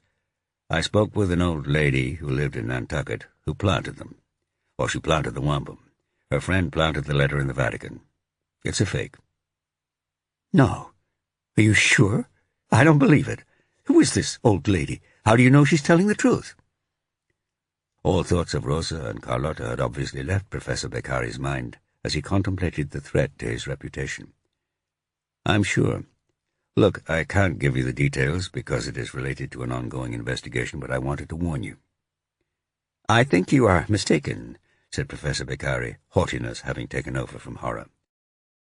And I warn you that you and this old woman, whoever she is, must be careful about questioning my judgment, unless you are both on very solid ground. All right, said Magnus, all sympathy for the professor disappearing. But I don't think the old lady will care very much about your threats. Why not? Because she was murdered on Friday morning in Reykjavik. Beccari seemed to realize that he had gone too far. Oh, that's terrible. Okay, look, I'm sorry. I'm sure you told me this in good faith, but that letter is authentic. I am certain of it. Her name was Nancy Fishburne, Magnus said. Did you know her? No. Wait. Did she write a book on Goodread? Yes, that's her. I glanced at her book in the library, but I've never met her, no. Paulson let Beccari go. We'll be in touch. Sounds as if Rosa knew what was going to happen to her, she said once the professor had left. I guess so, said Magnus. Unless she was referring to her cancer. Eglo said Rosa told her it was killing her. That doesn't sound right to me, said Paulson. It sounds to me as if she was expecting something more sudden. It sounded like that to Magnus, too. Einar must have threatened her, she said. Perhaps there was a history of this. Maybe Einar had tried to kill her before, or beaten her. Does that seem possible to you? Unlikely, from what I've seen of their relationship. I don't know about Iceland, but in this country you can never tell. No, that's true of Iceland, and America, and pretty much anywhere else, Magnus suspected. You couldn't tell what went on in anyone's marriage, but you did know that there was more abuse than ever came to light. But I'd have thought if he did threaten to kill her, it would be over something specific. Like he had just discovered she had murdered Carlotta, or she had confessed it to him? Magnus nodded. Maybe. He thought a moment. I wonder if Professor Beccari would ever have mentioned it if Rosa had not been killed. I don't know, but I'm glad he did, said Paulson. Now, let's get to the prosecutor's office. Chapter 45. Back in Iceland, Robert was arranging the warrant to search Rosa's home and office and seize her computers. While Vigdis was waiting, she decided to take the opportunity to drive out to Akranes and see Emil. He actually lived on a farm 20 kilometers to the east of the town. For a property owned by a retired policeman, Vigdis was surprised at how prosperous it looked. A new barn, dozens of horses grazing in paddocks bordered by smart wooden fences, a yard that was almost gleaming. The farmhouse itself, stained white concrete walls and a red metal roof, was noticeably tattier than its yard. The door was answered by a tall, thin woman of about 60, Linda, Emil's wife. Despite only having met Vigdis once or twice, she recognized her immediately. People usually did. She greeted her warmly and led her through to a living room where Emil was sitting in an armchair facing the home meadow, reading that morning's Morgunbladet. "Someone to see you, Emil." He looked up, his eyes betraying confusion. Vigdis was shocked at what she saw. The last time she had seen him, he had been a large, very large, man in his late 50s, with a thick moustache and several robust chins. The moustache had gone, and so had much of the fat, leaving loose folds of skin around a haggard face. There was still a tiny little paunch above his jeans, but his legs appeared stick-thin. Although he would only be in his 60s, he looked 10 years older. 2 walking sticks leaned against the armchair. "Hi, Emil," she said, approaching him with a grin and holding out her hand. "Vigdis."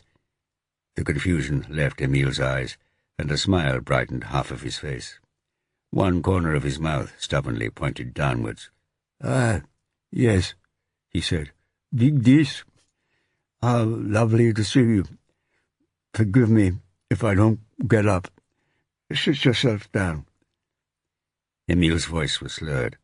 Vigdis knew he had had a heart attack, but he had clearly suffered a stroke as well. She couldn't help wondering what effect it had had on his brain, on his memory. "Can I get you some coffee?" Linda asked. "Yes, thank you," she said, sitting on a chair next to Emil. "What a lovely farm you have here."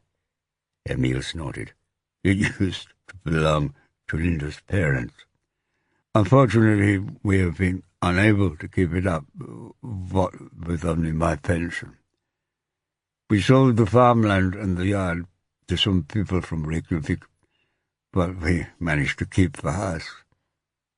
That explained the difference between the well-kept yard and the run-down farmhouse. "How are you doing, Vigdis? Are you still in the violent crimes unit, or has it been reorganized again?" Vigdis exchanged some departmental gossip with Emil.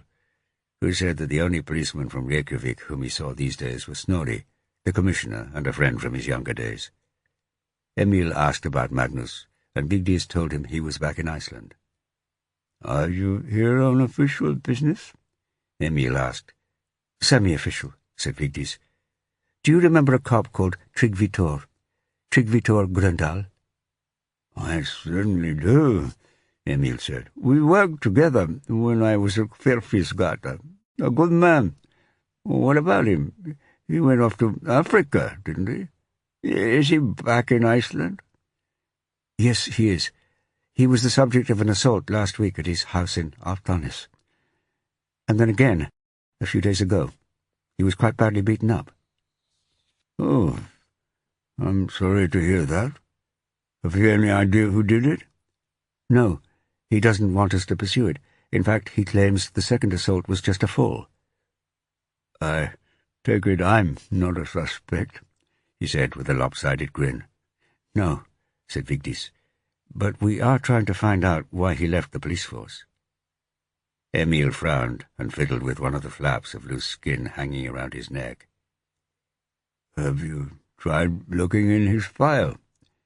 "Yes, there is virtually nothing in it." Emil nodded and then closed his eyes. Vigdis waited. Just as she was beginning to fear that Emil had fallen asleep, his eyelids twitched open. "Hence your description of your business as semi-official." "That's right." Vigdis waited. "You said Tryggvi was a good man. That's a strange way to describe a corrupt cop." "I never could believe Tryggvi was a corrupt cop." "So what happened?" Linda came in with coffee and some little cakes. She sensed the tension in the room. "Are you all right, dear?" she said. "Oh, yes," said Emil.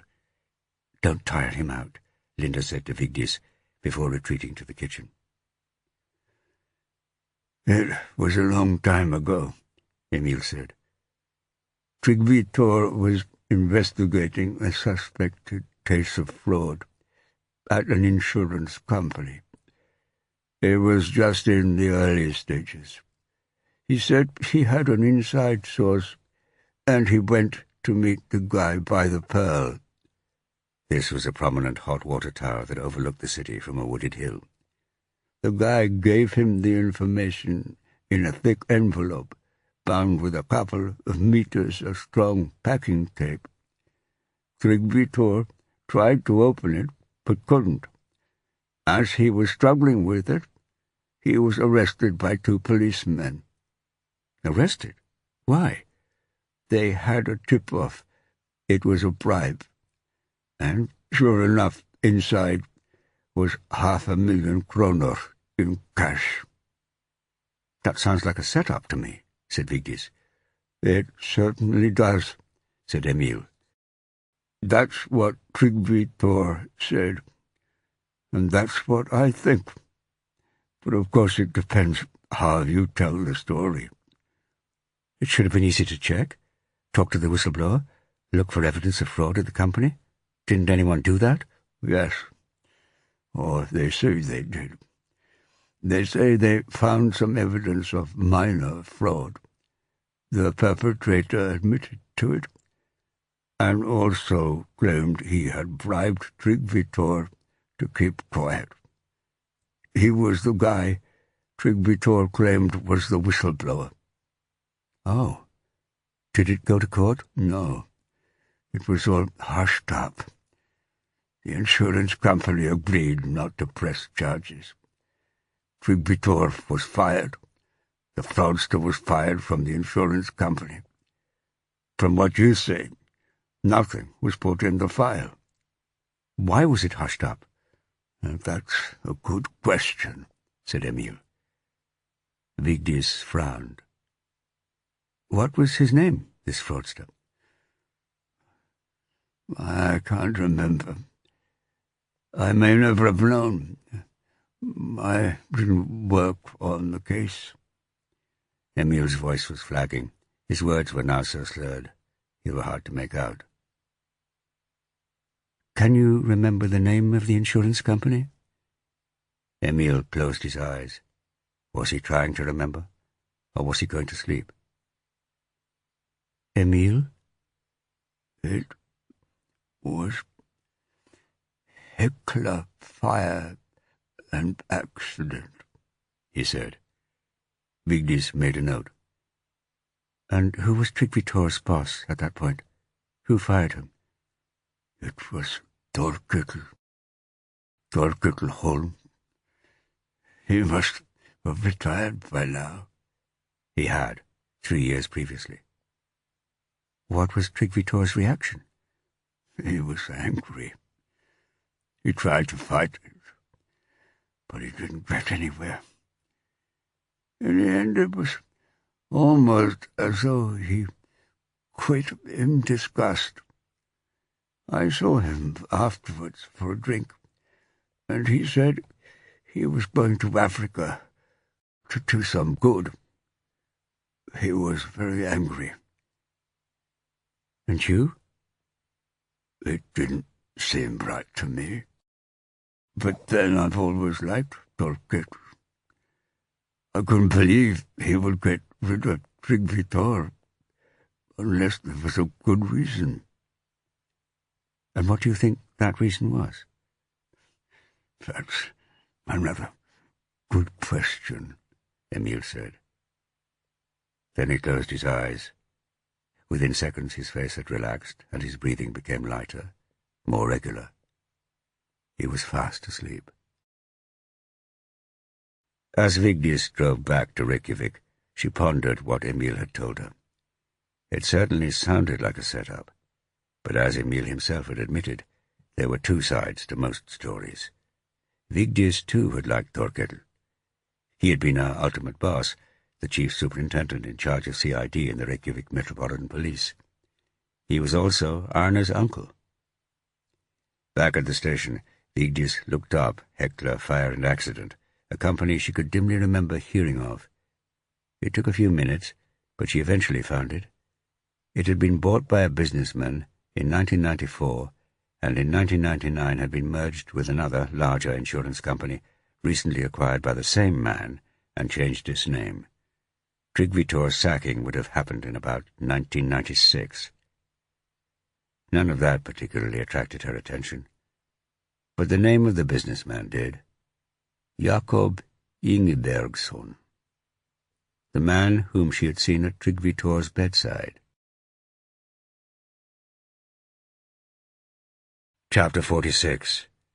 After a business-like meeting at the prosecutor's office in Qaqortoq, where they tackled the bureaucracy of international police cooperation, Magnus and Paulsen took a helicopter back up the fjord to Narsarsuaq. He told her he wanted to speak to the archaeologist who had been on the dig with Carlotta, Einar, and Iglo at Brattahlid in 2011. Paulsen was surprised, but was happy to proceed on the Rosa case without him. As far as she was concerned, unless they found one or preferably two witnesses who were certain Einar was somewhere other than the Blomsterdalen when Rosa was murdered, he was going down. Magnus called Iglo from the airport at Narsarsuaq and asked her if she would help him track down Anja Kleeman. Paulsen found a local to take them across the fjord, a short Greenlander named Noah who didn't speak any English. They picked up Iglo at the hotel and drove down to the harbour. Within a couple of minutes they were speeding across the water in a small motorboat, weaving around the icebergs. About a half a mile downstream, towards the sea, a water jet spouted several feet into the air. A moment later, a tail fin flapped and disappeared beneath the surface. Noah turned to them and grinned. "Hval," he said in Danish, the same as the Icelandic word, whale. "Tom came to see me last night," said Iglo. "Did he threaten you? If he threatens you, I can warn him off, or get Inspector Paulsen to arrest him." Iglo grinned. "He did threaten me. I was scared at first, but I handled him. He was bluffing." Despite all that had happened, she seemed to Magnus to be stronger that morning. "Where is Einar?" she asked. "In a police cell in Qaqortoq police station." "It doesn't look good for him, does it?" Magnus shook his head. "I'm still sure he didn't kill Rosa." "That's up to Inspector Paulsen to decide," said Magnus. As soon as the words were out of his mouth, he wondered why he had passed the buck so easily. They reached the little harbour at Brattahlid, and Noah tied up the boat. He told Eglo to wait, in Danish. Magnus and Eglo stood next to a wall running along the side of the dock, surrounded by empty pallets, a pile of tires, some gas canisters, and a couple of trailers. The red kiosk was empty, but an old Land Rover was parked a few yards down the track. It was low tide, and about 100 yards further along the shore, a berg had become stranded on a patch of brown sand, a giant ice cube sweating in the sun. 2 local boys, dressed only in swimming trunks, were trying to push it, but it wouldn't budge. To Magnus's amazement, one of them turned and sprinted into the sea, splashing and laughing. The other joined him with no hesitation. The sea temperature couldn't have been more than a few degrees above freezing. Even the craziest of Icelanders, and there were some pretty crazy Icelanders, wouldn't have tried that. A hairy hiker, carrying a massive rucksack, trudged into view. He sat down a few feet away, dislodged his load, and swigged water from a bottle. The aroma of a week in the wilderness assailed Magnus's nostrils. "How far is it to Hanya's site?" said Magnus. "About 7 or 8 kilometers. I hope Noah is coming up with transport." They waited a moment, Eglo examining her phone. "Did Professor Beccari call you this morning?" Magnus asked. "Yes," said Eglo. "He'd heard about a murder at Narsarsuaq and was worried it might be one of us. I told him it was." "Did he seem surprised when you said it was Rosa?" Eglo hesitated. "I'm not sure. Concerned, yes. Agitated. But actually it was as if he was expecting it." Magnus told her about Beccari's brief conversation with Rosa, and Rosa's message for Carlotta's parents, if that was indeed whom it was intended for. "Wow," said Eglo. "It struck me that your conversation with her was similar," Magnus said, "when she told you about her cancer." "Yes, that's true." "Was it definitely cancer she was talking about? Could it be that she thought her life was in danger, that someone was about to murder her?" Eglo considered the question. "No, she was definitely talking about cancer. But maybe she was doing the same thing with me, preparing for her death. It was just sooner than she led me to believe." She frowned. "This really doesn't look good for Einar, does it? I mean, if Rosa told Professor Beccari something was going to happen to her soon, it implies she thought she was going to be killed. And Einar is the obvious killer." Magnus nodded. "That's what Inspector Paulsen thinks." "And you?" "I think that too," Magnus admitted. His phone rang. It was Vigdis describing her interview with Emil and seeing Jakob Ingebergsson at Tryggvi Thor's bedside, the man who owned the insurance company and who had got Tryggvi Thor thrown out of the police force. "It stinks, Vigdis, to high heaven. If Tryggvi Thor really was taking a bribe, why cover it up?" "Because other people were involved?" said Vigdis. "Possibly. Probably. But who? Thorkell Holm was the guy who sacked Tryggvi Thor. Thorkell's a good guy," Magnus said. But so too was Tryggvi Thor. He heard the whine and clank of petrol engine and metal, and Noah appeared at the helm of an all-terrain vehicle. "I've got to go, Vigdis, and you had better get back to investigating Rosa, but thanks for doing that for me." As he hung up, Noah motioned for Magnus and Eglo to hop on, and conducted a quick discussion in Danish with Eglo about where exactly they were going. The hiker tried to ask Noah in German-accented English about boats across the fjord, but Noah ignored him. The ATV seemed to be the vehicle of choice in Brattahlid. They encountered 3 as Noah drove along the road that ran the length of the village, past the yellow Leif Erikson hostel, a bright blue school building, a red church with a spire, and the remains of Erik the Red's farm. There was no sign of past excavations there now, just low mounds of lush green grass and wildflowers tracing out the lines of ancient walls. "You know the trench from the 1930s was open until the 1990s, shouted Eglo above the roar of the ATV. "Einar tidied up much better after his excavation, so when Nancy Fishburne came here in the early 80s, there would have been tempting earthworks to tamper with." Magnus envisaged a younger version of the old lady he had seen in the Nantucket TV footage, scrabbling in the earth with her wampum shells, while her husband kept watch to make sure no one was coming. An arresting image. "Maybe I shouldn't say this," he shouted back, "but you could put the hoax into your documentary, as well as the real good read. That might be a way of rescuing it." "Not a bad idea. I'll suggest it to Susie." Magnus was unsure whether he liked his own suggestion. Susie should have come clean the moment Nancy had told her about the hoax, but Eglo deserved a break. Past the site of the real longhouse lay a modern reconstruction, fenced off and covered in a turf roof. Noah turned left up a rough track which climbed the hill above Brattahlid. Magnus looked over his shoulder at Eric's Fjord and Narsarsuaq airfield on its far side. And then the view disappeared, and they were in a wilderness of close-cropped grass and bare rock dotted with sheep. The track was made of a deep red earth and stone, and Noah seemed to enjoy the jolts as they headed west. Magnus had the impression he was trying to get airborne whenever he could. They zoomed over the crest of a hill marked with a series of a dozen or so stone cairns, and then they were on the other side. In front of them spread a large green bowl containing a couple of farm buildings, and behind it another fjord. Whereas the fjord they had just come from at Brattahlid had contained 10 to 20 stately icebergs drifting alone, this one was chock full of shards of ice, large and small. The green hillsides were scattered with purple, blue, and yellow flowers, and farm machinery in various stages of disrepair. They zipped past an ancient Massey Ferguson tractor of rusty grey that looked like it hadn't been moved for 50 years. Noah slowed and turned to Eglo. He pointed to the far side of the valley, which was an impossibly bright, deep green, and there, 100 feet or so up a hillside, a small group of people clustered around a rectangle of bare earth next to a large canvas awning. Eglo nodded. Tasiusak, the farm that dominated the valley, was a prosperous one, boasting major blue metal barns and an array of white plastic-covered rolls of hay. Noah roared past it, turned onto a lesser track, and headed for the dig.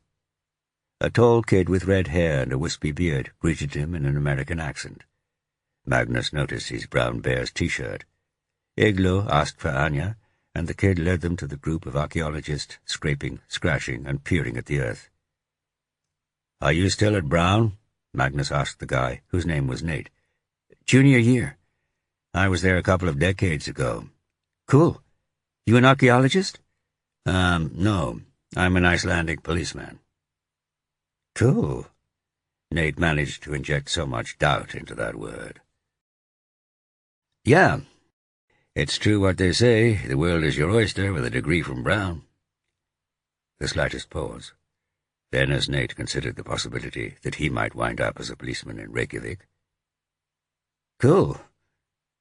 Behind them, the ATV's engine gunned into life, and Magnus turned to see Noah whizzing off down the track towards the farm. "Is he coming back for us?" he asked Eglo. Eglo shrugged. "No idea." Anya waved and grinned when she saw Eglo approaching and gave her a hug.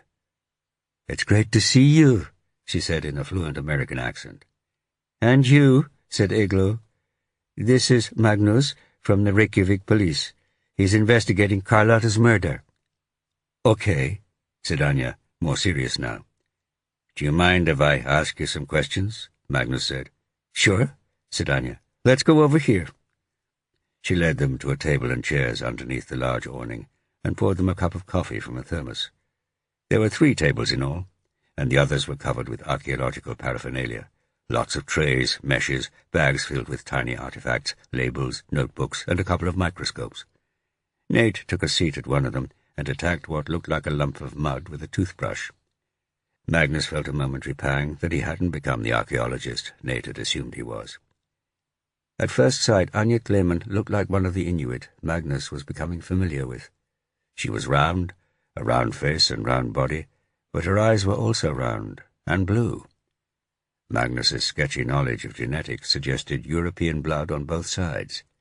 She told Magnus a little of her own background: a childhood in Greenland, university in Denmark, a master's in America, and then a PhD at Aarhus.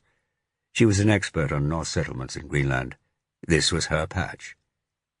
"How's the excavation going?" Eglo asked Anya. Usual story.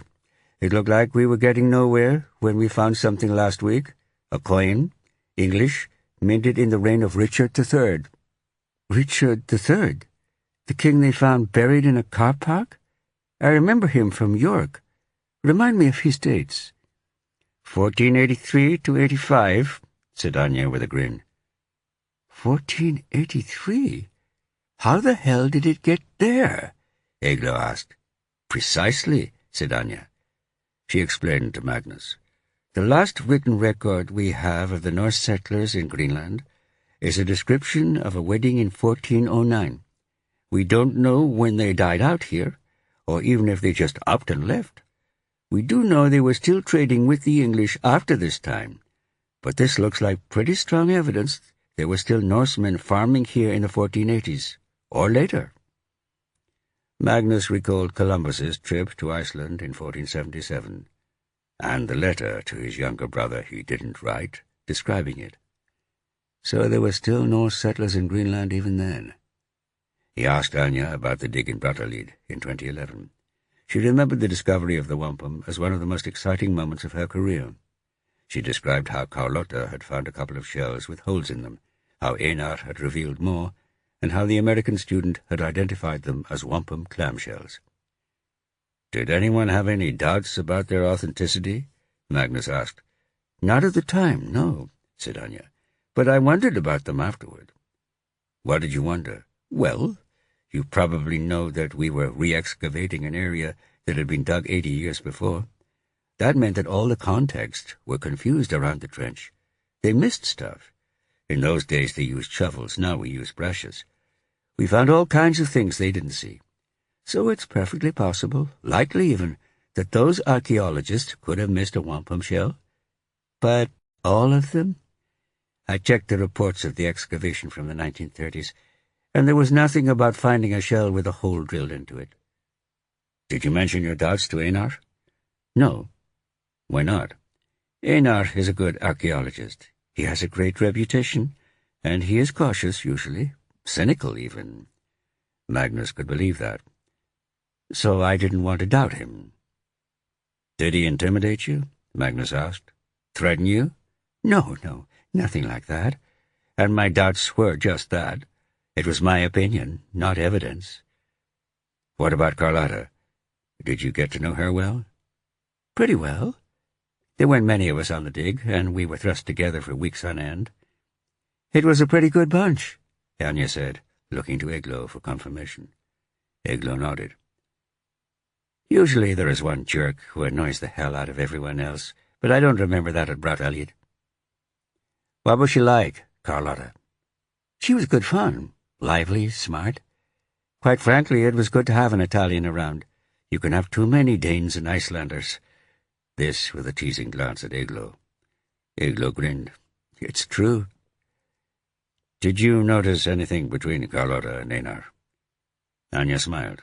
"Oh, yes. I think it started after Carlotta made the discovery.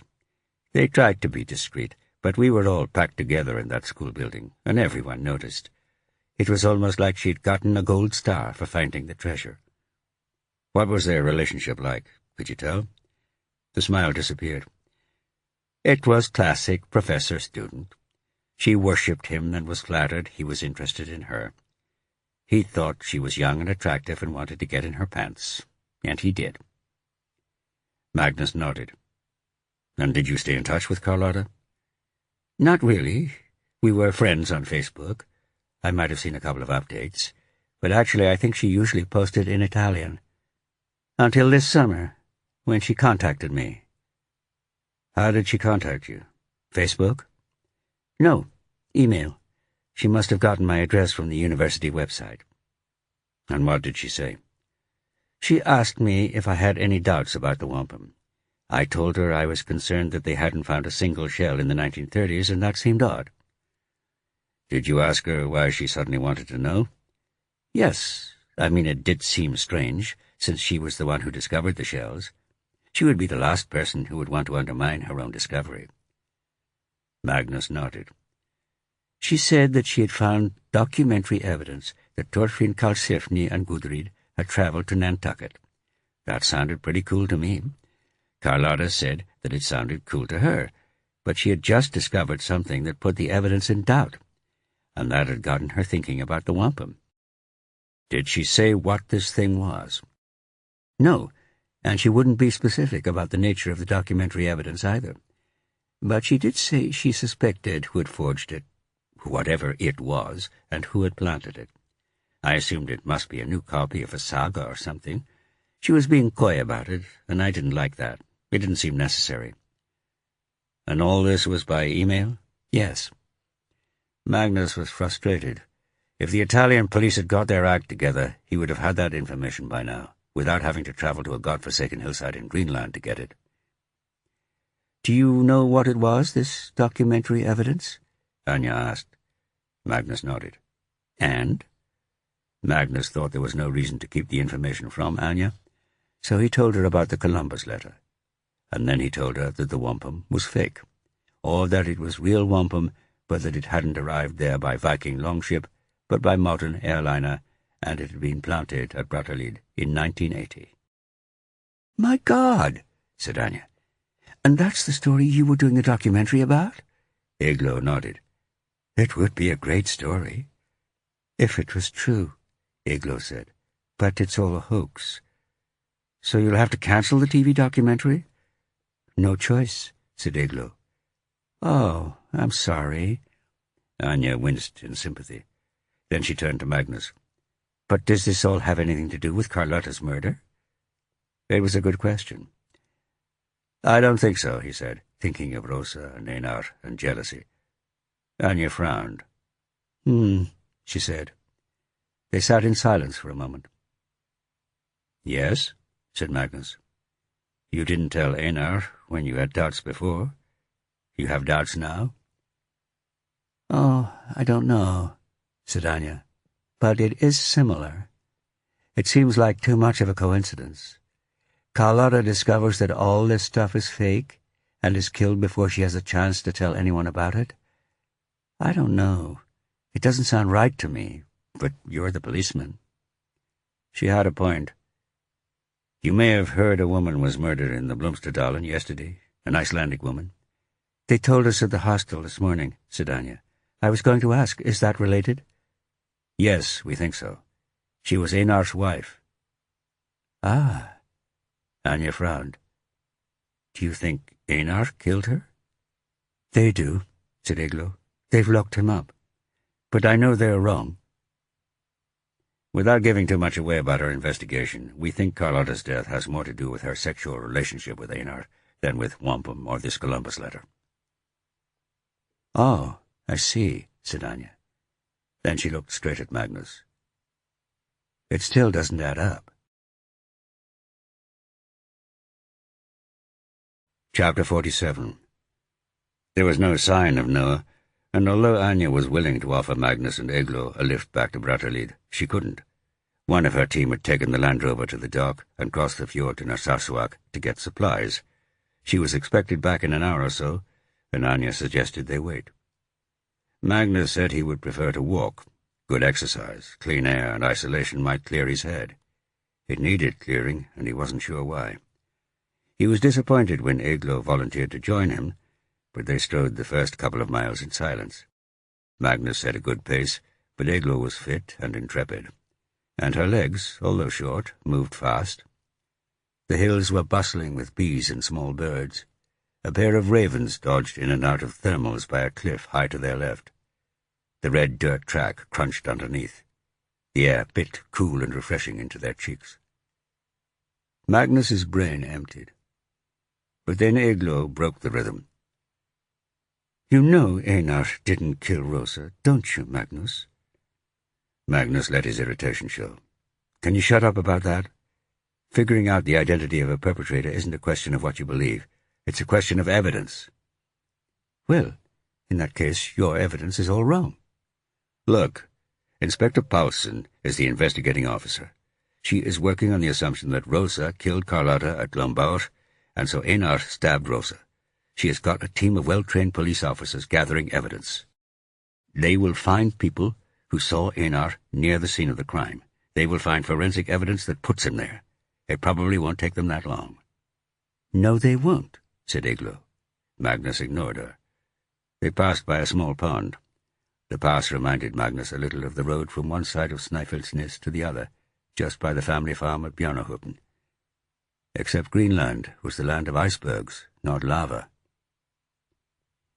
"Anya knows Einar didn't do it," Igloo said. "Anya knows nothing about the case. Anya is a smart woman. She said that it must have something to do with what Carlotta had discovered. That was just her opinion. And you didn't even tell her about Nancy Fishburne's murder. That must be linked to the hoax somehow." Magnus didn't respond. "You're not comfortable about this, are you, Magnus? You know something's not right." Magnus had had enough. He stopped and turned to face Igloo. But she was grinning at him. She was right, damn it. Magnus wasn't happy about it, and he didn't know why. They stood facing each other. "Okay, look," Igloo said. "It's going to be at least an hour until we get back to Brattahlid. Just do me a favor. Assume that Rosa's death had something to do with the hoax and whatever Carlotta had discovered about it. Think it through." Magnus's initial reaction was not to do Igloo a favor, but he knew that what really irritated him about Igloo's comments was that some part of him shared her doubts, and he wasn't prepared to admit that either to her or to himself. Those doubts wouldn't go away until he dealt with them. "All right," said Magnus. "Let's walk." "So, what do you think Carlotta had discovered that made her want to contact Anya?" "It was something she wanted to tell Einar that was worth flying all the way to Iceland for. Something about the letter." "Okay, let's say she suspected it was a fake," said Magnus. "Why would she do that?" Igloo trudged on. "She found another expert? Someone who disagreed with Professor Beccari?" "Who might that be?" "Another Italian academic?" "Or someone at the Vatican," Magnus said. "Maybe they had a better reason than she originally thought to doubt the letter." "You could ask them," Igloo said. "We could," said Magnus. "But let's say that an expert at the Vatican did have proof that the letter was a fake. I'm really not sure why that would mean she was killed. The proof would come out from this expert anyway, whether Carlotta was alive or dead. Nobody gains." They walked on. Magnus's brain was working. To some extent, Igloo was correct. Although he had considered Carlotta and the wampum, he hadn't thought much about her involvement with the Columbus letter. All those years ago, a rare book dealer had forged it and inserted it into the Vatican's secret archives. "You know, Anya said just now that Carlotta had figured out who had forged it. What exactly did she say? Can you remember?" "Oh, let me think," said Igloo. "She said that Carlotta suspected who had forged it, whatever it was, and who had planted it. I think those were her words." "So do I," said Magnus. "We know who forged it. Nancy Fishburne's rare book dealer friend. I think his name was Emilio, but from what Anya said, Carlotta was implying someone else planted it in the Vatican secret archives." "Did she imply that?" said Igloo. "Yeah, I know," said Magnus. "It's vague. I'm trying to remember exactly what Kelly told me about who her grandmother had said had planted it, but I can't. I suppose I assumed it was Emilio, but maybe it was an accomplice. Let's assume for a moment that it was someone else. How could Carlotta have discovered who?" They pondered that. "I have no idea," said Igloo after a minute. "What about you?" "I'm thinking." "I'll shut up then." Kelly had said that the book had scarcely been taken out since the hoax was hatched. Maybe the Vatican secret archives kept records of who had taken the book out and when. It seemed like the kind of thing an ancient library might do. Or maybe not. Lots of people, lots of books, many years. Worth checking, though. "You've thought of something," Igloo said. "I have," said Magnus. "Well?" Magnus told her. "Okay, let's call them, the Vatican." "When we get back to Narsarsuaq." "No, now." "How would we do that?" "Look." Although they were still out of sight of Brattahlid and the fjord, Igloo pointed to a couple of towers on a hilltop 2 miles away. no doubt providing phone coverage to the village. She pulled out her phone. "See?" she said, showing him the screen. 3 bars and 4G. She sat on a rock and worked her phone. "The Vatican Secret Archives, right?" In less than a minute, she tapped a key triumphantly and put the phone to her ear. "Yes, good afternoon," Eglo said in English. "I have Inspector Magnus Ragnarsson of the Reykjavik police here. He is investigating murder and would like to speak to the head librarian." She nodded and then looked up at Magnus. "There you go." So Magnus sat on a rock in the wilderness of Greenland and spoke to the keeper of one of the world's most exclusive libraries in Rome. Magnus repeated Eglo's introduction. "I am investigating the murder of Carlotta Mondini in Iceland on August 21st. She was an Italian postgraduate student." "Oh, yes, I remember her." The head librarian had a soft Italian accent, but his English was clear and precise. "She has been murdered. I am very sorry to hear that." Magnus's heart beat faster. Eglo had placed herself next to him on the rock and could hear what the librarian was saying. She gave Magnus the thumbs up. "You say you remember her. Have you seen her recently?" "Short hair with blonde stripes. A postgraduate from Padua, I think." "That's right," said Magnus. "Yes, then I certainly remember her. She came into the library last year.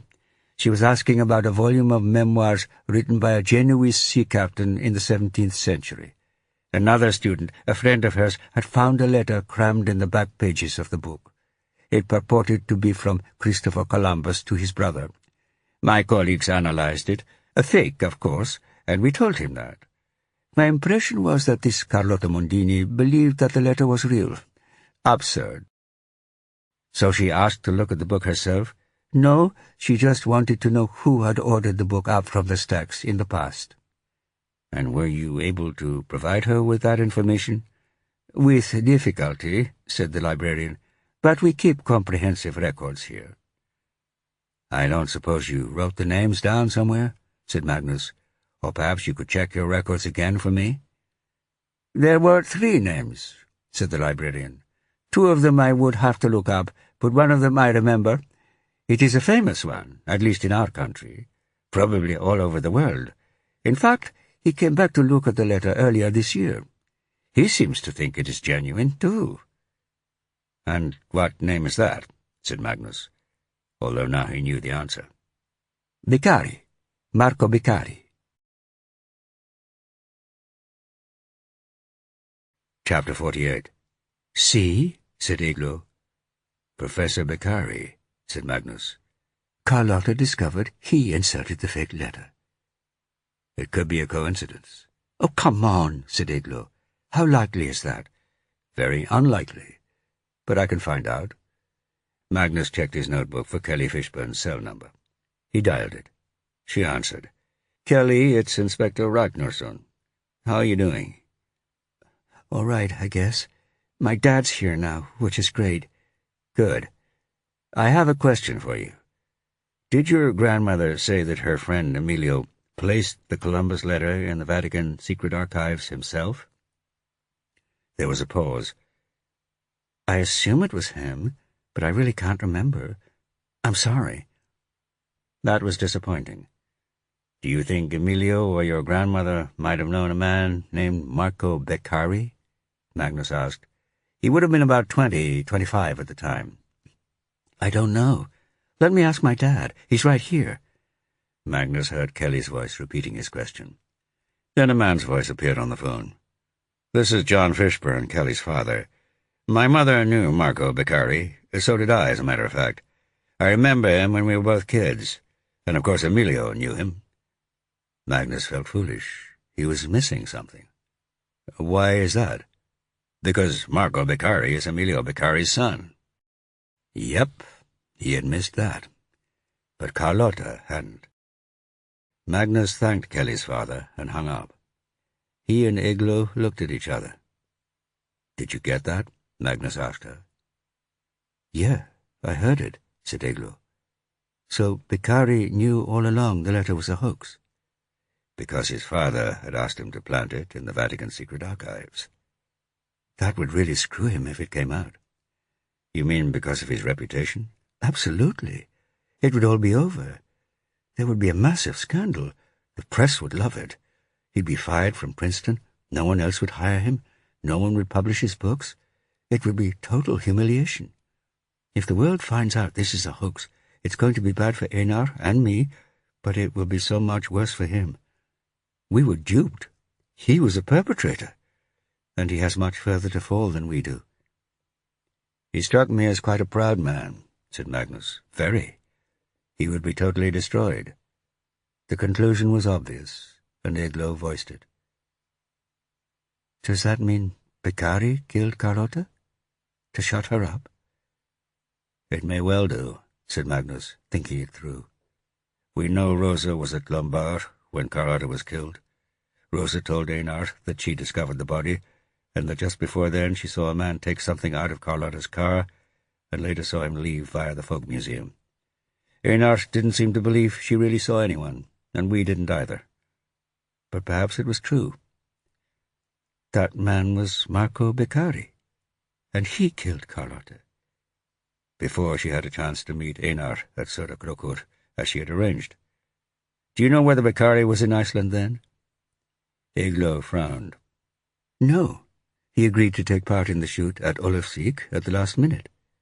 Carlotta was killed on Monday, and we met Beccari in Ólafsvík on Wednesday. I've no idea when he flew into Iceland. Could have been before Monday, couldn't it? We can check with the airlines, said Magnus. All right. Eglo furrowed her brow. But if Rosa did see Beccari at Lombard, wouldn't she have recognized him? Depends whether she had ever seen him before. Eglo's eyes opened wide. I think she only met him for the first time on the plane to Greenland. And she recognized him then, Magnus said. He figured it out and killed her. But wouldn't she have just told the police? Eglo asked. Called you in Iceland. Maybe she was intending to, said Magnus. Or maybe she wanted to confront Beccari herself. So she agreed to meet him in the Blomsterdalen. That would be stupid. Depends on what she wanted to say. She was a cool customer. Oh, she certainly was, said Eglo. She never gave the impression that she recognized Beccari, but then she would be quite capable of hiding that if she wanted to. And she didn't tell Einar. That's not necessarily surprising. Let me check something, Magnus said as he pulled up Vigdis's number on his phone, turning away from Eglo. As he was waiting for her to pick up, a ewe trotted into sight from behind some rocks, a black lamb almost her size close behind her. Both animals stared at him. He stared back. The lamb lost its nerve and darted back and forth, not sure whether to run for it or to stick close to Mom. The ewe ambled away. Vigdis answered just as her phone was switching to voicemail. "Aye, Vigdis," Magnus said without preamble. "Can you check something for me? Can you find out when Professor Beccari arrived in Iceland last week? He will have rented a car. We need to know the registration and whether it was caught on camera travelling north through the Hvalfjörður tunnel before Carlotta was murdered." Vigdis grasped the implication of Magnus's question immediately. "Are you serious?" "I am." Silence. "Vigdis?" "I was thinking about Rosa's phone records you sent me. There was a U.S. number I recognized from Carlotta's records." "Beccari?"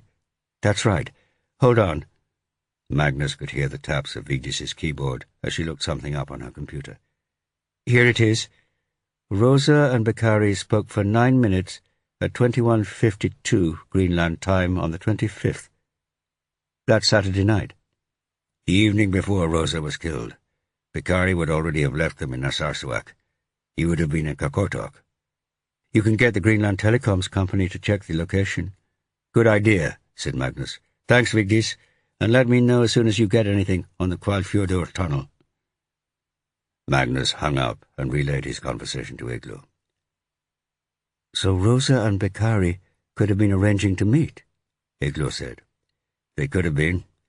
In which case either Beccari never left Narsarsuaq, or, more likely, he got a helicopter back that day just to meet her at the Blomsterdalen." "I still think she would have been stupid to meet him somewhere quite so isolated." Rosa wasn't that dumb. "We'll see," said Magnus. "Air Greenland will have the details if he did fly there and back. Time to call Inspector Paulsen." Paulsen didn't answer, so Magnus left a message on her voicemail. He and Eglo set off at a brisk pace on the track towards Brattahlid. They had only been going for 10 minutes before Paulsen called back. "Sorry, Magnus," she said. "I was just interviewing a French tourist. He's adamant that he saw Einar on Signal Mountain between 12:15 and 12:45 yesterday afternoon. No doubts about the ID. He had seen Einar with Eglo and Susie before at breakfast at the hotel. Definitely the same guy, and if Einar was on Signal Mountain at that time, there was no way he could have had time to walk to the Blomsterdalen, murder his wife, and get back to Narsarsuaq when we met him at 2:50. And there was not enough time earlier that morning after he had returned from Brattahlid. So we've lost our only suspect." "Don't worry," said Magnus. "I think I've got another one for you." Chapter 49. Paulsen and Magnus went straight from the airport at Kakortok to the hotel with the local constable in tow. While Magnus had been making his way over the fjord to Narsarsuaq, Paulsen had checked with Air Greenland. Bekkari had indeed made a day trip by helicopter from Kakortok to Narsarsuaq the day before, arriving at 8:15 and leaving at 2. He had had time to meet Rosa in the Blomsterdalen and kill her. He was booked on a flight out from Narsarsuaq to Reykjavik later that afternoon. Paulsen and Magnus could have waited for him to show up at Narsarsuaq, but they had decided to go straight to Kakortok and arrest him there. If Bekkari had killed Carlotta and Rosa, he had probably killed Nancy as well, and for the same reason. Once Nancy became aware Marco Bekkari was involved with the documentary, she would have realized that he hadn't let on to the others that the letter was a fake. When Kelly had told her about Carlotta's murder, Nancy may well have remembered the Italian girl from Einar's visit in Nantucket. If she was the smart woman that everyone said she was, then she would have figured out that there was a possibility Marco Bekkari might have killed Carlotta. And rather than coming to the Icelandic police, she might have contacted Bekkari himself and met him in her hotel after sending Kelly away. Bekkari had just checked out of the Hotel Kakortok, and the hotel shuttle bus had taken him to the airport. Magnus recalled spotting the bus stopped outside the terminal, so he and Paulsen retraced their steps. The airport was no more than a small terminal building, a couple of sheds containing fire trucks and Bowsers, and a round concrete apron built on a rocky promontory sticking out into the sea. The Air Greenland clerk at the desk said that Bekkari had just checked in, but his helicopter had been delayed for an hour. The woman thought she had seen him stroll out of the building. Magnus and Paulsen made a quick circuit of the terminal and its toilets, which took them only 5 minutes. Then Paulsen suggested they wait for Bekkari to return. She began to make some calls. Magnus kicked his heels for 5 minutes, but he was impatient. He left the terminal building and walked up to the road. To the left was the route into town. Bekkari probably hadn't gone that way, or they would have spotted him. The road twisted around to the right along the top of some small cliffs above the sea. Magnus turned right. The road rounded an outcrop of rock and passed beneath a small playground. 2 women were sitting on a bench watching 3 tiny children on a merry-go-round.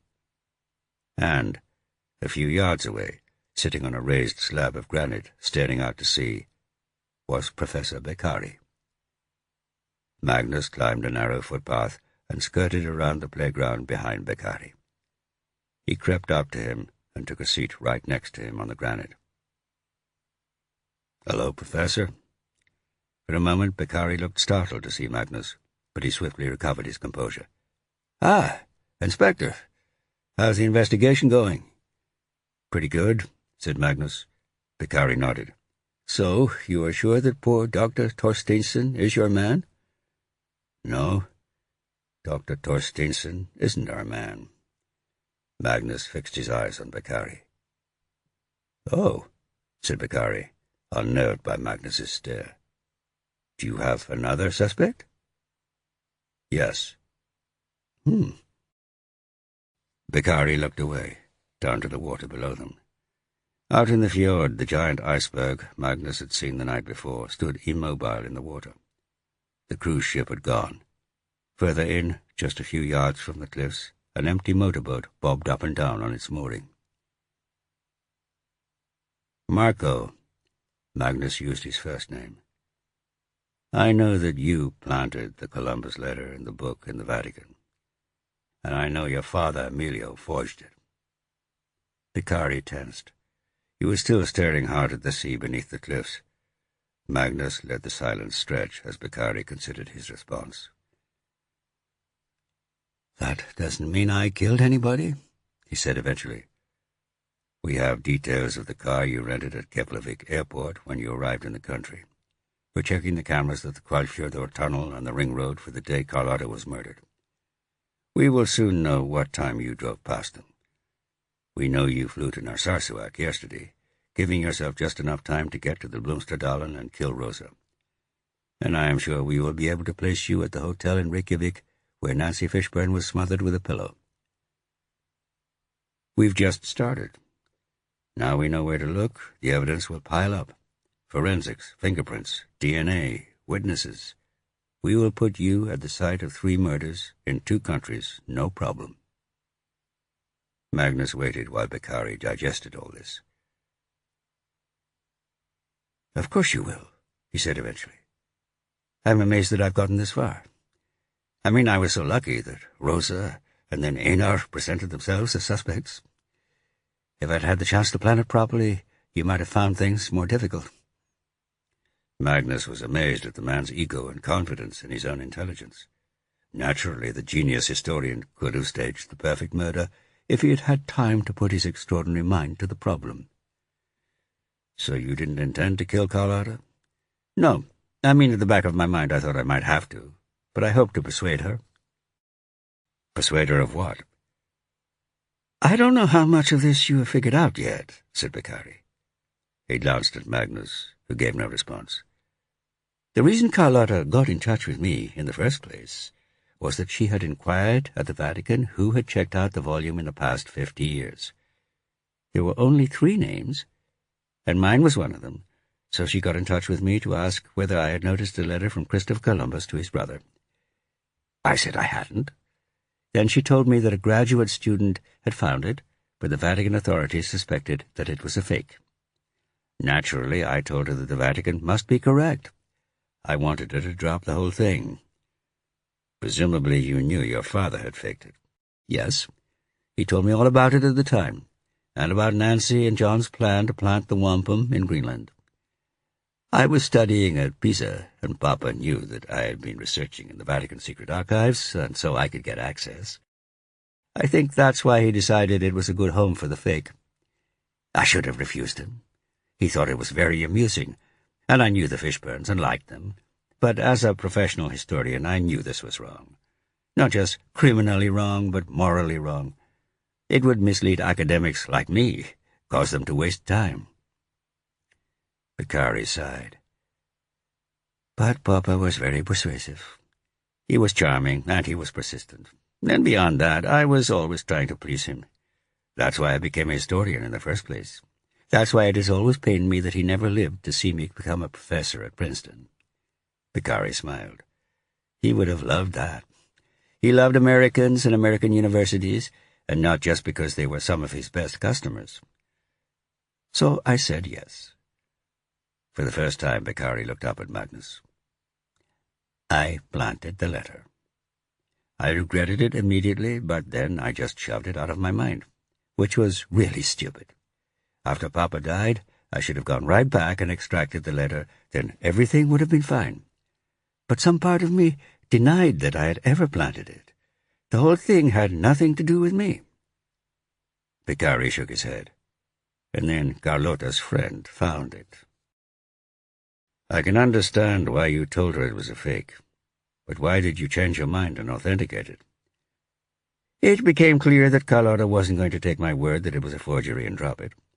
She said they had other evidence pointing to Gudrid settling in Nantucket, and that she and some Icelandic friends of hers were going to make a documentary about it. An international documentary. In that case, it would be much better if everyone thought the letter was real." So I went to Rome and took another look at my father's work. It was extremely well done.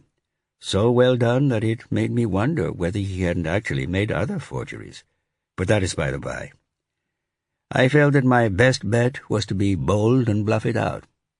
So I told Carlotta the letter was real, and I let her run with it. I knew there was a good chance I would get found out in the end, but this seemed to me my best chance of escaping detection. I begged Carlotta not to tell anyone that I had missed the letter myself in 1979. I said it would be embarrassing, and Carlotta was willing to go along with that. She was just so pleased to have my blessing. She would have done anything I asked. So it all looked good, until Carlotta called me 3 weeks ago and said she wanted to speak to me again about the letter. She had doubts, and she was going to talk to Einar about them. In fact, she was going to Iceland to see him. I knew I was in trouble. I almost confessed then, but the consequences to my career would have been catastrophic. I have my enemies in the academic world, especially at Princeton, and they would have lost no time in plunging in the knife. For someone in my position to have planted a forgery would be a scandal. It would ruin my reputation and the reputation of the university. And my reputation is important to me. I have made a major contribution to the understanding of history, and I have more to do. Quite simply, I am one of the top historians in the world. Without history, I am nothing. I tried to imagine what would happen to me if I was unmasked as a forger, and I just couldn't. It was too terrible. Beccari was searching Magnus's face for understanding. Magnus could believe he wasn't exaggerating. For someone with an ego like Beccari's, the shame of being unmasked as a forger would be too horrible to contemplate. "I see," Magnus said. "So you agreed to meet Carlotta at Lombard?" "Yes. At that point I didn't plan to kill her. I just wanted to hear what she had to say and find some way to keep her quiet. I typed up an offer for her to take up a post in the history department at Princeton. It might have come in useful." "And what did she have to say?"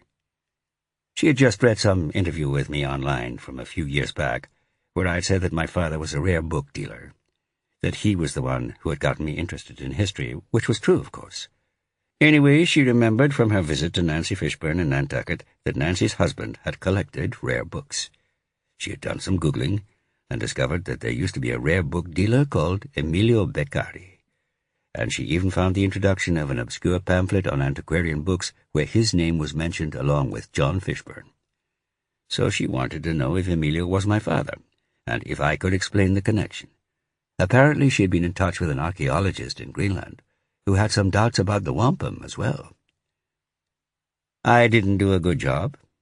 I admitted that my father's name was Emilio, but I said I had no idea who his clients were. It was just a coincidence that I had taken out the volume in which the letter was found." Beccari shook his head. "She just didn't believe me. Once she started considering the possibility that the letter was a fake, it was obvious that I must have been the one who planted it. She said she was going to Sodakrokur that very evening, and that she would tell Einar. I pleaded with her. I showed her the letter offering her the job at Princeton. I offered to outright bribe her, give her cash. But none of that worked. It just proved to her that the letter was a fake, and that I had planted it." She turned and walked away. We were standing at the back of the churchyard, away from the road, out of sight of anyone. I knew once she reached the front of the church and went through the gate, it would all be over. My reputation, my chair at Princeton, my books, my ideas, everything. In those seconds I realized that if I let her tell the world what she knew, I would kill myself. I would have to kill myself. I would have no choice. I couldn't face my colleagues, my family, the memory of my father, myself. I would have to end my life. And then I thought, why? Why should I have to end my life? Why not hers? Beccari licked his lips and swallowed. I had no time to think it through. I had to act. There was a spade and a pickaxe leaning against the back wall of the church.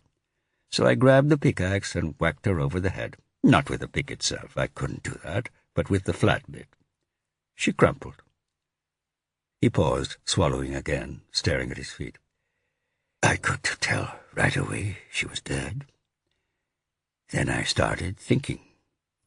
No one knew we were meeting. Carlota had told me that.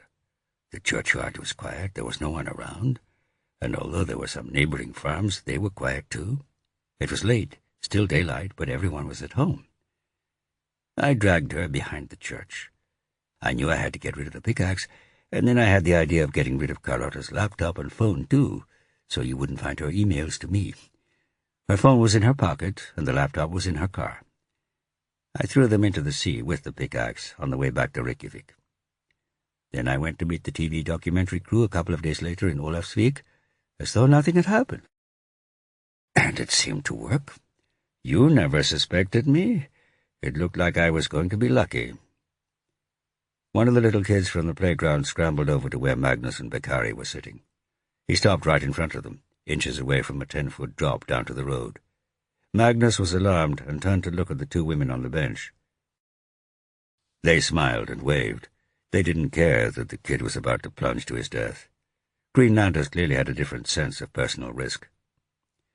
Beccari avoided the child's big brown eyes. "Your mom wants you," Magnus said in English, pointing to the women. The child may or may not have understood the words, but he turned and ran back to the playground. "And then Nancy Fishburne showed up in Iceland?" Beccari nodded. "The first I heard of it was an email she sent me.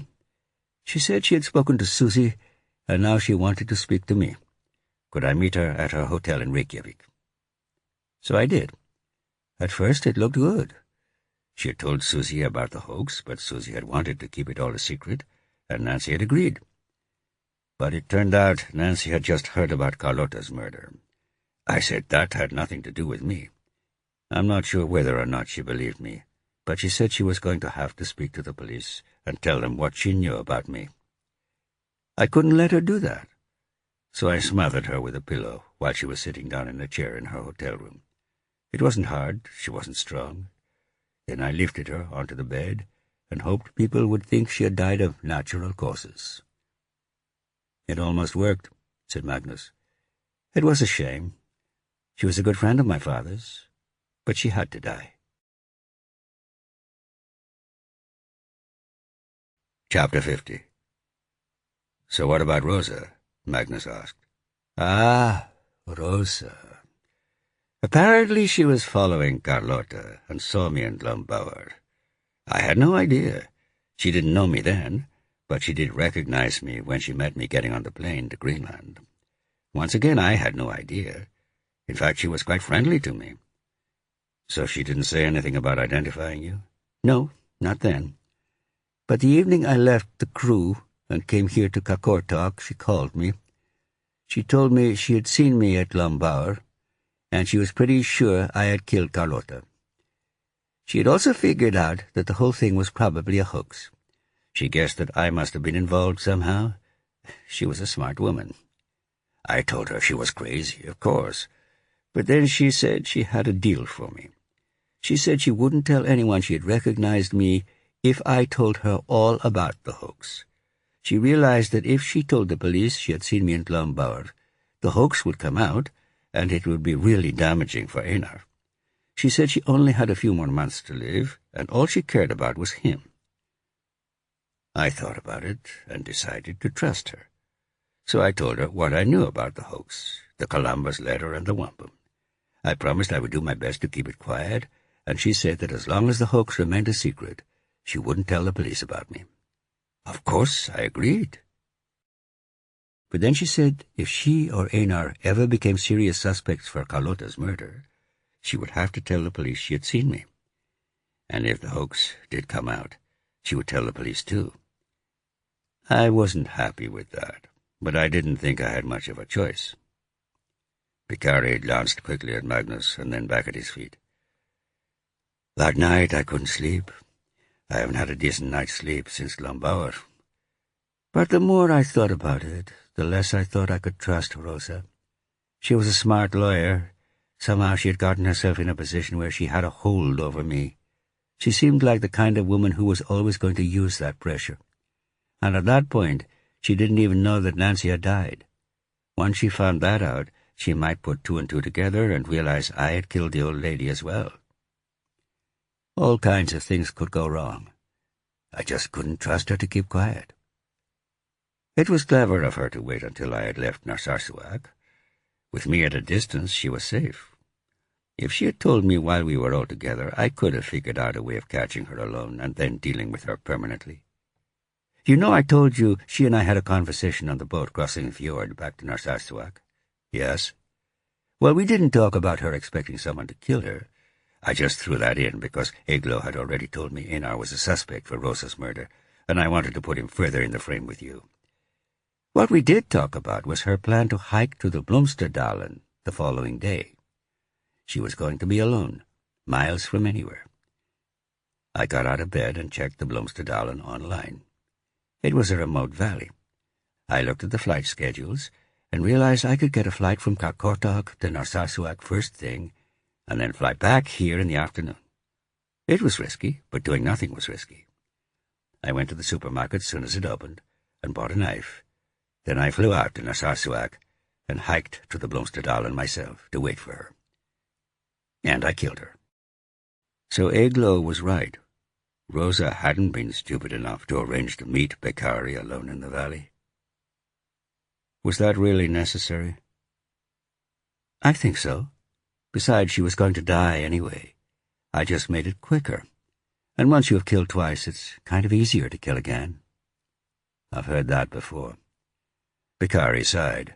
He looked up at Magnus, tears in his eyes. Magnus had the feeling that Beccari was very sorry. Sorry for himself.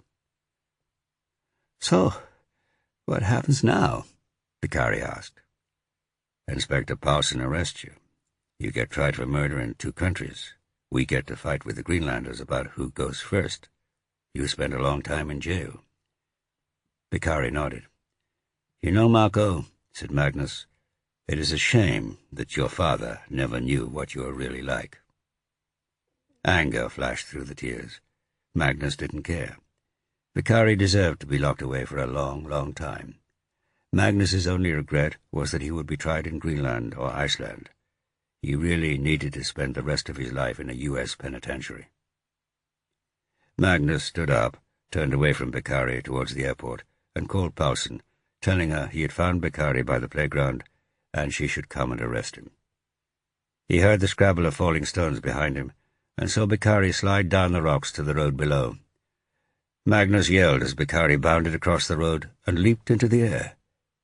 It was only 10 or 15 feet to the sea below. Magnus heard the splash as he followed Beccari down the rocks and over the narrow road. He could still see the ripples where Beccari had hit the water below him, but no sign of the man himself. Magnus stared at the slow swirl of the sea. Beccari didn't look like much of a swimmer, but perhaps he had struck out underwater. The surface broke as the long neck of a cormorant bobbed up. The bird looked around for a couple of seconds, and then dived down. People usually floated, didn't they? Could Beccari have got stuck down there somewhere? Then, slowly, the hump of Beccari's light brown jacket broke the surface, his pink hooped scarf trailing behind it. He was face down. His body was only a few yards from the rocky shoreline. Magnus couldn't understand why Beccari hadn't broken the surface face up. Magnus was a good swimmer. He knew CPR, he knew mouth-to-mouth. If he got to Beccari quickly, he had a good chance of saving him. But the water was cold, dangerously cold. He had no idea how long a healthy body could survive in water that cold before hypothermia kicked in, but he thought it must be at least 10 minutes, probably half an hour. Paulson was on her way, and there were helicopters and motorboats galore close by. Was it worth risking his own life for Beccari? 8 years before, Magnus had watched as a murderer had drowned in the waters of a powerful waterfall. Even though there was nothing he could reasonably have done to save the man once he had fallen in, he had relived the moment with regret. No, with guilt. He could save Beccari. He laid his phone on the rock, took off his coat and his shoes, paused for a moment, and jumped. Chapter 51. As he was in mid-air, the realization hit Magnus. He had no idea how deep the water was. Perhaps Beccari had banged his head on a rock just below the surface. Too late to do anything about that now, except to resolve to punch his legs as soon as he hit the water to slow his descent. Impact was like a giant fist smashing against his body, clutching him and squeezing. It wasn't the resistance, it was the cold. Cold like nothing he had ever felt before. All the nerves, all the muscles in his body seemed to convulse. He could feel his mouth attempting to open in an involuntary gasp. Somehow he managed to keep it closed. His lungs exploded. He did pull up his legs, but he had no idea where he was, or even which way up. He opened his eyes. The sea was green. White bubbles from his splash surrounded him. His lungs demanded air immediately. Holding his breath was not an option. He hadn't quite managed to keep his mouth completely closed in the moment after impact. Some water trickled in, stimulating a coughing reflex. A surge of panic overwhelmed him, and a compulsion to flap his arms and legs. But which way? He told himself to stay still, just for a couple of seconds, so that he could tell which way was up. The bubbles cleared, slipping off together. Up. Sand, rock, and seaweed appeared in one direction, a lighter shade of green and blue in another. He pushed with his arms to change his attitude, so that his head was towards the surface, and kicked and flapped. Ordinarily, Magnus could hold his breath underwater for a minute or more. Now he only had a few seconds. His chest was exploding.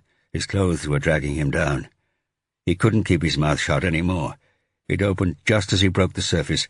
He took 2 lungs full of air, and then he was under again. He resisted the insistent messages from his body to flail wildly, and took a couple of deliberate strokes upwards. Once again his face broke the surface, and he kicked and flapped with arms and legs to keep his face above the surface. The explosion in his lungs was joined by his heart. His heartbeat galloped, the blood roaring in his ears. Despite his face being above water and free to gasp air, his lungs were telling him that he didn't have enough oxygen. He seemed to be breathing in without having time to breathe out. Panic was tugging at his heels, pulling him down towards the bottom. Hyperventilation. Slow down. Calm down. He held his breath, froze his limbs, let his body sink and his head go underwater just for a couple of seconds before kicking back to the surface. It worked. He was still gasping. His pulse felt like it had hit 200, but a steady flow of oxygen was reaching his lungs. He looked around him. Beccari was floating face down about 10 yards away. The rocky shore was close, but there seemed nowhere to cling on safely. A better bet was the motorboat a little further out to sea. Maybe Magnus would be able to climb on board. If not, he could at least hang on to the mooring line. He began to take some tentative strokes towards Beccari. After the initial shock, where the cold had felt like a blow, now it was painful. Magnus could see why Beccari had surfaced face down. He must have gasped for air as he had plunged beneath the surface and filled his lungs with seawater. Magnus had been foolish to jump after him, but now he was in. He would do his best to extricate Beccari. It was difficult to swim or to make any forward progress at all. He found himself making swift, useless strokes. Once again he tried to calm himself, to swim slowly and deliberately. After what seemed like an age, he reached Beccari. He was exhausted. He reached out to grab Beccari's clothes, to try and turn him face up, but his fingers wouldn't grasp him. He got closer, reached out again. Beccari sank underwater. Surfaced. Magnus just couldn't grip. His fingers wouldn't obey instructions from his brain. His body was shutting down, extremities first. He gave up trying to get a hold of Beccari and instead pushed Beccari's side upwards, trying to flip him over onto his back. It took him 4 attempts, but eventually he succeeded. Beccari wasn't breathing. He had drowned. It was probably too late to resuscitate him, but Magnus was in the water now. He may as well try. It wasn't far to the motorboat. Off Duxbury Beach in Massachusetts, Magnus could have grabbed Beccari under the chin and pulled him the distance in less than a minute. But here, in Greenland, with both of them fully clothed, Magnus was making no progress. Not just that, but his limbs were beginning to ignore messages from his brain. It was only with the greatest of difficulty that he could move his arms and legs at all. It was bad, and it was going to get worse. In another couple of minutes, Magnus would lose the ability to keep his own face above water. He had to get to the boat before that. He let go of Bikari and struck out for the boat, but he was losing strength. Not just strength, he was losing control over his body. For the first minute or so he made some progress, but then even that stopped. There was a tiny current which was gently tugging him away from the boat. Once again, in normal circumstances, he could easily have overcome it, but now all he could do was keep his head above water. He wasn't going to be able to do that for much longer. He was going to drown. His left arm went first. It would no longer move, and his right was barely making any upward pressure. He was going to drown. His life didn't flash in front of his eyes, but he did think. Who would care? His parents were dead. His brother Ollie would be pleased.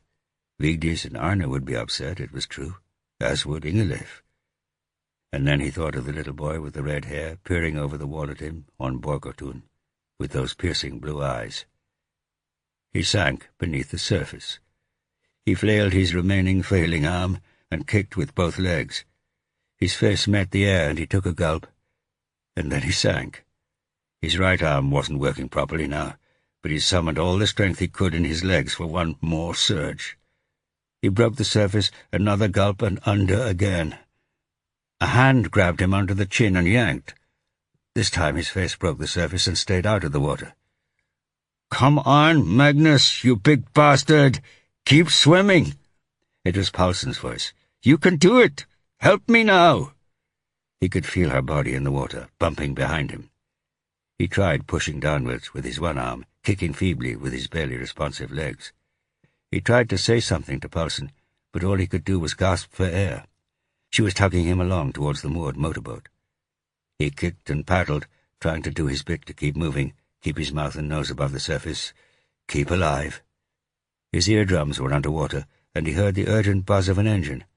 It became louder, and half a minute later a large, bright, orange shape surged into his peripheral view. "Grab this," said Paulsson, as she shoved a red and white plastic ring into his arms. He clutched it. It floated. He floated. Several strong arms grabbed him and heaved him upwards and over the edge of the boat. He was shivering uncontrollably as someone thrust a blanket over his shoulders. Paulsson sat next to him. Her uniform was sodden, her long black hair hanging in damp threads down her broad face, but she was barely even shaking. She was a Greenlander, built to dive into near-freezing water and emerge unscathed. Magnus wasn't. Paulsson flashed him that unexpected sweet smile. "Are you okay?" Magnus tried to answer, but his teeth were chattering so much he settled for a nod. He fought to control his jaws. "Where's Bikari?" "We'll fish him out next," said Paulsson. "Good." Paulsson put a hand on Magnus's shaking arm. "You know, Magnus, it wasn't worth it." Chapter 52. "So, Inspector Magnus, who did you think was most likely to have killed Carlotta Mondini when you took on the case?" Eglo looked up at Magnus, her eyes wide, her lips slightly parted, as if the words he was about to utter would be the most fascinating she had ever heard.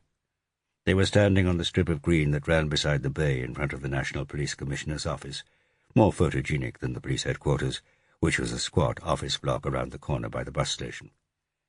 He couldn't help responding with warmth. Susie had told him not to act like a policeman following best procedure, but rather like an inquisitive sleuth. Magnus understood the difference, and Eglo made it easy. "I didn't know. You always have to keep an open mind. It could have been a local who had never met her before. There had been a series of rapes in the north of Iceland, or it might have been someone from her past life in Italy. But a tourist murdered in this way is unheard of in Iceland." "Yet the cause of her death turned out to be an Icelandic woman who had been dead for nearly 1,000 years. Magnus grinned. "That's not so surprising. There were plenty of murders in Gudrid's day. Iceland was a much less peaceful place." "Cut!" shouted Susie. "That was great, Magnus." She glanced at Siki, the new Icelandic cameraman, who nodded. "AJ?" "It's good," said the sound man. That's a wrap, then. Glenbower tomorrow. Susie had come up with ingenious ways of interweaving the hoax and its discovery, as well as the murders of Carlotta and Nancy, into the existing documentary. The BBC had loved it when she had pitched it over the phone. The Greenland takes would have to stay as they were, but a few new scenes involving Magnus in Reykjavik and Glenbower should set the scene for the murder investigation.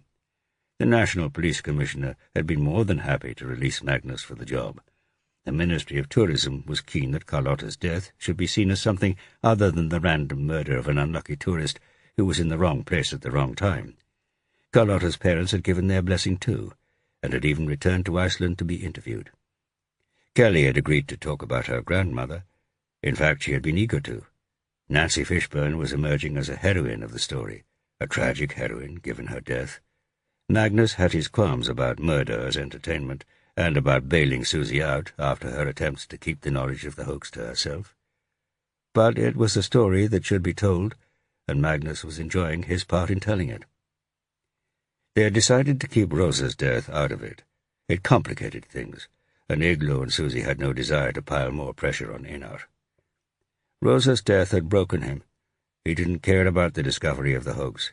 He didn't care about his academic reputation, or even his post at the university, who had given him a term sabbatical. Igloo made sure she saw him every day, and did her best to convince Einar he had always done the best for Rosa.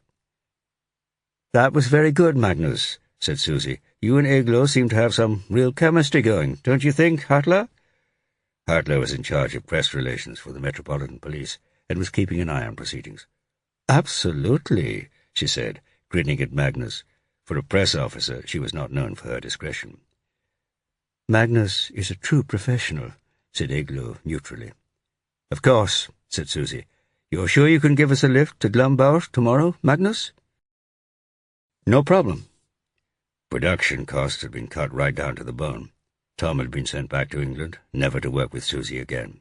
Igloo had begged a friend of her sister's to do the camera work, for no payment up front, and the risk of no payment at all. AJ was still providing his labour free. Susie was staying on Igloo's sofa, and AJ with one of her sisters. There would be post-production costs, but Susie was doing this on a shoestring. Half a shoestring. "Have you got time for a walk?" Igloo asked. "Sure," said Magnus.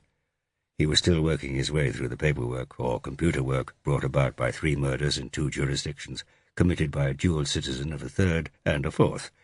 The paperwork wasn't going anywhere. The sun was out, at least temporarily, and a fresh breeze skipped in from the bay.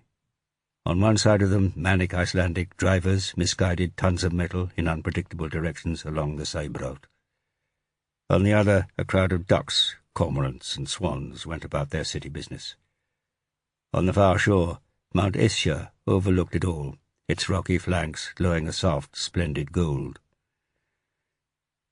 "You know this would all be so much more difficult if Professor Beccari had survived," said Magnus. "The investigation would have taken months.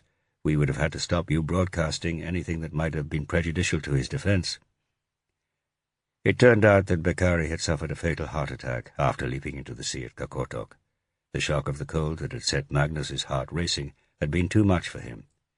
What wasn't clear, and would never become clear, was whether his decision to jump in had been an ultimately successful suicide attempt, or a desperate bid to reach the motorboat and escape. If the latter, it was never going to work. The boat's engine needed a key, which was not on board.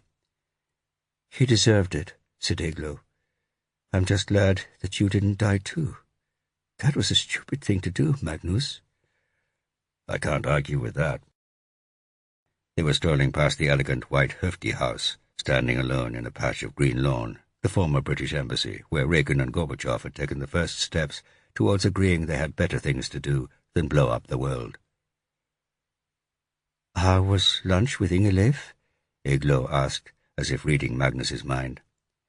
Outside the Höfti house was where Magnus had had one of his first conversations with her, and since then the building had always been associated with her in his mind. Polite, civilized, awkward. "Did you ask her about Asi?" "I did." "And?" Magnus glanced across the ruffled bay at the broad shoulders of Esja. I asked whether he was mine. She tried to laugh it off and asked me where I got that idea. I said, Vigdis. She went quiet. She knows as well as I do how Vigdis is observant of that kind of thing. She wouldn't actually say he was mine, but she didn't deny it. I asked if I could see him. She said no. I pushed it. She looked like she was going to cry, but she didn't. She's tough, Ingeleif. She said her husband was leaving her. He's gone off with a third-rate model, not much more than a schoolgirl, really. She said she understood the irony. She had actually said more than that. During their constantly shifting relationship, Ingeleif had had difficulty remaining monogamous. She had chided Magnus for caring about her occasional lapses. Now, she said, she knew what it felt like to be on the other end of it. She knew it felt bad. There had been a long silence at the lunch table. They were in a quiet cafe in Thingholt. Ingeleif had looked up at him, her face tight, her eyes tough, yet pleading for him to come back to her. Magnus had paid the bill and left. Ingeleif's last words were, "I'll think about Asi." Magnus and Eglo turned inland towards Borgatun and the route back to police headquarters. They were approaching a cafe, a cafetar. Magnus was about to suggest they nip in for a quick coffee when he saw two figures emerge. They were still about 50 meters away. One, the woman, turned away from Magnus and Eglo to her car parked a little further down Borgatun. She had the rolling gait of a woman with a false leg. Telma. The other, an older man, headed towards Magnus and Eglo, frowning. He only recognized Magnus when he was 10 meters away. He hesitated and then growled as he passed. "Move along now. Nothing to see here." But there was. Magnus was damned sure there was. "Magnus," said Eglo. "That was Tryggvi, wasn't it? What did he mean?" "I don't know." Eglo slipped her fingers into his. Magnus squeezed gently. Then he relaxed. He smiled. He forgot about Tryggvi. For the first time in a long time, he felt